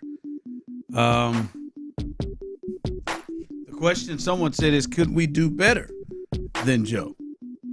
I think we got to be past that point of it at this point. The way that Joe has performed and what they clearly respond to him. And they clearly respond to him through injury. It doesn't seem to matter what other players come up. They seem like tonight, this damn This damn Corona character is probably going to do well. Short, you probably expect for him to stay hot. Trammell will probably do something well tonight. I mean, that's what we see a lot of from this group.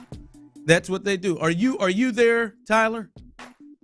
Do you 100%? Are you 100% behind Joe Espada? Right now in the moment, I mean, I think my answer is yes, and I don't know how you don't say yes, given the plethora of injuries you laid out last segment and how the Astros are dealing with injuries more so than anybody. Well, there could be some people who think season. it's just, hey, it's just happening. There are some people who I think still have the thought of, man, hell, any manager. That's silly. That's just silly. No, I don't believe that, Ron. I told you last year I think any manager could pull that off. What last year? Yeah, what we watched last year, to me, it wasn't something I sat back and was like, boy, they managing the hell out of this deal. That was just one. You dug a hole that your ass needs to get out of, and a couple of pitchers moved up and pitched well. This is a different animal here. This is young dude after no name, after no experience dude making a difference in a tight ball game. Yeah. You know, or a young guy that everybody's been waiting for a year, 2 years to come around and do something big. All of a sudden, they're absolutely raking, right? Yep. I mean, so yeah, there's no denying it anymore for me. Yeah. I think this is the kind of deal where, to your point, hey, this is, as a manager, this is where the Joe Espadas, the managers, the true managers, this is how they arrive, and I think Joe Espada's in the middle of it.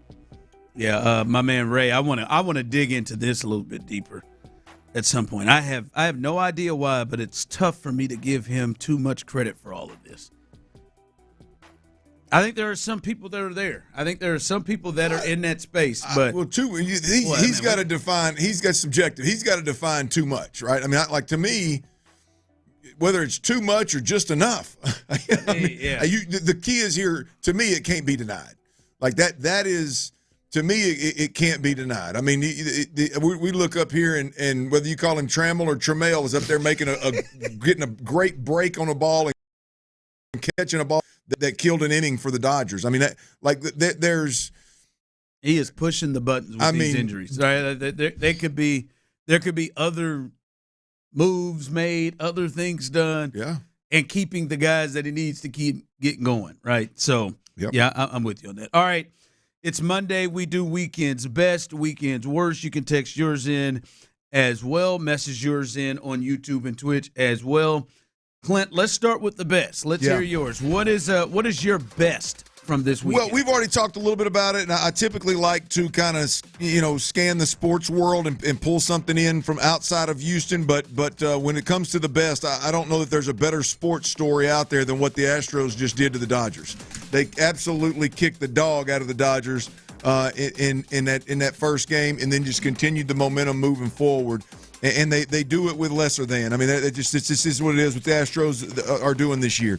But I think of all that went good for the Astros this weekend, I think Lance McCullers in Game 1, where the Astros set the tone for the series, scored 18 runs in that game to crank it off. I think Lance McCullers going 6 innings, 1 earned run, giving up 4 hits. He did walk 4, but was able to get in and out of innings. I think that right there for me, Ron, is the best of the weekend because I just think it's good to see all of the Astros, Gusto pitching well. I don't know if Gusto's going to be around in the playoffs. It's good to see these young guys that are swinging the bat well. But yada yada. Don't know that's what the lineup's going to look like come into the season and come playoffs. Lance McCullers, if he's pitching well, is going to be a huge part of the Astros in the playoffs. And so I got my weekend's best is not just the Astros. More specifically, it's Lance. All right, I'll go with mine. My weekend's best is Houston, NRG Stadium. Yesterday, the final between USA, and Mexico. The atmosphere was crazy. Damn it! I'll be honest. I wish I was there. We, me and my family, we during dinner watched probably the last, I'd say 20, 30 minutes of it. I don't know I've ever seen that much extra time, but watched the last 20, 30 minutes of it, and you could just see, like, the intensity. The crowd was amazing. There's probably no better place to have Mexico versus the United States at anything than Houston, with how you could get fans of both countries together there, and it was a really, really fun atmosphere. And I ain't gonna lie to you, there's not a lot of times, fellas, that I'm thinking, man, I wish I was at that soccer match. Woo, I wish I was there. That felt like it. Like, I don't know what the World Cup is like. I'm sure John Lopez does. I don't know what the World Cup is like, but NRG, that was intense, and you could feel it from the crowd. That was so another great event here, sports event here in Houston. Yes, it was a hell of an electric atmosphere. I'm like, I said, oh, they are here. I was like, damn, I wish we'd have gone to that. Yeah. It was good. It was good. I did not. Again, I was out of pocket. I was up in the hill country. I missed that right there. But I do know that the USA team reaching the final right there is big, given that apparently it's a shell of what the team will be come World Cup time. Man, and they were – it was close. They started off early and got the lead early, and then just a great header by Mexico to get it in, and they got the lead. I think it was like 70 minutes had gone by, so they got the lead there and held on to it. But great atmosphere. Houston showed up again at another great sporting event. And it was spectacular. All right, weekend's best, T-Mill. What's yours? Mine's got to go to the Stro Goat, Jose Altuve, because whenever he travels west over to Dodger Stadium, he feels right at home. As he should. It's basically a historical landmark over there in L.A. at Dodger Stadium for the city of Houston, because that's where, well, the first World Series was won in 2017. And Altuve just always picks right back up where he left off on that diamond over there in L.A. Altuve had 3 homers against the Dodgers, went to work. Slid in a triple there, too. Oh, it's Daddy Tuve for the Yanks and for Dodgers. And, I'm sorry for you, but I love to see it. So Altuve is my weekend's best. Not bad. All right, weekend's worst. I'm going to kick it. I'm going to start off weekend. You got it. It's a 4th of July weekend, and those people in Denver had to sit through Chicago White Sox versus the Colorado Rockies baseball over the weekend. And I don't know what kind of weed, what kind of drugs are being consumed. Good ones. 48,000 came out on Friday to watch the Chicago White Sox and the Colorado Rockies, the 2 worst teams in baseball, play. Chance to get a win. And then another 47,300 came out on Saturday. And hell, I would have thought this would have been too many. 25,600 came out on Sunday. Sunday in Miami, it was Jim Leland Day, who won them a World Series. They had just over 10 grand show up in Miami. What are all these people going to this damn game for between Chicago? Baby. Like, I mean, who are you going to see? Your home Rockies? I mean, you are absolutely 48,000. Chance to get you win. What did they do? Did they win? Did the Rock? I didn't see. Did the Rockies win? I know they lost 10-3 on that 47,000 one. That Sunday, man. Or that Saturday they lost. I mean, that's over 100,000 folks in come on, man. That 3 days in the door. I mean, is it that? I mean, 4th of July. I mean, those 2 teams. Man, I'm going somewhere to pop some fireworks myself. I ain't going to go watch the White Sox in the deal. Come on, man. That is awful. Maybe the last chance to see a win of the season. I don't know what they are out there smoking. I really don't. Maybe they're that many people to come out to see those 2 teams play.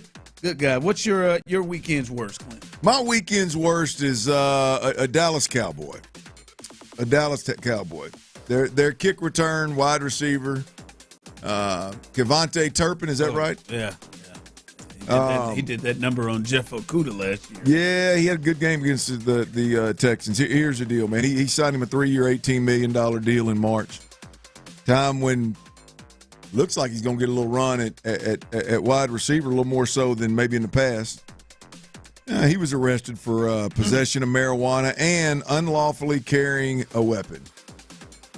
I've got a problem with these kind of decisions with anybody, but when it's a guy that came up the hard way, a guy that had to go do something special in the UFL or the XFL or whatever, to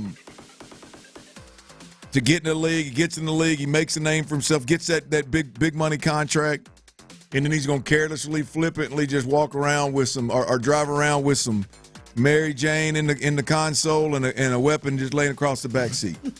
And not only that, Ron, my man was doing 97 miles an hour. He felt it. 97,000. I mean, 97 miles an hour with some Mary Jane in the console and a gun in the back seat. Feels right at home with the Cowboys. Yeah, no, it's on brand. It's on brand. There ain't no doubt about that. But damn, man, look, and if you want to carry a gun legally. They do say get some coke, man. Get pulled over with a van full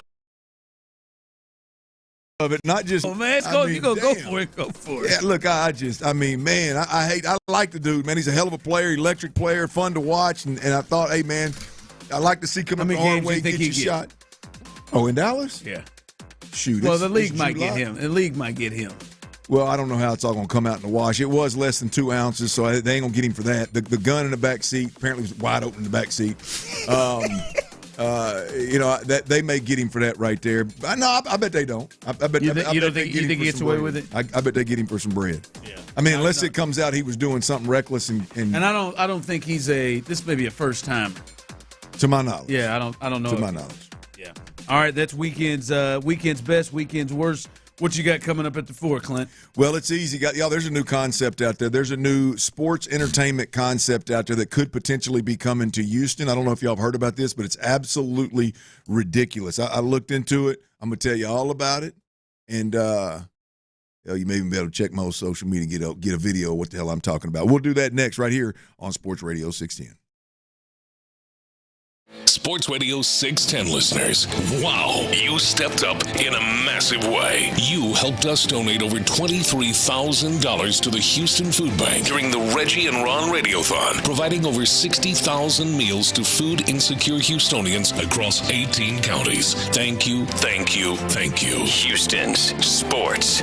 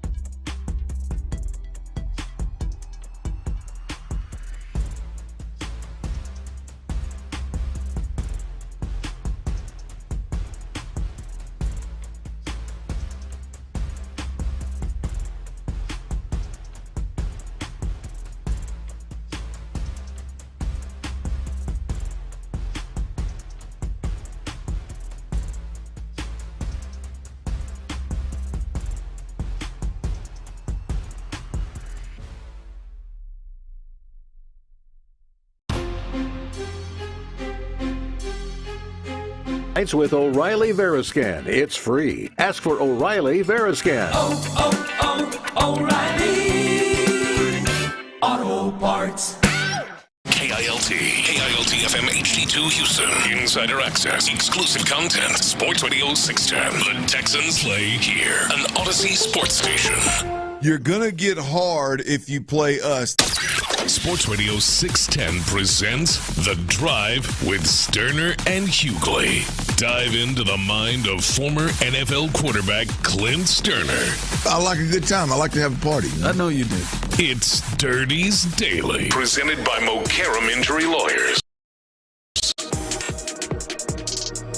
Mokaram Injury Lawyers, y'all, hard as hell to say, easy to dial, baby. 281-222-2222. If you or loved ones ever injured in an accident, you know exactly who to call. And that is Mokaram Injury Lawyers. I want to start this thing out, man.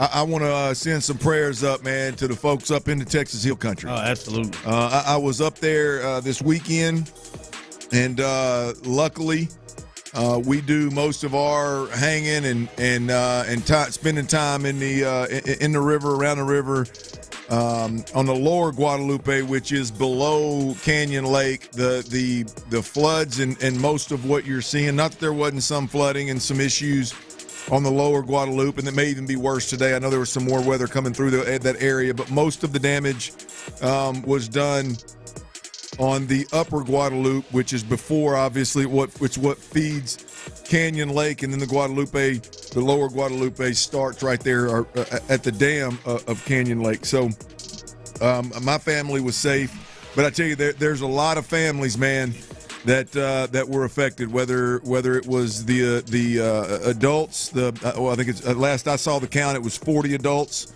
and 28 children that lost their lives in that flood.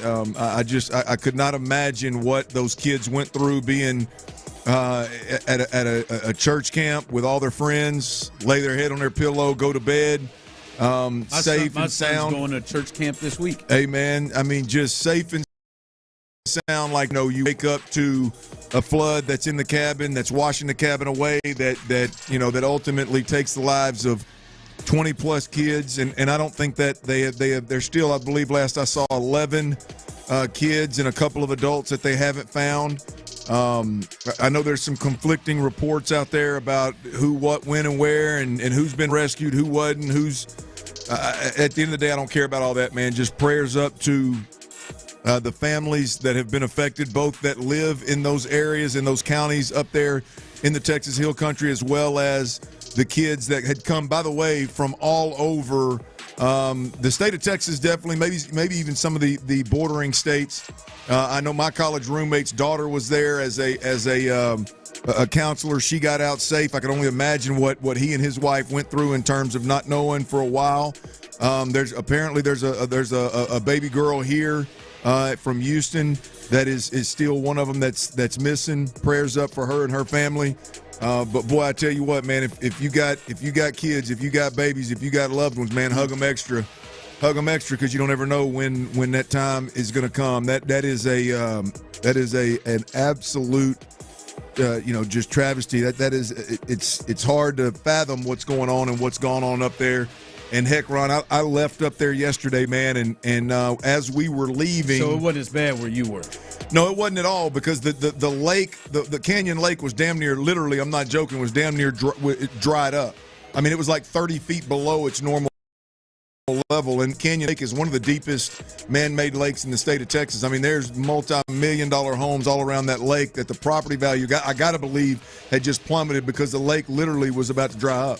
And so that lake is going to catch, at this point, I believe it's going to hold all of the flood water that is pouring into it. So that's stopping any of the flooding south of where we typically hang.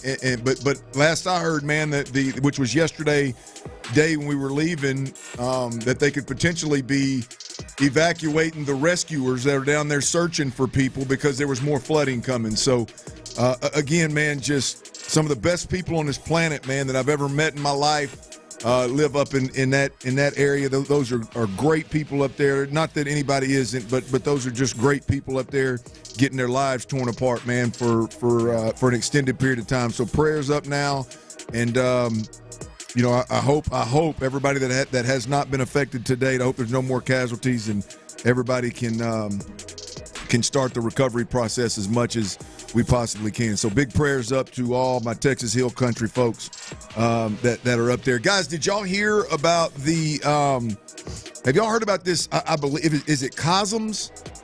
COSMS? Have y'all seen, Tyler, have you heard of this? I'm not familiar. It is a venue, basically. To me, what it sounds like is, the Sphere or whatever is in Vegas. Yeah. It seems like something that's very similar. I just posted a video that a guy on social media that I found. They're referring to it as immersive sports viewing experience. So you're in, I believe it's a dome. You're at least okay. It is like I'd heard about it. It's going viral right now. I'd heard about it, but I'd never been in one or never watched a video of one. It literally is a mini Las Vegas Sphere, right? Right now there's one in LA and there's one in Dallas, I believe. But Ron, this is like the bar is where you sit is built. It looks like you are literally in the game. It is an 87 by 50-foot dome screen. And the company that owns, I believe you say it COSM, COSM, owns C360, which is the company that handles the video technology in sports leagues like the pylon camera. Some of the different 360-degree cameras that are involved in Major League Baseball games. So that's their in, right? So they've already got people on site that are handling those things. That's their in, and they have people coordinating all these different camera angles to create this immersive sports viewing experience in this dome-like, this sphere-like establishment. But it's essentially a sports bar in there, and they started out kind of like, I guess, trialing it in different, like, how like museums will have scientific stuff on some of these different. So it feels like you're there, bro. Look at the video. I mean, a guy. If you're sitting, it's like you're standing in the end zone with the Longhorns are playing somebody. I don't know who it is, but they throw a touchdown and the guy runs. It looks like he runs right past you. Like he literally runs past the building, it looks like, out the window. It's wild to think. But the point is right now they've got, again, LA and Dallas, but they just I believe received funding to add another, I think 50 locations around the country. And so I got to believe that Houston's going to get one of those. And I'm telling you, it is, in a city like Houston, you're going to need more than one of them to hold. I mean, because they're not huge venues. I'm watching 700 seats. Yeah, I'm seeing it now. I mean, it's. I mean, I know you could get down with it. It would be. I mean, and the bigger the event, they say sometimes some tickets for this place are $200. Oh, it does. It feels like you're at the soccer game. Right. It feels like you're in it. It's wild, man. It's how much? I was going to say how much. Well, up to $200. Like some of the bigger events that I guess they're charging $200. But they say like some soccer event that one of the guys mentioned was like a $60 ticket to get into. But at first you're like, what the hell? It's just another sports bar that I'm going. Nah, it ain't quite that. I would go once for damn sure. I would get a crew, and I don't know how much of the crew would spend $200 a head, but at $100 a head, I could get a table. I could get us a table. I mean, I want to experience it. I think it would be cool as hell. A big game where you're like for you, like a Kansas game, like a Jayhawk game. I don't know if I could watch that with other people. Well, you probably can't. You're saying it. I was thinking of the fight between Bud Crawford and Canelo Alvarez. That would be that. I bet you that's a high money one. And feel like you're there. That would be a. I mean, apparently there's. I didn't realize when looking at the video, it doesn't look like there's 700 seats in there, but apparently there's 700 seats in there. But just the thought of these guys that already had they got rights with all the ESPNs and ABCs and TNTs and all that. They got all the rights to broadcast this and charge to broadcast it, so they paid a pretty penny for it. But to think that these guys, Ron, that already have like the technology of all the different cameras in there, have somehow came up with a way to either develop a concept or link up with guys that have already developed a concept of this sphere which is just a next level. Sports viewing experience. I got to believe that we're going to get one in Houston. I know there's some other cities out there that have been. I think the next 5 locations have been announced, and we are not in that group of locations. Again, I think the name of it is Cosms. That doesn't sound right. Surely they come up with a better name than that. You think I'm saying that right? COSMS. If it becomes popular, I don't think it matters. I guess it doesn't matter that it'll become mainstream. Immersive sports viewing experience. I saw one with like a volcano going off. And it felt like you were live there. Well, it's wild, man. It's when you get the football game that I saw was somebody in the venue was actually videoing, and it is. I mean, it would be a hell of an experience. I mean, there's only 2 locations right now, Dallas and LA, and I think they no way Vegas ain't gonna get a hold of it. They've cleared the path. They've cleared the path for 2 more. I'm sorry, 5 more. Ron is Cleveland, Atlanta, Detroit are the next 3. So that would be a total of 5. But I got to believe when they get to going to numbers of 50, we're gonna have one. That's gonna be clean right there. I'm Clint Stoerner alongside Ron, the show Hughley. Tyler Milner is on the 1s and 2s behind the glass, and there's a little occupied in there. He's got that technical side of producing in there. He's got him tied up right now. But Tyler, I'm gonna tell you, you're gonna like this one. You're gonna like this one. You know me, Tyler. I'm not one to typically really give much of a rip about the Dodgers or the Yankees or really anybody else for that matter with the Astros. Like, you get pretty emotional. I just like, man, these are douchebags, man. Ain't worried about it. I just gotta call them turds when I see it. Turds probably a more appropriate term to use. Sorry. I think both are usable. Did y'all hear Orr Hershiser? Oh yeah. Oh, what did OH say? You know he's calling the game. Was it the first game or the second game? It had to be the first game, right? Because it was when we were teeing off. Oh yeah, it was the 18-run game. He thought he was being slick with it, slimy ass. Two things this weekend. And I'll be honest, I missed this particular game. Like I said earlier, I didn't see Lance's outing. I just saw the box score. I missed this particular game, but I did hear this. And then I heard the post-game press conference or the post-game interview on the field where he got questioned about a couple things.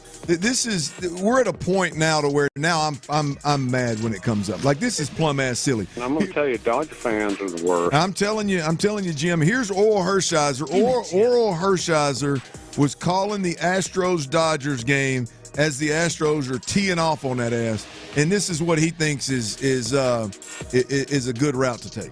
Turd alert!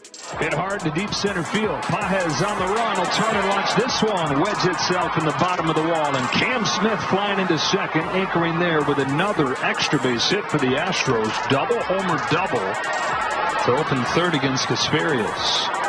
I don't want to open an old wound, but in some ways they're swinging at these breaking balls like they know what it's coming. I mean, that is not a bad pitch. It's really a very good pitch. Low and away, probably would have ended up by the ankles if it would have made it past the bat. It's the other thing that you analyze. You analyze your grip, your delivery, your glove position on different pitches. Am I giving something away? You may have been tipping pitches. Very well may, but to make a comment, open old wounds, whatever the hell he said about the old. Like, I just think it's Orr Hershiser, man. Now I know I don't want to drink a beer with Orr Hershiser, by the way. I always viewed him as a guy. Felt it, didn't you? We were probably not cut from the same cloth, and now I know I have zero interest in grabbing a cold beer with Orr Hershiser. I'm at a point. Initially, they deserve it. It didn't bother me. Now we're at a point where it's like, who cares? But why? Like, why even go there? I do just wonder how long that is going to be kind of a go-to. Because I bet you, like, I bet you often lines like that are used by the home broadcasting team that potentially, you're probably right. Well, when they're scoring 18 runs, I guess. Or anything. Like something where trash cans or something. I bet you that is used in some form or fashion. I just wonder how long is this is this going to be a thing? Is it going to be as long as Altuve is playing? Yeah. Oh, LA's a bunch of crybaby bitches. They'll hold on to this forever. But I know how you feel about LA. I would assume, Tyler, it's a lot of cities. But with this guy in particular, he was very, very, very vocal as the play-by-play for the LA Dodgers. Back in the day when all this was going down, he was one of the more vocal ones often about the Houston Astros and his displeasure with them. You're spot on, T. But here's the deal. It's Oral Hershiser, man. He should be the one that's lending a little bit of sense to the situation, to the family. He shouldn't be the one you're worried about doing this. I mean, he's better than that. It's just plumb silly. And then you look. This is the other part of it that pissed me off. I'm watching this one. Altuve's getting interviewed after the game, and I think it was the second game, I guess. After did he go off in this game? He hit 2 home runs, or the first game was when he hit 2 home runs. Anyway, he was getting post game interviewed, and old buddy didn't feel real comfortable, but he gets to the point of like, Altuve, how does it feel to be performing here and playing here and winning, even though the boos are unbelievably loud every move you make? They're still booing Altuve. Idiots can't learn. I'm saying, how long is this? How long is this going to go? I mean, we're 5 years now. Yeah, I'm just it's never been something that got under my skin until now, to where you're just like, I mean, come on, man, y'all are petty as hell. Move on, man. Now Cam Smith's wearing it. Yeah, Cam Smith. I was going to say, you're talking about a rookie that just hit a double. Well, was he even high school? I don't know. I think he was in high school 5 years ago, at least. Was it 5 years ago when that went down? It was only 2020. I guess when they started. It had been right around when I got in here. We'll always get it shook up because it was a little bit before I got in here. Yeah. Hey, old Hershiser. Hate to tell you, man, but that 2017 banner is still hanging. It's still hanging over a Dyken Park. It's still up there, baby. As I said, from all the booing and all the other places, is this going to be a decade? Is if Altuve is off the team, is that when it stops? Because, I mean, who else is there? Who else is even there? He's the last one. Right? Yeah, I don't think anybody else is It there. doesn't matter. See Orange Team, hate Orange Team for those clowns. He and Bregman were the last two. Yeah, maybe Espada was there. Was Espada there? Was Citron there? I don't know. Because Alex Cora was there, so I don't. Wonder if Cora gets booed everywhere he goes. No one else does. I don't think. Even when they get traded. You think Bregman will once? No? I don't think it's been traded to the side. I don't mind it. I actually kind of like it until it becomes like Oral Hershiser. Man, come on, bro. All right, coming up, the Astros turned the page on what was a crazy weekend. I do want to get into what kind of blew you away the most. Like, listen, I know Astros fans, you know, you are very confident in your team, as you should, as Justin Verlander said 7 effing times. All right? 7 times. You've been to the ALCS. You've won multiple World Series. You're dusting dirt off your shoulder like Tyler just did in the control room. But even you were a little bit surprised that it was total domination of a sweep in L.A. this weekend. What was the most impressive thing? And we'll get you ready for this. This has got to be the toughest lineup the Astros have run out there all year long. If you hadn't seen it, there is no Christian Walker on the paternity list. There's no Jake Myers, and you already know who isn't there. We'll let you see what that is coming up next. All right, y'all, look, it's about time that you stop complaining about your allergy and sinus problems, your sleep issues, your snoring going on. Maybe it's your husband or your wife snoring. It's time to do something about it, man. Look, Dr. Matoran is the way to go. He takes a holistic approach to your treatment. He specializes in quick in-office procedures.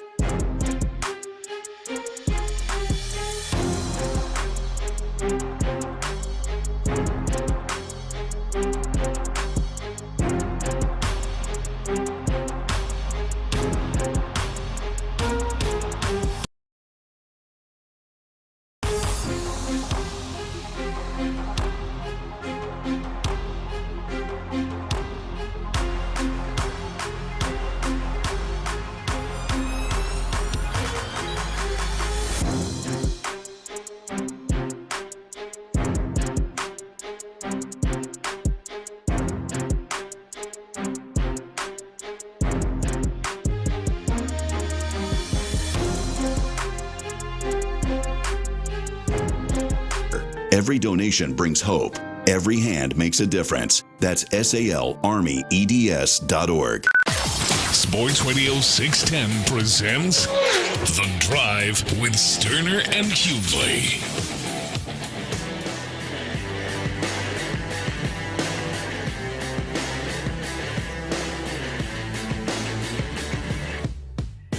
As the Astros prepare to return home and face the Cleveland Guardians, who about a week or two, a month ago, we looked at that. This was going to be what looked to be a potential playoff matchup, a tough series coming up. The Guardians have really just nosedived. They've lost 10 in a row, and 6 and 24 in their last 30. So that's a big time struggle. Cleveland is. They're coming in. Joe Espada, our guy Will Conkle, many members with the captain Joe Espada. He said asked if he thinks their All-Star shortstop Jeremy Pena will play before the All-Star break. Captain Joe just said, "I'm not going to answer that." There's some Dusty in him. Yeah, there it is. That's what the hell I'm talking about, Joe Espada. About damn time you learn. Number one right there. Look, that's number one. Hey, becoming a manager. I'm trying to do the best I can. I hear you, Joe. And look, I know you got some forces above you that are pushing against you with some of the misinformation or conflicting information. This is well done, Joe. That's it. I'm not going to answer that. That's well done, Joe. That was a no-brainer Joe's for me. Yeah, it should be a no-brainer for you, Joe. How many times you going to let him get you? Yeah, they ain't going to tell me, no. I'm not telling you nothing until I see him walk out there. I'm not telling you nothing. So, I wonder if it's Steinbrenner or not Steinbrenner. Who is it? Boris and Scotty Boris and Jeremy Pena going, hey, Joe, hey, Dana, hey, trainers, I'd appreciate it if y'all didn't mention my name one time along with injury, recovery, rehab, where I'm at, what the hell I'm doing. Yeah. If that's just Joe learning. Yeah, I ain't telling you. That's what Joe should keep saying. I'm not telling you. Absolutely, 100%. No. I mean, it's not, And I'd like to know. I was about to say, now, and for our job, what Joe brings to the table is sometimes is helpful. No, ain't no doubt. Dana, you come on out. Dana's going to say enough for it all. That would be my approach anyway. If that's Dana. Yeah, man. I don't think I need to go into that. Hey, because Dana's coming. Would you say is Jeremy Pena playing for the All-Star break? When is Dana going on? Wait, Dana's on Tuesdays at 4. Y'all listen. Y'all listen to that. Hell, man, you know. I kept it real as a true professional myself. Yeah, he's gonna keep it a little bit more real, man. I just saw him on TV up there speaking to me. It must be today. I'm keeping it HIPAA. I'm doing. Hey, Dusty. Look, Dusty had that thing figured out, didn't he? Oh man. Dusty was like, y'all ain't making no fool of me. Well. Man, I ain't gonna tell you. Yeah, you're down to be back soon. Okay. They're playing that song and dance with him on how quick Lance is gonna be back. Yeah, he'll be back. Yeah. Get on the mound, little fuck. HIPAA. Shout out to Johnny Dusty. All right. Honestly, man, I'm looking at this weekend series, and I mean 29-6. Yeah. 29-6. They dominated what many people, even after that 3-game series, what many people believe is the best team in baseball. And you kind of hit on this a little earlier because there's just so much to take from the thing, Clint, is you look at, all right, the lineups that the Astros had to put out. Like, what's more impressive? The 26, I know 18 came in one, but still, they're over 5 in the other two. But the 26 or the 20 or the 6 in 3 games against the old Ohtani, Betts, and Freddie Freeman right off the rip. 3 batters every single day. And then, tall Asian guy. Their catcher, Will Smith, is an all-star. And Hernandez is really, really good. Like, that lineup, that ain't a lineup you hold down in L.A. for 6 runs. Yeah. And Hunter Brown didn't pitch. Right? So, like, that's Hunter Brown didn't pitch, and Framber gave up 4 of the 6. And that was the worst start. Was it 4 he gave up? He gave up 4 in 6 innings. Gusto gave up 1 run, and Lance gave up 1 run. And Lord knows, Lance has given it up a couple of times this year. Go see Cincinnati, go see Washington. And so I don't even know which one's more impressive to me, the 6 or the 29. Because I can say that of the 6, that lineup with those guys pitching, but I can also say of the 29, I mean, there's no Jordan, there's no Pena. Hell, Jake got hurt midway. Zach Short got inspired.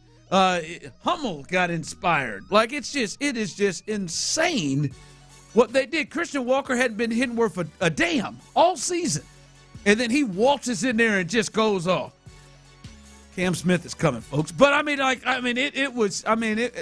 is insane what the number they did on the Dodgers. You can't tell me the Dodgers weren't kind of ready. Like, the Astros are a get-up team, right? Like, even if Jordan wasn't there, you can't tell me they were just like, hell.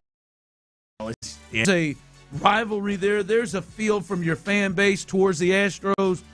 And they couldn't do nothing. Well, Ryan, you're talking about, when you talk about the Dodgers, like right now, you could look at the Astros lineup, and with the exception of Altuve, a pitcher could come in and pitch really, really well, and it's just going to be another good outing by a good pitcher, because they're so like where I'm going with the Dodgers got a bunch of bats in their lineup that aren't guys that take days off. They're all-stars, man. They're some of the best in the game. I mean, throughout. These aren't guys that just take series off. These are guys that play the entire season and play at an all-star level for year after year after year.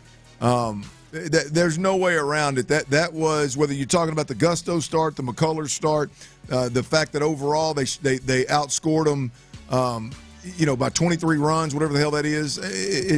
It was an unbelievable weekend for the Astros, and we had mentioned this, Ron, but they have put themselves in a spot. They are 13-2 against division winners. I mean, division leaders, because they had won the division. They have played the other teams that are leading in the other divisions right now, and they are 13-2 against those teams. I mean, they aren't. This isn't one of those play-to-week schedule, and they're just kind of flying under the radar. No, they're playing. Thus far is the toughest part of their schedule. After this is the easiest part of their schedule. Right. Yeah, they swept first-place Phillies, scoring 5 runs. They just swept the first place, what many people believe the best team in baseball, the Dodgers, scoring 29 runs. And then in the middle, they took 2 or 3 from the Cubs at home there. Like they won a series against Detroit as a leader. Yep. Who's leading the other division? I can't remember what they've done with the Blue Jays. The Blue Jays have just gone off here of late. They won the division. They have just gone past the Yankees. They're going off. They won the series against the Blue Jays, though. Yeah. Old George Springer's been on a tear. Yeah. By the way, that All-Star thing, Bregman and Tucker made the All-Star team. Both. How about that? No surprise. Paredes is one we haven't talked about. There may have been some thoughts that Paredes could have made this thing. Bregman made it. Right, Devers messed it up. Boston. No. Damn, Raph. No. It's got to be over there steaming, man. No. Made that. All right. Thanks for that. Every time gets me. Coming up, Dalton Schultz. Should he be the one that is reaping the biggest benefit of anybody on this offense with all the changes? We'll discuss him and what we believe he should be showing next year for the Texans. That's coming up next. Just keep your soft ass out of the conversation. How good was the Astros pitching in June? Award-winning good. Hunter Brown and Josh Hader were elected the American League's Pitcher of the Month and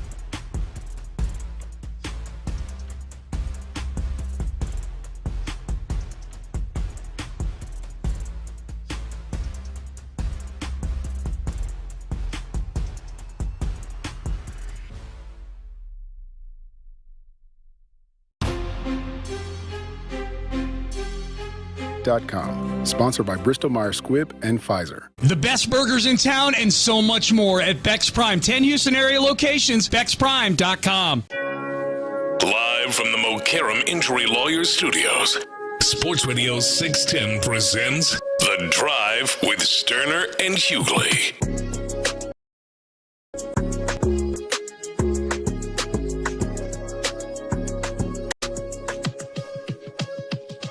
Clint finally ate for the first time today. Yeah, it Hey, does. I'm in a good spot here. Weigh-in day, baby. That man Clint weigh-in day. Clint, do you eat or drink leading up into this? Very little. Very little. You had to, as much as you said you went and got a good workout in. You got to get you some water in there. No, I don't. No. There's no just water consumption. There is a small water consumption for my morning supplements. There is one small cup of coffee for I put some supplements in my coffee as well. That's it. That's it. That's all you do, huh? And I get up here and get that weigh-in, boy. Tell you what, we get in them 230s, I'm gonna take that shirt off, be beating the chest like them UFC fighters do. There you go. We'll see. Clint's gonna take his shirt off and beat his chest like those UFC fighters. He's bare-chested. Get in them 230s, boy. And that's a different ball game. Borrow some of Tyler's Nair. Uh-oh. I don't know none of that no more. I'm telling you right now, you don't want to buy none either. My nipples will never forget that nightmare. Well, what are you using now? Just a straight razor? Nipples was tender. I just went back to using the trimmers like I did. Trimmers, yeah. That Nair scarred me, boy. Just get it waxed, man. A lot longer, I hear. Well, I'm not opposed to that. But the people that were professionals that know what they're doing. You just went back there and just ballparked it with the Nair. And did then not read instructions on the bottle. That's foolish. That's tender nipple, Tyler. Yeah, man. Yeah. Bro. You say nipple. Can we Tender say nipple. Yeah, you can say tender nipple. Yeah. Ladies and gentlemen, get ready. Hold on to your nipples. Yep. Hold That's on to them. unbelievable. Yep. That's unbelievable. I can't talk about them shoes I used to buy at that locomotion you store in cannot Romulus, say but what 2 Chainz' first name was. Nice crying shame, boy. That's how I found out. Yep. It's all right, man. You know, Tyler doesn't need to be hitting the dump button or getting himself in trouble. Yeah, man. It was so crazy. Hey, Figgy must be on a twitch of cussing. Because, I mean, you know, I do a lot of, man, that, you know, like I'm going to say something. Figgy wasn't playing. When I was with him Thursday, boy, Figgy, he is ready. Man, you scared me with that. You are not going to get an F-bomb on Figgy's watch. Figgy is not playing. Like, man, ooh, and Reggie, too. Like they're trained. Yeah, Reggie. Like I said, man, I wasn't going to say it. It seems like Reg is a bit nervous. I'm always good raw dog in the drive. Thanks, Reggie. Yeah, Figgy said he was a little nervous about me when I lost it with when we found out Lance McCullers got himself injured. I did drop the S-bomb. It was just Hold on, so. Well, speaking of somebody who made many of you all drop the S-bomb last year, would you say it's fair for this Dalton Schultz, Clint, that obviously his last year was disappointing, and that's putting it kindly, especially from people like Tyler and Clint who just could take it a whole nother level of just disappointing. But with Nick Caley coming to the team, as a former tight ends coach with that background, that's what he did with the Rams. That's what he did with the Patriots before. And now it does seem like the offense is maybe shifting, as they're saying they're watching more Brady. Is the offense maybe shifting more to that? And we know the history that Brady had, especially with that position, not just Gronk, but also the killer, Anthony Hernandez. Ben Watson did some things there as well. The tight end position is something they've used a lot there. Shouldn't he probably be one of the top guys that you would think would benefit the most from the shift and change of not just the coach from Bobby Slowick to Nick Caley, but seemingly what maybe the philosophy of the offense is? It seems like it may, favor him as a tight end more. Yeah, Ron, look, I think there's – now we better see more than just the tight end position improve. But, yes, I think it's fair right now. At the top of the list. Yeah, absolutely. Look, there's a lot of people that expect Nick Caley to do great things in terms of play call? I have no idea. That's a very difficult thing to do in the game of football. I'll argue it's the most difficult thing to do in the game of football. I don't know if he's going to be worth a damn at that, but what I think is very fair for fans and really anybody that covers a team to be very critical of is the tight end position. Not just Dalton Schultz and his ability to $12 million a year that his contract is paying him, but to have one of his better, if not best, years under Nick Caley. I like the expectations of Nick Caley as an offensive coordinator to fix the protections, to help the quarterback do this, to tilt the offense to the strengths of all the different players that you need to hit on all cylinders. I don't know about that. But to tilt this offense in a way that you can get the most production possible out of your tight end group, I expect the hell out of that, absolutely. So, yeah, I think it's at the top of the list of things that should naturally improve without any change whatsoever. What should naturally improve is there's several positions, but one damn sure should be, and like you said, at the top of the list should be the tight end group. You got one that you're paying $12 million to. You got one that is known for sure hands and route running and being a safety net, being quarterback friendly, knowing defenses, maybe not necessarily like a quarterback, but in a very cerebral way can identify and anticipate what defenses are doing. You got to get back to that. At the very least, you got to get back to that. And I think Nick Caley, if he can't unlock that side of Dalton Schultz, then at the very least, we got some problems. Yeah, it has this has to.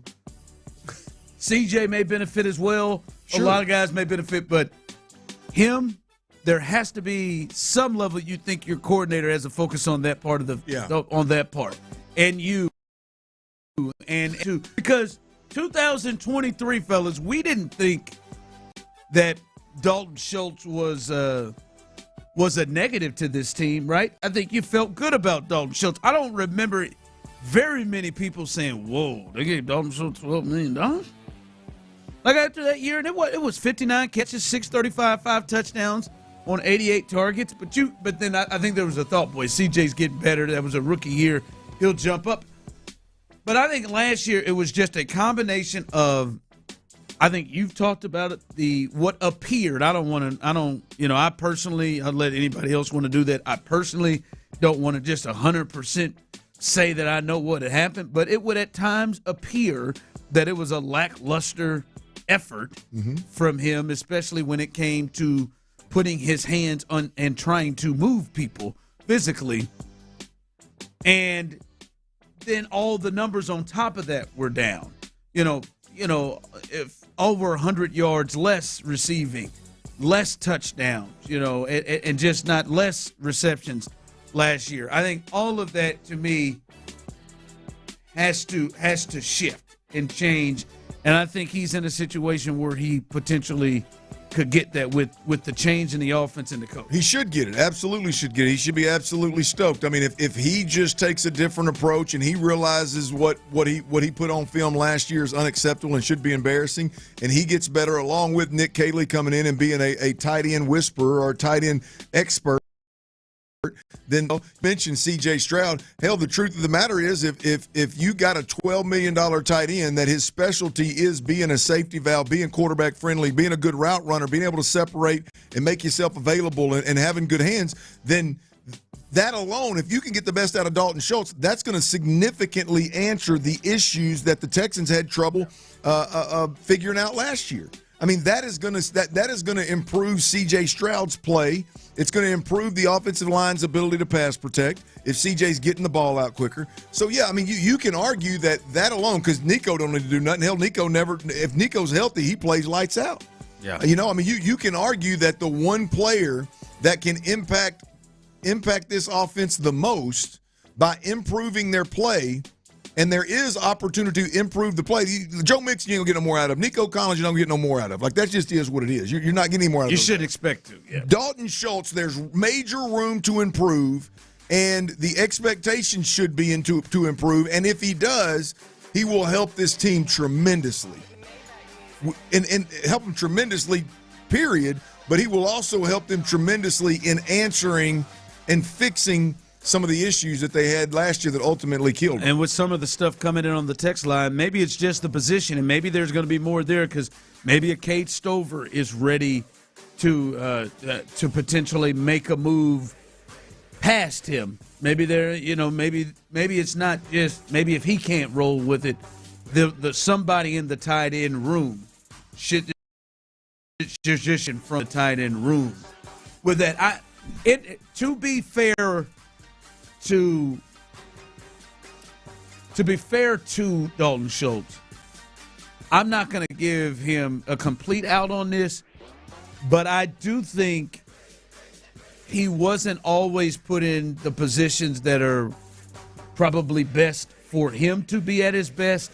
And I do think there were moments, whether it was because of CJ, whether it was because of Bobby, whether it was because of protection, whatever, there were moments where he was missed or moments where he could have been more of a priority right off the bat in games. So, but I'm not going to let him off. But I do want to, in fairness to him, acknowledge that part of it. Yeah, no, look, I think it's very fair to say, hey, look, we want to be more aggressive. We're going to stretch the field approach to last year's offense left Dalton Schultz hanging a lot. Left Dalton Schultz as an afterthought instead of what should have been an immediate answer a lot of the time. So, yeah, no, there's no doubt that look, in no way, shape, or form am I ever going to sit here and tell you that Bobby Slowick didn't negatively impact the play of Dalton Schultz, and the frustration didn't stem from some of what Bobby Slowick was doing. Look, he is a professional. He's been around good and bad. He knows when he sees bad, and if some of the stories that we've been seeing are hearing are true about Bobby Slowick, then I'm sure he had some frustrations there. But nonetheless, what he put on tape is unacceptable. Period. Point blank. He's got to be significantly better, and if he is, then I think this offense will solve a lot of its problems. Yeah. No, that is fair. And that room, and I'll be honest, I will,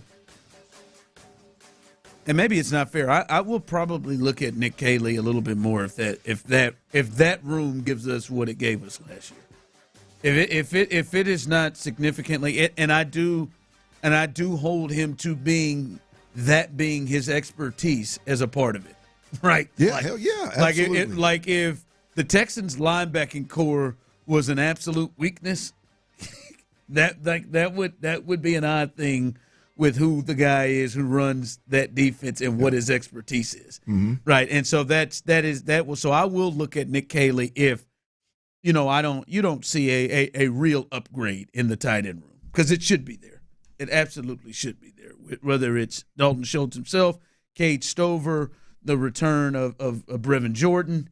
It should be there. Yeah, there's a conversation there maybe for another day, but that Cade Stover is an improved Dalton Schultz, no question. But Cade Stover is the one that can make a big difference. He's lurking. Ooh. Yeah, he should be operating as if there is a chance for me to get more PT. All right, coming up 5 o'clock. Dang, it's 5? 5 already, baby. Back Tyler's in the saddle got this rolling. thing moving on. After you do 12 hours of radio, 4 seems pretty quick, doesn't it?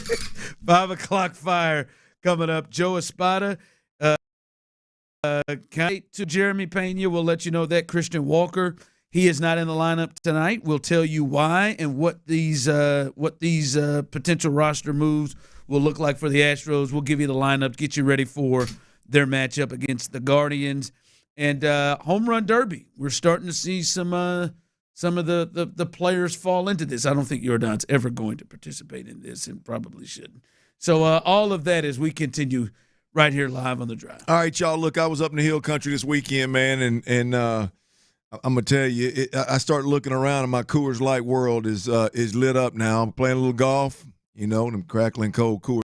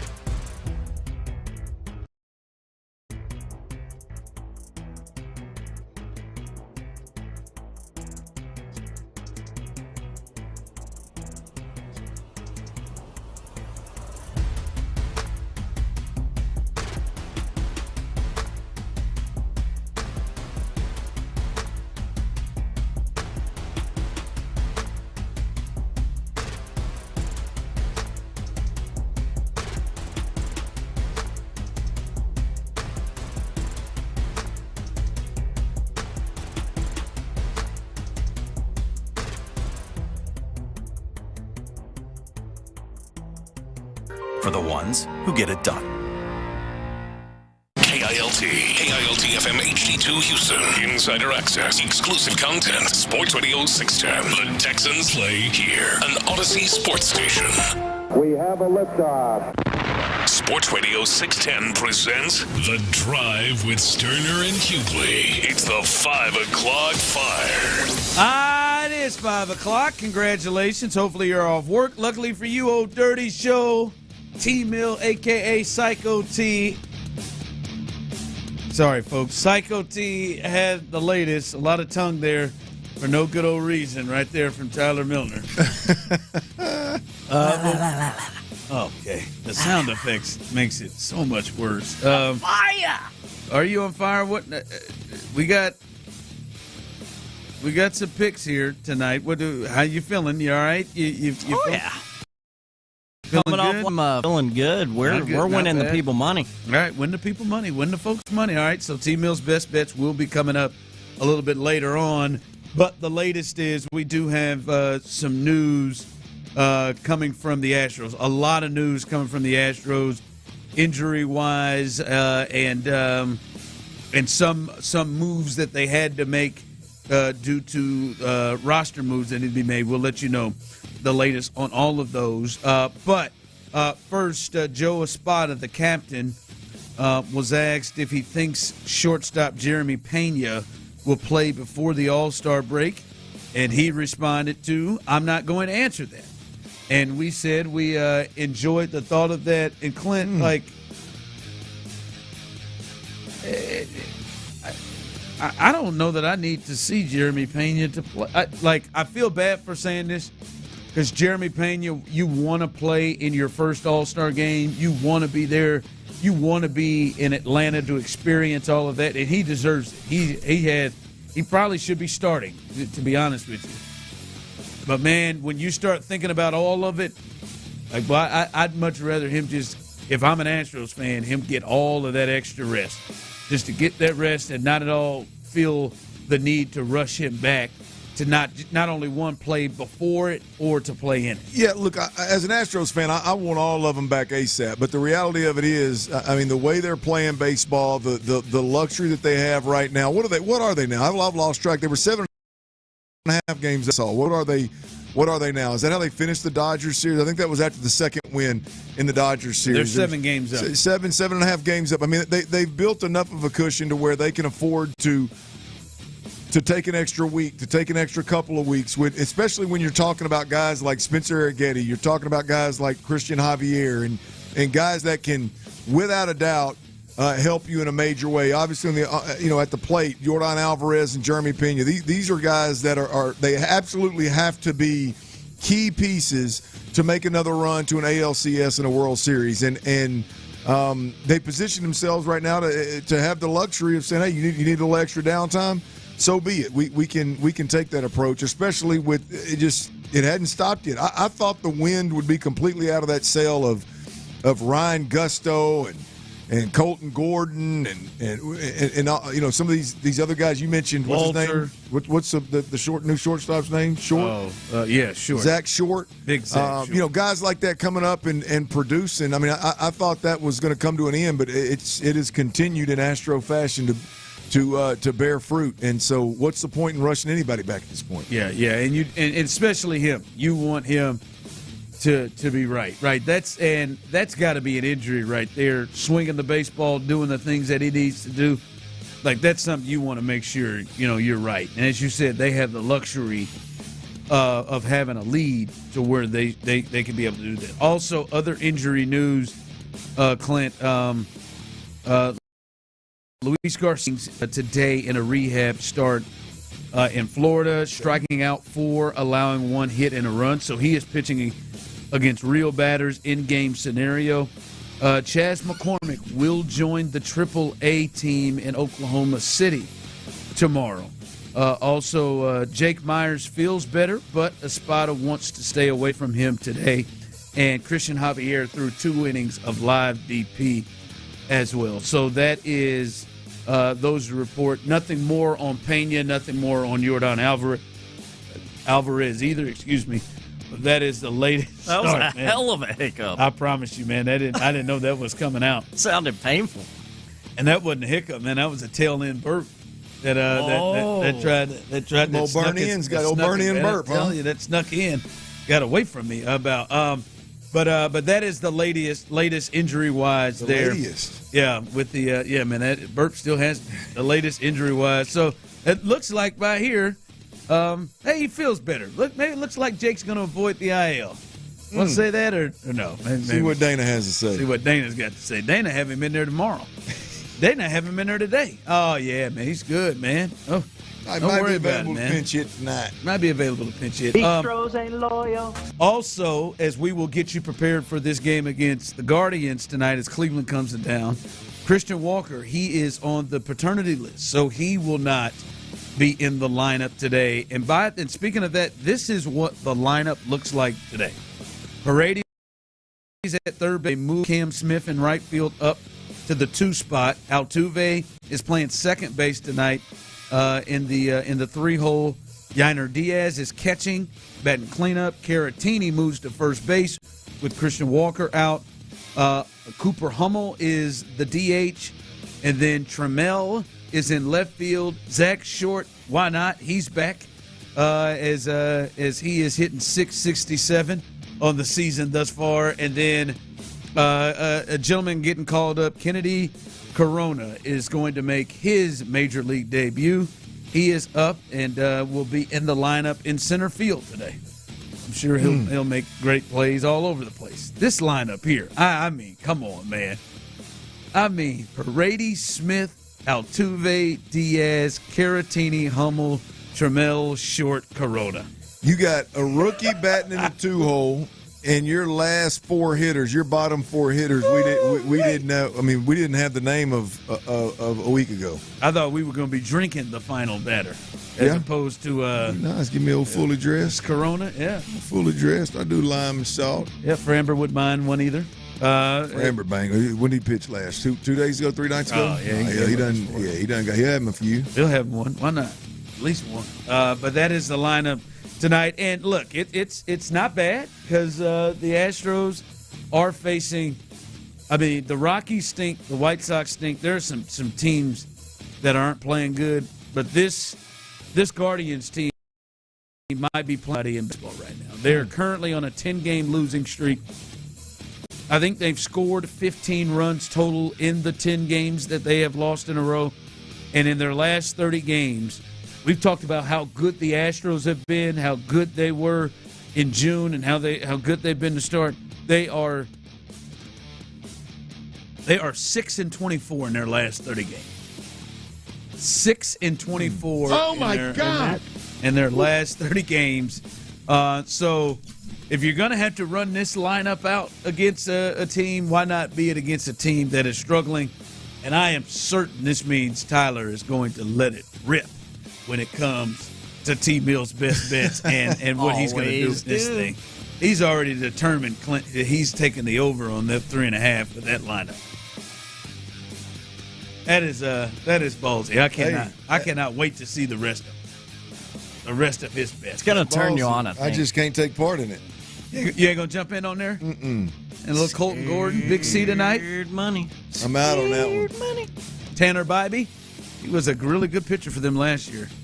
Now he's 4-9, and his ERA is the smoking holiday. It is.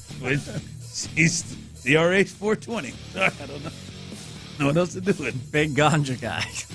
5 o'clock fire. Yeah, Tyler's a big believer in that Kush, guys. So that's what you're dealing with tonight. But home run derby, as we're getting closer and closer to the All-Star break after this weekend series, we will be at the All-Star break, and they are starting to get the home run derby in. Pete Alonso has already decided that he will not participate, and he's a 2-time winner. I think we've got. Pete sometimes gets me there. Well, Pete, he'll get up there and bob that head to whatever song's being played. He'll play along with the crowd, and he wins. So that was. But I think we may have got MLB may have gotten all the juice out of the Pete Alonso squeeze. You think it's time to move on? Yeah. It's a smart decision for him. Yeah, I think he's going for 3 in a row. He had to. No. He didn't win last year. No, he was going for 3 in a row. Yes, that's what I was going with. Okay, yeah, I got you. Yeah, last year he had to. Last year was one, and last year he kind of peed down his leg a little bit. If I remember correctly, he didn't. He struck. He was out early.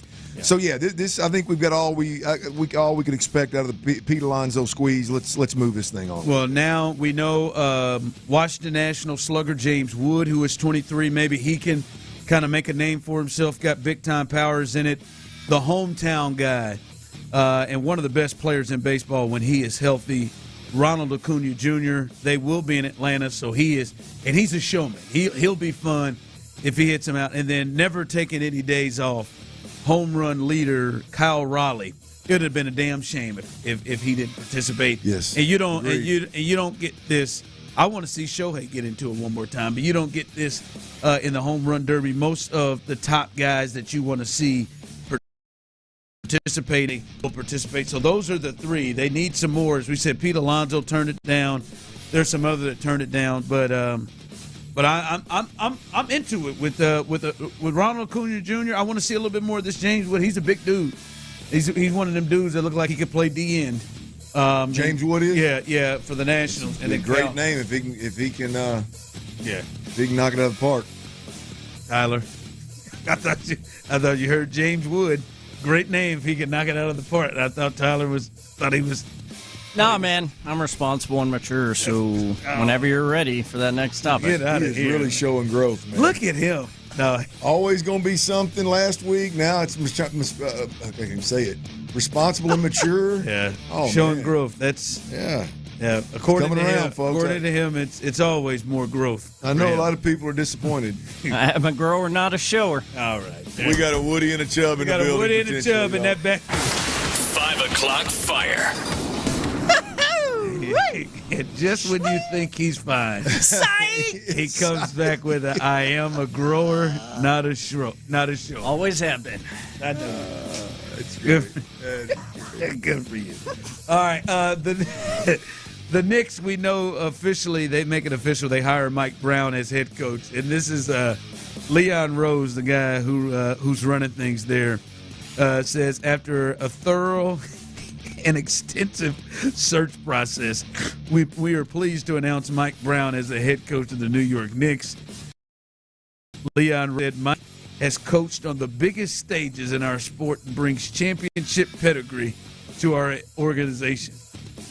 Okay, he experienced leading the bench during the NBA Finals, winning 4 titles as an assistant coach, and his ability to grow and develop players will all help us as we aim to bring a championship to New York for our fans. My man's, they're touting. He's trying. You talk about a spin here, touting what he has done as a bench coach. I mean, you could have led with, he did lead the Cavs to the finals in 2007 as the head coach. Now they're rolling right to his time as the assistant with the Golden State Warriors. It sounds like a young. It sounds like a young up and coming resume. Like, hey, here's what we got. Instead, it's an old timer. It's a guy who's had 3 stops. He's been a head coach for the Cleveland Cavs, the Lakers, and the Kings, who he just recently got fired from last year, midseason. But hey, baby, he's got championship pedigree as a bench coach, and they said it. They should have just said championship pedigree, and then they went into it as a bench coach. No, we got to sell this, man. It's in New York, man. We got to sell this sucker, I guess, man. We'll see how this rolls. I like Mike Brown. I actually think he got a kind of a raw deal in Sacramento. You don't change that organization, get them to the playoffs for the first time, and they were a 3 seed, really good, and then just fire his ass after they start 13-18. So I did think he got a raw deal, but hey, man, you ain't got to sell it like this. I mean, let's just give it a shot, man. I mean, that's a rough one there. 5 o'clock fire. All right, this is for you, Tyler. Texas A&M quarterback Marcel Reed he is trying to throw his name into the Heisman hat, Clint. Wish you would. He's making IG posts, and why not? Hell, every one of you should. Arch, all of you. Anybody who thinks they've got a chance. Jalen Daniels, go ahead and make you a post. Well, Arch is on his way to winning Super Bowls. Yeah, he's going to win it next year, to be honest with you. Somehow. According to Paul Feinbaum. But I know you are. It's never too early to talk college football with you, and I know Tyler gets himself in a tizzy. They were 8-5. He finally took that job last year, led him to a bowl game. You think Marcel Reed is somebody that maybe has a dark horse chance at being involved in the Heisman? No. You tried. I thought you might. No. You like him too. I like him. I like him after I think he's still after a year of watching him play. There's still a level of rawness there that he's just got to improve on. I think he could with huge strides. You think they can win enough for him to get there? Well, I mean, the reality of what to me. I'm just asking fair questions, Tyler. It's very fair. Did you see that slow turn? That slow turn he gave me? Yeah, no, I'm sorry, I didn't see it. Now, mean mugged him a bit. The reality of it is if he can consistently distribute the football accurately at a good college level, there's a chance A&M can win a lot of games and he can go. He can look. He's a dual threat athlete. He is legit with his legs. Gig him. There's no doubt about it. He's got the ability to be. He's coming from pretty far away too. Yeah, look, he's just to me like just where his standing is. To me, he has to be a significantly better passer of the football. If you look at kind of how last year went down with him, I believe it was last year. Correct me if I'm wrong, Tyler, but it was a little bit of a back and forth. They all run together, man. Well, last year was a little bit of the back and forth with the Wegman kid, and it was the reason was like literally because they had more faith in him passing the football than they did Reed. I mean, it got to a point where teams could load the line. They could run with Reed, and they'd leave him in there. If they couldn't, they needed somebody to throw the football. Then it would have to be Wegman. Like that's got to be a thing of the past. Yeah. Like there can't be anybody on the sideline that's a better option for you spinning the ball around the park, no matter what the situation is. If you're going to post things like C-Stat, New York, Miami. I mean that's got to be a thing of the past. Now September 13th. Is a huge night for him. If he's on national TV against Notre Dame on the road in South Bend, and he has a night, then all of a sudden, there's a possibility. That defense right there, yeah, there's a possibility exactly right. on national TV that he can turn heads. If he can go up there on national TV and A&M win at Notre Dame, and he be a big reason why. They can turn some head. And if that happens, Tyler's going to be really excited because I think that means A&M's got a chance to have a special year. Because unfortunately right now, Tyler, I just don't think he is a name right now. Oh, I like him. I like his skill set. I thought he should have had the job a lot sooner than he actually got it last year. But that game, week 3, right? Week 3 is a big one if he takes care of business those first 2 weeks. All right, coming up, Cam Whitmore, that scenario and situation is finally over. He has been traded to the Washington Wizards. Who makes you more nervous? Two guys that I think many people feel has some real potential. Jalen Green, Cam Whitmore. Which one of those guys make you most nervous that they'll become something big and the Rockets moved on from them? We'll discuss that coming up next. Fellas, listen up, man. I got some big news, man. There's big news in the test.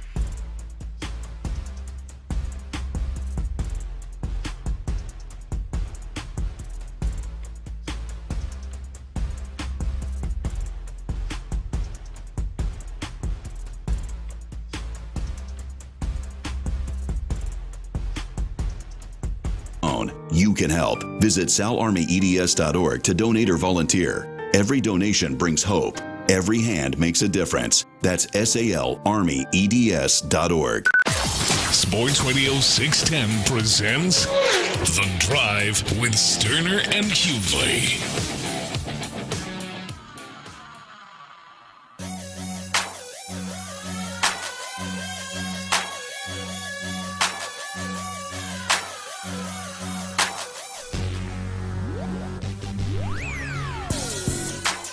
Text line coming through. We need shows lineup with this one. Nah, man.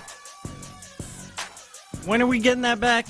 What is it again? I thought with Dana it was going to be soon, but when your gets back. Good hell. Yeah. I love that phrasing. Good hell's a fun one. I got that from you. I know you did. Like that, this would be hard. I don't have nothing for Corona, but I feel like I could get something there. Oh yeah. I feel like I could get some with Corona. Short, don't have nothing for Zach Short. Feel like I could get something there. I would have a lot of fun with Trammell. Good hell, Trammell. Or AKA Trammell. Yes, indeed. Oh, Hummel. And then I don't think I've done one for Cam Smith yet. Maybe I have. Yeah. No, that's no, man. That can't be the return. That can't be the lineup that you come back with. No, it can't. Can't. Come on back, Jordan. The people want it. Jordan. It's up to you, Jordan. Well, the people are going to forget about it if you don't ever give it to them. They won't forget about it. No matter how hard you work, it's pure greatness. It's good. It's good. Pure greatness, so they're not going to forget about it. I don't know that it happens often enough to be great, but it's good. You're not going to peer pressure me into it. Not going to bully me into it. Nope. Not going to do it. Not going to do it. All right. Over the weekend, the Rockets, they traded one of the most. He's got to be one of the most polarizing 10th guys on the bench, if he's even 10th. Yeah. 11th, 12th guys on the bench that has to be in basketball. But they trade him to Washington for 2 draft picks. Some are losing their minds. They didn't get more. I know how you feel about it, but he also is the 11th or 12th guy off the bench. So 2 draft picks, not bad. You got 2 of them back in the Durant deal when she lost 5.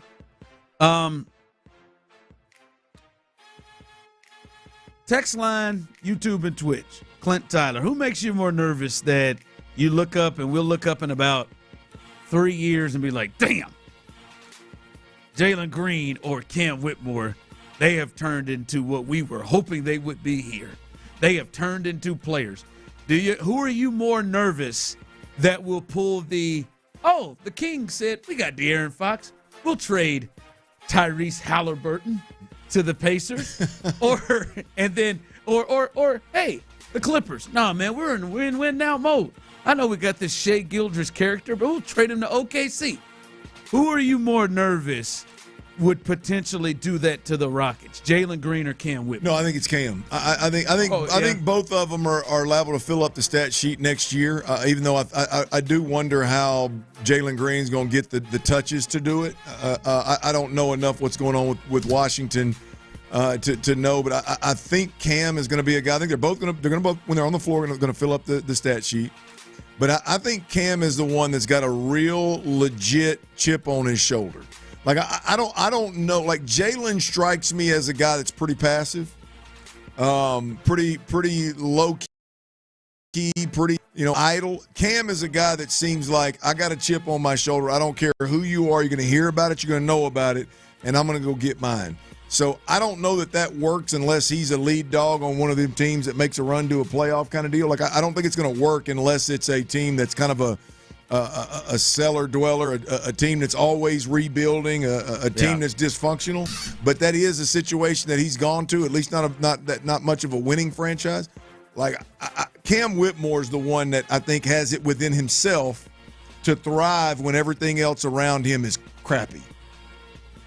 Like, I don't know if Jalen has that. I think Jalen is the more skilled player than the two, But I think the dog in Cam Whitmore gives him more of a chance to be the one that thrives in a dysfunctional organization or a rebuilding organization. I'm with you. I think both have the potential to put up numbers. Now Cam, we have to remember, is just 20. So like he's still a very, very young player compared to even Jalen, who's obviously 23, something like that, who's getting up there. Not getting up there in age, but in his relative years. to Cam, in his years of playing, to where you feel like I'm not saying Jalen Green can't take another step. You feel like though you have an idea of what he's going to be, especially a lot more than you do Cam. Yeah. Now there is something that even Jalen Green does or has garnered more trust in the Rockets front office or coaching staff than Cam Whitmore did, because hell, he played, he started, he was the leading scorer, he was somebody that they had a good level of trust in. They did not have any of that level of trust in Cam Whitmore, and that's the thing is, now that Cam goes to Washington, I'll be honest, I don't think that's the greatest place as a setup to start getting it, whatever he wasn't getting with the Rockets. Now, it may be a really good setup to place to put up a lot of stats that are empty calories, but I don't know if it's a great spot. And we'll see, who's there, C.J. McCollum or some of the veterans there. They went and got Chris Middleton. He'll probably be injured, so Cam will probably get some time. So I don't know if that's a situation where you really say, all right, Cam's going to go there and figure out what he's not figuring out. But I don't know, boy. I don't see a lot of jump for Jalen Green. Like I don't think I see like Jalen Green going Phoenix if he moves on from there or something. I don't know that I see Jalen Green all of a sudden the light bulb getting turned on to where he jumps up to where he's an all NBA type of player. Because I think that would be the next step for Jalen Green. Hell, the next step for Cam Whitmore is to get in a rotation. Right? Can I get minutes? Yeah. The next step for Jalen Green is, can you be Tyrese Halliburton? Can you be a level player? And I feel like he is just going to always be just short of that. And I think there are some people here. We see some people rolling in here. Jalen for sure. Cam Whitmore, we're going to regret that coming from people on the text line. I don't know if that is going to be the case. I don't know that I get that, but I think Jalen has pretty much shown us who he is. All right, coming up as we continue, we'll get T Mill's best bets. We'll see what he does this week. Last week he was in the green, 66%. Did pretty well, so we'll see where he is tonight. The Astros are hot, so I think Tyler probably thinks he's hot. So he is going to jump in, and I'm sure be Astro heavy. So wait for that coming up here in the next segment, as well as Joe Espada. Are you 100% behind the Astros manager? Are you 100% positive that, hey, man, this guy is a lot more of an advantage than a disadvantage on the bench? We'll discuss that coming up. I am not, Ron, 100% behind Joe Espada. But Clint gave that away. Yeah, I am not. But I tell you what, I am 100% behind. Them Cold Coors Light. And it is 5:30 on a Monday, y'all. It's happy hour somewhere, man. Get down to your local.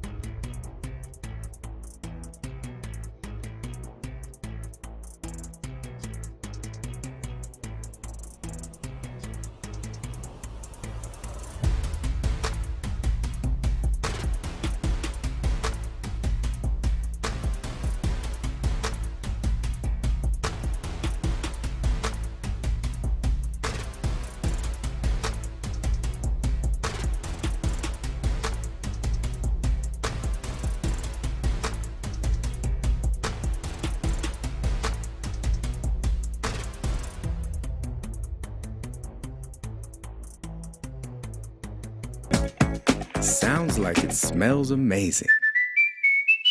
Get a free estimate from Generator Supercenter, the nation's #1 Generac dealer. GeneratorSupercenter.com. Live from the Mokaram Injury Lawyers Studios, Sports Radio 610 presents The Drive with Stoerner and Hughley.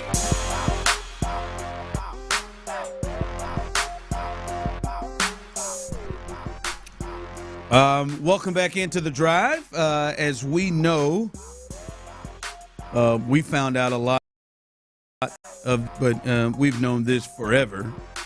Hurricane Harvey, so many events that have occurred in this city. Houston steps up for other, not just Houstonians, but also the great state of Texas as well. Clint talked about it earlier if you missed it in the 4 o'clock hour at Dirty's Daily. Talked about the tragic situation that's happening in the Texas Hill Country with the flood issues. Well, all at least that I know of, I've not seen anything from other teams around the area, but the Rockets, the Texans, and the Astros have all made significant donations to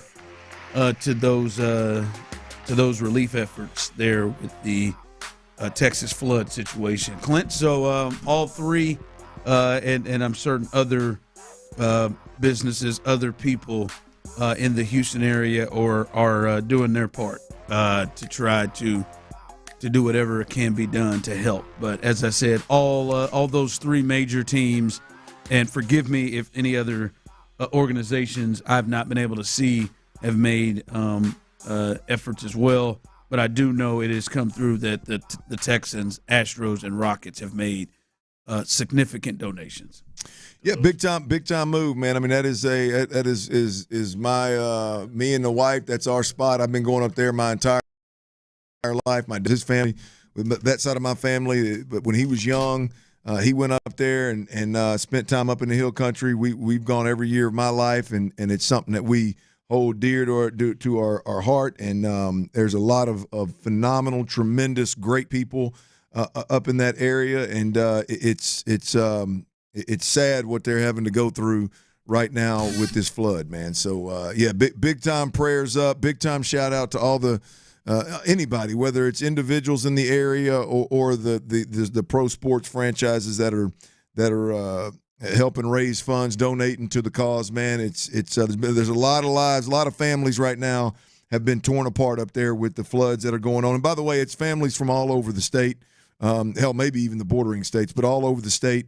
There's 700 to 800 kids in a camp in different camps up in that area that were directly in the path of the flood waters, and there's 70, I think it's up to damn near 70 lives lost, and 10 or 11 kids still missing from one of the camps, along with two of the adults from the camp. They've been finding kids on trees and things like that. So, yeah, man. And look, the efforts right now, we're talking about money's going into helping, but the individuals that are there that are helping, the people that are trained for these kind of water rescues, it's been going on for several days now. But prayers up for them and their families as well. Keep them safe while they're out there doing the most dangerous work we anybody could do. Yep. So good shout out to all of those guys and everybody who has made efforts in financially or any other way to try to help assist with what's going on. Coming up after us, as usual, Texans All Access. Mark Vandermeer, John Harris. They will be joined by wide receiver for the Texans, Xavier Hutchinson, will join the fellas. So stay tuned for that. Hear from Hutch. He makes the team? Yes. Okay. All right. I don't know. I think he's on the fence. We'll see. I think one that you got to watch for is Wayne. Yeah, they like him. And he was getting a lot more run with the ones and twos than you would think for somebody who you don't have. We haven't seen play a lot or heard a lot from him. He played a little late in the season. Obviously, we know he played against the Chiefs. Tank Dell definitely knows he played against the Chiefs. in the back of that end zone. But, yeah, that is a good one to watch. They'll talk to Xavier Hutchinson coming up a little bit behind us. Also, Area 45 is back in action, the best late-night talk show in all of Houston, coming up after the fellas get done with Texans All Access. Sean Bijani, Patrick Creighton, Chris Santiago, they will be there and ready, locked and loaded. Hopefully a good post-game show as the Astros look to add to the 10-game losing streak that the Cleveland Guardians are on. Hopefully they'll get to 11, and they'll have that all for you coming up. Texans All Access, and stay tuned here in a few minutes. We will get you T-Mill's best bets coming up in just a bit. But as I said, are you confident? Are you 100% confident in your manager? Do you think he is the guy? I see my guy said Espada ought to be head and shoulders the unanimous manager of the year at this point. Yes, I believe in him. Someone said, let me guess, Clint. He needs more leadership from Joe Espada. Our guy Gene had to say on the text line. I listen. As of now, man, it's hard to deny that this dude doesn't have the pulse of this locker room, and that they don't absolutely follow him and go where he goes, right? There is belief there. He is handling everything that has been thrown his way. I know this year, I think you're losing Kyle Tucker last year. You're losing Verlander at times last year. I think he had some things thrown as a rookie manager. Now, am I going to sit there and lie to you and say, hey, man, if they face the Tigers, I think they've got the advantage on the bench with A.J. Hinch on the other side? I'm not going to lie to you and say that. But I do feel like he is shown to be at least a performance of one of, like, what he's dealt with this year. That at least is a performance of one of the best managers in all of baseball. Yeah, look, Guy Gene, to answer your question, you're damn right we need more leadership out of a second-year manager that's just hitting stride. Yes, Guy Gene, we do. I know you're being a smart-ass, but yes, we do, absolutely. But no, look, what Joe Espada's doing right now is exactly how you establish yourself as a long-term manager in Major League Baseball. You get your opportunity, no matter how that comes, and no matter what that looks like. You get your opportunity. Dusty Baker leaves. You're the guy that knows the pulse of the clubhouse, the pulse of the team. You get the position, and a moment's going to come up. Last year was your first year. Were there some moments? Sure. I just don't seem to look at them as boy, these are major defining moments. I didn't see that last year. I look at it right now, and I think this is a major defining moment that we're in the middle of for the Astros, but definitely for Joe Espada as a long-term manager, as a manager that's trying to establish himself as one of the guys that has staying power. I think what we're watching, the job that Joe Espada's doing right now is a I have arrived, I'm here to stay type of moment. Absolutely, I do. There's no question about it. Do we need to see? Yeah, we need to see this guy with this organization that seemingly, no matter who's on the diamond, plays at a championship level. Do we need to see him make big time playoffs with the whole season on the line? Yeah. Right? Do we need to see what the lineup looks like and how he kind of fit? Because look, all these players are going to come back and he's going to have too many bats. Right? And he's going to have to decide who plays where, who bats where, who's what. There's a lot of decisions that are going to be made. So there's still a lot on the line here. But there's no doubt about it, man. A+ manager of the year type of job thus far for Joe Espada this year. This is big time. Yes, absolutely. Before we get to, because I see some other people, someone texting in, they're praying that he is the one. Before we get to Tyler's best bets that we'll get to quickly, one thing is it leadership? One thing that you need to see more to get you closer to that belief. Look, I think he's doing a hell of a job of managing the team right now. I think he's in the toughest times with all these injuries. I think he's doing a hell of a job in leaning into Now we're looking at a 2-year span here of him managing that chemistry that is elite and different than any other team in the league. There's, like I said, I think the only thing that, to me, that Joe Espada doesn't have on his resume that other big-time, long-term Playoff managers success. just play. Well, there's success or it's big. Yes, absolutely success. But like the gut decisions, the in-the-moment decisions, that with all the the season on the line. That's really it. This is a defining season that is going to mean the world for Joe Espada. This is get you an extension type of stuff we're watching right now. No doubt about it. His one moment went to the Tigers in the playoffs last year. Yeah, getting you guys ready when it matters the most is in the playoffs is just as important as managing a bunch of young guys when you have injuries in the regular season. So yeah, look, I love what the Astros are doing right now, and I love what Joe Espada is doing right now. I have no idea giving credit where credit is due. All right, let's no make problem, not no idea. Let's make a little cash here for the people. T-Mill's Best Bets. What you got today? That's right. And as always, as we list these off and hear which ones Clint, Ron, love, or hate, if you miss any, head to the Twitter